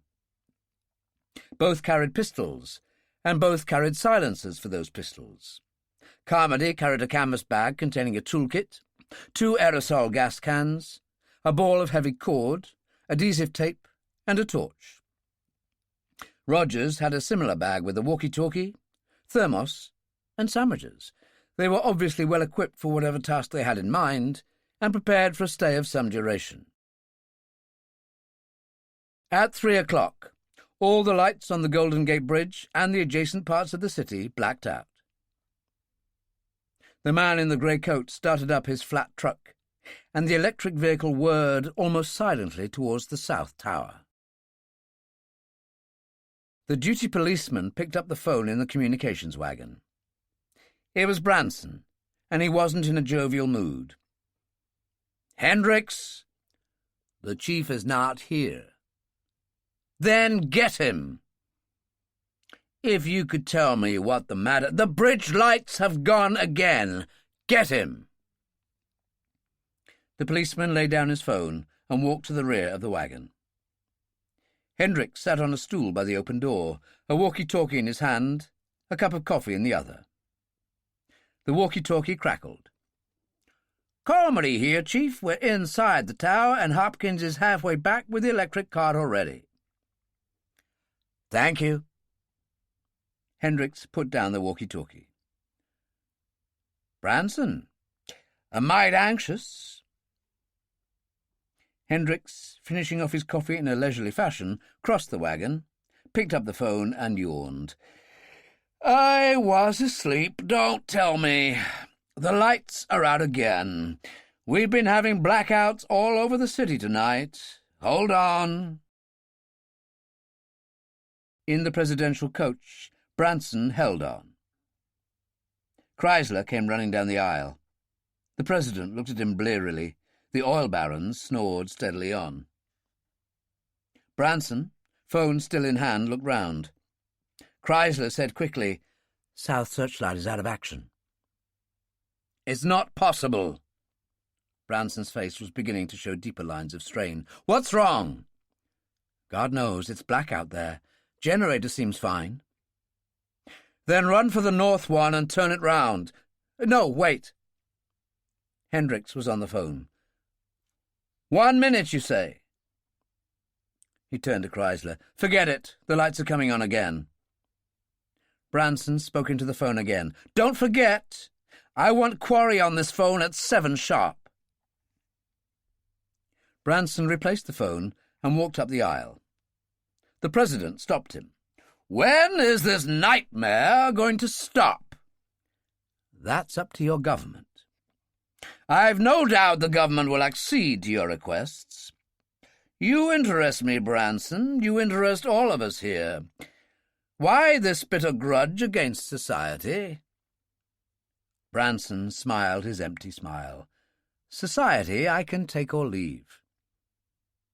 "Then why the grudge against me? Why the public humiliation? You've been invariably polite to everyone else. Isn't it enough to hold the nation to ransom without making a fool of me at the same time?" Branson made no answer. "You don't like my politics, perhaps?" "Politics bore me. I was speaking to Hendricks today. He tells me your father is an extremely wealthy banker back east, a multimillionaire. You envy a man who's made it to the very top. You couldn't wait to inherit his bank and his millions, so you took the only other course open to you: crime. And you haven't made it. And you haven't had recognition, except that of a few top policemen. So you're a failure. So you bear a grudge. So you take it out, symbolically, on America's leading citizen." Branson said wearily, "You, Mr. President, are a lousy diagnostician, and an even lousier psychiatrist. Okay, insults again, but this is private. You may fear no more the lash of my tongue. But to think that your decisions can affect over 200 million Americans." "What do you mean?" "It's how wrong you can get. Branson, Sr., That model of integrity and propriety is a double-dyed bastard. He was also, and still is, a double-dyed crook. A renowned investment banker, you understand, but it didn't do his investors much good. They were mainly people of modest means. I at least rob wealthy institutions. I found this out when I worked in his bank. I wouldn't have taken a lousy dollar from him. I didn't even give him the pleasure of disinheriting me. I just told him what I thought of him and his lousy bank and walked out. As for recognition, who wants it? You certainly achieved more in the past 18 hours than your father did in a lifetime. The President was understandably sour. That's notoriety. Who wants that either? And for money, I already am a multimillionaire. And still you want more. My motives are my business. Sorry to have interrupted your sleep, sir. Branson left. Muir, in the next armchair, said, "Now that was rather peculiar." "So you weren't asleep?" "One hates to interrupt. The Branson in the still watches of the night is not the Branson of the daylight hours. Forthcoming, one might almost say. Polite. Almost as if he was seeking for some kind of self-justification, but obviously bitter as hell about something. If he doesn't want recognition and doesn't need the money, then what the hell are we doing stuck out on this damn bridge? Shh. Mayor Morrison might hear you. I don't know. With your permission, Mr. President, I'm going back to sleep. When Carmody and Rogers reached the top of the South Tower and stepped outside the lift, Carmody reached an arm in, pressed a button, and withdrew his arm as the door began to close. Both men stepped outside and gazed down silently at the darkened and barely visible bridge some 500 feet below them. After a minute, Rogers withdrew the walkie-talkie from his canvas bag, extended the aerial, and said, "You can cut the power now. The lift's been down for 30 seconds. He replaced the walkie-talkie and removed his overalls. Over his purposely chosen dark shirt, he wore a leather harness with a heavy steel buckle at the back. A nylon rope, spliced to the buckle, was wound several times round his waist. He was in the process of unwinding this when the bridge lights and the aircraft warning lights on top of the towers came on again. Carmody said, "A chance of our being spotted, you think?" "Thinking of the aircraft lights?" Carmody nodded. "No chance, not from their angle, and I understand their south searchlight isn't working too well." Carmody unwound the rest of the rope and passed the end to Rogers. "A couple of turns, if you would, Charles, then hang on real good. Depend on it, if you take a dive, that means I'll have to disarm the damn thing myself with no one to hold me. We should get danger money for this. You're a disgrace to the Army Bomb Disposal Squad." Carmody sighed, moved out onto the giant cable, and began to remove the detonators from the explosives. It was 6:30 in the morning when Revson stirred and woke. He looked at April and saw that her green eyes were on his. There were heavy shadows under her eyes, and her normally pale skin was now even more unnaturally so. He said, "You don't look to me as if you rested any too well." "I didn't sleep all night." "What? With me here to look after you?" "It's not me I'm worried about. It's you." He said nothing.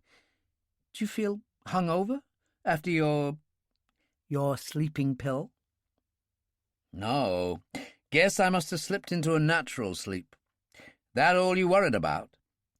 "No. Branson was here just before 1 o'clock. He examined your eyes with a torch to see if you were still asleep." No sense of privacy, that man.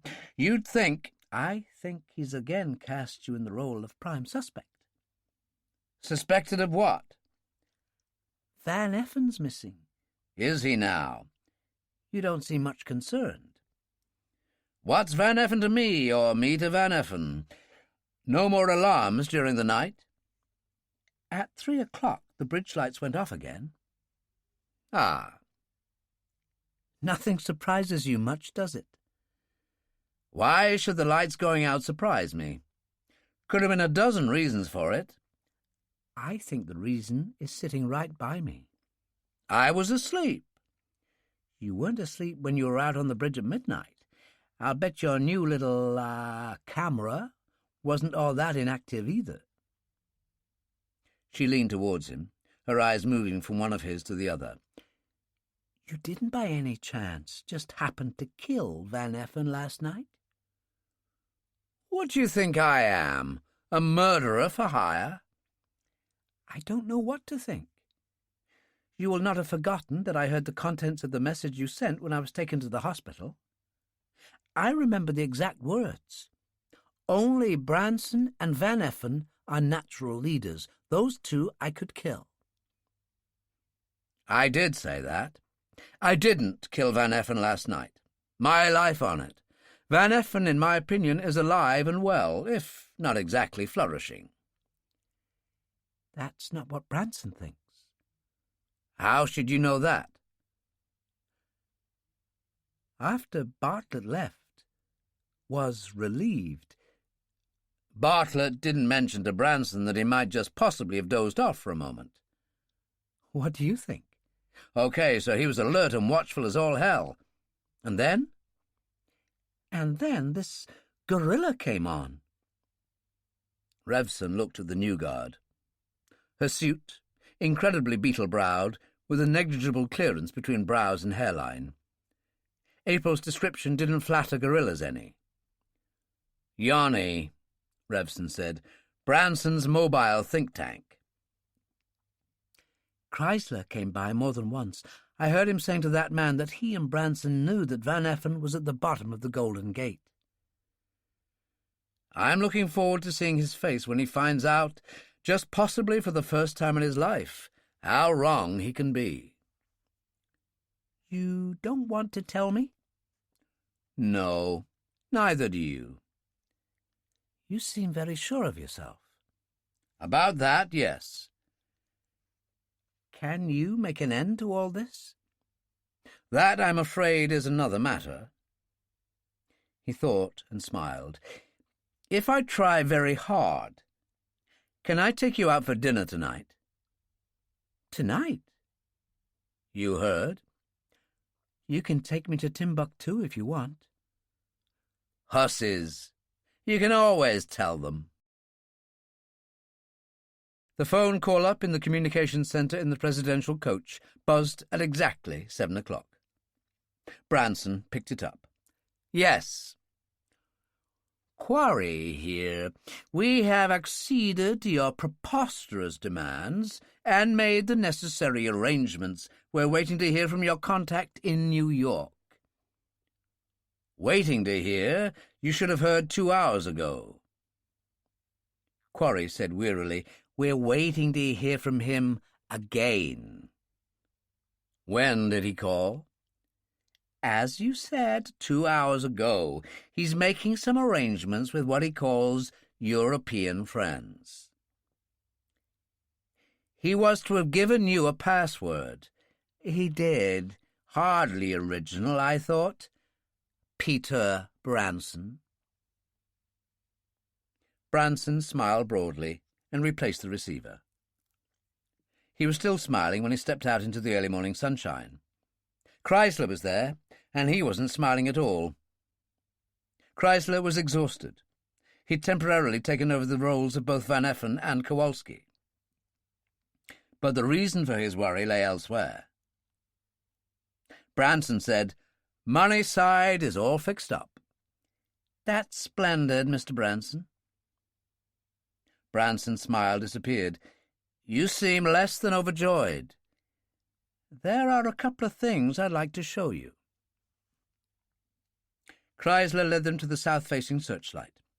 You probably know that a searchlight is not like an ordinary torch or flashlight. I mean, it doesn't use lamps. It comes from an electric arm that jumps between two electrodes. Something like the sparking plug in a car, except that there the spark is intermittent. Here the arc is continuous. Look at the electrode on the left. Branson looked. It looks as if it's been melted or bent or something like that. And one must assume that those electrodes are designed to withstand the tremendous heat generated by the arc. Precisely. And something you haven't seen? This tiny hole here in the glass. What are you trying to tell me, Chrysler? There's something else. Chrysler, walking slowly back with Branson, pointed to the roof of the rear coach. The radio wave scanner. It's kaput. Knocked out. Since we checked and double-checked that there are no transceivers, apart from ours on the bridge, we haven't bothered using it. I just happened to check by accident this morning. I went up and had a look. There's a scorch mark on the base of the revolving spindle. Could have been caused by lightning? Both cases? After all, God knows there was plenty of it around last night.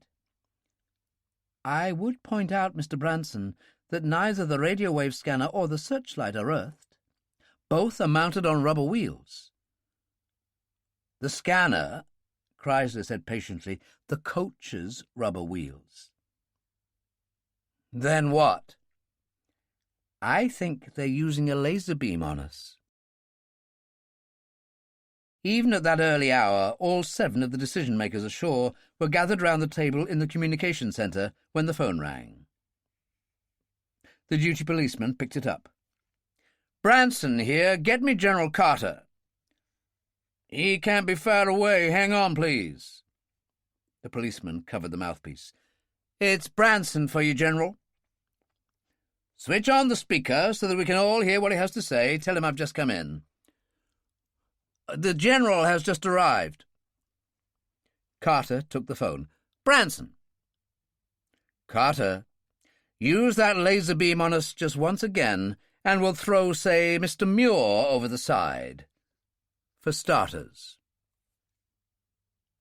The other 6 at the table looked at one another with quick apprehension, and possibly the relieved thought in their minds that it was Carter who had to field this one. Explain yourself. One of our searchlights and radio wave scanner have been knocked out. All signs point to a laser beam. You're a fool. There was a brief silence. Branson clearly had been taken momentarily aback. Then he said, Muir won't think so when he's on his way down to the Golden Gate. I repeat, you're a fool, and if you can listen, I'll tell you why. In the first place, you're not an expert and wouldn't recognize the signs of laser damage if it was on your breakfast plate. In the second place, there are no such units in the Bay Area. If there were, I'd be the first person to know. In the third place, if we had laser beams, we could have picked off every one of your villains as they walked about the bridge. Or don't you know how accurate and deadly a laser beam is? With the proper telescopic sights, you can puncture a football at 10,000 yards. You seem to know a suspiciously great deal about lasers, General. It was a negative remark, and Branson could have been either thinking or stalling for time. I don't deny it. I've been trained in them. I even helped in the development of them. Every general has his own trade or speciality. General Cartland is an explosives expert. I'm an electronics engineer. Where was I? Yes, in the fourth place. We could have immobilized your helicopters without you knowing anything about it until you tried to take off. You're putting ideas into my head, Branson. Lastly, the probable cause was an electrical discharge. Lightning. Neither the searchlight nor scanner was earthed. They're mounted on rubber wheels. Carter let irritation creep into his voice. I'd stick to robbing banks if I were you. You don't have to be earthed to be struck by lightning. It happens to planes hundreds of times a year at altitudes up to 25,000 feet. Would you call those earthed? Lightning has also quite an affinity for metal. He paused. Of course, you have a generator for your searchlight, almost certainly a petrol generator. And as you wouldn't want to be asphyxiated by carbon monoxide fumes, you wouldn't have it inside a coach. Tell me, do you also use the generator to recharge your coach batteries? Through a transformer, I mean. There was the barest pause. Then Branson said, Yes. Carter sighed. Must I do all the thinking for you, Branson? There you have a massive great lump of metal, solidly earthed to the roadway, and directly connected to both searchlight and scanner. What a target for any wandering lightning flash! Would there be anything more? Yes. Pass the word that I want the TV cameras in position and ready at 9 a.m. Carter hung up. Richard said approvingly, Quite a performance for the crack of dawn. Takes more than a few stars to make a general, I suppose. I have a feeling that our Branson must be feeling more than a little harried by this time. And when shall we be given our own TV performance? Hagenbach said, Directly after Branson's, I should think, 9:30-ish. Moment of maximum psychological impact and all that sort of thing. As our anchorman, you have your lines ready. Hagenbach didn't deign to reply. Branson said, Well, you go along with that? Carter's no fool, that's sure. Chrysler was uncertain. But if it were lightning transmitted through the generator, why didn't it just jump from one electrode to the next, instead of making a hole in the searchlight glass? I mean, where was it going? I'm afraid it's not my field. I'm beginning to think it's not mine either, but I'm damn sure there's something fishy afoot. He hesitated. Maybe I wasn't so bright with that one, but I've another idea, Mr. Branson. Ideas are what I need. Myself, I'm fresh out of them. Coming from Branson, Chrysler thought, that was quite a remarkable statement. I do my best, but I'm no Van Effen. Besides, I feel just about all in. Even you can't keep going 24 hours a day. You need a new lieutenant. Not to say a fresh one. And with respects to my colleagues, well, out with it. Now that our men are in possession of the Mount Tamalpais radar stations, I think Parker is quite capable of looking after things himself. I suggest you send a chopper to bring in Giscard. You know him even better than I do. He's tough. He's a leader. He's resourceful. He doesn't panic, and in some ways he's very astute. By that I mean, all respects to you, Mr. Branson, he's never seen the inside of a courtroom. It would take a hell of a load off your back. You're quite right, of course. If I didn't need a break, I should have thought of that myself. Get hold of either Johnson or Bradley. No, Bradley. Johnson has guard duty. Tell him to move right away. I'll get on the phone and tell Giscard. I'll also warn our friends ashore what's going to happen to them if they try to interfere. Not that they should need telling by now. Branson made his calls, winced at the clattering roar as the Sikorsky lifted cleanly off the bridge and headed north. At least Carter had been telling the truth about one thing. The helicopter hadn't been subjected to the attentions of a laser beam. Revson said to April, I don't want to sound indelicate, but wouldn't you like to pay a visit to the ladies' powder room? She stared at him. What on earth for? Oh, well, you'll have a reason. Yes. Just repeat this after me. She repeated it 4 times, then said, Is that all? Yes. Once would have been enough. Well, you never know what the help's like these days. Why can't you do it yourself? It's urgent, and I want it done now. There are 4 ladies aboard this bridge, and at least 50 men. Your chances of privacy and seclusion are all that higher. And what are you going to do? You look pretty scruffy to me. To rephrase the old song, I've left my razor in San Francisco. Then breakfast. The wagon's due at 7:30. I wish I had an appetite. She rose and spoke briefly to Yoni, who bared his teeth in a fearful grimace that he probably regarded as being a charmingly graceful assent. The transistor in front of Hagenbach buzzed. He pulled it towards him and raised the volume. The other 6 men bent forward in eager expectancy. This call could be from only one source. They were wrong. Mr. Hagenbach. A feminine voice. Speaking. April Wednesday. Hagenbach took it with remarkable aplomb. Carry on, my dear. Mr. Revson wants to know as soon as possible if it's possible to reduce the last resort to a non-lethal level. He wants you to have as much time as possible to try. That's why I'm calling now. I'll try. I can't guarantee. He says to lay down a pattern of smoke bombs 1 minute before. He says he'll radio you 1 minute before that. And I want to talk to Revson just as urgently. Why isn't he doing this himself? Because I'm in the ladies' toilets. Somebody's coming. The voice trailed away in a whisper, and the transceiver went dead. Hagenbach called to the communications center. The armor. Emergency. General Carter, I'm going to need your help on this one. The ladies' toilet, Quarry said unbelievingly. Are there no depths to which this man of yours won't descend? Be reasonable. You didn't expect him to be there himself. Knowing Revson, I rate that an A for gentlemanly conduct.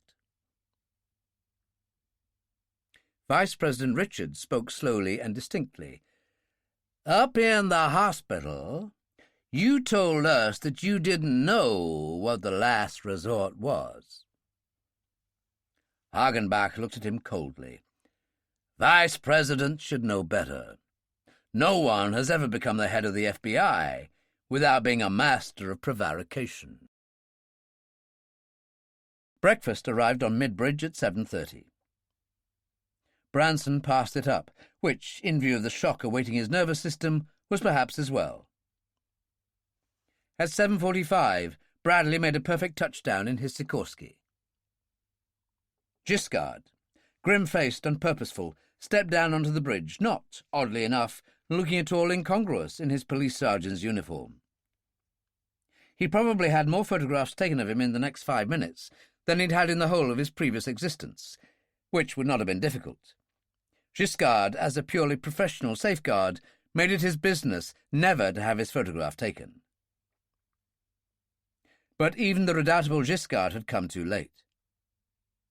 At 8 o'clock, an already troubled Branson, no hint of concern showed in his composed and confident face, received his first and far from faint intimations of mortality. Branson was deep in conversation with the fresh and confident Giscard when Reston, duty guard on the presidential coach, came hurrying up. "Phone, Mr. Branson." Giscard said, "I'll take care of things, Mr. Branson. You try to get some rest." He touched him lightly on the shoulder. "There's nothing to worry about." Giscard had no way of knowing it, but it was the most way-out prophecy he'd ever made, or would ever be likely to make again. It was Hagenbach on the phone. He said, "I've bad news for you, Branson. Chironis doesn't want to see you. Not now, not ever." "Who?" Branson saw the marbled knuckles on the hand holding the phone and made a conscious effort to relax. Kyronis. The president of that Caribbean island paradise of yours. I'm afraid you're not welcome." "I don't know what you're talking about." "I'm afraid you do. And I'm afraid your worldwide publicity campaign has scared the poor man out of his wits. We didn't find him. He called us. He's on the international line right now. Shall I patch him in?" Branson didn't say whether he should patch him in or not. A high-pitched voice with a pronounced Caribbean accent came to his ear. "You fool, Branson! You madman! You wide-mouthed boaster! You had to tell the world that you were going to the Caribbean. You had to tell the world that it had a prison stockade in one corner.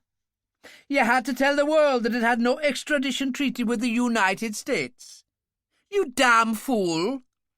How long do you think it would take American intelligence to piece that together?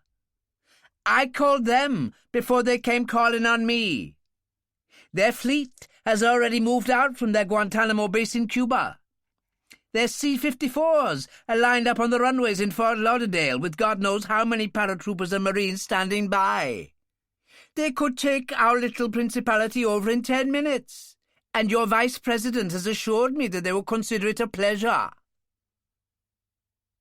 Chironis stopped to take what appeared to be his first breath since he started his tirade. Branson said nothing. "Megalomania, Branson, megalomania. I always warned you it was the one thing that could bring you down. Sheer bloody megalomania." Branson hung up the phone. Chapter 12. Giscard took the news with remarkable aplomb. "So, Chironis has ratted on us. It's not the end of the world, and I don't see that it changes a single thing. I think this is just part of a war of nerves. Attrition, psychological warfare. Okay, so you've been here, 23 hours, and I don't know what the strains have been like, but I'm sure of this. With no other way of getting at you, they're trying to pressurize you into making a mistake. It's kind of like a poker game, but with no cards in their hands, all they can do is bluff." Giscard nodded to the presidential coach. "What's bluff when you hold all the cards in your hands?" "There speaks the voice of reason, is that it?" Branson smiled. "You forget that I know Chironis's voice." "Well, sure you do. I don't doubt it was Chironis. I also don't doubt that the government, through some fast checking by the CIA or the FBI, got to him first." "What makes you think that?" "Because Chironis has your VHF number. He could have radioed you direct instead of causing all this hullabaloo, but that wouldn't have suited our friend's Department of Psychological Warfare." "And I've had an idea, Mr. Branson." Chrysler had shed much of his weariness since Giscard's arrival. "Who needs Chironis? The presidential Boeing can reach half a dozen countries anywhere in the world that have no extradition treaty with the USA. A dozen, for all I know. But there's no need to go further than the Caribbean. You've been thinking big all along, Mr. Branson. Now's the time to keep on thinking big." Branson rubbed his forehead. "Think big aloud. Someone has to this morning." "Havana? There's no extradition treaty with them. Sure, there's an agreement to repatriate hijackers, but no one's going to return the hijacker of the presidential Boeing, especially if the president has a pistol to his head." "Okay, so the U.S. is prepared to take over Chironis's tiny islet. Cuba is a vastly different proposition. Castro has a first-class army, air force, and navy. Any attempt to get the president out would lead to nothing short of full-scale war. And don't forget that Castro is Moscow's blue-eyed boy. An armed invasion of Cuba will bring a violent reaction, and I don't think the U.S. will be prepared to risk an eyeball-to-eyeball nuclear confrontation over a miserable $500 million. Branson nodded slowly. Curiously enough, that was where Van Effen wanted to go, and for much the same reasons. And can't you see how Castro would just love it? He'd go on TV and weep and wail and wring his hands and say how much he'd love to be of help, but his hands are hopelessly tied. Then, when the cameras are switched off, he falls about the place laughing." Branson said, "Gentlemen, you have restored my faith in human nature. At least my own nature. Havana it is. Now, our next show is at 9. All the tackle and explosives as before. Peters can drive the electric truck as before. Bartlett and Boyard fixed the last lot. Let's give Reston and Harrison a go." Branson smiled. "They think they're better than Bartlett and Boyard, and should have had the privilege of the first attempt. See, they carry walkie-talkies, which reminds me, Chrysler, I want to be in a position where I can lay hands on a telephone wherever I happen to be. I don't want to have to keep running to the president's coach. I just want a direct line to Hagenbach and Company. You can fix one up in our coach?" "I'd have to go through the local exchange." "So what? By all means. Tell them to keep the line permanently open.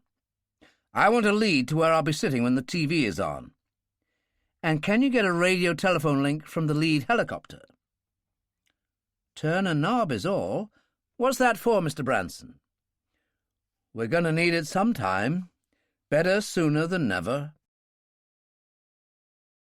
It was another glorious morning of blue and gold, a cloudless sky, a fairy-tale setting which achieved the impossible of making even the grim fortress of Alcatraz into an islet of shimmering beauty.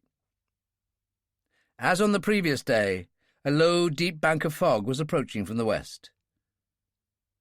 Out of all 3 coaches, there was only one person who was not savouring the delights of the morning, or, in the case of Branson's men, on duty.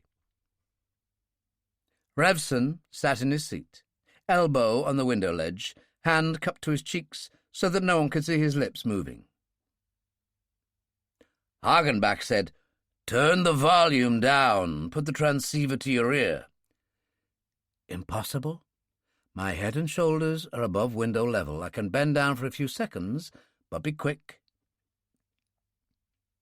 Revson's camera was upside down on his knees, the transceiver nestling in the opened recess.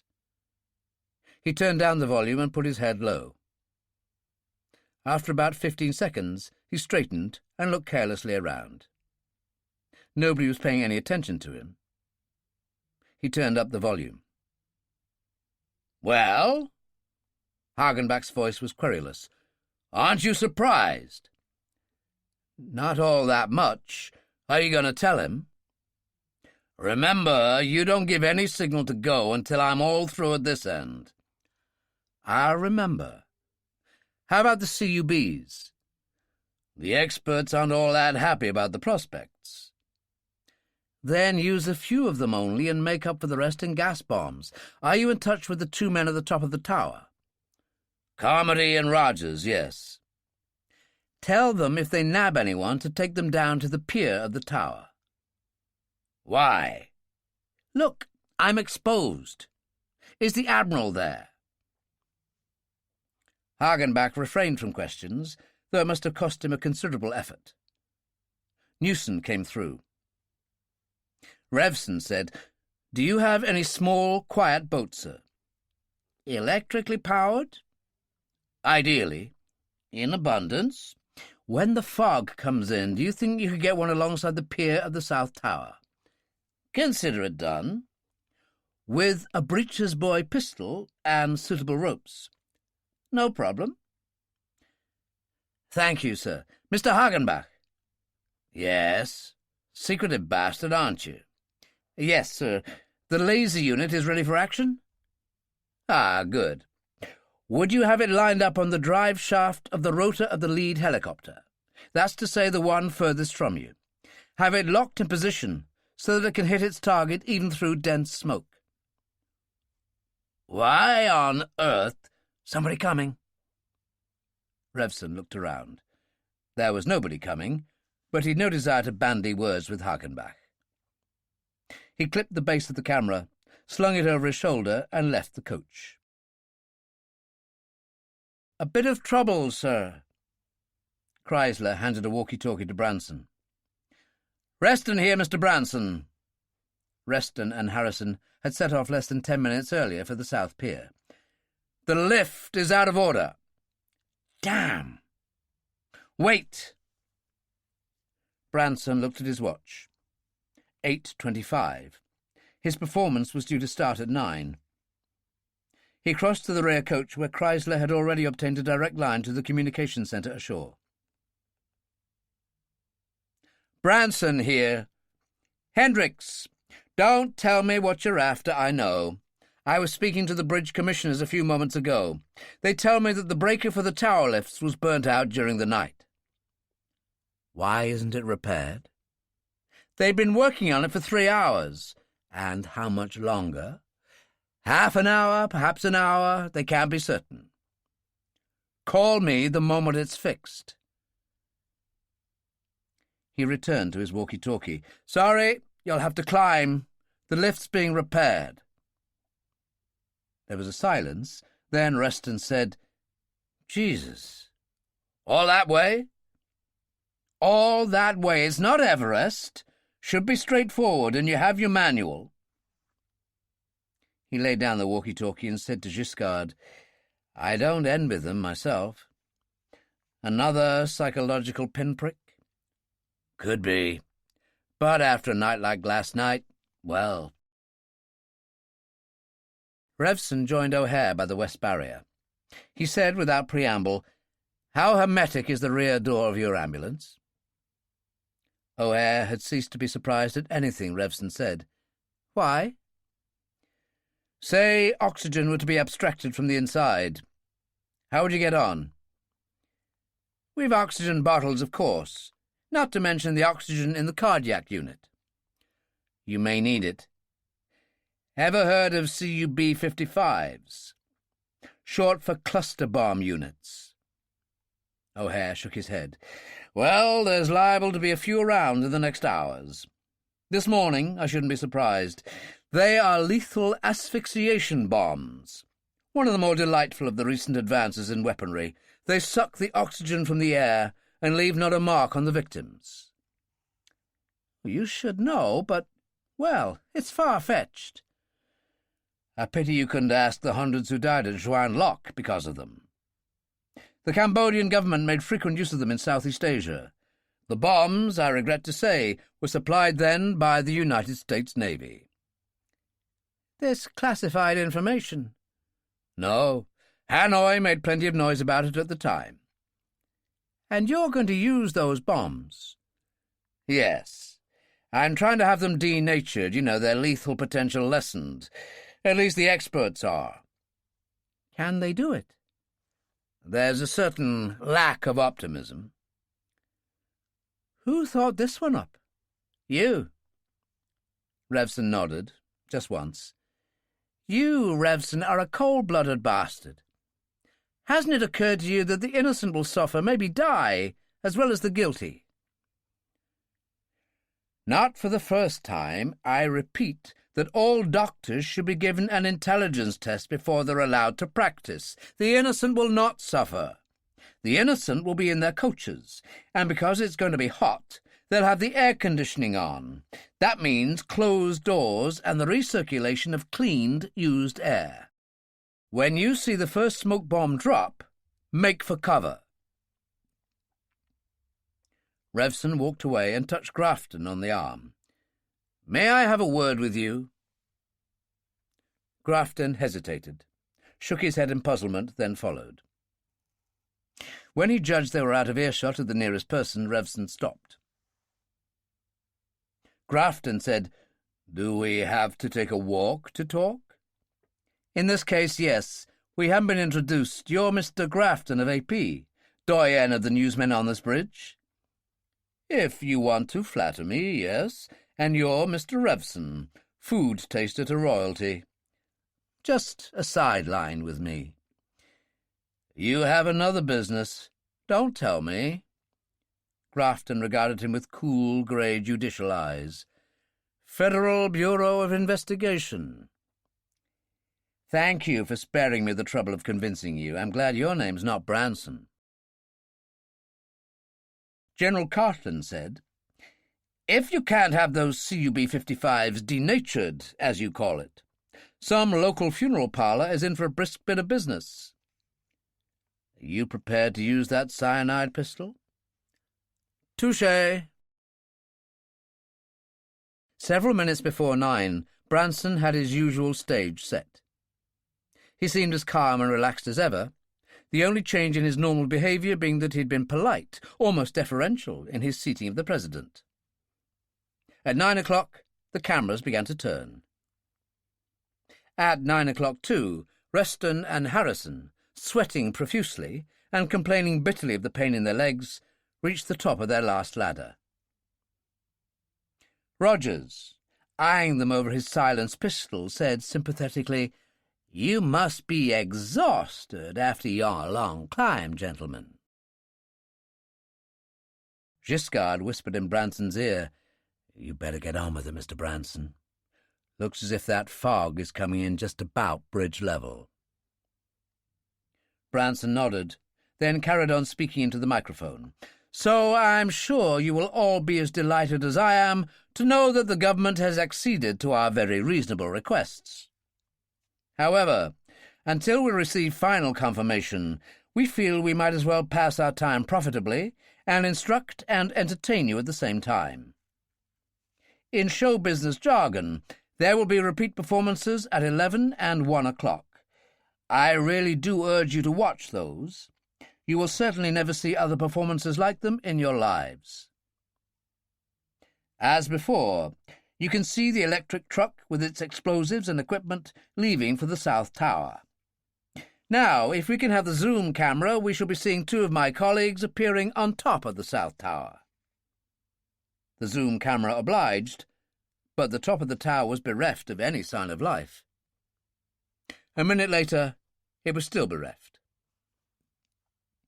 Branson said easily, "There seems to be a slight hold-up, a temporary delay. Please don't go away."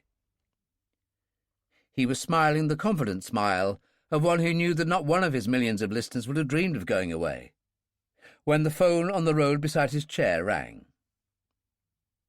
Branson smiled at the unseen millions, said, "Excuse me," covered the microphone with his hand, and picked up the phone.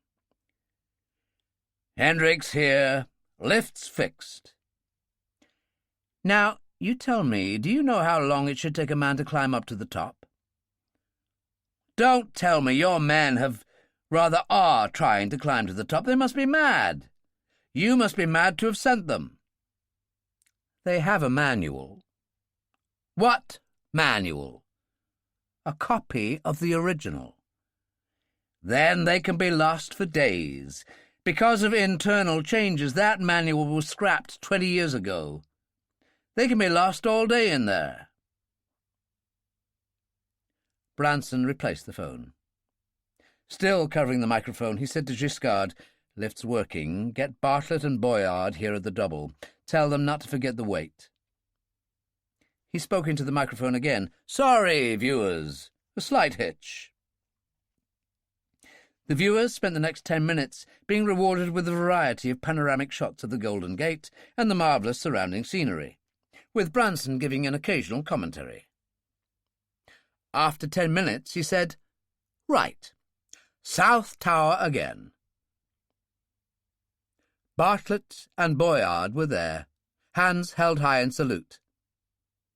Then, along with Peters, they repeated their previous day's performance, and had the second strap of explosives alongside the first in a remarkably short space of time. Bartlett and Boyard waved again and disappeared inside the tower. Rogers eyed them over his silenced pistol. "You really are experts. What a pity. Now you've put us to the trouble of having to remove a second set of detonators." The phone by Branson rang as he was delivering a farewell speech to the camera. He picked it up. "Hagenbach here. Sorry to have cut in and cut you off, but we have our own little show to watch. You're off the air now, and your viewers are now seeing and watching us. Same channel.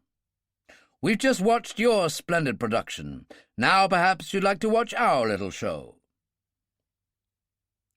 The screen's picture changed to a close-up of Hagenbach. To San Franciscans, at least, his background was unquestionably that of the Presidio. Hagenbach said, "There seems little we can do to prevent this criminal Branson from achieving his criminal ends. But from all this, some good might yet come. I give you Mr. Richards, the Vice President of the United States." Richards made an imposing figure at the microphone. A convivial and highly articulate man at the best of times, years of dominating conferences and campaigning across the nation had honed his natural abilities as a speaker, until he had reached the stage where he could have recited the alphabet backwards and still held his audience spellbound. But he put his gifts into cold storage that morning. This was a moment that was neither for conviviality nor rhetoric. As became a man at the very heart of a national crisis, he was stern, quiet, and, exceptionally for him, brief and to the point. "Unfortunately, what you've just heard is correct. No matter how distasteful and humiliating this present situation may be, there is no possibility in the world of endangering the President, his royal guests, and the good name of America. We submit to blackmail. This criminal Branson would appear to have got away with the blackmailing equivalent of murder, but I wish him to listen to me very carefully. On information I have received this morning, information, as I shall shortly prove, of the most reliable kind, I believe that Branson is very near the end of his road. I believe he will very soon be alone and friendless. I believe he will have no one left in the world to turn to. I believe every man's hand will be against him. And I believe that those hands that will be reaching out most eagerly to strike him down, as they most surely will, are the hands of his devoted criminal followers, who misguidedly imagine their leader to be a man of honor and integrity." Richards lapsed into momentary rhetoric. "Those are hands that will literally cut him down, just as he, figuratively, intends to stab them all in the back." Some of Branson's men were looking at him in a vague and baffled incomprehension. Revson and O'Hare exchanged inquiring glances. Only Branson seemed entirely at his ease, lounging back in his chair, a faintly contemptuous smile on his lips. "I said that I had information of the most reliable kind. As your Vice President, I have been accused more than once of not exactly being given to understatement. In this case, I was. What I have is impeccable proof. Ladies and gentlemen, and indeed viewers throughout the world, may I present to you the man who, until the early hours of this morning, was Branson's most devoted lieutenant, Mr. Johann Van Effen." The camera changed to a picture of 5 men in medium shot sitting in adjoining chairs. The man in the centre was unquestionably Van Effen, who appeared to be his normal relaxed self and to be chatting with seeming amiability to his companions. The picture wasn't close enough to show the glazed eyes, the fact that he was still under the influence of drugs, the drugs which had made him talk his head off during 3 long hours of probing by a skilled police psychiatrist, who, in turn, had received continual prompting from Hagenbach. Richards went on, "From left to right, Admiral Newson, Naval Commander, West Coast. San Francisco Chief of Police, Hendricks. Mr. Van Effen. Mr. Hagenbach, head of the FBI. And General Carter, Officer Commanding, West Coast. If I may be permitted a feeble joke, I doubt whether Van Effen has ever found himself in such law-abiding company in his life." Branson had very definitely stopped both lounging and relaxing. He was sitting far forward in his chair, and for once his feelings were showing. The expression on his face could be described as nothing else other than stunned disbelief. "Van Effen," Richard said, "defected in the very early hours of this morning. He defected for what he, and indeed I believe, to have been very compelling reasons. He departed for the excellent reason that he is still a comparatively young man and would like to live a little longer. Incidentally, as the acting head of state, I've already guaranteed Van Effen immunity from the due processes of the law. His information has been invaluable, as has his information on 8 major robberies in the past 3 years, in each of which, as we now know, Branson was the leader. But I digress. He defected because he feared for his life. He defected because Branson had suggested to him that he and Van Effen share the ransom money equally. The rest could go to hell and, presumably, prison.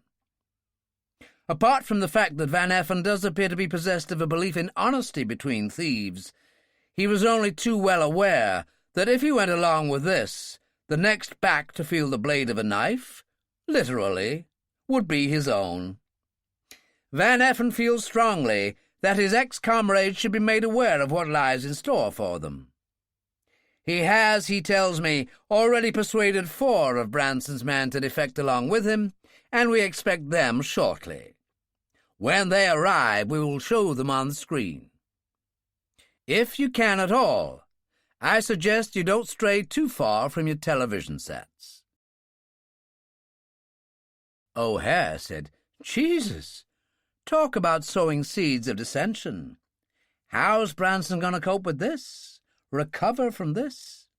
Brilliant. As the Veep says, who's going to trust him now among his own men?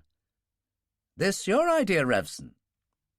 I wish it were, but even I am not as crafty, evil, and devious as that. The unmistakable hand of Hagenbach. I never thought that Van Effen, whatever you're about to say, he didn't. Hagenbach made sure that there were no close-ups of Van Effen. Had there been, even a layman would have seen that Van Effen was doped to the eyes. Doped? If he defected, an involuntary defection, I gassed him and lowered him down to an, passing submarine. Of course. What else? An, passing submarine. O'Hare favoured him with the look of a psychiatrist who finds himself with an intractable case on his hands. Dear, dear, you don't believe me. But of course, old boy. You're under stress again, Revson said kindly. Talking English. He patted the base of his camera. How do you think I got hold of a brand-new radio transceiver in the middle of the night? O'Hare stared at him. He said with an effort, And the 4 other promised defectors. Submariners all. Hell no. Forcible abduction, all within the past half hour. O'Hare got back to his staring. In the Mount Tamalpais radar station, Parker, until lately Giscard's number 2, looked away from the TV set and at the 4 men gathered around him. He said, Soul down the river. From the silence that met this observation, it was clear that the others agreed with him. But it could hardly have been called an agreeable silence. Richards was trying hard to show that he was not actively enjoying himself. He said into his microphone, I can see that the fog is going to pass over the bridge, so you won't be able to see me in a couple of minutes. Don't suppose it'll last long, though. When it clears, we'll show you your 4 other faithful henchmen who have defected from you. I will leave you with one last observation. Your money's guaranteed, but watch how you go. I understand it takes exactly 6 minutes to block the major runways at Havana Airport. Branson, his face quite without expression, rose and walked to the rear coach, Giscard following. It was noticeable that his own men either looked at him with puzzlement or thoughtfulness, or just averted their eyes. After entering the coach, Giscard went to the back and returned with scotch and 2 glasses.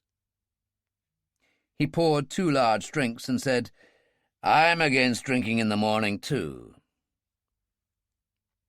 Branson, most uncharacteristically, drained half his glass in one gulp. He said, "How does your back feel, Giscard?" "With 11 years working for you and a 7-figure bank balance, my back feels okay. I suggest we cut the comedy, Mr. Branson. This could be damn serious. With the exception of Van Effen, Yarney, and myself, none of your men has known you for even as long as a year. I forgot Chrysler. But the rest... Did you watch their faces as we came here?"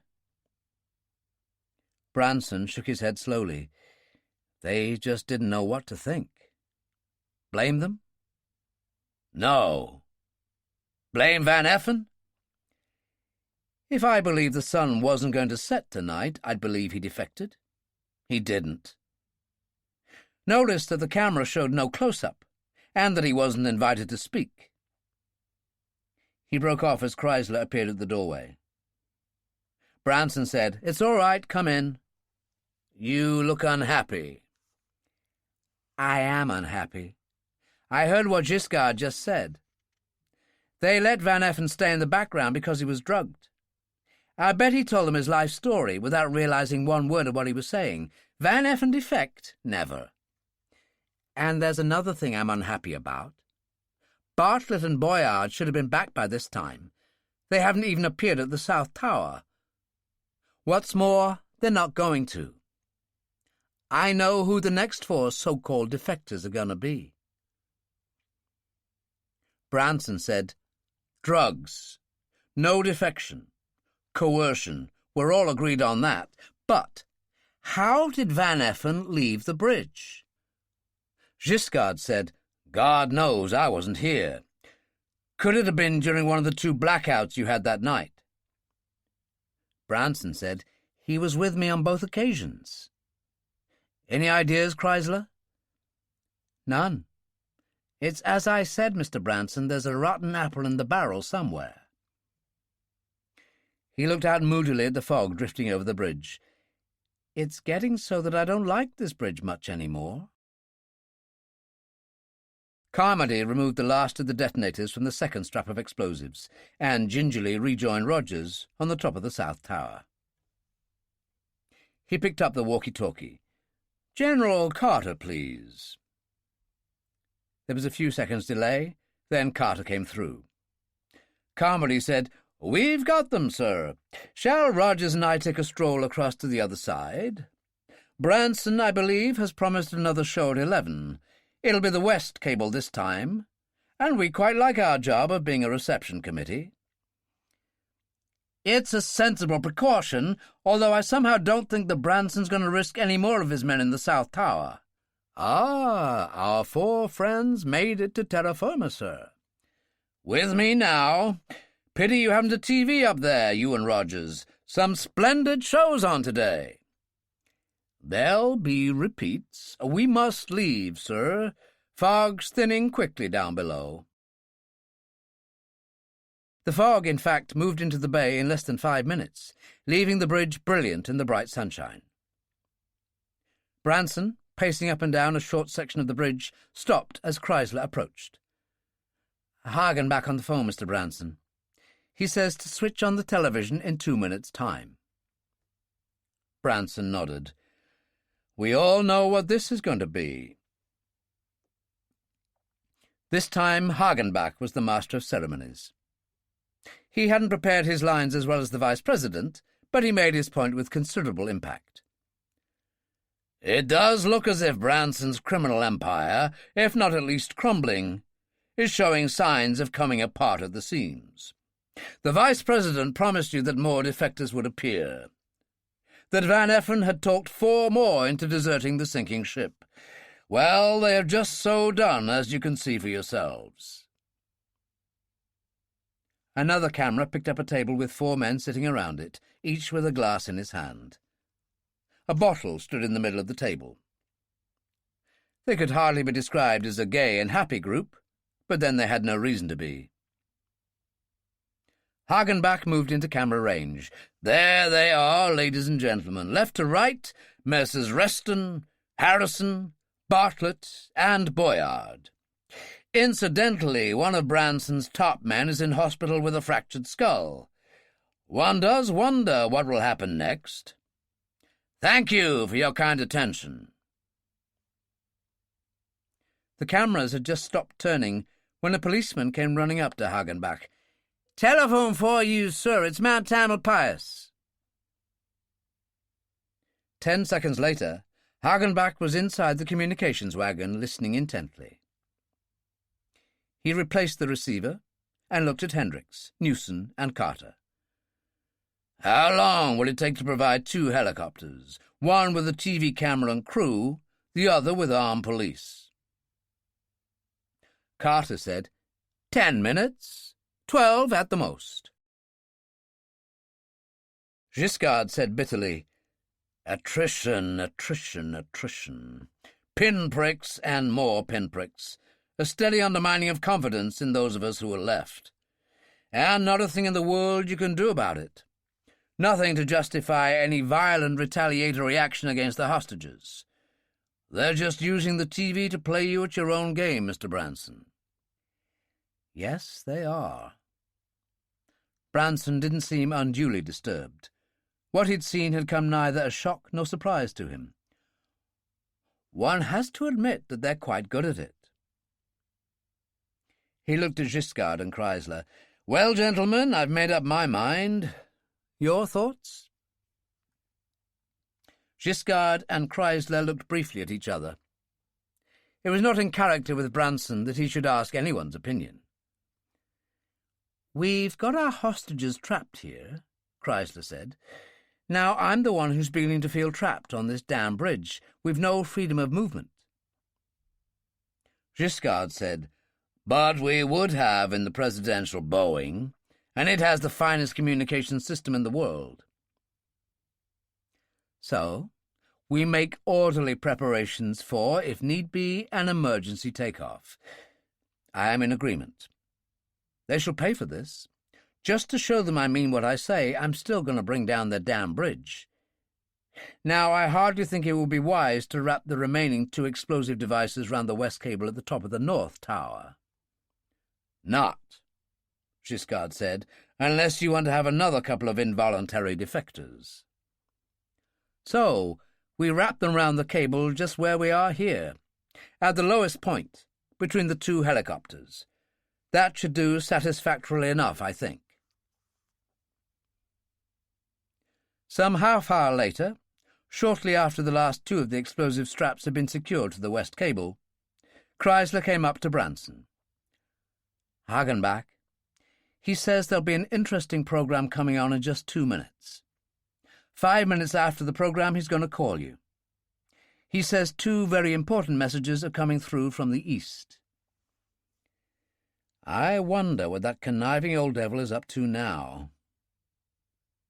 Branson went and took his accustomed viewing place. Automatically, the seats beside and behind him filled up. The screen came to life. It portrayed something that looked like an enormous white golf ball, one of the Mount Tamalpais radar scanners. Then the camera zoomed in on a group of about 10 men, policemen in their shirt sleeves, all armed with submachine guns.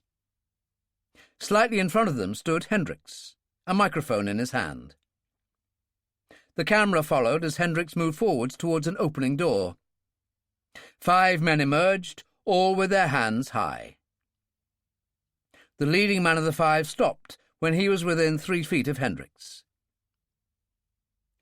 Hendricks said, "You're Parker?" "Yes."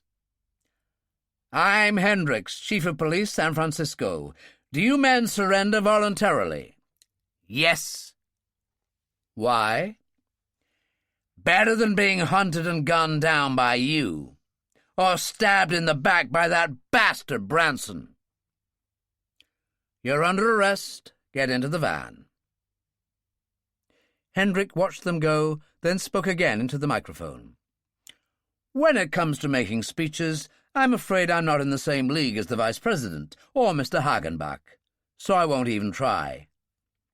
All I can say, with due modesty on the part of all of us, is that 10 defectors is not a bad morning's bag. And the morning is not yet over. Incidentally, there will be no more broadcasts from us for at least an hour." Revson stood up and glanced round casually. In the space of only 2 seconds, he caught the eye of both General Cartland and Grafton. Slowly, casually, the newsmen and the hostages began to drift off to their separate coaches. The former, presumably to write out their dispatches or refill cameras, the latter almost certainly in the pursuit of refreshments. The President looked particularly thirsty. Besides, the comfort of an air-conditioned coach was vastly to be preferred to the already uncomfortable heat out on the bridge. Giscard said in anger, "The fool! The fool! The bloody fool! Why did he have to let himself be duped so easily?" There was just a trace of weary acceptance in Branson's voice. "Because he had no Giscard there beside him, that's why." "He could have phoned you. He could have phoned me." What might have been. No older phrase in any language. I don't really blame him. Chrysler said, "Has it occurred to you, Mr. Branson, that when you've received your ransom money and returned the hostages, they might want most, if not all of it back, if you want their prisoners freed? They're no fools, and they know damn well that you wouldn't let your men down." "There'll be no deal. I admit it's going to make things a bit more tricky, but there'll be no deal." "Well, I suppose I better go and see what friend Hagenbach wants." Branson rose and walked towards the rear coach, his head bent in thought. Mac, the guard, waited until the last of his illustrious hostages had entered the presidential coach, locked the door, and pocketed the key. His machine pistol was dangling from one hand. He turned round to see Cartland's little pistol not 3 feet from him. Cartland said, "Don't try anything, I beg you. Try to lift and fire that gun, and it is the last thing you ever do." Cartland's calm, impersonal voice carried immense conviction. "Gentlemen, I ask you to bear witness to that funny little pop gun." Mac was openly contemptuous. "You couldn't even hurt me with that thing, but I'd still cut you to pieces. Bear witness to the fact that I warned this man that this pop gun is loaded with cyanide-tipped bullets. Just has to break the skin and you won't even feel it. You'll be a dead man before you hit the floor." "In my country," the king observed, "he'd already be dead." With the possible exception of Yoni, none of Branson's men was a fool. Mac was no fool. He handed over his gun. Cartland marched him to the rear of the coach, pushed him into the washroom, extracted the inside key, and locked the door from the outside. The President said, "Well?" Cartland said, "There's going to be some rather violent unpleasantness outside in a minute or two. I don't want to risk any of you at this late date.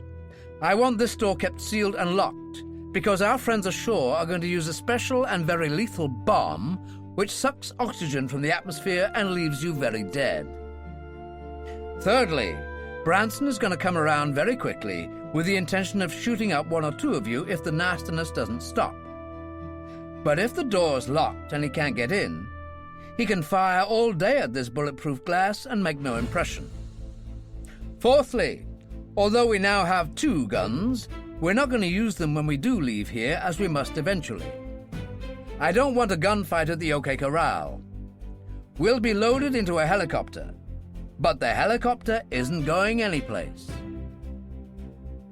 The President said, "Where did you get all this information from?" "A well-informed source. Fellow who gave me this gun. Revson." "Revson? How does he tie in? Don't know the chap." "You will. He's stated as Hagenbach's successor in the FBI." The President was plaintive. "It's like I always say, no one ever tells me anything." Revson was much less verbose, and not at all forthcoming with explanations. Ensuring that he was the last man in, he turned and chopped the unsuspecting Peters below the right ear, just as Peters turned the key in the lock. Revson relieved him of both key and machine pistol, dragged him in and propped him in the driver's seat, then brought out his radio. "Revson here. Hendricks? Ready yet? Hagenbach's still on the phone to Branson. Let me know immediately he's through." "So, the money's in Europe," Branson said into the phone. "Excellent. But there had to be a code word." "There was. Very appropriate this time." Hagenbach's voice was dry. "Offshore." Branson permitted himself a slight smile.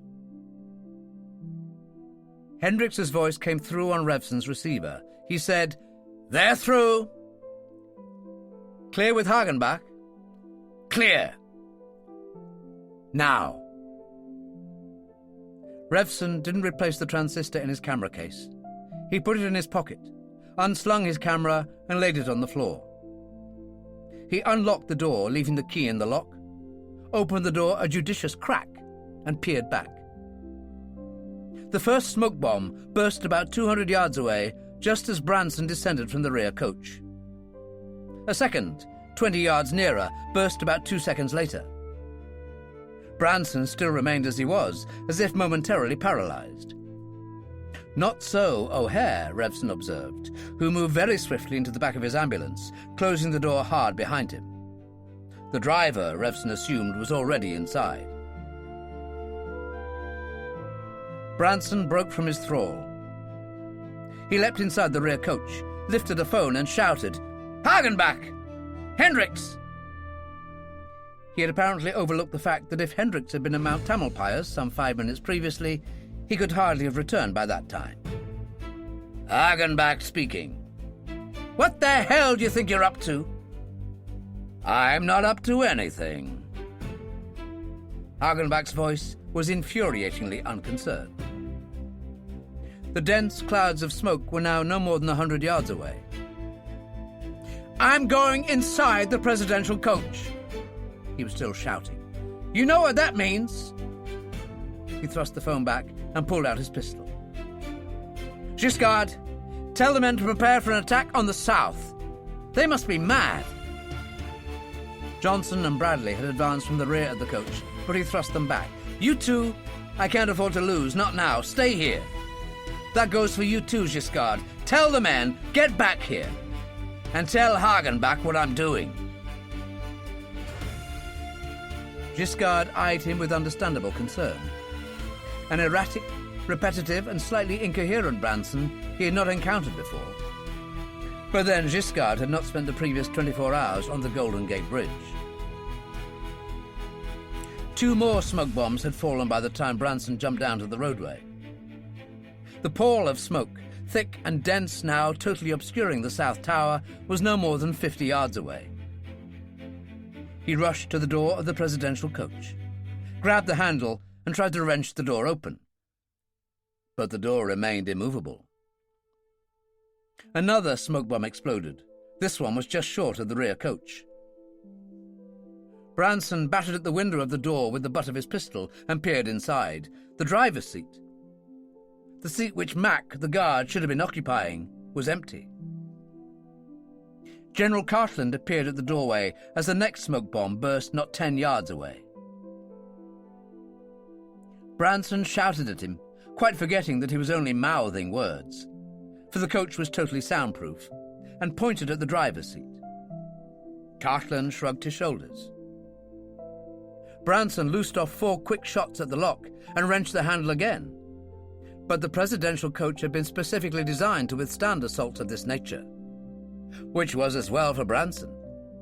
Cartland's right hand, held behind his back, had the forefinger on the trigger of the cyanide gun. The next bomb burst directly opposite Branson, and the dense, acrid, evil-smelling fumes were on him in seconds. Branson fired 2 more shots at the lock and tried again. Revson withdrew the key from the door of the lead coach, dropped down to the roadway, shut the door, locked it, and left the key in position. A smoke bomb burst immediately opposite him. Vile though the fumes were to both nostrils and throat, they were not incapacitating. Running his fingers along the side of the presidential coach, Branson made his way back to the rear coach, opened the now closed door and went inside, closing the door behind him. The air in the coach was clear, the lights were on, the air conditioning unit was functioning, and Giscard was on the phone. Branson managed to control his coughing. "I couldn't get in.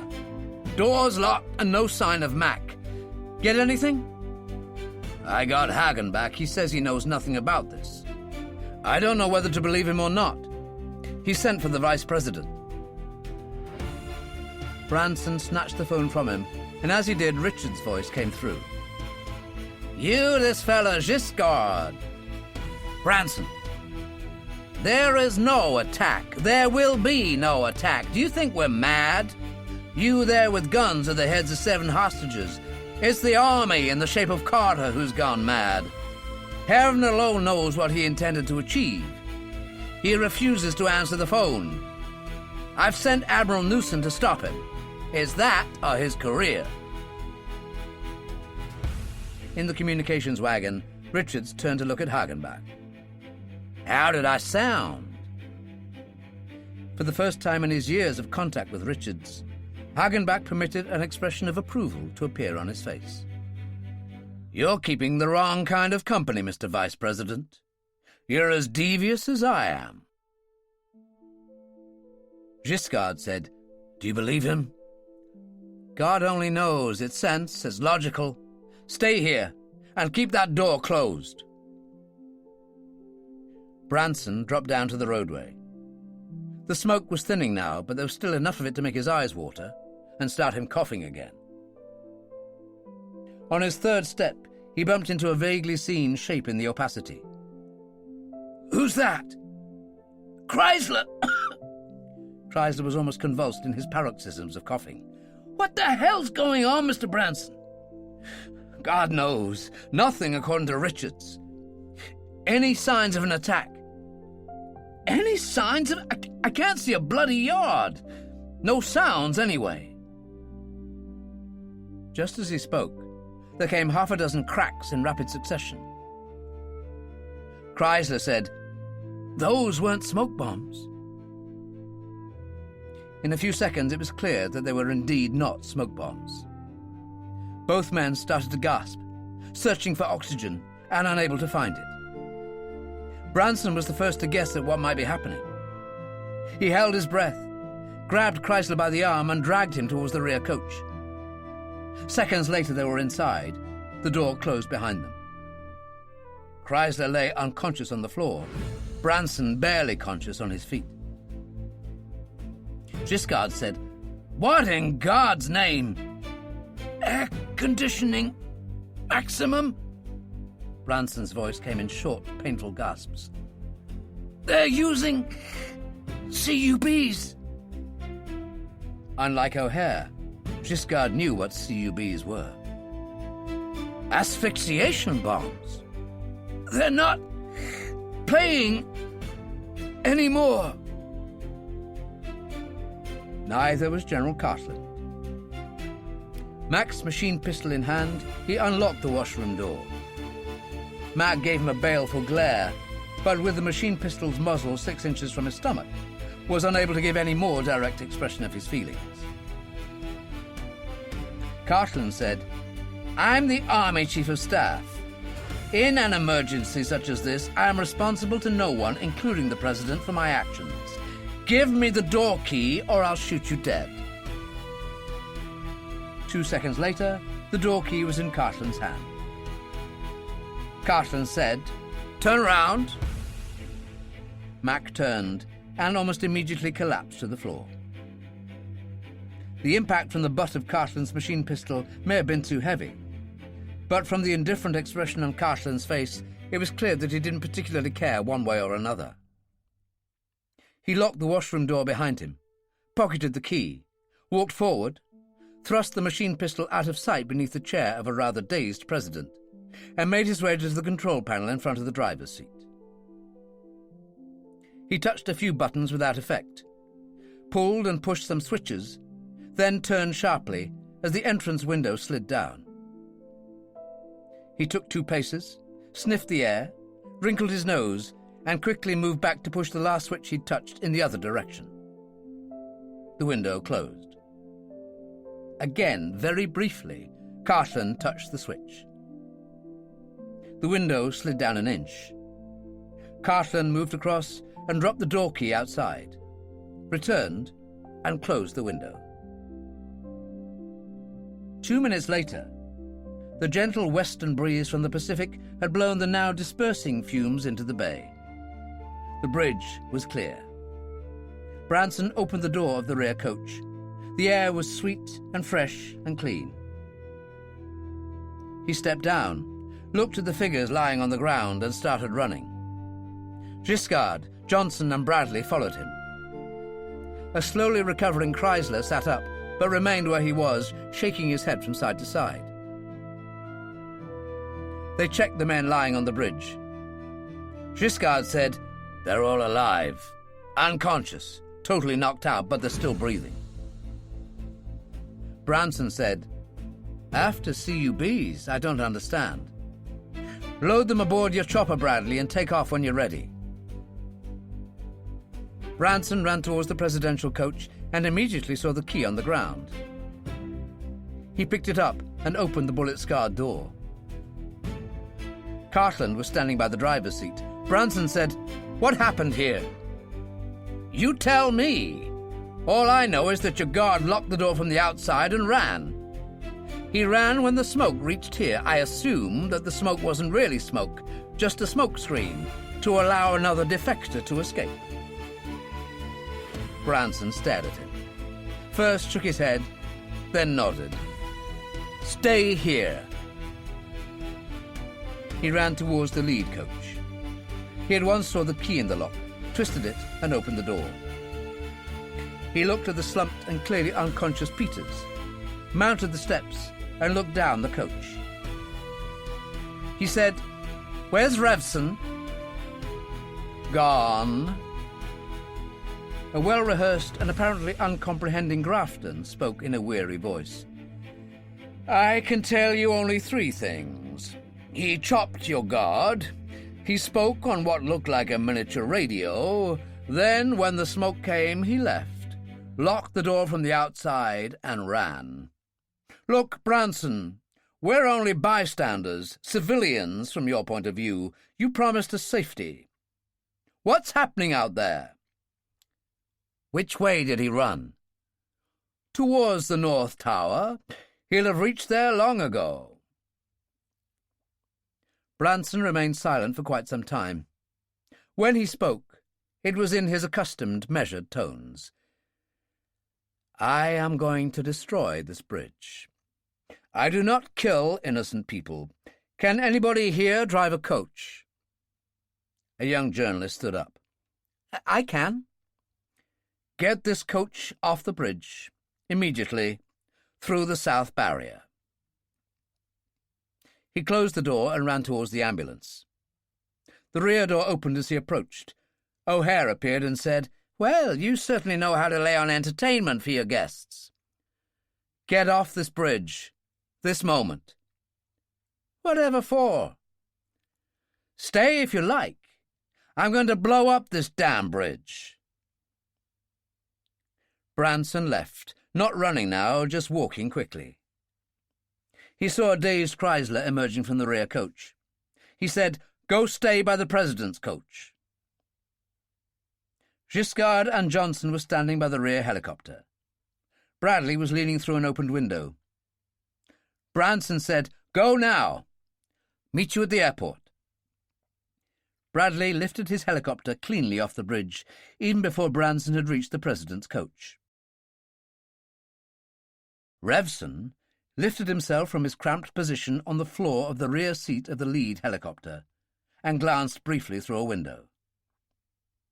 The 7 hostages, escorted by Branson, Giscard, and Chrysler, were approaching the helicopter. Revson sank back into hiding and pulled the transceiver from his pocket. He said, "Mr. Hagenbach." "Speaking." "Can you see the rotor on this helicopter?" "I can. We all can. We all have glasses on you." First turn the rotor takes, the laser beam. The 7 hostages were ushered in first. The President and the King sat in the 2 front seats on the left, the Prince and Cartland on the right. Behind them, the Mayor, Muir, and the oil sheik took up position. Giscard and Chrysler took up separate positions in the 3rd row. Each had a gun in his hand. The ambulance was approaching the South Tower when O'Hare tapped on the driver's window.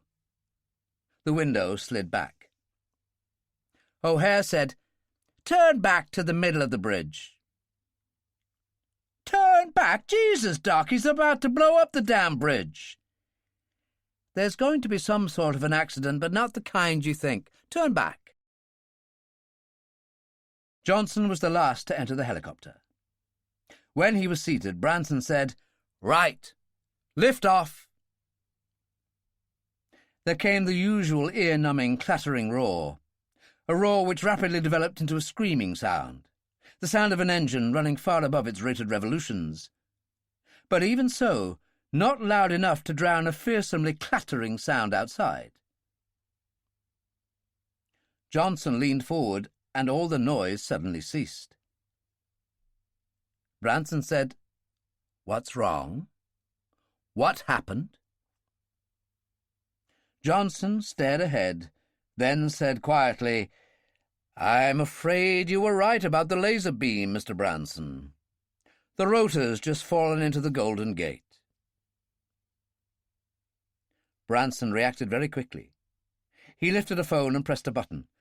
"Bradley." "Mr. Branson, we've had some trouble. Come back to the bridge and pick us up." "I'm afraid I can't do that. I've had some trouble myself. A couple of phantom jets riding herd on me. I'm to land at the international airport. I'm told there will be a welcoming committee." Revson was silently on his feet, white pen in hand. He pressed the button twice, and almost in unison, both men slumped forward. Then, quite unexpectedly, and to Revson's shocked dismay, toppled far from silently into the aisle, their guns clattering on the metallic floor. Branson twisted round, and there was a pistol in his hand. Revson was too far away for his tipped needles to carry.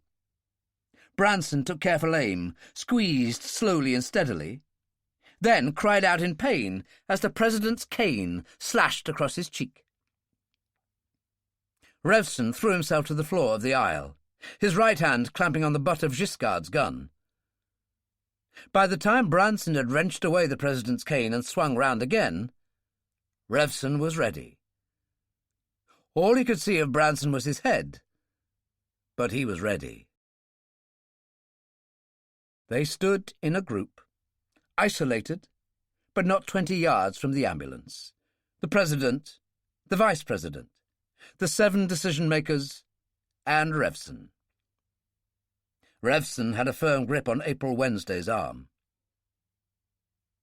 They stood and watched in silence as the shrouded stretcher was lowered from the helicopter and carried through the dozens of armed police and soldiers to the waiting ambulance. Nobody had anything to say. There was nothing to say. The President said, "Our royal friends." Richard said, "Can't wait to get to San Rafael tomorrow. They're more than philosophic about the entire episode. They're downright pleased. Not only has it all given America a great big black eye, but it'll make them national heroes at home." The President said, "We'd better go talk to them." He and Richards made to turn away when Revson said, "Thank you, sir." The President looked at him in incredulity. "Me? You thank me? I've already thanked you 100 times. Yes, sir. As a rule, I don't like owing favours, but I rather care for having my life saved. The President smiled, and along with Richards turned and walked away. Hagenbach said to Revson, "Well, let's go to the office and have your full report." "Ah, that. What's the penalty for disobeying an order by the head of the FBI?" "You get fired." "Pity. I quite liked my job. My proposal is that I shower, shave, change, take Miss Wednesday for lunch, and then file my report in the afternoon. I guess you owe me at least that." Hagenbach pondered, then nodded.